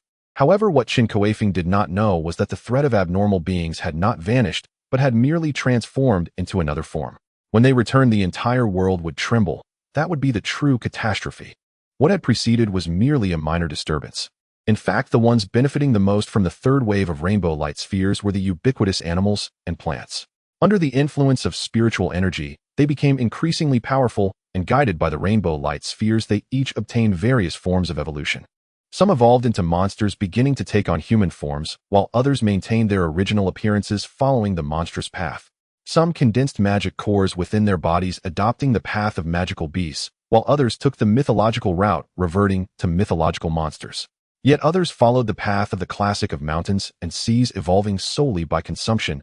Naturally, there were also many other bizarre evolutionary paths, such as biochemical monsters, and some even evolved into soul beasts specifically designed to serve humans.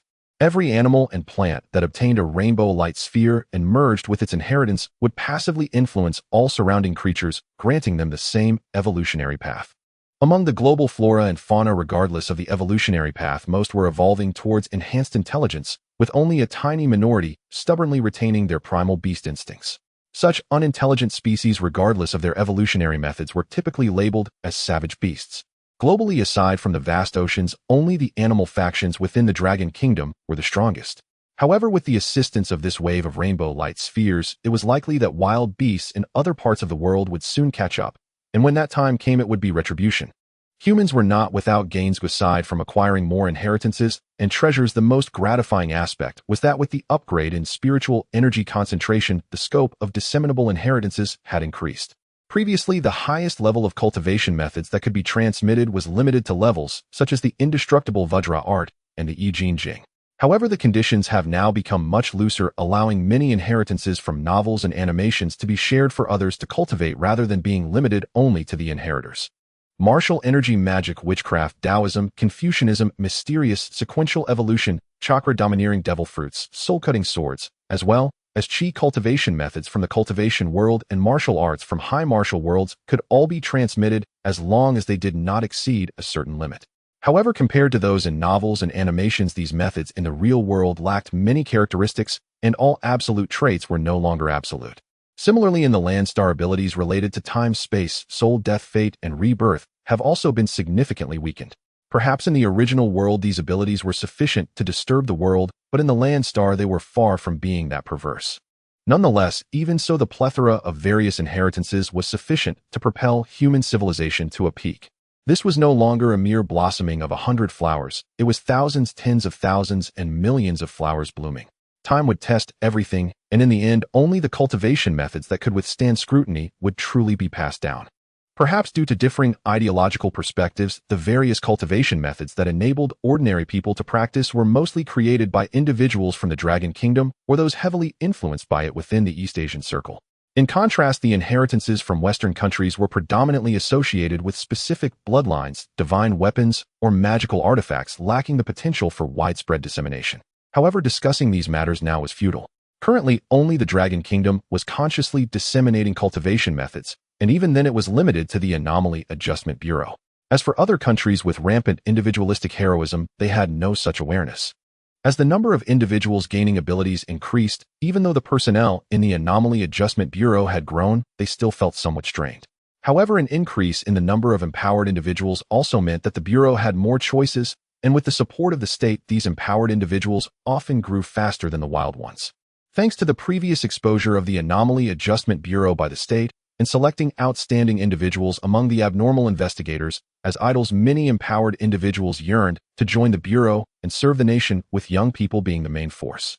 They were already in their passionate youth, and without the misleading influences of chaotic online environments, the Anomaly Adjustment Bureau naturally became the first choice. As for the military and police departments, it can only be said that the state currently lacks the ability to replace all soldiers and police officers with empowered individuals. Those in such special positions do not need the high political awareness required of abnormal investigators, but they certainly cannot be appointed casually. At that moment, Chen Kuifeng was somewhat bored standing at the entrance of the Anomaly Adjustment Bureau in Shishui City, acting like a mascot. His role was akin to that of a lucky cat attracting attention to recruit new blood for the Bureau. Chen Kuifeng had quite a few fans in Shishui City. Not only there, but even across the entire nation, his fan count could rank within the top 100 of the Anomaly Adjustment Bureau. This was still due to his infrequent video uploads and interactions with fans. His personality had already determined that he was not particularly adept at dealing with many people. Now standing here was entirely due to the request of Tian Zhonghua. In his words, since you have nothing to do, having a big guy like you standing here is the best advertisement. Suddenly Chen Kuifeng heard a somewhat melodious and familiar voice. He looked down and immediately broke into a smile, then softly spoke. Chun Li, brother Wang, what brings you both here? Indeed, these two were Chun Li and Wang the first to notice Chen Kuifeng's physical changes and provide him with assistance. Long time no see. Brother Chun. Oh no, you should now be called the giant spirit god. Wang laughed, giving Chen Kuifeng's thigh a friendly pat. Brother Chen, why don't you take a guess as to why we are here? Chun Li asked playfully. You don't mean to say that you want to join the Anomaly Adjustment Bureau, do you? Chen Kuifeng seemed to have thought of something and hurriedly asked. Chun Li's face revealed an expression as if she had been guessed correctly, her eyes sparkling with joy as she said to Chen Kuifeng, that's right. Brother Chen, both Wang and I have become superpowered beings now. From now on we are companions. So that's how it is. Chen Kuifeng sighed, reflecting on how it had only been half a year since his body underwent transformation, yet it felt like an eternity. He had never forgotten the help that Chun Li and Wang had offered him. Now that Chun Li and Wang could be considered superpowered, their entry into the Anomaly Investigation Bureau would be quite easy. As members of the People's Police, their barriers to joining the Bureau were significantly lower than that of ordinary citizens. Though becoming an anomaly investigator inevitably meant facing dangers, was there really no danger in not being an investigator? After becoming an investigator, Chen Kuifeng had wanted to visit Chun Li and Wang, but due to various incidents at the beginning, he never had the chance. The only time he met Wang was during the Shunlong incident, but they barely exchanged a few words. Later on, although Chen Kuifeng found some time, Wang and Chun Li were equally busy. Eventually, Chen Kuifeng's physique grew too large for him to visit. Now that he encountered both of them here, Chen Kuifeng felt quite happy and couldn't help but engage in conversation with them. The rules and regulations of the Anomaly Investigation Bureau were not rigid, and since Chen Kuifeng was not stationed here, chatting casually was perfectly fine. Hey, Brother Chen, what are you doing? Chun Li suddenly noticed that while Chen Kuifeng was talking to them, his hands were constantly fidgeting, sometimes rubbing together, making one think he had some kind of hyperactivity. Although Chun Li didn't fully understand what Chen Kuifeng was doing, she had awakened her superpower and had a bit of sensitivity to spiritual energy, so she could sense that there seemed to be something in Chen Kuifeng's hands. After watching for a while, she finally couldn't help but ask, what is this? I'm making snacks. Do you want some? Snacks? Wang and Chun Li both responded in confusion. From Chen Kuifeng's appearance, he didn't look like he was making snacks, and he had no materials in hand. That's right, it's snacks. Chen Kuifeng wasn't wrong. The spirit stones he made with his own hands were indeed like snacks to him. With a light pop, Chen Kuifeng opened his palm, revealing a slightly transparent multicolored crystal lying in his hand, which looked extremely beautiful and subtly attracted Chun Li. Isn't this a stone? How can you call it a snack? Chun Li asked, puzzled. Haha, to me this is indeed a snack. You all have read novels, right? This is equivalent to the spirit stones in those stories, but this spirit stone is not the same as the ones in the novels, so don't confuse them.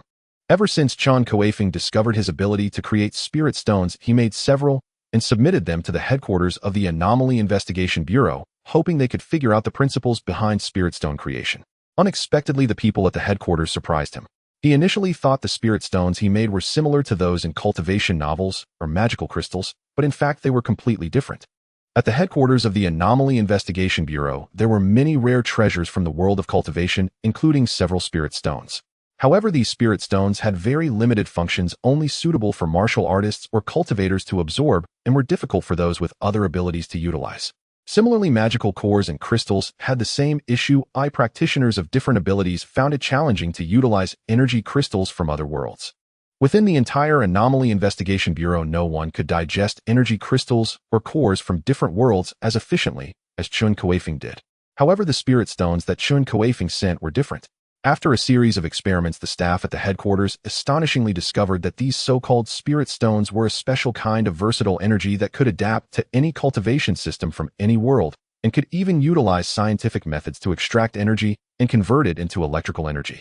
Although spirit stones and magical cores from other worlds could achieve this level, they were far less convenient than the spirit stones sent by Chun Kuifeng, whose energy conversion rate was exceptionally high, making it one of the cleanest and most efficient energy sources. Moreover, these spirit stones could also replenish lost mental power, vitality, and soul energy, as well as compensate for the depletion of anomalous energy and even restore the Bodhi's original essence. Isn't this akin to a universal recovery potion for Earth? It just takes a bit longer to show effects.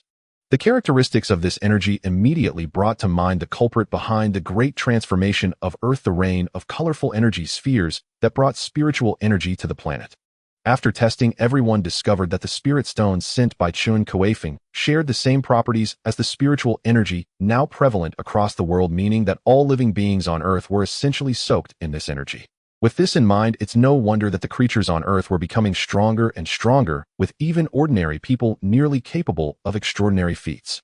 Now that they had clarified the origin and properties of the spirit stones sent by Chun Kuifeng, scientists in the Dragon Kingdom would naturally find ways to produce their own spirit stones. They couldn't replicate Chen Kuifeng's method, and without him, efficiency would be too low. However, in order to commend Chen Kuifeng, they shared all the research data on the spirit stones with him and awarded him 10,000 merit points as a reward for this information. Although they would eventually conduct this research, without Chen Kuifeng it would take them quite a long time. The earlier the spirit stone technology was researched, the better. Upon realizing how precious the spirit stones he created were, Chun Kuifeng seized his free time to produce them continuously. He wasn't doing it for himself, but for everyone. If every anomaly investigator had a spirit stone, it might just save their lives. In the past couple of days, the spirit stones he produced had been gifted to every active anomaly investigator, and he kept 3 or 4 on hand for Yu Yao and her companions. However, the other anomaly investigators weren't ungrateful either. Since merit points couldn't be traded, they chose to buy some energy crystals as a return gift, which Chun Kuifeng graciously accepted. He wasn't obligated to do this, and receiving return gifts was only reasonable. Otherwise, if everyone asked him for spirit stones, wouldn't he become a fool? This situation also made Chun Kuifeng see an opportunity. He wanted to grow, and various energy crystals were essential. Although the spirit stones he made could provide considerable energy, their efficiency was somewhat low. If he could exchange his handmade spirit stones for various types of energy crystals, wouldn't that be perfect? After all, his body was not picky. It could digest any type of energy crystal, even toxic ones could only serve as seasoning. Although the energy level of the spirit stones he produced was significantly higher than that of ordinary energy crystals, if the quantity of those energy crystals increased, the energy contained within them would inevitably surpass his creations. However, those different energy crystals were relatively difficult to utilize. But does this even matter to Chun Kuifeng? After a brief calculation, Chun Kuifeng realized that the value of a single spirit stone could be exchanged for energy crystals worth 10 times its energy, meaning that if he could trade them, his spirit stone production efficiency would increase tenfold.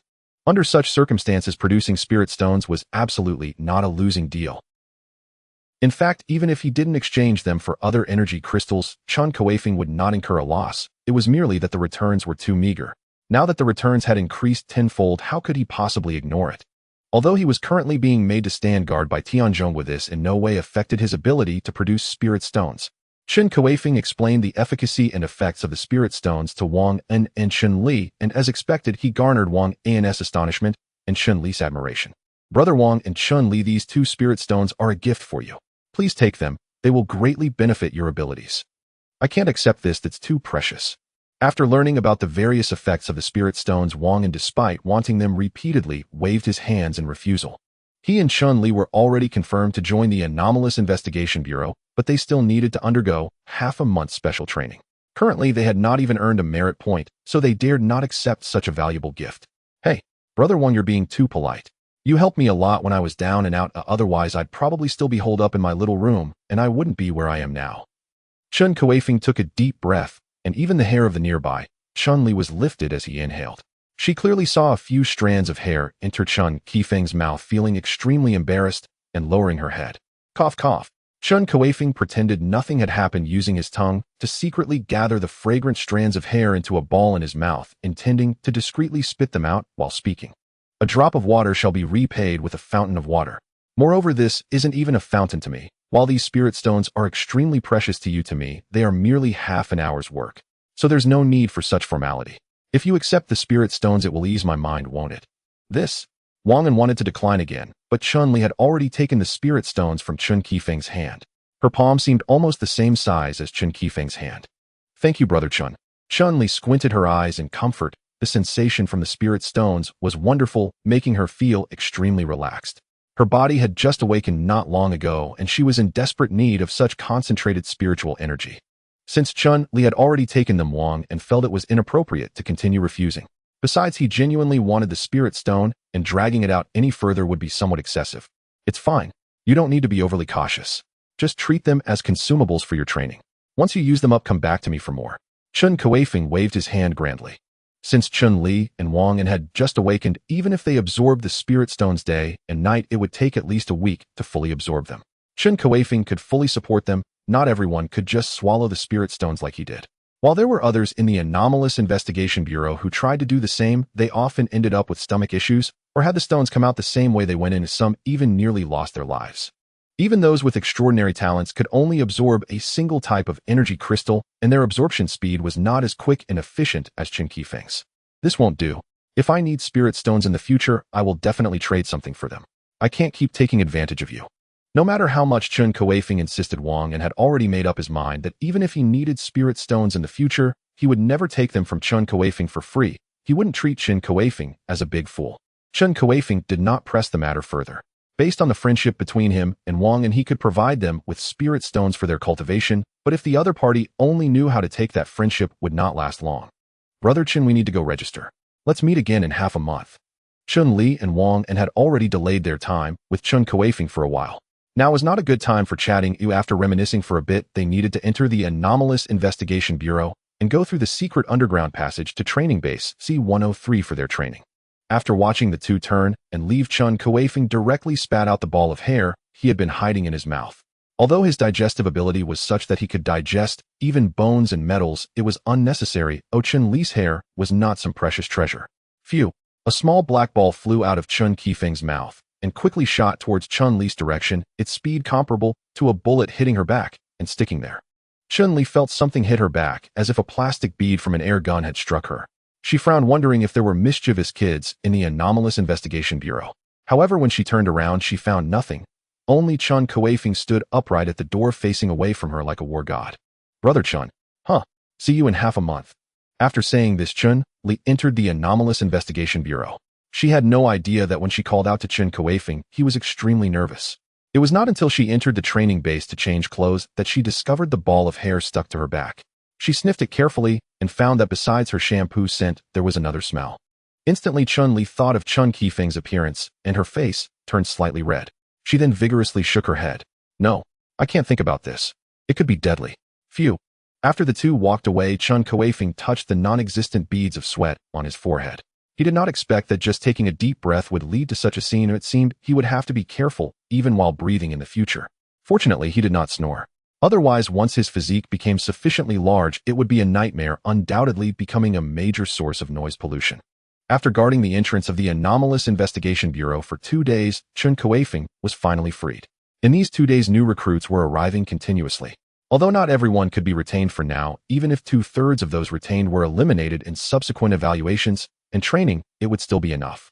Once these individuals grew stronger, they would become the true backbone of the Anomalous Investigation Bureau. The earlier waves had already seen some minor skirmishes. Now Chen Kuifeng was rarely deployed. Most tasks did not require someone of his strength, and even when support was needed, they usually chose to send Yu Yao or Li Mingjia. This was not due to Tianzhonghua underestimating Chen Kuifeng, but rather because Chun Kuifeng's destructive capability was too strong. In the city, one careless move could damage public facilities, making it unsuitable for him to intervene. Furthermore, the animals and the occasional undead or anomalies in the city did not require his involvement. This suited Chun Kuifeng's intentions perfectly, allowing him to devote himself entirely to producing spirit stones. Tian Zhonghua had already arranged everything and revealed the function of spirit stones to the other city heads of the Anomalous Investigation Bureau. Although everyone knew that such strategic materials as spirit stones would eventually be researched and developed, obtaining spirit stones earlier meant that the anomalous investigators in their bureau would have a better chance of survival in dangerous situations. Perhaps due to the numerous benefits brought by the third wave of the colorful orbs to the Earth, both humans and flora and fauna are diligently absorbing the advantages, making the world seem much calmer. Perhaps because foreign creatures have temporarily hidden away, waiting for the right moment, the countries led by the Lighthouse Nation have been enjoying a more comfortable existence. As the most powerful nation before the great changes in the world, even though the Lighthouse Nation has weakened considerably due to self-imposed restrictions, it still ranks as the nation with the strongest technological prowess on Earth. Even in comparison, the Dragon Nation falls slightly short. A month of tranquility has been sufficient for the Lighthouse Nation to recover from the upheaval. Not only has it remained unaffected, but it has also managed to eliminate a significant portion of its lower-class population, resulting in a rise rather than a fall in national strength. The resources within the Lighthouse Nation are controlled by the upper-class elites, so as long as the lower-class populace does not perish completely, their influence on national power is minimal.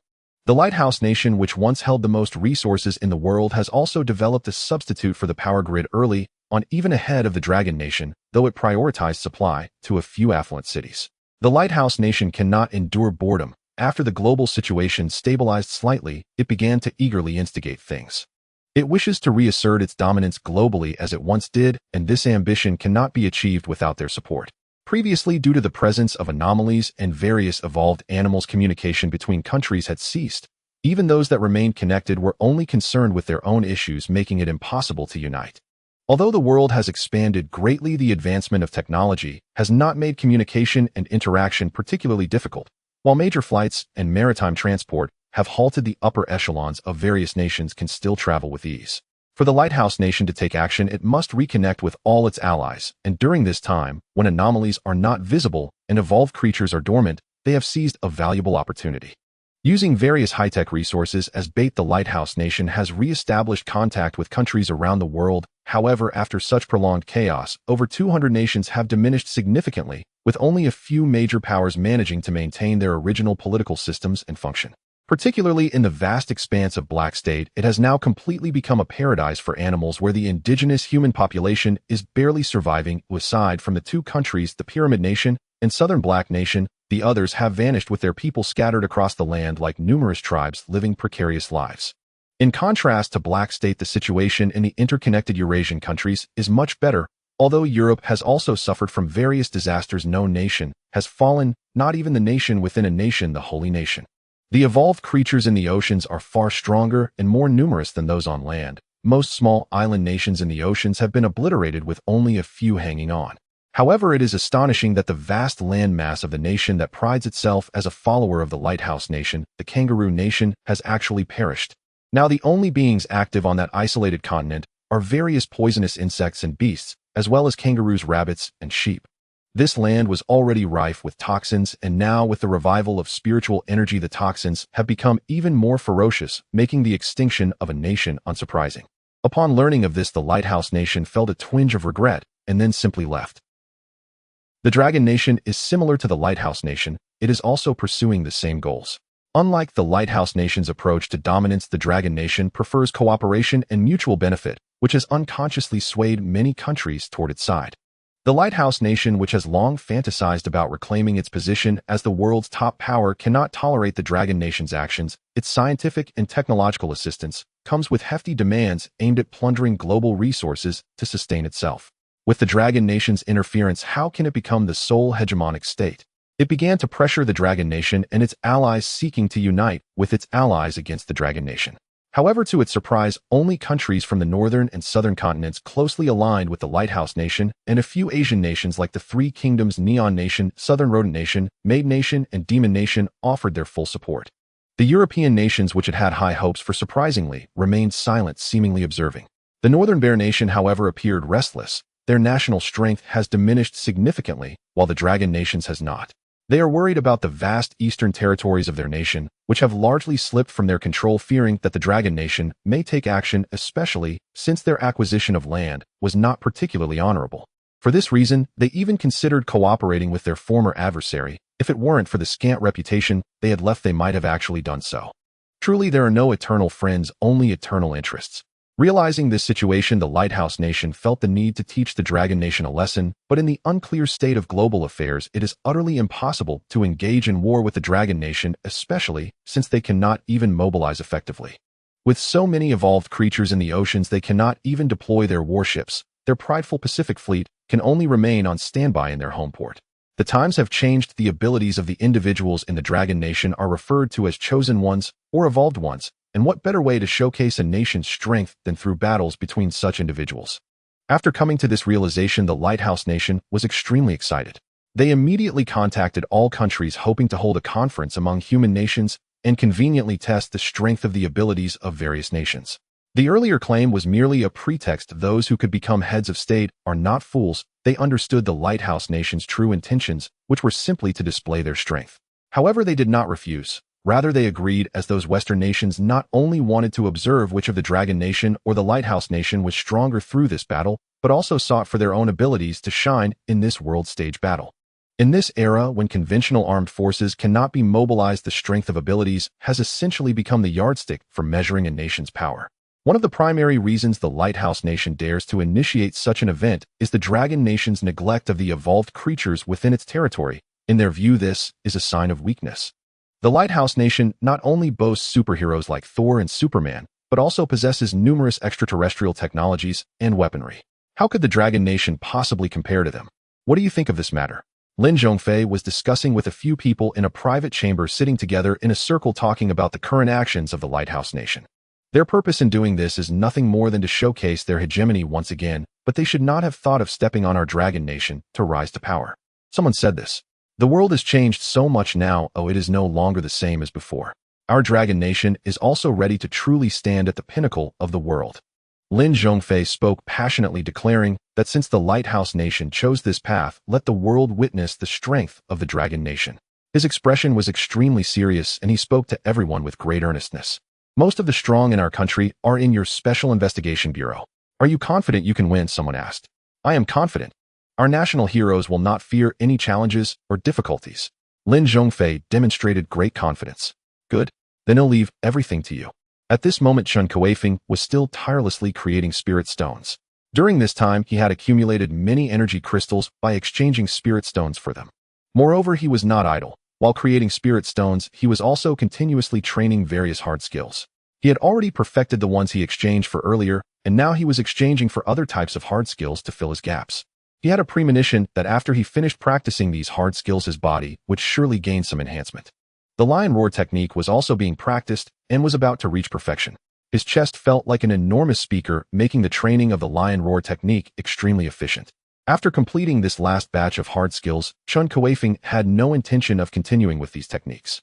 Higher-level techniques had already been unlocked for cultivation, and he would not cling to these martial arts any longer. Senior Giant Spirit. Director Tian has called for you. At this moment, a junior from the Special Investigation Bureau arrived at Chen Kuifeng's room. He looked at Chun Kuifeng, who was now nearly 7 meters tall, with astonishment, not expecting the Senior Giant Spirit to have grown even taller. All right, Chen Kuifeng replied in a deep voice. If he did not intentionally keep his voice low, the unusual investigator before him would likely be deafened. Due to Chun Kuifeng's presence, Director Tian could not possibly hold the meeting at the base. Although the base had begun expansion, Chen Kuifeng's size would still make it feel extremely cramped inside. Chen Kuifeng was led to a square where Yu Yao and Li Mingjia were already present, having stood there for a while. Chen Kuifeng felt somewhat puzzled. Was there yet another incident? Otherwise, why would they call the 3 strongest individuals from Shishui City over? I called you here to give you a mission. The country needs to select strong individuals from all special investigation bureaus to represent our Dragon Nation in battles against capable individuals from around the world. You 3 are the strongest here. There is no need for anyone else to go. Chun Kuifeng and Li Mingjia exchanged glances, both feeling a hint of surprise. Yu Yao's eyes even revealed a trace of combativeness. Yu Yao was already very combative, and upon hearing that this mission was to represent the nation in battles against other countries, she became even more excited. However, Director Tian poured a bucket of cold water on them at that moment. Don't get too excited. Due to limited slots before competing against other countries, you will need to contend with experts from other special investigation bureaus for a spot. Only by winning will you have a chance. But neither Li Mingjia nor Yu Yao showed any signs of worry, let alone Chen Kuifeng. After the three understood the situation, Director Tian arranged for an aircraft to take them to the capital Longqing, where they would face experts from special investigation bureaus across the country for a chance to compete against capable individuals from all countries. Although Director Tian did not mention any rewards, Chen Kuifeng and the others knew that as long as they won, rewards would surely follow. The Dragon Nation has never been stingy towards anyone who brings glory to the nation and benefits the people. The Dragon Nation, as one of the world's largest populous nations, boasts a significant number of cities totaling over 600. Each city has a special investigation bureau, and even if some cities do not participate or send only 1 or 2 individuals, the total number still exceeds 1,000.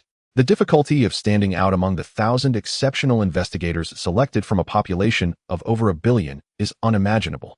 Currently, the population of the Dragon Nation accounts for 1/3 of the world's total.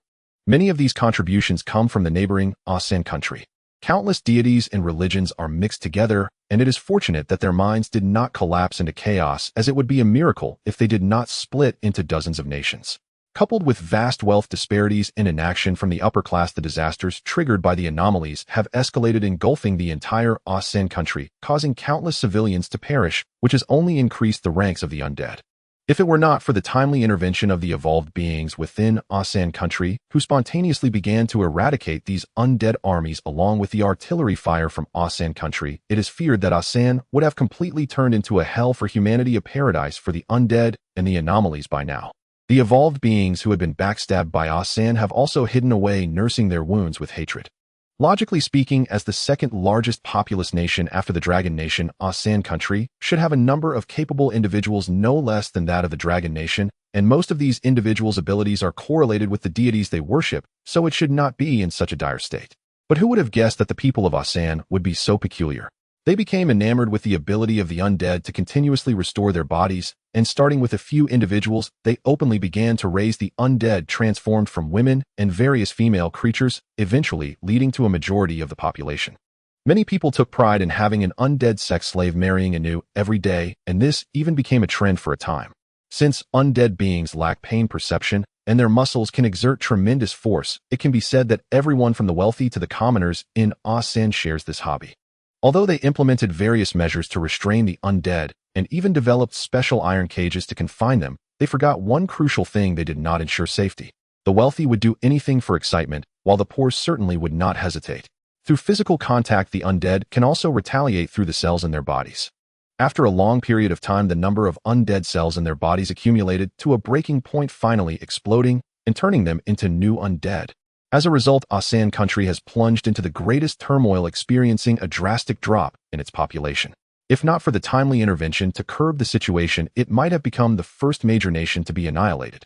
At this moment, at the headquarters of the Dragon City Anomaly Investigation Bureau, elites from all the branches of the Anomaly Investigation Bureau in Longhua have gathered, and upon arriving, Chen Kuifeng was truly amazed. Longhua is vast, and the types of capable individuals are countless. Those who can come to the headquarters of the Anomaly Investigation Bureau are all extraordinary talents, each possessing their own pride. However, due to the somewhat stringent selection methods of the Anomaly Investigation Bureau, along with the subsequent training and education, although no one will yield to another, there have not been any major conflicts among them. At this crucial moment, it is not as some novels portray, where there are blind individuals showing off or mocking others. Even if they have such thoughts, they would keep them hidden in their hearts and not reveal them. Yet it is natural that with so many people gathered together, some chaos will ensue. Although the Anomaly Investigation Bureau is a national department, its unique nature means it does not follow the same strict rules as the military or police. Among these individuals from various branches of the Anomaly Investigation Bureau, many have already known each other, and even if they have never met in person, they still know of each other due to the Bureau's Hero Title program.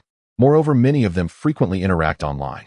For instance, Yi Xiaoyan, who inherited the legacy of the sword immortal Yi Guqing, and Shi Min Wuhan, who inherited the legacy of the sword god Shi Min Shui Shui, often engage in duels across social networks, providing entertainment for many spectators. Some even paired them up as a couple. As for this point, both of them would naturally deny it. They both need to protect their respective cities, and since one is in the south and the other in the north, they have never met before. This is indeed their first encounter in reality.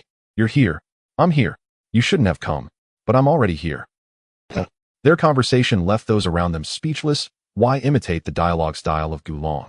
You have merely inherited the legacies of Yi Guqing and Shi Min Shui Shui, but you are not them.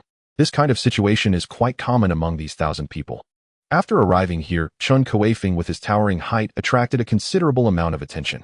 They all recognized him as he is considered a veteran in the idle scene of the Anomaly Investigation Bureau. When the Bureau first launched this policy, it primarily attracted attention with unique investigators like Chen Kuifeng.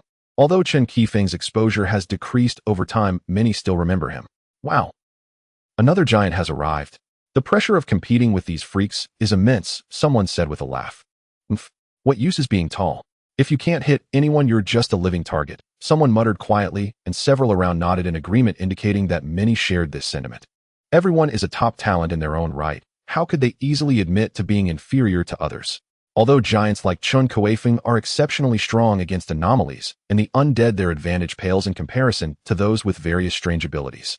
However, these individuals do not realize that Chun Kuifeng is not as clumsy as other giants, besides who dictates that a giant's body must react slowly. Have you ever seen a giant who can rotate his upper body 180 degrees while keeping his head in place to bend backward? Have you seen a giant whose muscles can move at will? Have you seen a giant capable of precisely deflecting every bullet with a finger at the moment it exits the chamber? Have you seen a giant who can leap over 100 body lengths with a single step? Undoubtedly, Chun Kuifeng can accomplish all of this effortlessly. If anyone regards him as a mere brute to be toyed with, they will soon find themselves lying on the ground. Hey, Chun Kuifeng, come here. The sudden shout surprised Chen Kuifeng. He rarely communicates with others on social networks. Why would someone call out to him? Could it be someone from the Anomaly Investigation Bureau headquarters? Chen Kuifeng looked towards the source of the voice and immediately understood why he was being called, as he saw a group of giants of various heights standing together. Like him, these individuals have unusual heights. When they stand together, they naturally create a large open area around them. After all, no one wants to be surrounded by giants, as it feels oppressive and makes one feel small. He glanced down at Yu Yao and Li Mingjie beside him. Both nodded at him, not wanting to join that group of giants. If Chun Kuifeng were to stand alone in the crowd, he would indeed stand out too much. Not only would it make him appear aloof, but it could also offend the group of giants. Everyone is different from ordinary people. They gather together for warmth, and if he deliberately stays away, it makes him seem prideful. Moreover, Chen Kuifeng's social circle is quite small, which has become a concern for Tian Zhonghua. At the Shishui City branch of the Anomaly Investigation Bureau, apart from a few individuals, Chun Kuifeng generally does not initiate communication with others. Before arriving here, Tian Zhonghua had quietly instructed Yu Yao and Li Mingjie, knowing that such a grand occasion would undoubtedly attract giants from other cities. He insisted they make sure to help Chun Kuifeng interact with those giants. Perhaps Chen Kuifeng's reluctance to communicate with others is precisely because he cannot find any kindred spirits at the Shishui City Anomaly Investigation Bureau. The only one with the ability of doubling Song Hongguang also perished in the disaster caused by the anomalies in the second wave. Now it's perfect. There's no need for Yu Yao and Li Mingjie to actively communicate. Those giants have spontaneously formed a circle, evidently suffering from the challenges their size brings. Since they have taken the initiative to invite Chen Kuifeng, it seems there's no need for the two of them to do anything. In fact, upon seeing so many giants, Chun Kuifeng felt quite excited. Although he had long known there were others like him in Longhua, he had never met them in person. As a giant, navigating a world of ordinary-sized people is extremely inconvenient. Furthermore, the destructive power bestowed by his immense strength means that any careless move could damage property or injure someone. Chen Kuifeng usually maintains strict control over himself, and this feeling is quite uncomfortable. This made him feel a sense of confinement, although he was merely a bit taciturn, who could truly understand the pain hidden within his heart. The reason he was reluctant to go out and communicate with others also stemmed from this aspect. Only in the specially designed dormitory, surrounded by furniture and daily necessities that matched his body size, did he feel somewhat normal. Now that so many giants were here, if Chun Kuifeng still chose to isolate himself, then there was indeed something wrong with his mind. After all, how could a normal person not yearn for interaction with others? Faced with the invitations from the other giants, Chun Kuifeng gladly accepted and naturally integrated into their circle. As he approached these giants, any dissatisfaction with his own size instantly vanished. At least his appearance was still quite normal, merely an enlarged version of a human, not deformed in any way. Among so many giants, Chun Kuifeng could undoubtedly be considered the most handsome. But the women were another story. Due to the giants' physiques, any slight misproportion would become very pronounced when scaled up, giving an impression of disharmony. However, not all giants were like this. There were a few, like Chun Kuifeng, who maintained a normal human posture. Truly pitiful were those giants who couldn't even manage a normal human shape. Hello, I am Shark Giant Li Hao. A giant over 3 meters tall, sporting shark-like features, smiled at Chen Kuifeng, admiring his physique, with envy, mistakenly thinking he was interested in Chen Kuifeng. I am rock giant Wang Jia. I am hill giant Louis. I am steam giant Han Han. I am Pufu giant Pu Dang. I am wine clan giant Feng Shi. I am longbow giant Gu Ming. I am Kui clan giant Lin Yuan. I am Kua Fu clan giant Xiu Lin. Welcome to your arrival. After hearing these introductions, Chen Kuifeng couldn't help but feel astonished these names were indeed well known. The introductions of the first few were not too surprising. Although Chen Kuifeng didn't know all of them, they were likely characters from games and novels, but the latter introductions were quite exaggerated. Pufu, Wind Clan, Longboss People, Kui Clan, Kua Fu Clan. These were all renowned giant races from ancient Chinese mythology, surprising to find them in reality. However, in the ancient myths of the Dragon Nation, these giants were often described as thousands of miles tall, yet none of them seemed to be much taller than him. The tallest Xiu Lin from the Kua Fu clan was only about a meter taller than him, hardly fitting the grandeur of Kua Fu. But since they had introduced themselves, Chen Kuifeng naturally wouldn't act rudely and quickly spoke up. I don't even know what kind of giant I am. The giant spirit god was just a random name I threw out. Don't take it seriously. My name is Chen Kuifeng. I didn't expect there to be so many giants besides me. Although they already knew his name, it was customary to introduce himself during their first meeting. You actually don't know your giant race. Could it be that you awakened your abilities and turned into a giant? This is the first time I've seen someone who retained a human form after awakening giant abilities. Feng Shi asked in surprise, thinking that Chen Kuifeng's inherited giant ability truly came from the giant spirit god. As the only two females among these giants, Feng Shi and Xiu Lin were indeed like stars surrounded by the moon. Moreover, they both maintained a normal human form, unlike others who had fused with various giant bloodlines and turned hideously ugly. In fact, the last few giants who introduced themselves to Chen Kuifeng all retained normal human postures, unlike the earlier ones who exhibited a variety of shapes. Actually, I'm not sure if this counts as an ability. I once asked others, and it felt different from their awakening experiences. I don't know how I became a giant, Chen Kuifeng said with a helpless smile. Alright, let's not worry about how he became a giant. Since Chen Kuifeng has become a giant like us, he is one of us. Xiu Lin spoke up. Not only was she the tallest among all the giants present, but from the attitude of the other giants towards her, it was clear she was also the strongest, or else they wouldn't respect her so much. Perhaps her stature as one of the rare female giants contributed to this, but it was undeniable that the Kua Fu giants were indeed powerful. However, compared to Chen Kuifeng now, there was still a gap, even if she was a bit taller than him. Among this group of giants, the shortest was over 3 meters tall, and standing among them, Chen Kuifeng felt quite at ease. Moreover, those who inherited the giant system from Dragon Nation were nearly his height, with the shortest Feng Shi still being about 6 meters tall, which was similar to Chen Kuifeng's previous height. Of course, Chen Kuifeng's height had now grown to over 7 meters, making him stand out prominently among so many giants. These giants had also gathered from all corners of the world, facing circumstances similar to Chen Kuifeng. Aside from a few who were over 3 meters tall, the others had various troubles. Now that they had finally encountered peers of similar stature, they naturally shared their grievances openly. Among the topics most discussed among these giants were the troubles of life and the peculiar gazes from others. Chen Kuifeng felt deeply about the former. As for the latter, he hadn't experienced much thanks to Tian Zhongguo's relentless efforts to guide public opinion and create a favorable atmosphere for him, allowing him to enjoy such a stable life. After hearing about the lives of the other giants, Chen Kuifeng couldn't help but feel grateful towards Tian Zhonggua. When he first stood before the public, the first person to speak out and acknowledge his contributions, though wrapped up neatly, was still recognizable as Tian Zhongguo's voice. While Chen Kuifeng was enjoying pleasant conversations with the other giants, especially with Feng Shi and Xiu Lin far away, Yu Yao watched this scene with a bittersweet feeling, unsure of what emotions were stirring within her. In the end, she sighed and turned her head away. After many giants expressed their concerns, they all wore satisfied expressions. Their relationships had significantly deepened, and Chen Kuifeng felt a surge of curiosity, asking a question he had long wanted to pose. Xiu Lin, the abilities you inherited come from the giants in our ancient mythology, but weren't those giants supposed to be very tall? Upon hearing Chen Kuifeng's question, the rock giants and hill giants couldn't help but perk up their ears as they shared the same curiosity, but Xiu Lin and the others exchanged smiles. After exchanging glances with the other giants, Xiu Lin ultimately decided to speak up. After all, it wasn't an unspeakable secret, and there was no harm in sharing it. You must know that in the ancient myths of our country, whether it be Kua Fu or other giants, they possess towering heights and immeasurable divine power. Although we have inherited the bloodline of mythical giants, at the end of the day, we were once merely humans. How could we instantly become like those giants from the myths? Look, not to mention us, even the mountain giants have not yet reached their full height. We have merely achieved a level of growth and height. However, if we wish to grow to the stature of the giants in the myths, who knows how long that will take. Upon hearing Xiao Lin's explanation, Chun Kuifeng realized his misunderstanding. He had instinctively associated the names of Kua Fu and the giants with those who could traverse mountains and drink from rivers, neglecting the time and resources needed for such growth.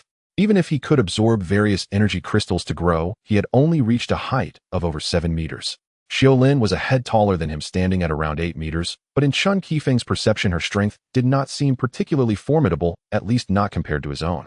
Chun Kuifeng's senses had already become several times stronger than those of an ordinary person. Even his ethereal sixth sense had begun to awaken.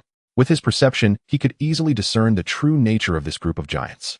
Putting aside everything else, he could at least sense their physical strength and the amount of energy within them, although their individual special abilities remained unknown to him. Chun Kuifeng's perception had not yet reached the level where he could obtain information about others or glimpse into the future.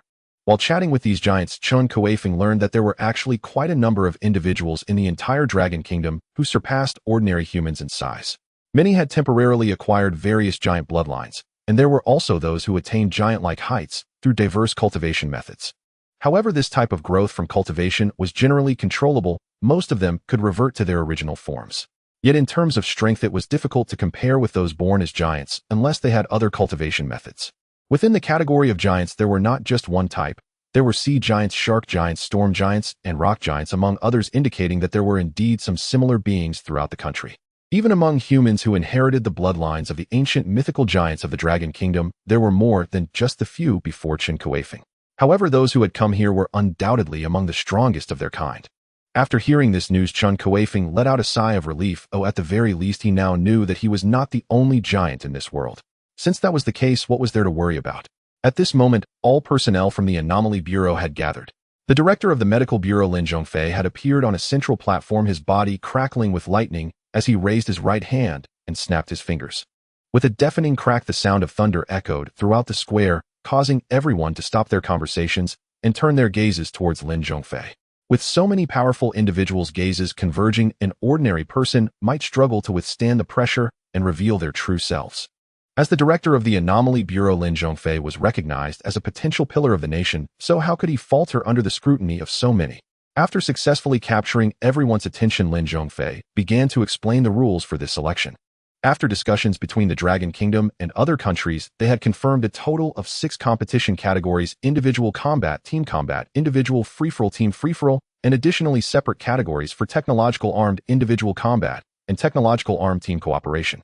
In fact, the Dragon Kingdom was reluctant to agree to the free-for-all format, as once it began it would be difficult to halt, inevitably leading to numerous casualties.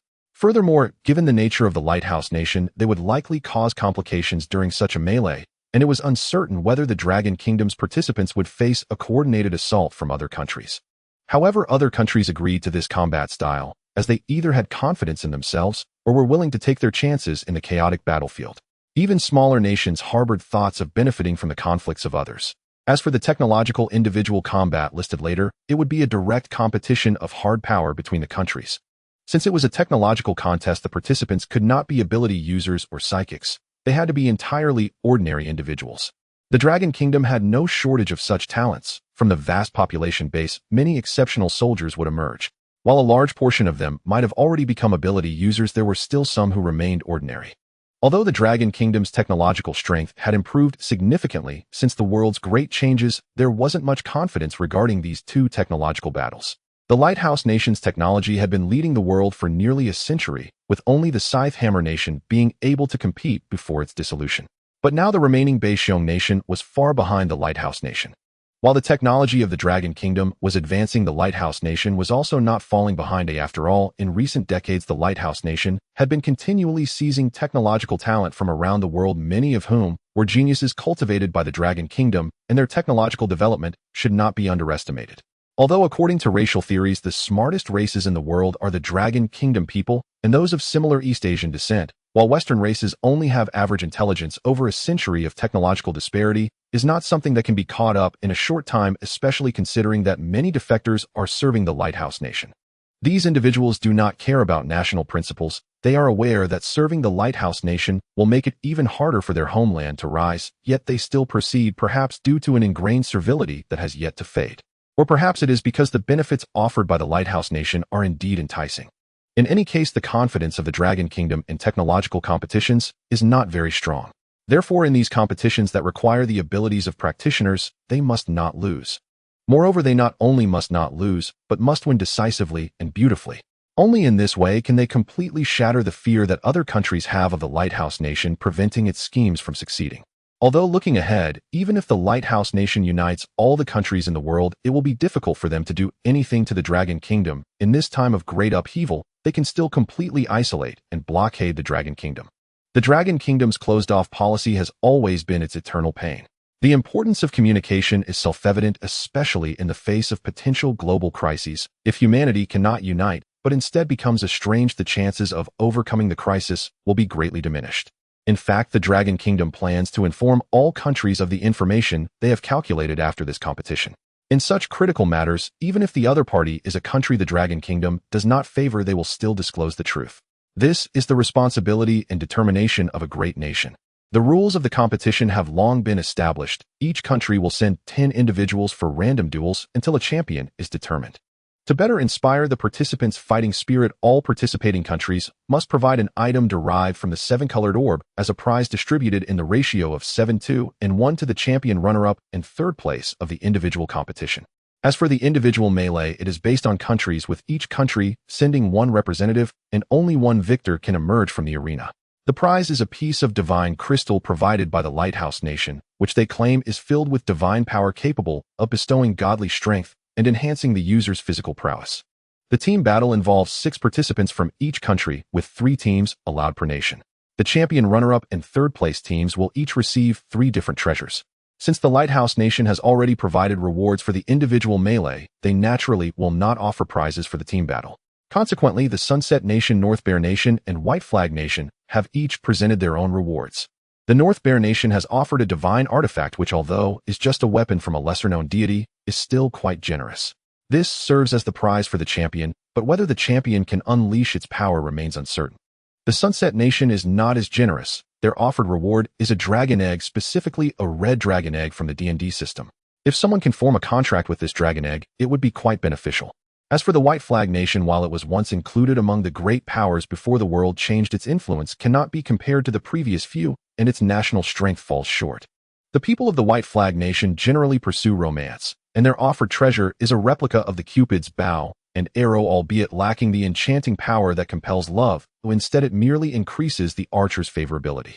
It is worth mentioning that the arrows fired from this bow are real. Only upon drawing blood will they take effect. However, if someone is shot without cause, the anger and fear that arise may far exceed the mere favor the bow and arrow bestow. Finally, there is the team version of the melee, where only one team from each country can participate. However, there is one point: the contestants from the individual competition may also choose to join the team battle without any restrictions. Naturally, the rewards for the ultimate victors will be provided by the Dragon Kingdom. The rewards offered by the Dragon Kingdom are quite substantial, surprisingly, including a very complete cultivation method capable of leading one to immortality. This can be regarded as the heaviest reward at present. Thanks to the popularity of Dragon Kingdom novels, many foreigners now understand the meaning of cultivation and what this cultivation method represents, which other countries are well aware of. They cannot help but secretly laugh at the naivety of the Dragon Kingdom, thinking they would offer such a level of cultivation method as a means to empower their enemies, while also developing covetous desires for this method. However, the Dragon Kingdom has its deep intentions in doing so. Cultivation is a myth of the Dragon Kingdom. Even if other countries obtain the method to cultivate step by step, they must understand the language and writing of the Dragon Kingdom and grasp the meanings of various phrases within. Although material inheritance can reveal the cultivation methods to truly become immortal, they must align with the ideological and moral framework of the Dragon Kingdom. Otherwise, the elusive mental state and inner demons could lead them astray countless times. Moreover, the Dragon Kingdom has many similar cultivation methods within its territory, so there is no need to worry about empowering enemies. Not only does it gain face, but it can also expand the cultural influence of the Dragon Kingdom, achieving a win-win situation. Furthermore, since there is a third wave of 7-colored orbs, there will certainly be a fourth wave, a fifth wave, and future inheritances that will only grow in number and strength. A mere volume of cultivation to immortality cannot be considered significant. What plans the Dragon Kingdom has the higher-ups of other countries naturally do not know. They only understand that the immortals of the Dragon Kingdom not only have long lifespans, but also possess power on par with deities. With such a boon, how could they not compete fiercely for it? Perhaps due to regional differences, the inheritances within the seven-colored orbs often relate to the mythological stories of that area or are associated with popular novels, anime, films, or television shows. Within the Dragon Kingdom, due to the contributions of its novel authors, the complexity and quantity of its inheritances are among the best. For the individual battles of 10, the 10 most powerful individuals must be selected. To prevent unexpected situations, the number has been expanded to 15. However, barring any surprises, the ones competing will be the top 10. The team battle is divided into 3 teams, each with 6 members. To be safe, the Dragon Kingdom plans to directly select 6 teams. 1 is the main and 1 is the backup. The backup team members must always be ready to substitute for the main team. As for the technological battle, it requires no further explanation. 3 types of individual equipment alongside a 10-person squad are all that's needed. The strength of the soldiers mainly plays a role in timing and better operating the technological equipment, and there's no need for excessive comparison. The technological combat does not concern Chun Kuifeng and the others. In terms of battles among practitioners, the Dragon Kingdom plans to select 50 individuals who will represent the Dragon Kingdom in combat against the strong from various countries. In this competition, fatalities are allowed, but such actions are generally not permitted. However, when the fighting truly begins, who can pay heed to such matters? After briefly explaining the rules of the competition among the various countries, Lin Zhongfei began to lead everyone to the various arenas that had been prepared where they would showcase their abilities and compete for the 50 available spots. The first to ignite the battle was the individual competition, with over 1,000 participants vying for just 10 spots. The time required was naturally extensive. In order to swiftly select the most powerful individuals, Lin Zhongfei suddenly unleashed his full strength amidst the crowd, enveloping the entire area with a faint aura of divine might. The pressure emanating from the status of the Thunder God was something that ordinary people found difficult to bear. Immediately, many of the over 1,000 individuals succumbed and fell to the ground, yet there remained a significant number who were unmoved. Those who had fallen were naturally eliminated. If they could not withstand Lin Zhongfei's pressure, how could they aspire to bring glory to their nation? The talents from various branches of the Anomaly Bureau were also taken aback by Lin Zhongfei's strength. Indeed, he was worthy of being the director of the Anomaly Bureau in the Dragon City capital. His prowess was truly extraordinary. Without a doubt, those who could remain calm and unperturbed under Lin Zhongfei's pressure were undoubtedly the strongest among the strong. They were selected one by one, and the others bore no resentment. Under Lin Zhongfei's pressure, the disparity in strength was evident even to the naked eye. How could they not submit? Even so, there were still over 800 individuals remaining from 1,000. To determine the top 10 in such a short time was still a considerable number. Lin Zhongfei felt quite helpless. He had actually taken a shortcut. He had channeled all his divine power into his aura, estimating that this would eliminate at least 80% of the participants. But who would have thought that it would be less than half? He ultimately underestimated the world. There were so many geniuses and prodigies in the Dragon Kingdom capable of being the pillars of the nation, far beyond those few in the headquarters of the Anomaly Bureau. Among the giants like Chun Kuifeng, they easily withstood Lin Zhongfei's pressure. Chun Kuifeng didn't even feel any pressure. His soul and mental will were refined to a degree far exceeding that of ordinary individuals. This was still because he had not yet practiced any secret arts related to the mind or soul. Lin Zhongfei's test was merely the first screening. The Anomaly Bureau certainly had more than just Lin Zhongfei. Upon realizing that he had not eliminated many participants, he felt a loss of face. He directly had someone bring out a specially designed box, claiming that as long as one could approach the box within 100 meters, they would pass the next test. Click. Roar. The silver-white box was opened, and with a tiger's roar, a stream of blood red resembling blood shot out from the box. Those nearby were enveloped in a strong stench of blood, and the intense aura of slaughter instantly filled the square, yet it was tightly restrained within a 400-meter range by a thin veil of light. The blood-colored malicious aura transformed into the shadow of a fierce tiger, its roar echoing continuously, seemingly intent on breaking through the thin veil, eager to devour. This box contains the tiger's soul malice, a fragment of the weapon of the warlord Chiyu. As long as you can approach this box within 100 meters, you will be deemed qualified. Under the influence of the tiger's soul malice, Lin Zhongfei naturally felt its effects as well. His eyes occasionally flashed with a blood-red hue, but it was quickly dispelled by a bolt of lightning. Besides Lin Zhongfei, a few others appeared beside him, all cloaked in black robes, making it impossible to discern anything other than their heights and builds. However, since they were also unaffected by the tiger's soul malice, their strength likely matched that of Lin Zhongfei. This was of course a precautionary measure. If one's brain were impacted by the tiger's soul malice, they could very likely attack everything in front of them.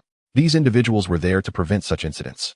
The second test was much more challenging than the first. After all, this was a fragment of Chiyu's weapon. Although it was unclear from which world this Chiyu's weapon was derived, as long as it was not overly absurd, Chiyu's strength would not be too low. Judging from the name Tiger's Soul Malice, it was evident that this Chi-Yu was not from an ordinary world. Even if it was not from the primordial or ancient mythological worlds, it surely couldn't be too far off. This time the number of dropouts was significant. Chun Kuifeng easily withstood the invasion of the Tiger's Soul Malice, with his formidable body and a soul refinement level far exceeding that of ordinary individuals. Rather than saying he withstood it, it would be more accurate to say that the Tiger's Soul Malice was directly consumed by his body upon entering, creating not even a ripple. Indeed, this scene was well within Chen Kuifeng's expectations. As long as he could observe the traces of the Tiger's Soul Malice, as long as he maintained his Buddha's protection, these malices would only crash into his body, unable to break through. For others, it was not so easy. The giants surrounding Chen Kuifeng were the first to experience dropouts, starting with the Shark Giant and Stone Giant, whose strength was slightly weaker.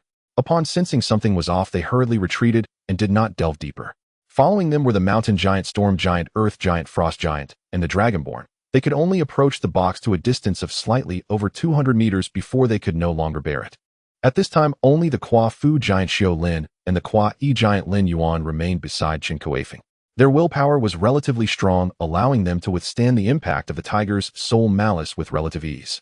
After all, size does not necessarily correlate with willpower and combatability.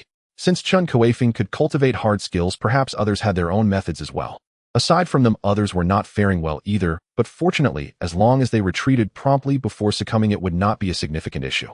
However, there were indeed stubborn individuals who, upon being overwhelmed by the Tiger's Soul Malice, would immediately attack those nearby. Lin Zhongfei and the others would certainly not allow such incidents to occur. If one were to suddenly be attacked under the influence of the Tiger's Soul Malice, the scene would undoubtedly be spectacular. Lin Zhongfei and the others might not be able to withstand it.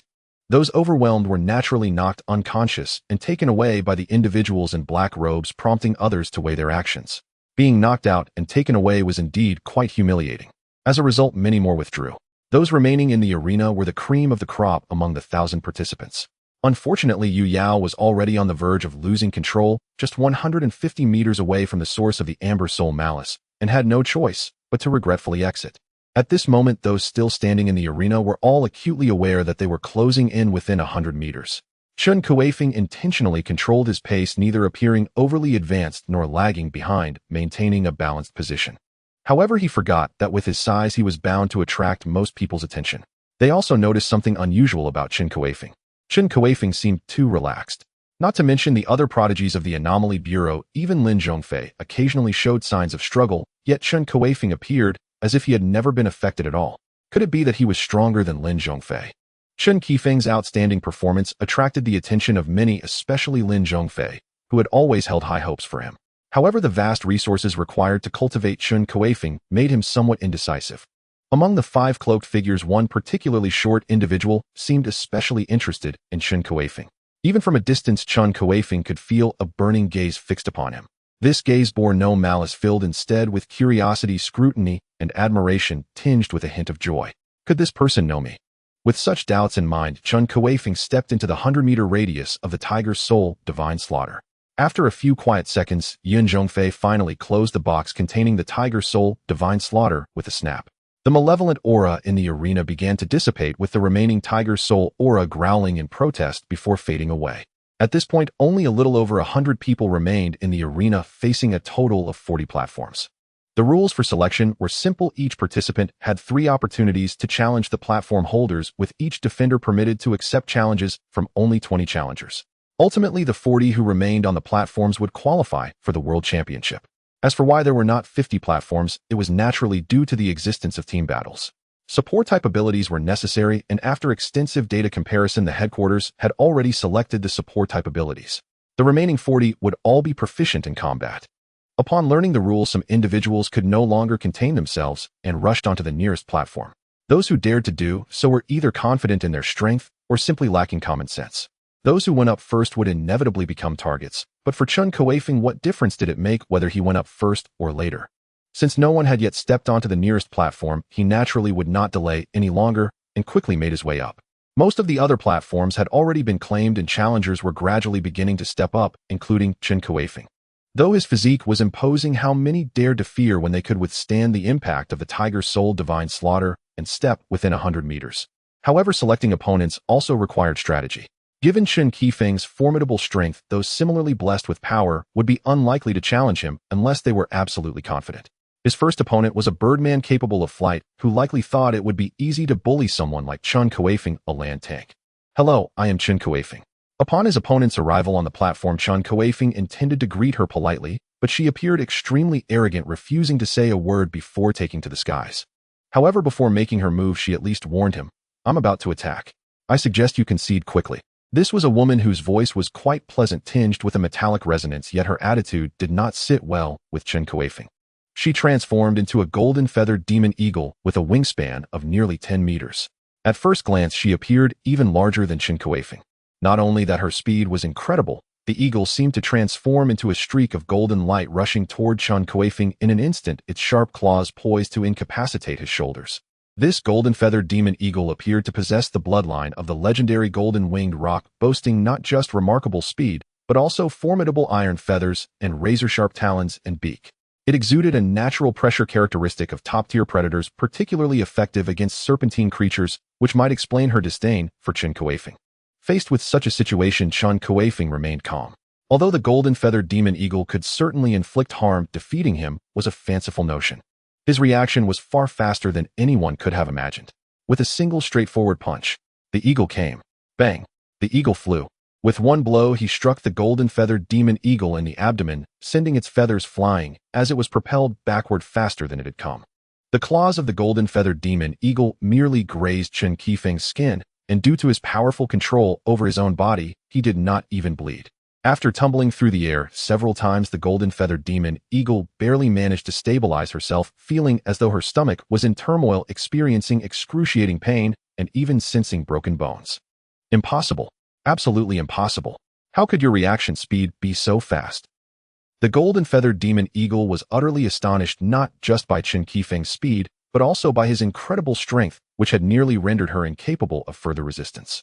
However, she did not realize that Chen Kuifeng had shown mercy, though otherwise she would not have been merely knocked away, but completely incapacitated. She was not one to concede easily. The arena's boundaries were on the ground, not in the air. As long as she returned to the arena's limits in time, she would not be deemed defeated. However, after that punch, she dared not engage Chun Kuifeng in close combat again, and opted to use her agility in the sky to wear him down bit by bit. Mixed elemental golden feathers. She shouted furiously as her feathers shot out one by one, propelled toward Chun Kuifeng at high speed. Each feather carried sharp golden light, capable of piercing through stone. In truth, she did not want to use this move, though every feather had to be shed from her body, and achieving perfect accuracy required time. Without this technique, her minor tricks would not be enough to handle Chen Kuifeng. Hey! Chun Kuifeng found this somewhat amusing. He had recently trained specifically for such situations and was surprised to encounter it so soon. He stomped heavily, and the makeshift platform collapsed, debris scattering everywhere. He casually scooped up a handful of soil and stone, forming several chunks before launching them at the golden-feathered demon eagle. Whoosh! The stones whistled past the golden-feathered demon eagle's feathers, both racing toward their respective targets. Then Chun Kuifeng performed a dance before the astonished eyes of all. His body swayed left and right, bending and kicking as the golden-feathered demon eagle's feathers came at him fiercely, but he effortlessly dodged them, even finding time to mold the earth and stone for a counterattack. The golden-feathered demon eagle was left dumbfounded. Although she flew quickly in the air, striking her was a challenge for Chun Kuifeng due to her speed. Yet despite his large size, he seemed even more agile than a monkey. In her shock, she momentarily lost her guard and was struck squarely in the face by a flying stone, causing her to tilt backward. Though she was now in the form of a golden-feathered demon eagle, she felt a fire rising within her. She realized she was no match for Chun Kuifeng, but even in defeat, she was determined to leave a few marks on him. Her feathers shot out even more densely, but even with so many feathers, they could not withstand such expenditure.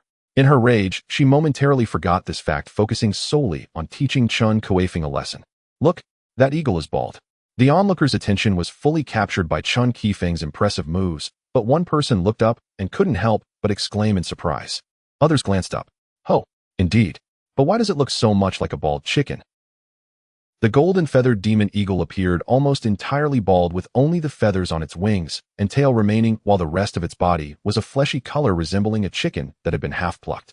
Only then did the golden-feathered demon eagle come to her senses. Upon seeing her own condition, she could no longer bear such a significant blow and fainted. Having used up more than half of her 12,800 feathers, she failed to defeat Chen Kuifeng and was ultimately mocked as a bald chicken. Quick, hurry, take the eagle for treatment. The golden-feathered demon eagle transformed back into human form. Since she had not revealed her name prior to battling Chun Kuifeng, others disliking her simply referred to her as that eagle. Chun Kuifeng won with great ease, and those surrounding the arena were greatly astonished after witnessing his strength. It was one thing for Chun Kuifeng to have such a large physique, but his agility was equally astonishing, leaving others perplexed on how to counter him. Originally, some had planned to kite Chen Kuifeng using their agility or speed, but after seeing the tragic fate of the golden feather demon eagle, they collectively abandoned the thought and turned to other arenas. Unlike the other arenas filled with excitement, a rare silence fell over Chun Kuifeng's stage. However, with so many participants, some were oblivious to Chun Kuifeng's situation or had lost in other arenas. After contemplating, they believed they could find a way to challenge this giant, which prevented the arena from falling silent again. In the following time, Chun Kuifeng gradually defeated several opponents. His speed was neither fast nor slow, as he was not going all out, but continuously observing and feeling the battle styles of different types of opponents. He consciously practiced and also kept an eye on other arenas during his leisure time. Such a great opportunity to gather so many powerful individuals with different abilities had never occurred before. Chen Kuifeng was able to gain some experience from these powerful beings from the Dragon Kingdom. Although few were willing to challenge Chun Kuifeng, he was not the most eye-catching figure among the crowd, as brute strength alone could not compare to the flashy skills or spells of others. Someone was the first to complete 20 arena battles, earning the Flame Dragon armor from the armored warriors during the third colorful orb. Prior to this, he was already a master in cultivating fighting spirit. Once the first was achieved, the second quickly followed. Gradually, all 40 arenas reached their conclusion. Even though Chun Kuifeng's physique discouraged many from approaching, some unwilling to accept defeat still sought to take a chance. Besides Chun Kuifeng, Li Mingjie was also among the 40 participants. From such a small place as Shishui City, 2 individuals were selected enough to make Tianzhonghua boast to others from different divisions. Chen Kuifeng's giant friend Xiaolin also barely secured a victory. This was not entirely her fault. The ancient mythological giants of the Dragon Kingdom were indeed powerful, but that came with the precondition of their immense size. Given Xiaolin's size among the mythological giants, she could only be considered a newborn infant with limited battle power. In fact, at the very beginning, their combat methods were inferior to those of weaker giants like the shark giant, stone giant, and sea giant. If nothing unexpected happens with Chun Kuifeng's presence, it would be challenging for Xiaolin to be called into action, as both were giants, leading to a conflict in positioning. Naturally, the stronger took precedence. Since the candidates for the international competition had been decided, the headquarters of the Anomaly Investigation Bureau would not keep all these anomaly investigators here, as it would be a considerable waste. After receiving a subsidy of 200 contribution points, everyone returned to their respective cities. Many formed friendships in that brief period, while those who had inherited the legacies of Yi Guqing and Shimin Shui bid tearful farewells, their eyes sparkling with emotion, leaving those around them with goosebumps. After obtaining the qualification to go abroad, Chun Kuifeng and the others had no time to rest, as they were all called together. Since there would be team battles, the strategic team of the Anomaly Investigation Bureau needed to analyze the battle styles, abilities, and physical data of the successful individuals to match them with suitable teammates. 10 individuals with strong support abilities had already been summoned, over half of whom were from the headquarters of the Anomaly Investigation Bureau.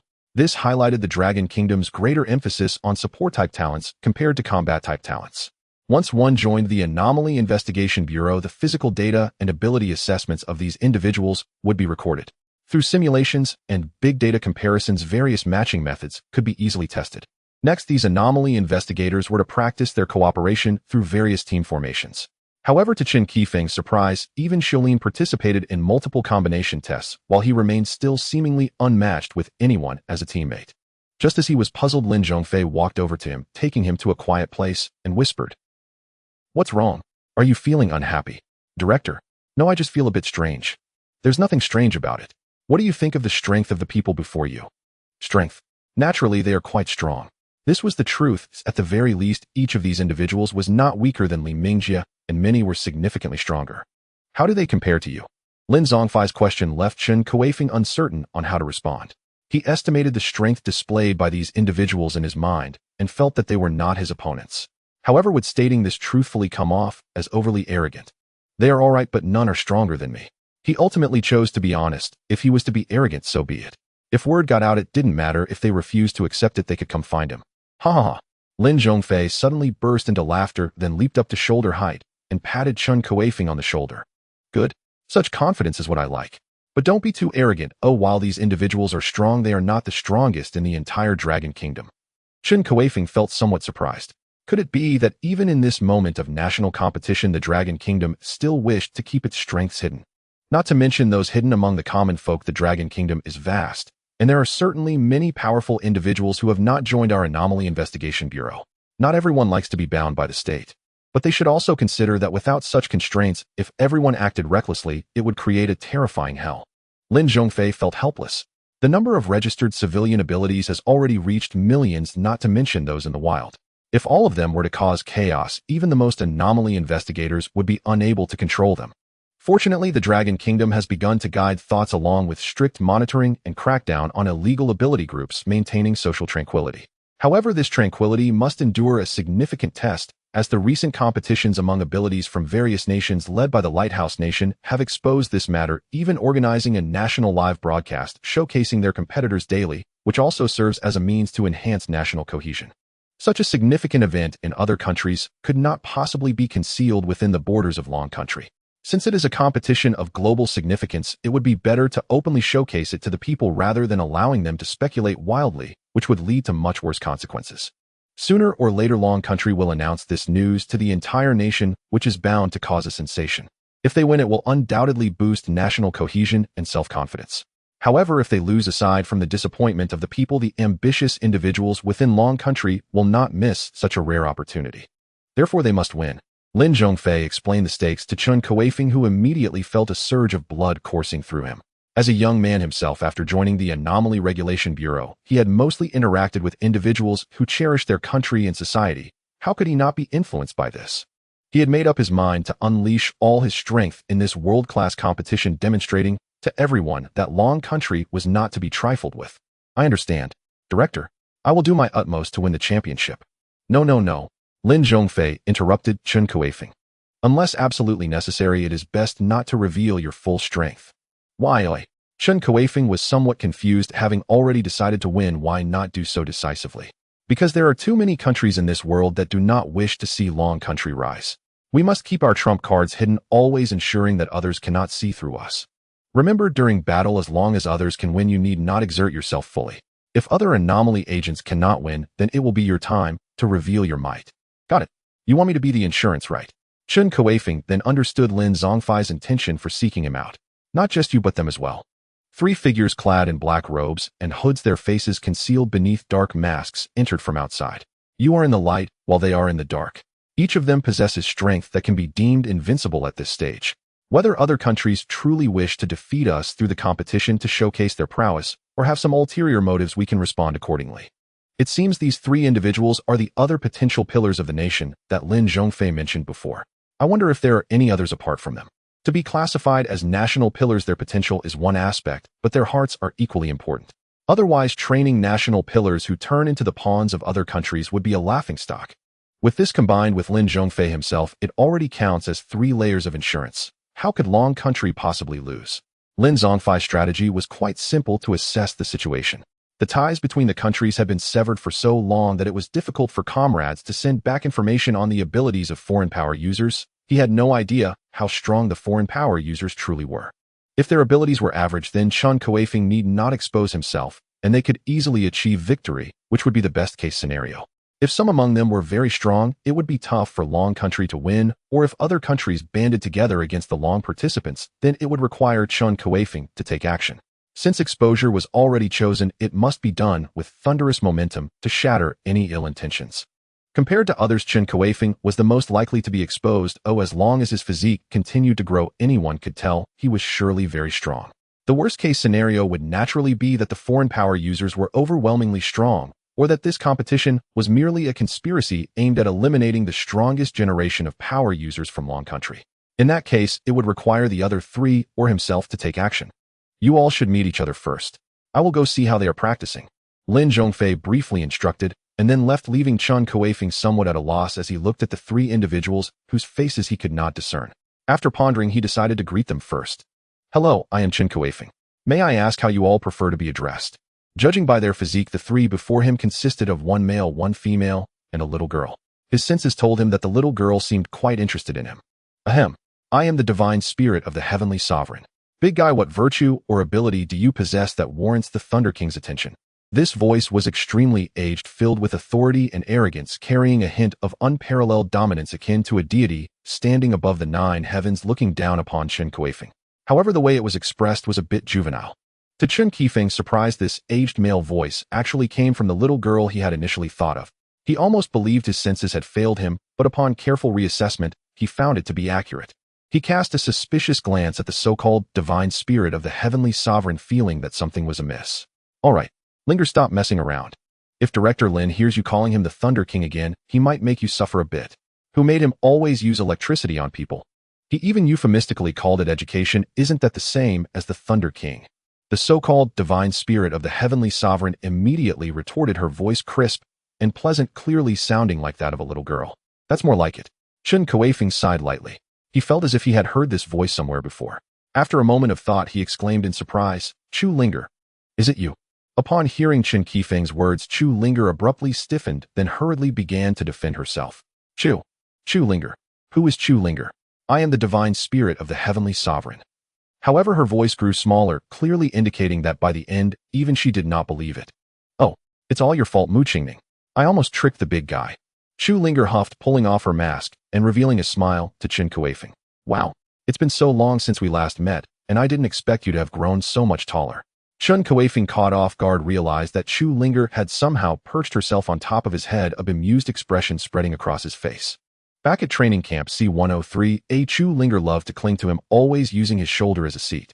However, she left the camp shortly after, and now he was surprised to find her at the headquarters of the Anomaly Regulation Bureau, even receiving the status of a national pillar. Linger, hurry down. This is very impolite. The woman named Mu Qingning also removed her mask, revealing a stunningly perfect face. Yu Yao was already quite beautiful, ranking among the most beautiful individuals Chun Kuifeng had ever seen. Yet if Yu Yao stood before Mu Qingning, she would be completely overshadowed. Perhaps her only advantage would be her indomitable spirit. It's fine. I have known Chu Linger for a long time, as she often sits on me like this. Chen Kuifeng actually liked Chu Linger quite a bit. Though she could be mischievous, she knew her boundaries. Furthermore, due to her background, she always attracted people's attention. All right, everyone stop messing around. Let's introduce ourselves. I am Zhang Zhou, the successor of Ez. The previously silent young man spoke, and his words were a bombshell. Ez? Which Ez? Is there anyone named Ez among the hundreds of schools? Chun Kuifeng seemed somewhat puzzled, but then he appeared to recall something, becoming utterly astonished. Could it be that Ez, the Yang God world with its human immortals and martial paths, the manifestation of flesh and blood, and the transcendence of souls, is indeed an exceptionally powerful realm? And Hong Yi is the strongest in the Yang God world, ultimately transcending to the other shore. For Zhang Zhou to inherit Hong Yi's legacy is truly extraordinary fortune. Chen Kuifeng felt a twinge of envy towards Zhang Zhou. He was still of a normal human stature, yet could become so powerful. The human immortal martial path is no laughing matter. You may call me by my codename Zhu Wu. This mission is of utmost importance, and we must understand each other. The three of us have been stationed at the headquarters of the Anomaly Regulation Bureau, so there's no need to mention it. However, I'm curious about your true capabilities. After introducing himself, Zhang Zhou turned to Chen Kuifeng and inquired. As someone entrusted with a significant responsibility by Lin Zhongfei, he wasn't particularly convinced of Chen Kuifeng's strength. Mu Qingning interrupted him. Zhang Zhou's strength is commendable, but his demeanor is too straightforward. He has not learned the subtlety of Hong Yi. She was genuinely curious about Chen Kuifeng's abilities, wanting to know what skills he possessed that made Lin Zhongfei appoint him the strongest in the Dragon Nation. I am Mu Qingning, possessing the divine destiny of the Qingyuan, capable of transforming into the Qingyuan divine bird. How did you come to know Xiao Linger? Although Mu Qingning spoke lightly, as if she were an ordinary ability user, would an ordinary ability user be regarded as the pillar of the nation? It should be noted that even Li Mingjie, who borrowed the power of the divine dragon to transform into a dragon man, could not meet the requirements of being the nation's pillar, let alone the Qingyuan, which holds a lower status in mythology than the divine dragon. However, this is not definitive. The items and inheritances within the multicolored sphere originate from countless different worlds. Even among divine dragons, their strengths can vary drastically. Upon seeing Mu Qingning and Zhang Zhou observing Chun Kuifeng with scrutinizing gazes, Chu Linger appeared somewhat angry. Suddenly, she leaped down from above Chen Kuifeng's head, positioning herself in front of him. Zhang Zhou, Chen Kuifeng is my friend. If you don't believe him, then you don't believe me. Chu Linger set her eyes wide and her expression pouting with indignation. Zhang Zhou surprisingly averted his gaze, appearing somewhat sheepish as if he dared not meet her eyes. He was not afraid of Chu Linger, but rather because her abilities were exceedingly unreasonable. A mere flicker of her thought could put him on high alert. Who knows what kind of trouble she might conjure. Mu Qingning was also somewhat surprised as she did not expect Chu Linger to be so protective of this big guy. Zhang Zhou had been pranked by her numerous times, which is why he displayed such a fearful demeanor. All right, Linger, don't make it difficult for your brother Zhang Zhou. You know the importance of this mission, so it's essential to understand Chen Kuifeng's strength. Chu Linger, you don't need to be this way. For such an important mission, it's indeed necessary to discuss things with you. However, is it appropriate to do so in this place? Chun Kuifeng crouched down, gently gathering Chu Linger with his large palm. Her willingness to stand up for him moved him, yet it was entirely unnecessary. Chu Linger wrinkled her nose, sticking her tongue out at Zhang Zhou, who wore a look of helplessness. Follow me. There's a place where we can unleash our full power. Zhang Zhou said in a low voice, then walked down a passage with Mu Qingning. Just as Chun Kuifeng was about to follow, he heard Chu Linger's somewhat triumphant voice. You guys are moving too slowly, just watch me. Unexpectedly, after hearing this, Zhang Zhou and Mu Qingning's expressions changed. Zhang Zhou shouted anxiously, hey, don't go doing anything reckless. But it was too late. Chun Kuifeng felt a peculiar force beginning to act upon his body. This must be Chu Linger's ability. He did not resist, but rather was obediently enveloped by this energy. Chun Kuifeng was eager to see how Chu Linger's ability truly functioned. Swish! Chun Kuifeng felt a flash before his eyes, and his entire being disappeared from the headquarters of the Anomaly Regulation Bureau, appearing in another space. It was an extremely vast and desolate land filled with broken rocks, and the entire world appeared exceedingly bleak, devoid of any life. However, when he looked down, his face involuntarily displayed a hint of black lines. His lower body was actually embedded in a large rock, as if he had grown out of the stone itself. Oh! Chun Kuifeng looked towards the source of the sound, realizing he was not the most unfortunate one. Zhang Zhou's entire head was jammed into a large chunk of rock, currently swaying left and right as he struggled to free himself. On the other side, Mu Qingning looked serious, scolding Chu Linger while holding her little hand. Judging by the half-meter deep pit in the ground, it seemed she had just emerged from there. Chun Kuifeng exerted a bit of force, finally pulling his legs free from the massive stone, but he could feel that the hardness of the rocks here seemed to far exceed that of the outside world. Need any help? Seeing Zhang Zhou still flailing around like a headless fly, Chun Kuifeng could not help but ask. Help me. From the stone came Zhang Zhou's slightly distorted voice. He clenched his fists and pounded violently against the stone encasing his head.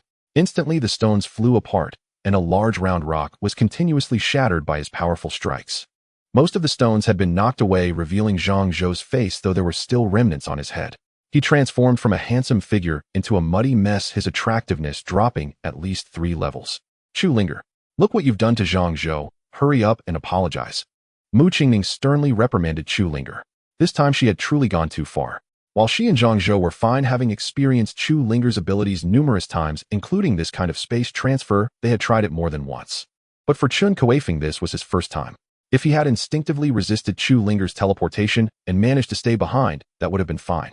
But if he couldn't withstand it, who knows where he might end up under the influence of Chu Linger's peculiar abilities. I am sorry. I didn't expect this to happen. Everything was fine before. Who knew it would consume so much energy to teleport such a big guy? Chu Linger also realized her mistake. Given the current situation, it could still be considered okay. If she had accidentally teleported someone underground or into some spatial turbulence, that would have been utterly irreparable. Chu Linger possesses a power that surpasses even the most versatile tools. It can be said that whatever you can conceive, she can generally achieve, though with her current strength, she is far from being truly omnipotent. This ability bears some resemblance to the God of the Bible and shares many similarities with the divine proclamations of mythology, as well as the grand prophecies and great wishes found in novels. Upon reaching the headquarters of the Anomaly Bureau, the personnel there could never have anticipated that Chu Linger's abilities would be so complex, making it impossible to find any parallels. Most terrifyingly, Chu Linger's abilities can reverse rules if she desires. She can even make water droplets fall upwards, plunge light into darkness, and induce reverse growth in plants and animals. In a mere thought, she can transform all living beings into humans or change humans' genders. However, given her current strength, the extent of her time manipulation and area coverage is pitifully small. To control all things in an instant in this era of revived spiritual energy is likely a tall order. Nevertheless, even so, Chu Linger's abilities are undoubtedly akin to a bug in the system. After her testing, Lin Zhongfei promptly had all those in the know have their memories wiped, leaving only him and Chu Linger's older brother from the orphanage aware. Once this ability leaks out, it will undoubtedly attract the covetous eyes of the entire world. Even domestically, it will cause a stir. No one can guarantee that someone won't seek to exploit Chu Linger for some unspeakable purpose. Of course, Chu Linger's two friends Zhang Zhou and Mu Qingming are also aware of her abilities, but their understanding is not comprehensive. They remain oblivious to the fact that Chu Linger can even reverse rules. As for the usual telepathic transmission, she has experienced that quite a bit. In the beginning, Chu Linger encountered such situations several times, but once she became proficient, they rarely occurred. Now, however, without even a word, Chu Linger included Chen Kuifeng in the transmission, and fortunately, he did not resist. Otherwise, not just Chen Kuifeng, even they would not know where they would end up. Forget it. This shall not happen again. Seeing Chu Linger in such a state, Zhang Zhou's anger dissipated significantly. This time, he was fortunate. Had it been an ordinary person with their head trapped in a stone, only Chu Linger could have saved them. I promise there won't be a next time. Chu Linger quickly looked up to Val, and upon seeing Zhang Zhou's dirt-smeared face, a thought crossed her mind. Hey, what happened to you? Zhang Zhou suddenly noticed a refreshing sensation at his head. Knowing Chu Linger's abilities, he couldn't help but realize who was behind this. He thought she was about to play a prank on him, and quickly tried to stop her. How do you feel, eh? Suddenly a mirror appeared in front of him. Zhang Zhou looked up to find that all the fragments of stone and dust on him had vanished, even the wrinkles on his clothes were smoothed out. To his surprise, Chu Linger had even given him a trendy hairstyle and dyed it, making him look even more handsome than before. Well done. Since Chu Linger had already taken care of it, what else could he do but compliment her? Yach. Chu Linger bounced around her attention, shifting to Chun Kuifeng. Big guy, do you want me to? No. We need to focus on the task at hand. Chun Kuifeng quickly declined. His hair was not so easy to manage. Each haircut required specially made high-strength alloy scissors. Moreover, he feared Chu Linger might give him a trendy hairstyle that simply would not suit him. As for the matter at hand, Mu Qingming's expression shifted as she stopped the somewhat disappointed Chu Linger. Let's begin. Just a point will suffice. Zhang Zhou no longer cared to admire his new hairstyle. He stood opposite Chun Kuifeng and said, "All right." Chun Kuifeng nodded in agreement. At this moment, Zhang Zhou began practicing his techniques. Coupled with his study of martial arts from other worlds, his strength was not to be underestimated. Not to mention, during the third wave of the colorful orbs, he had acquired a powerful weapon, the Headbreaker Sword. This weapon came from the world of Diablo, possessing considerable magical power and had the ability to hinder healing effects. At this moment, it could certainly be considered a divine weapon. He had also inherited some techniques from Hong Yi, but currently he was unable to disseminate them as the spiritual energy level on Earth had not reached a point where one could practice the Yang God method. Be careful. Zhang Zhou gave a warning before throwing a punch. The only techniques he could use were the Bull Demon Fist Tiger Demon Bone, Refining Fist Wolf Moon Sword technique, and other early techniques of Hong Yi. Those high-level inheritances were out of reach for him. Bang! As their fists collided, Zhang Zhou was the one to retreat. He was somewhat surprised. Chun Kuifeng's large stature was indeed not for show.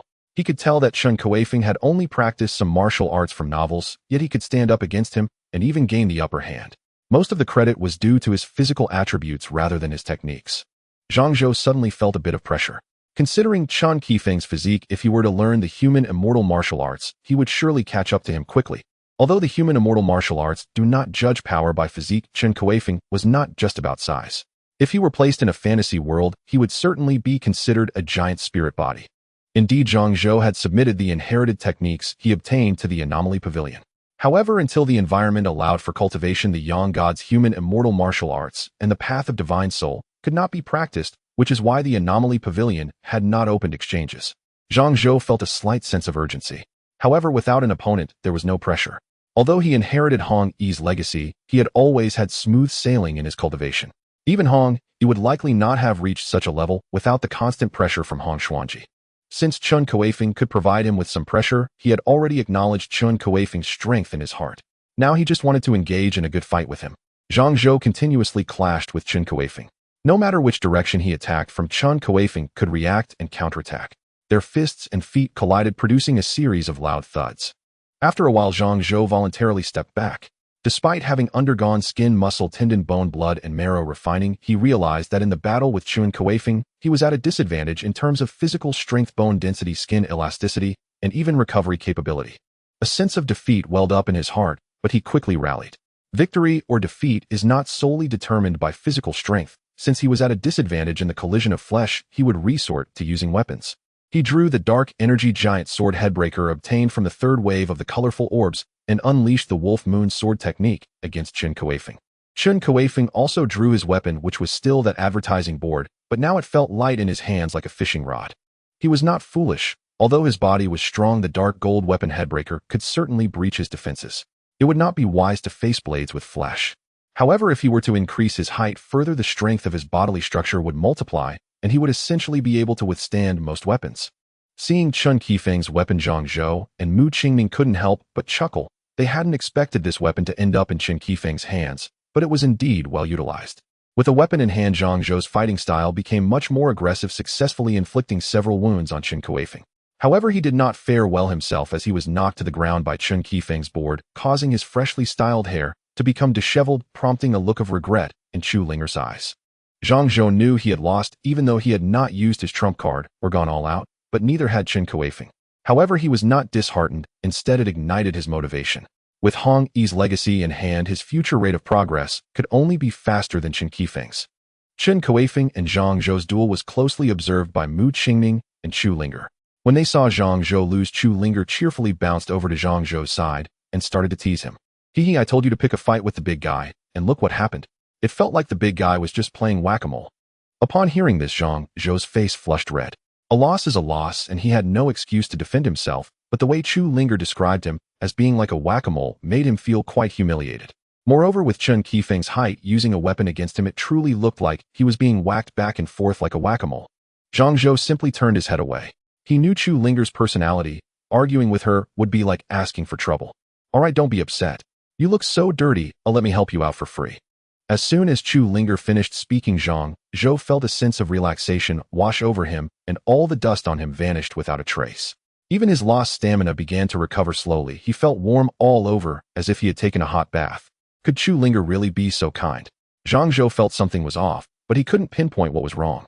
Mu Qingming could no longer bear to watch. She handed Zhang Zhou a mirror, and upon seeing his reflection, he was instantly furious. His high-tech combat suit had quietly transformed into a brown whack-a-mole costume, and to make matters worse, a few whiskers had been stuck on his face. Chu Linger! Zhang Zhou shouted angrily and chased after her. Chu Linger laughed and ran away, or as long as she wanted to escape, he simply couldn't catch her. However, this was also because Zhang Zhou wasn't going all out, he was just playing around with Chu Linger. The physical injuries he sustained from his fight with Chun Kuifeng had mostly healed. If he were to be on guard against Chu Linger at all times, she wouldn't have the chance to change his appearance. His will and the energy within him could prevent her seemingly omnipotent abilities, forcing her to expend an unknown amount of effort. Have those two always been like this? Chun Kuifeng observed the flustered Zhang Zhou and the constantly flickering Chu Linger, suddenly realizing that their relationship must be quite good, otherwise Chu Linger wouldn't be so bold. Yes, don't be fooled by Zhang Zhou's serious demeanor. He actually dotes on Chu Linger the most. Otherwise, she wouldn't dare to be so bold with him. So that's how it is. Chun Kuifeng felt much more at ease. He was genuinely worried that Chu Linger might cause trouble with others because of him, especially since she was still quite young. He turned to Mu Qingming, who was standing nearby, and asked, "Do you want to continue?" "No need. Your earlier battle with Zhang Zhou has already made everything clear. I am completely different from you. Continuing would only be a waste of time." With that, Mu Qingming gently stretched her body, and amidst a burst of light, her form began to change. With a crisp cry of a phoenix, Mu Qingming had transformed into a soaring Qingyuan unlike any Li Mingjie or eagle Chen Kuifeng had seen before. The Qingyuan that Mu Qingming transformed into was noble, like a true fairy. Chun Kuifeng could feel that Mu Qingming was indeed a Qingyuan. No one or creature could resemble a Qingyuan more than she did. She was destined to be the queen among the Qingyuan, the best representative of her kind. After sensing Mu Qingming's aura, Chun Kuifeng understood what she meant when she said it was unnecessary. Unlike him and Zhang Zhou, they were merely grounded units. Even if Zhang Zhou could fly, he could only awkwardly act as a ranged shooter with the locust stone, and he wouldn't even dream of touching Mu Qingming. Moreover, as a type of phoenix, even if Mu Qingming's current power was inferior to that of some newly born phoenixes from major worlds, she still possessed an incredibly strong ability to manipulate flames, and the flames of a phoenix were not something just anyone could easily withstand. Countless worlds exist, yet the only one that can truly represent the Qingyuan is Mu Qingming. She holds the most fundamental imprint of the Qingluan's lineage and fate. As for Chu Linger, there was no need to elaborate. Her free-spirited nature spoke volumes. The abilities of the three of them surpassed one another, and Chun Kuifeng was even curious about how Lin Zhongfei could possibly believe that he possessed potential on the level of a national pillar. After all, on the surface, his potential didn't even compare to the Kuai-Fu tribe's giant Xiaolin. Mu Qingning transformed back into her human form, and her unparalleled beauty made Chun Kuifeng sneak a few more glances. Let's head back. You've already proven your strength to us, and you have a good understanding of ours. Now it's your turn. Chun Kuifeng silently nodded. In this world-class competition of abilities, as long as he was strong enough to hold his ground, then Chu Linger and the others wouldn't have to expose themselves. However, once he revealed his true strength before the world, future troubles would surely arise. While he was reluctant, there was no other choice. His height would continue to grow and his strength would increase, which was bound to be exposed. He couldn't just hide his power while watching others sacrifice themselves in times of danger. That was not his character. Moreover, after being a giant for such a long time, Chen Kuifeng had developed an invincible mindset, especially after defeating Zhang Zhou. His sense of invincibility became even more pronounced, though he rarely showed it. The place where they currently resided was a secret realm quite similar to the location where Chun Kuifeng had defeated the Xindiao before. However, in terms of size and sturdiness, the two were incomparable. The secret realm in the center of Shishui City had long since collapsed, but this one was controlled by the personnel from the Anomaly Adjustment Bureau, who managed the portals of entry and exit. Chu Linger brought the three of them into this place, which was almost like smuggling. Fortunately, Mu Qingning sent a message to the personnel at the Anomaly Adjustment Bureau as soon as they entered, preventing anyone from barging in to disturb them. They came in thanks to Chu Linger's teleportation, but when leaving, Mu Qingning and the others didn't dare to let Chu Linger teleport them out again. Now that Chun Kuifeng was added to the mix, who knew what might get stuck when she teleported everyone out? It was fine inside the secret realm as it was deserted, but if something like this happened in reality, it would be quite a different story. Chun Kuifeng and his companions returned to the headquarters of the Special Investigation Bureau through the passage of the secret realm. Although the guards were curious about Chun Kuifeng, they did not say much. At this moment, Zhang Zhou had already returned to his original self, who otherwise he would have preferred to remain in the secret realm rather than wearing that entire gopher outfit. After sending Chun Kuifeng back, Chu Linger and her two companions separated from him. As hidden trump cards, it was naturally inconvenient for them to meet with others. As one of the participants, Chun Kuifeng had no such concerns. Upon his return, the powerful competitors who had emerged from the matches were already quite familiar with one another. Although they were curious why Chun Kuifeng had not joined the training, no one asked except Li Mingjie and Xiaolin. Faced with the curiosity of Li Mingjie and Xiaolin, Chun Kuifeng laughed it off, hoping to evade the questions. Li Mingjie was fine with it. Since Chun Kuifeng did not want to speak, he chose not to press further. However, Xiaolin was relentless. Previously, she thought she was the strongest among so many giants, but after the arena matches, she changed her perspective. Chun Kuifeng was of the same tall stature as her, and their methods of attack were similar. She understood that her strength was inferior to Chen Kuifeng's, but why should she be the one to participate instead of him? Their roles overlapped. Shouldn't the stronger Chun Kuifeng take the stage? Why did it have to be her? If Chun Kuifeng did not explain himself, she would not give up. In fact, she had already considered withdrawing from the competition, though she was merely controlling herself. She did not want to be the one who merely filled the ranks. With no other choice, Chun Kuifeng had to reveal a little information to her that he was intentionally hiding himself to guard against any underhanded tactics from the opposition. This left Xiaolin somewhat convinced as she departed. 2 days later, the first World United Summit after the great change in the world would commence. The heads of various nations would not attend as it was not safe. Only those who could fully represent their nations were chosen. Of course, the World United Summit was merely a facade. The true intention of the Lighthouse Nation lay in the upcoming battle of abilities among nations under the guise of the summit. The outcome of the World United Summit would largely depend on the performance of each nation in the battle of abilities. The Dragon Nation was also making extensive preparations for the World United Summit and the battle of abilities 2 days later. Whether on mobile phones, computers, or television news, this information was being circulated incessantly. This had completely captured the attention of the people of the Dragon Nation. For the past month or two, they had been cut off from contact with other countries, and now finally receiving news from abroad, especially about the exciting battle of abilities, how could they not feel thrilled? As for the World United Summit, they had no interest. Their focus was solely on which nation's abilities were superior, and they were eagerly anticipating who would represent the Dragon Nation. They had dubbed this upcoming battle of abilities the First Earth Star Multidimensional Contest, signifying the clash of myriad paths, and who would emerge as the champion. The government, in tune with public sentiment, firmly placed the title of the First Earth Star Multidimensional Contest at the top of major news outlets, while the World United Summit seemed to be forgotten. Some astute individuals noticed something amiss. Given the national conditions of the Dragon Nation, shouldn't the focus be on the World United Summit? Why was the emphasis on the Earth-Star multidimensional contest instead? This was indeed illogical. Unless the Earth-Star multidimensional contest was the true purpose of this World United Summit. Those with insight had already discerned that this was undoubtedly a method used by the Lighthouse Nation to restrain the Dragon Nation. The fact that the Dragon Nation was making such a big deal out of this indicated its confidence in the Earth-Star multidimensional contest. 2 days later, the World United Summit officially began. To demonstrate fairness, the Lighthouse Nation proposed that the meeting be held on a newly emerged island in the middle of the Pacific Ocean, which had appeared due to the expansion of the Earth-Star. Although it had been a short time since its emergence, the island had already become lush and mountainous. This island was not small, being about half the size of a curved island. If it were before the great change of the Earth-Star, the Lighthouse Nation's warships would have certainly come over to raise their national flag, marking a new star today. However, now there were many evolved creatures in the Pacific Ocean, and their warships could not navigate through. Moreover, with the increased area of the Earth-Star, they were already overwhelmed back home, so they naturally did not care about this piece of land. After much consideration, they simply decided to use this island as the venue for the World United Summit. Given the size of the island, it was also sufficient to serve as a battlefield for the abilities of various nations.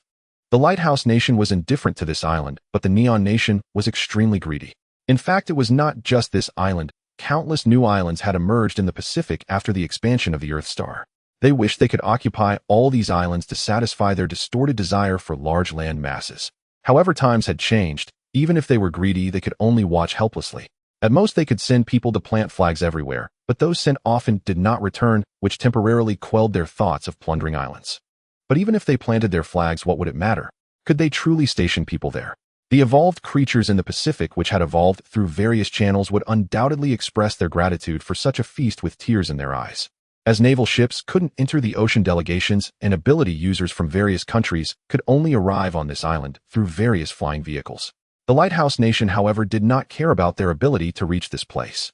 Although the Lighthouse Nation wanted to court other countries and restore its past hegemony, those countries that could not even reach here were not within the scope of the Lighthouse Nation's interests. The Lighthouse Nation had already constructed the facilities for the World United Summit on this island, but due to the need to transport materials by flying vehicles, they did not build anything too extravagant. It could only be described as barely acceptable. However, their nation's residence was quite well built. Although made entirely of solid wood, it could be considered decent in such a place. The Lighthouse Nation had played a clever trick here. They only constructed their own residence, while for other countries, they merely left a large empty space. They also had an excuse: being isolated from the world. It was already quite challenging to construct the main hall for the World United Summit in their own residence, let alone for other countries.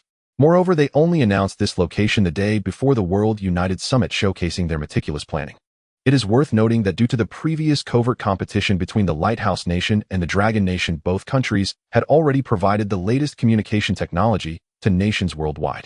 With this new communication technology, the world would once again achieve seamless interaction. At that time, the situation here would be broadcasted live to the whole world. When the global audience sees it, they will exclaim, "Wow, amazing!"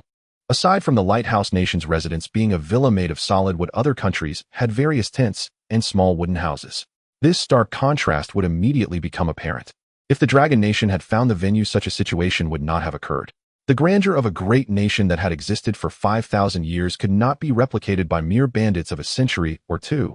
Their history of establishment had already dictated their attitude towards the outside world. The schemes of the Lighthouse Nation indeed had an effect upon discovering the situation. Although they felt discontented, they could only reluctantly accept it. Since the Lighthouse Nation did not prepare accommodations for them, they had to build their own. The slightly stronger nations immediately sent people here, naturally bringing various lightweight and convenient building materials via aircraft.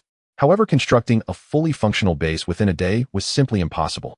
At the very least, it had to look presentable from the outside. Time was tight, and all they could do was this.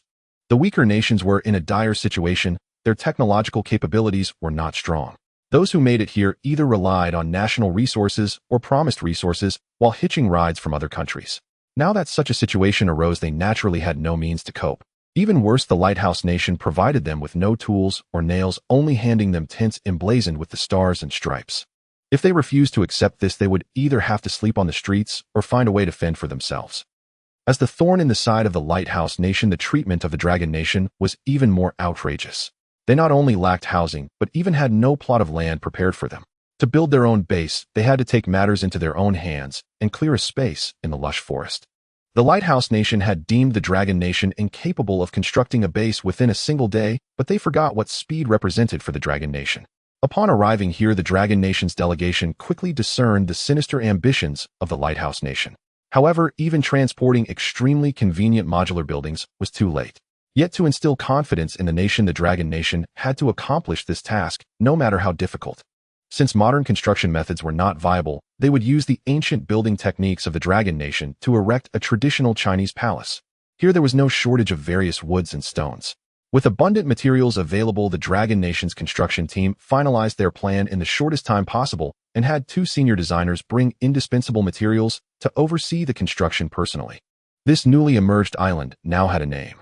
To commemorate the former United Nations and celebrate the renewed connection among nations, they decided to name the island New Birth Island, signifying the rebirth of countries around the world. Chun Kuifeng did not expect that the first thing they did upon arriving at New Birth Island was not to rest and prepare for battle, but to quarry stones, fell trees, and level the ground to build houses. In fact, upon arriving here, all the Anomaly investigators were filled with frustration. Some more irritable than others would have likely attacked the Lighthouse Nation's base if not for the restraint from above. However, orders had been given from above. If the Lighthouse Nation thought they could undermine them in this aspect, then they would show them that their schemes were utterly ineffective against the righteous path. With a command from Lin Zhongfei, numerous Anomaly investigators under the guidance of the 2 senior architects began multitasking. Some chopped wood, some laid foundations, and some quarried stones. This style shocked all the nations. How could the Dragon Nation's abilities engage in such activities? The abilities from other nations acted like lords, and asking them to do such things was simply impossible. Just previously, their own nation's abilities had caused countless disturbances over accommodation issues. Why could the Dragon Nation make so many abilities willingly become construction workers? They did not understand. The abilities in their nations did not understand either. Perhaps a few were touched, but while everyone was mocking the Dragon Nation for their futile efforts, they were also unwilling to step forward. Every ability user in construction was a rare talent. Not to mention their physical fitness alone could outclass all construction teams, not to mention that many among them were like human cranes. Chun Kuifeng was one of them. Since the Lighthouse Nation believed they could not build a qualified base within a day, they would show them. Relying on his immense strength, Chun Kuifeng wielded the gigant advertisement board, continuously compacting the ground. The heavy strike skill within the advertisement board was undoubtedly the most suitable ability for laying a foundation at this moment. Every time Chun Kuifeng struck down, he could punch the ground before him down at least 2 meters deep. Whether it was soil or rubble, fallen leaves or tree roots, everything was compressed into a solid mass difficult to separate. The designer overseeing the construction action looked at Chun Kuifeng with gleaming eyes, thinking how much time could be saved if their engineering team had a few more people like him. Besides Chun Kuifeng, every other ability user was also maximizing their skills, with fire controllers drying the ground and removing moisture, while water controllers moistened the adhesives. Due to the considerable energy required for material transport, the 2 designers decided that the entire ancient palace would use mortise and tenon structure. With so many abilities present, they were not worried about stability. The foreigners who were previously mocking the Dragon Nation's base first shifted from disdain to confusion, then from confusion to shock, and finally to numbness. In the end, they exchanged complex glances without saying a word and returned to their own base. The Dragon Nation had taught them a lesson on what it meant to be united, what Dragon Nation speed meant, and the cultural treasures passed down through 5,000 years. Just the mortise and tenon structure had already stunned countless eyes. While they could understand its application in furniture, they had never imagined it could also be used in buildings. With the tireless efforts of numerous abilities, the Dragon Nation's base was finally completed before sunset. This was not merely an ancient palace, but a small architectural complex centered around the palace. Regardless of practicality, it completely overshadowed the imitation White House-style buildings painstakingly constructed by the Lighthouse Nation. No, this is impossible. They must be cheating. The person in charge of the Lighthouse Nation, upon seeing the majestic palace before him, grasped his hair tightly with both hands, exclaiming in disbelief. He found it hard to believe how the Dragon Nation managed to accomplish all this within a single day. However, after his subordinates provided him with some video footage, he fell silent. The plan of the Lighthouse Nation had completely failed. The nation they primarily aimed to undermine had rendered their efforts ineffective. Just wait and see. I hope you can still be so glorious tomorrow. The person in charge of the Lighthouse Nation muttered resentfully, unwilling to accept such failure. After a long day of hard work, the personnel from the Dragon Nation, who had come to participate in the competition, looked at the palace before them, filled with a sense of accomplishment. This palace was built by their joint efforts, and they had witnessed its completion with their own hands. This sense of achievement was incomparable to mere power. Through the collaborative construction, the originally conflicting and frictional Anomaly investigators from all corners of the world had completely become a united whole. Even Lin Zhongfei did not expect that simply building a structure would prove more effective than continuous training. However, despite the joy, Lin Zhongfei did not forget to be on guard against the Lighthouse Nation. He cleared his throat and spoke to the abnormal investigators who were resting. Comrades, although our base has been completed, we must not let our guard down. After all, this is someone else's territory, and who knows what trouble they might stir up tonight. The Lighthouse Nation is nothing to worry about. If they come, I will kill one, or if two come, I will kill two. Someone in the crowd shouted. Those who stood out among the nation's abnormal investigators were all exceptional talents. They were naturally very proud, considering the Lighthouse Nation to be nothing more than a bunch of insignificant folks. Lin Zhongfei knew that such a mindset was unwise. Though he also believed that the Lighthouse Nation was no match for the people of Long Nation, a great person once said that strategically one must despise the enemy, but tactically one must take them seriously. He needed to remind everyone. I believe you can do it, but don't forget, what if they decide to attack our base? As soon as Lin Zhongfei said this, it caused quite a stir. The members of the Abnormal Investigation Bureau felt proud of this palace, but upon hearing his words, they immediately erupted. They could not accept that their hard work in building the base could be destroyed by the Lighthouse Nation, and each one rushed to volunteer for night watch, fearing their efforts would go up in smoke. Of course, Lin Zhongfei would not let everyone stay up for the night, otherwise what would happen to the competition? He had actually made arrangements long ago, saying this was merely to stir up everyone's sense of vigilance. After all, the Lighthouse Nation had resorted to such underhanded tactics, and if they were to lose, it was very likely they would resort to measures from all directions. Under Lin Zhongfei's persuasion, everyone returned to their rooms, though they found it hard to sleep. A day's work was not too heavy for them, especially with concerns about the Lighthouse Nation potentially starting a fire. Who knew what strange abilities they might employ? This also inadvertently caused the people of Long Nation to set aside their arrogance. In fact, it was not only the abnormal investigators of Long Nation, by any country's ability, users often harbored such arrogance. In this era of upheaval, who does not consider themselves the protagonist? Lin Zhongfei's precautions were indeed necessary. As expected, in the dead of night, a few figures stealthily approached the vicinity of the Long Nation's base. However, they were unaware that as soon as they drew near, they were discovered. Under Lin Zhongfei's instructions, these individuals made no waves and were buried deep beneath the new island, contributing to the flourishing of the flora. Meanwhile, at the Lighthouse Nation's base, their leader anxiously awaited results. However, after realizing that there had been no action for so long, he understood that his plan had once again failed and could only lower his head in despair. Unless he wanted to go to war with Long Nation, now he absolutely could not send anyone else. After this incident, the Long Nation base passed the rest of the night quite peacefully. However, the people from other countries were somewhat displeased. Even strong nations with hastily constructed bases could not provide adequate rest for everyone. Many had to crowd together to sleep, which also bred resentment towards the Lighthouse Nation and even towards Long Nation. After all, people fear comparisons the most.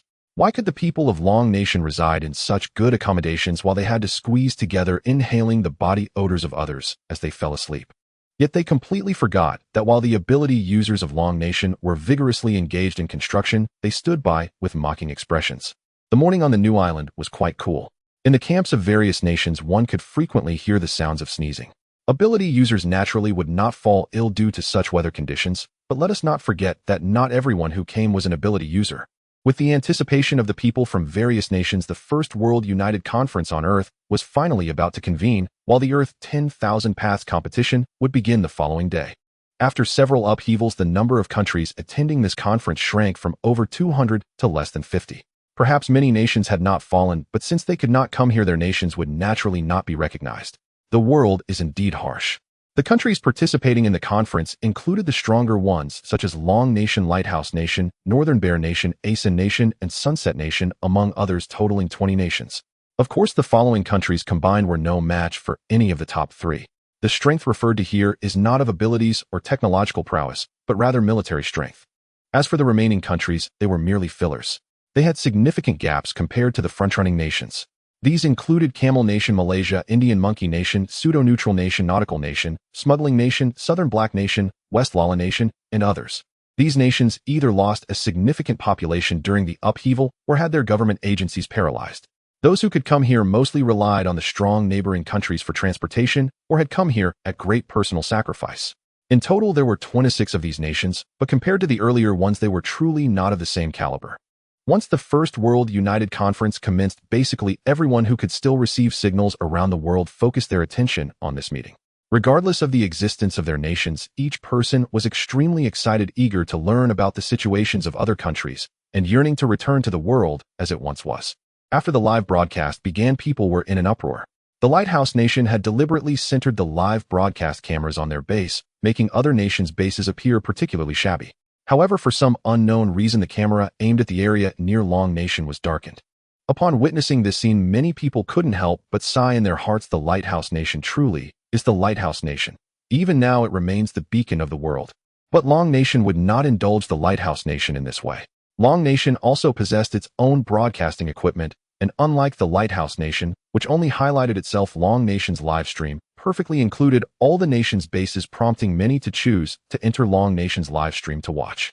Under the watchful eyes of the world, the representatives of the 46 nations that came here entered the conference hall one by one, causing continuous cheers from the people of these nations. After all, being able to come here proved everything. However, the citizens of the nations that did not attend the conference could not hold back their tears upon witnessing this scene. Some cried uncontrollably, becoming so heartbroken that they fainted. No matter where they are or what situation they are in, they long for the land of their birth. And now their homes, their nations, have been forgotten by this world. On the first day of the conference, naturally, no significant resolutions were made. The various nations were constantly bickering, and ultimately the only thing accomplished was the agenda for the following day's Earth 10,000 Paths competition. The contest of the myriad paths on the Earth star unveiled itself before the eyes of the world on the following day. Whether the Lighthouse Nation could reclaim its hegemony hinged on this round. The competition commenced with a showdown of technological prowess featuring 46 countries, each represented by a team. If every team were to compete, it would take at least several days to conclude.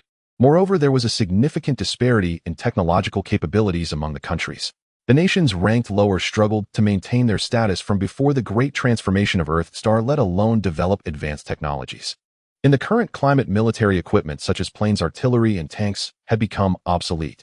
The oceans teemed with countless evolved creatures, and the skies were filled with numerous re-evolved avian species. On land, the ever-expanding Earth star had made the terrain unpredictable, causing vehicles and tanks to lose much of their utility, relegating them to mere defensive roles. The focus of military armament had gradually shifted from large-scale destructive weapons to individual combat capabilities, which was also a key element of this competition. It is fair to say that aside from the interference of capable individuals, the strength of technological armament was the true benchmark for assessing the power of each nation. In this contest of hard power, those nations with slightly weaker national strength couldn't even meet the entry requirements. They wisely withdrew after a brief display, for how could they possibly send soldiers armed with mere AKs and grenades to fight against those clad in advanced powered armor? Ultimately, the countries that did not withdraw from the competition were only Dragon Nation, Lighthouse Nation, Northern Bear Nation, Board Game Nation, Neon Nation, Sunset Nation, Taigua Asin Nation, White Flag Nation, and Rainforest Nation. All other nations announced their withdrawal. This was exactly to the liking of the Lighthouse Nation, as those smaller countries had little use, they only needed to cheer from the sidelines. The rules of the competition were simple. The 10 teams were divided into 5 groups, using a best-of-3 format. Winning 2 matches would secure advancement, while the teams that had a bye would challenge the winners of the second round to determine the top 3, as luck was also a part of strength. Originally, the Lighthouse Nation intended to manipulate the draw, but with so many capable individuals present, who could guarantee that no one could see through their tricks? Ultimately, they had to abandon this tempting idea. Dragon Nation vs. Neon Nation, Lighthouse Nation vs. Rainforest Nation, Northern Bear Nation vs. White Flag Nation, Asin Nation vs. Sunset Nation, Board Game Nation vs. Taigua.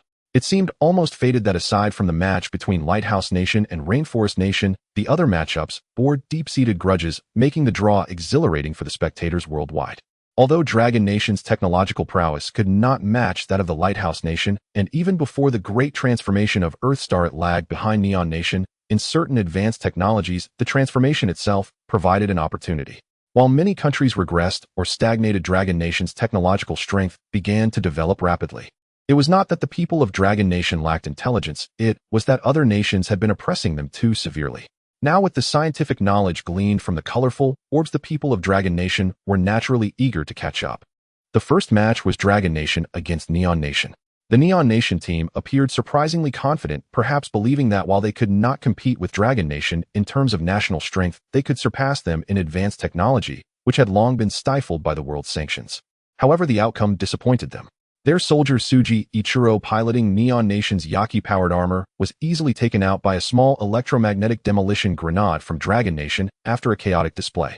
If they couldn't even resist electromagnetic interference, no matter how strong the individual armor, it could not keep pace with the current era. Neon Nation quickly fell to Dragon Nation, and the Lighthouse Nation effortlessly defeated Rainforest Nation with just a biochemical behemoth. Upon witnessing the power of the Northern Bear Nation's Slavic magnetic storm launcher, White Flag Nation promptly surrendered, not even allowing Northern Bear Nation to come within 10 meters. As for Asen Nation's multifunctional motorcycle, while impressive, it was originally designed as a combat base. A single soldier could not control it, effectively leading to a narrow defeat against Sunset Nation. The final match between Board Game Nation and Taigua had a history of old grudges. Moreover, Board Game Nation's spicy and bold ideas resurfaced, almost eager to restart their soap factory. Despite Taigua having established a nation, they still lagged behind the highly industrialized Board Game Nation, ultimately succumbing to Board Game Nation's spider robots. The top 5 had been determined, and one nation had to sit out. During the draw, Chu Linger effortlessly ensured that Dragon Nation obtained the bye. However, in the end, Dragon Nation narrowly lost to Lighthouse Nation with a score of 1-2. Yet Dragon Nation did not leave empty-handed. At the very least, they forced Lighthouse Nation to reveal all their trump cards, and Lighthouse Nation's technological prowess was not that much more advanced than Dragon Nation's. The subsequent team battles followed a similar pattern. Despite the Dragon Nation soldiers fighting fiercely and unyieldingly, they ultimately fell to Lighthouse Nation, securing only second place. The participating soldiers from Dragon Nation felt a deep sense of shame. They had aimed for a decisive victory, but Lin Zhongfei had stopped them, reminding them that momentary gains and losses were insignificant compared to 10 battle-hardened warlords, especially since the main event was still to come. Though reluctant to admit it, it was now the era of capable individuals. The future of a nation depended on the strength of its capable individuals. Lighthouse Nation emerged victorious in the technological armament competition, which was anticipated. However, they did not expect to be pushed to such an extent by Dragon Nation. It is worth noting that the people of Dragon Nation have always preferred to conceal their strengths. Unlike Lighthouse Nation, who would boast at the slightest achievement, who could know whether this was truly Dragon Nation's peak technological armament. However, winning 2 consecutive matches made the people of Lighthouse Nation exceedingly ecstatic. Those who already looked down upon other nations were now even more eager to regard others with disdain. In contrast, the situation in other countries was not so favorable, particularly for those with high hopes for their own nations. Fortunately, Dragon Nation had previously cleaned out many internal pests. Now, despite their narrow defeat to Lighthouse Nation, without the influence of sycophants guiding public opinion, the populace merely felt a sense of disappointment. This was to be expected. After all, technological strength differs fundamentally from the suddenly emerging capable individuals. Lighthouse Nation had led the world for so many years, gathering talent globally. It was not something that could be easily caught up to. The important thing is to maintain the drive to chase, and the resolve not to yield. The other nations participating in the World United Conference, upon seeing Lighthouse Nation's consecutive victories, experienced subtle shifts in their mindsets.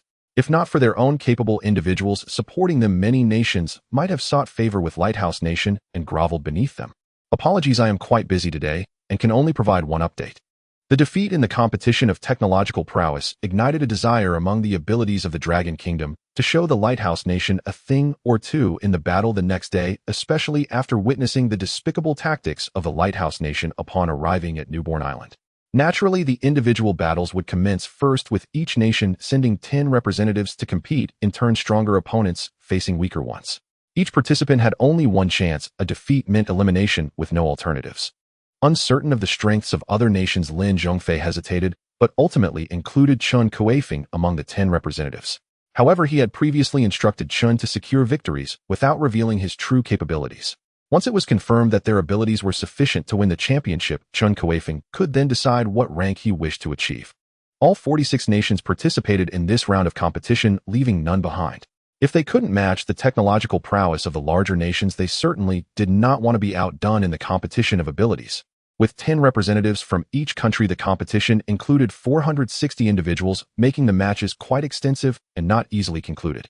The individual combat lacked strict rules. The battle concluded only when one side became incapacitated or surrendered. Without the constraints of a platform, this added to the intensity of the fights. Of course, merely dodging or hiding would result in a loss, as no country would afford the luxury of time to wait for a slow resolution. Therefore, every nation issued a command to their representatives: resolve the battles as quickly as possible without dragging them out. This ensured that the battles would be exceedingly fierce, unless it was a complete slaughter. Casualties would likely occur. Those dispatched to fight for their nations were largely among the elite, if not the best. It would be a tremendous waste if they were to perish in human conflict. However, the current situation was such that even the Dragon Kingdom could not alter it. Lin Zhongfei could only advise the participating abilities to hold back if their opponent harbored no hatred towards the Dragon Kingdom or was not inherently brutal. The members of the Dragon Kingdom nodded in agreement, but they were not foolish. If their opponents pressed on relentlessly, they would not hesitate to fight back. The battles began with all 460 individuals thrown into chaos, randomly matched by computer. To prevent members from the same nation from repeatedly clashing due to bad luck, initial matchups ensured no domestic conflicts. Chen Kuifeng's first opponent was Alf Muhammad from the Camel Nation. Due to the significant changes on Earth, their domestic oil, while still valuable, was now extremely difficult to transport, rendering it nearly useless. Thus, their situation was not promising. One small consolation was that with the expansion of Earth's surface, the oases in the deserts had increased, preventing severe water shortages. However, it was impossible to achieve the same level of daily water usage as other nations, given that the environment remained largely desert.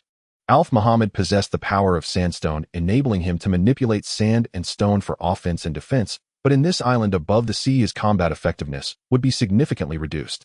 Although the chosen battleground was as far from the sea as possible, the humid air still affected his combat capabilities. To an average person, the omnipresent sand is difficult to guard against. Reality is not like games or anime. As long as the manipulator can force sand into someone's nostrils or ears, victory can be easily secured. However, for Chun Kuifeng, this posed no real threat, especially since Alf could never imagine using sand as fluid. His combat style seemed inspired by Marvel's Sandman and Garrus sand manipulation techniques from Naruto. For instance, techniques like Sand Wall, Sand Shield, and Sand Waterfall Funeral. Even if the loose sand was barely gathered, its hardness and durability still paled in comparison to steel. Alf Muhammad's attacks using sand hands, sand fists, and iron sand bullets could not break through Chen Kuifeng's defenses. The sand giant he struggled to form was easily torn apart before Chun Kuifeng, who simply flicked his finger to send it flying, rendering it incapable of further combat. Although Chun Kuifeng had controlled his strength adequately, Alf Muhammad still bore a mark on his face resembling one from a blunt weapon. Aside from Chun Kuifeng, the other 9 exceptional investigators from the Dragon Kingdom also effortlessly secured their first victories, dispatching their opponents with ease. The abilities from other nations varied in strength. Naturally, when strong and weak were matched together, the battles were concluded swiftly. Except for a few sadistic or murderous abilities who ruthlessly killed or incapacitated their opponents, most simply knocked their adversaries unconscious. Those who reveled in sadism or murder faced clear resistance from the masses. The countries of the deceased were bound to protest. However, those perpetrators claimed that their opponents were hiding their true strengths, and thus they could not afford to underestimate them. Who would have guessed that they were truly so weak? In the face of this situation, in a time of incomplete systems, matters were left unresolved, and the deceased could only die in vain, which fueled the resentment of the nations of the slain abilities towards the offenders. If you show no mercy, do not blame me for being unkind. If they encounter someone from the opponent's country and can win, a fierce battle is sure to ensue. This was a battle between the strong and the weak, but if it was between the weak or between the strong, the combat would not end so swiftly. However, these individuals' battles were not particularly bloody. As long as one side clearly held the advantage, the other would raise their hands and surrender. This was because the strength disparity between the two sides was not too great. If they continued fighting, only a desperate struggle would determine a victor, and even if one won, they would likely be severely injured. As it was not yet the finals, there was no need to fight to the death over this. It is worth mentioning that those selected to participate in the battles from around the world were mostly abilities fused with colorful spheres, while the number of awakened abilities was relatively low. Even if some awakened abilities were powerful, without sufficient time for growth, they could not compete with those possessing colorful sphere abilities. In less than a morning, the first round of battles concluded, and the scenes of the various nations' abilities fighting garnered loud cheers from people worldwide who fervently supported their countries. Next came the second, third, and fourth rounds. Today's battles would continue until evening, and nations did not have the luxury of time to waste. Chen Kuifeng's second opponent was also selected, a woman from the White Flag Nation named Kira Jelma. Her abilities were derived from Game of Thrones, perfectly inheriting all of Daenerys' legacy, not only carrying her bloodline, but also possessing 3 giant dragons.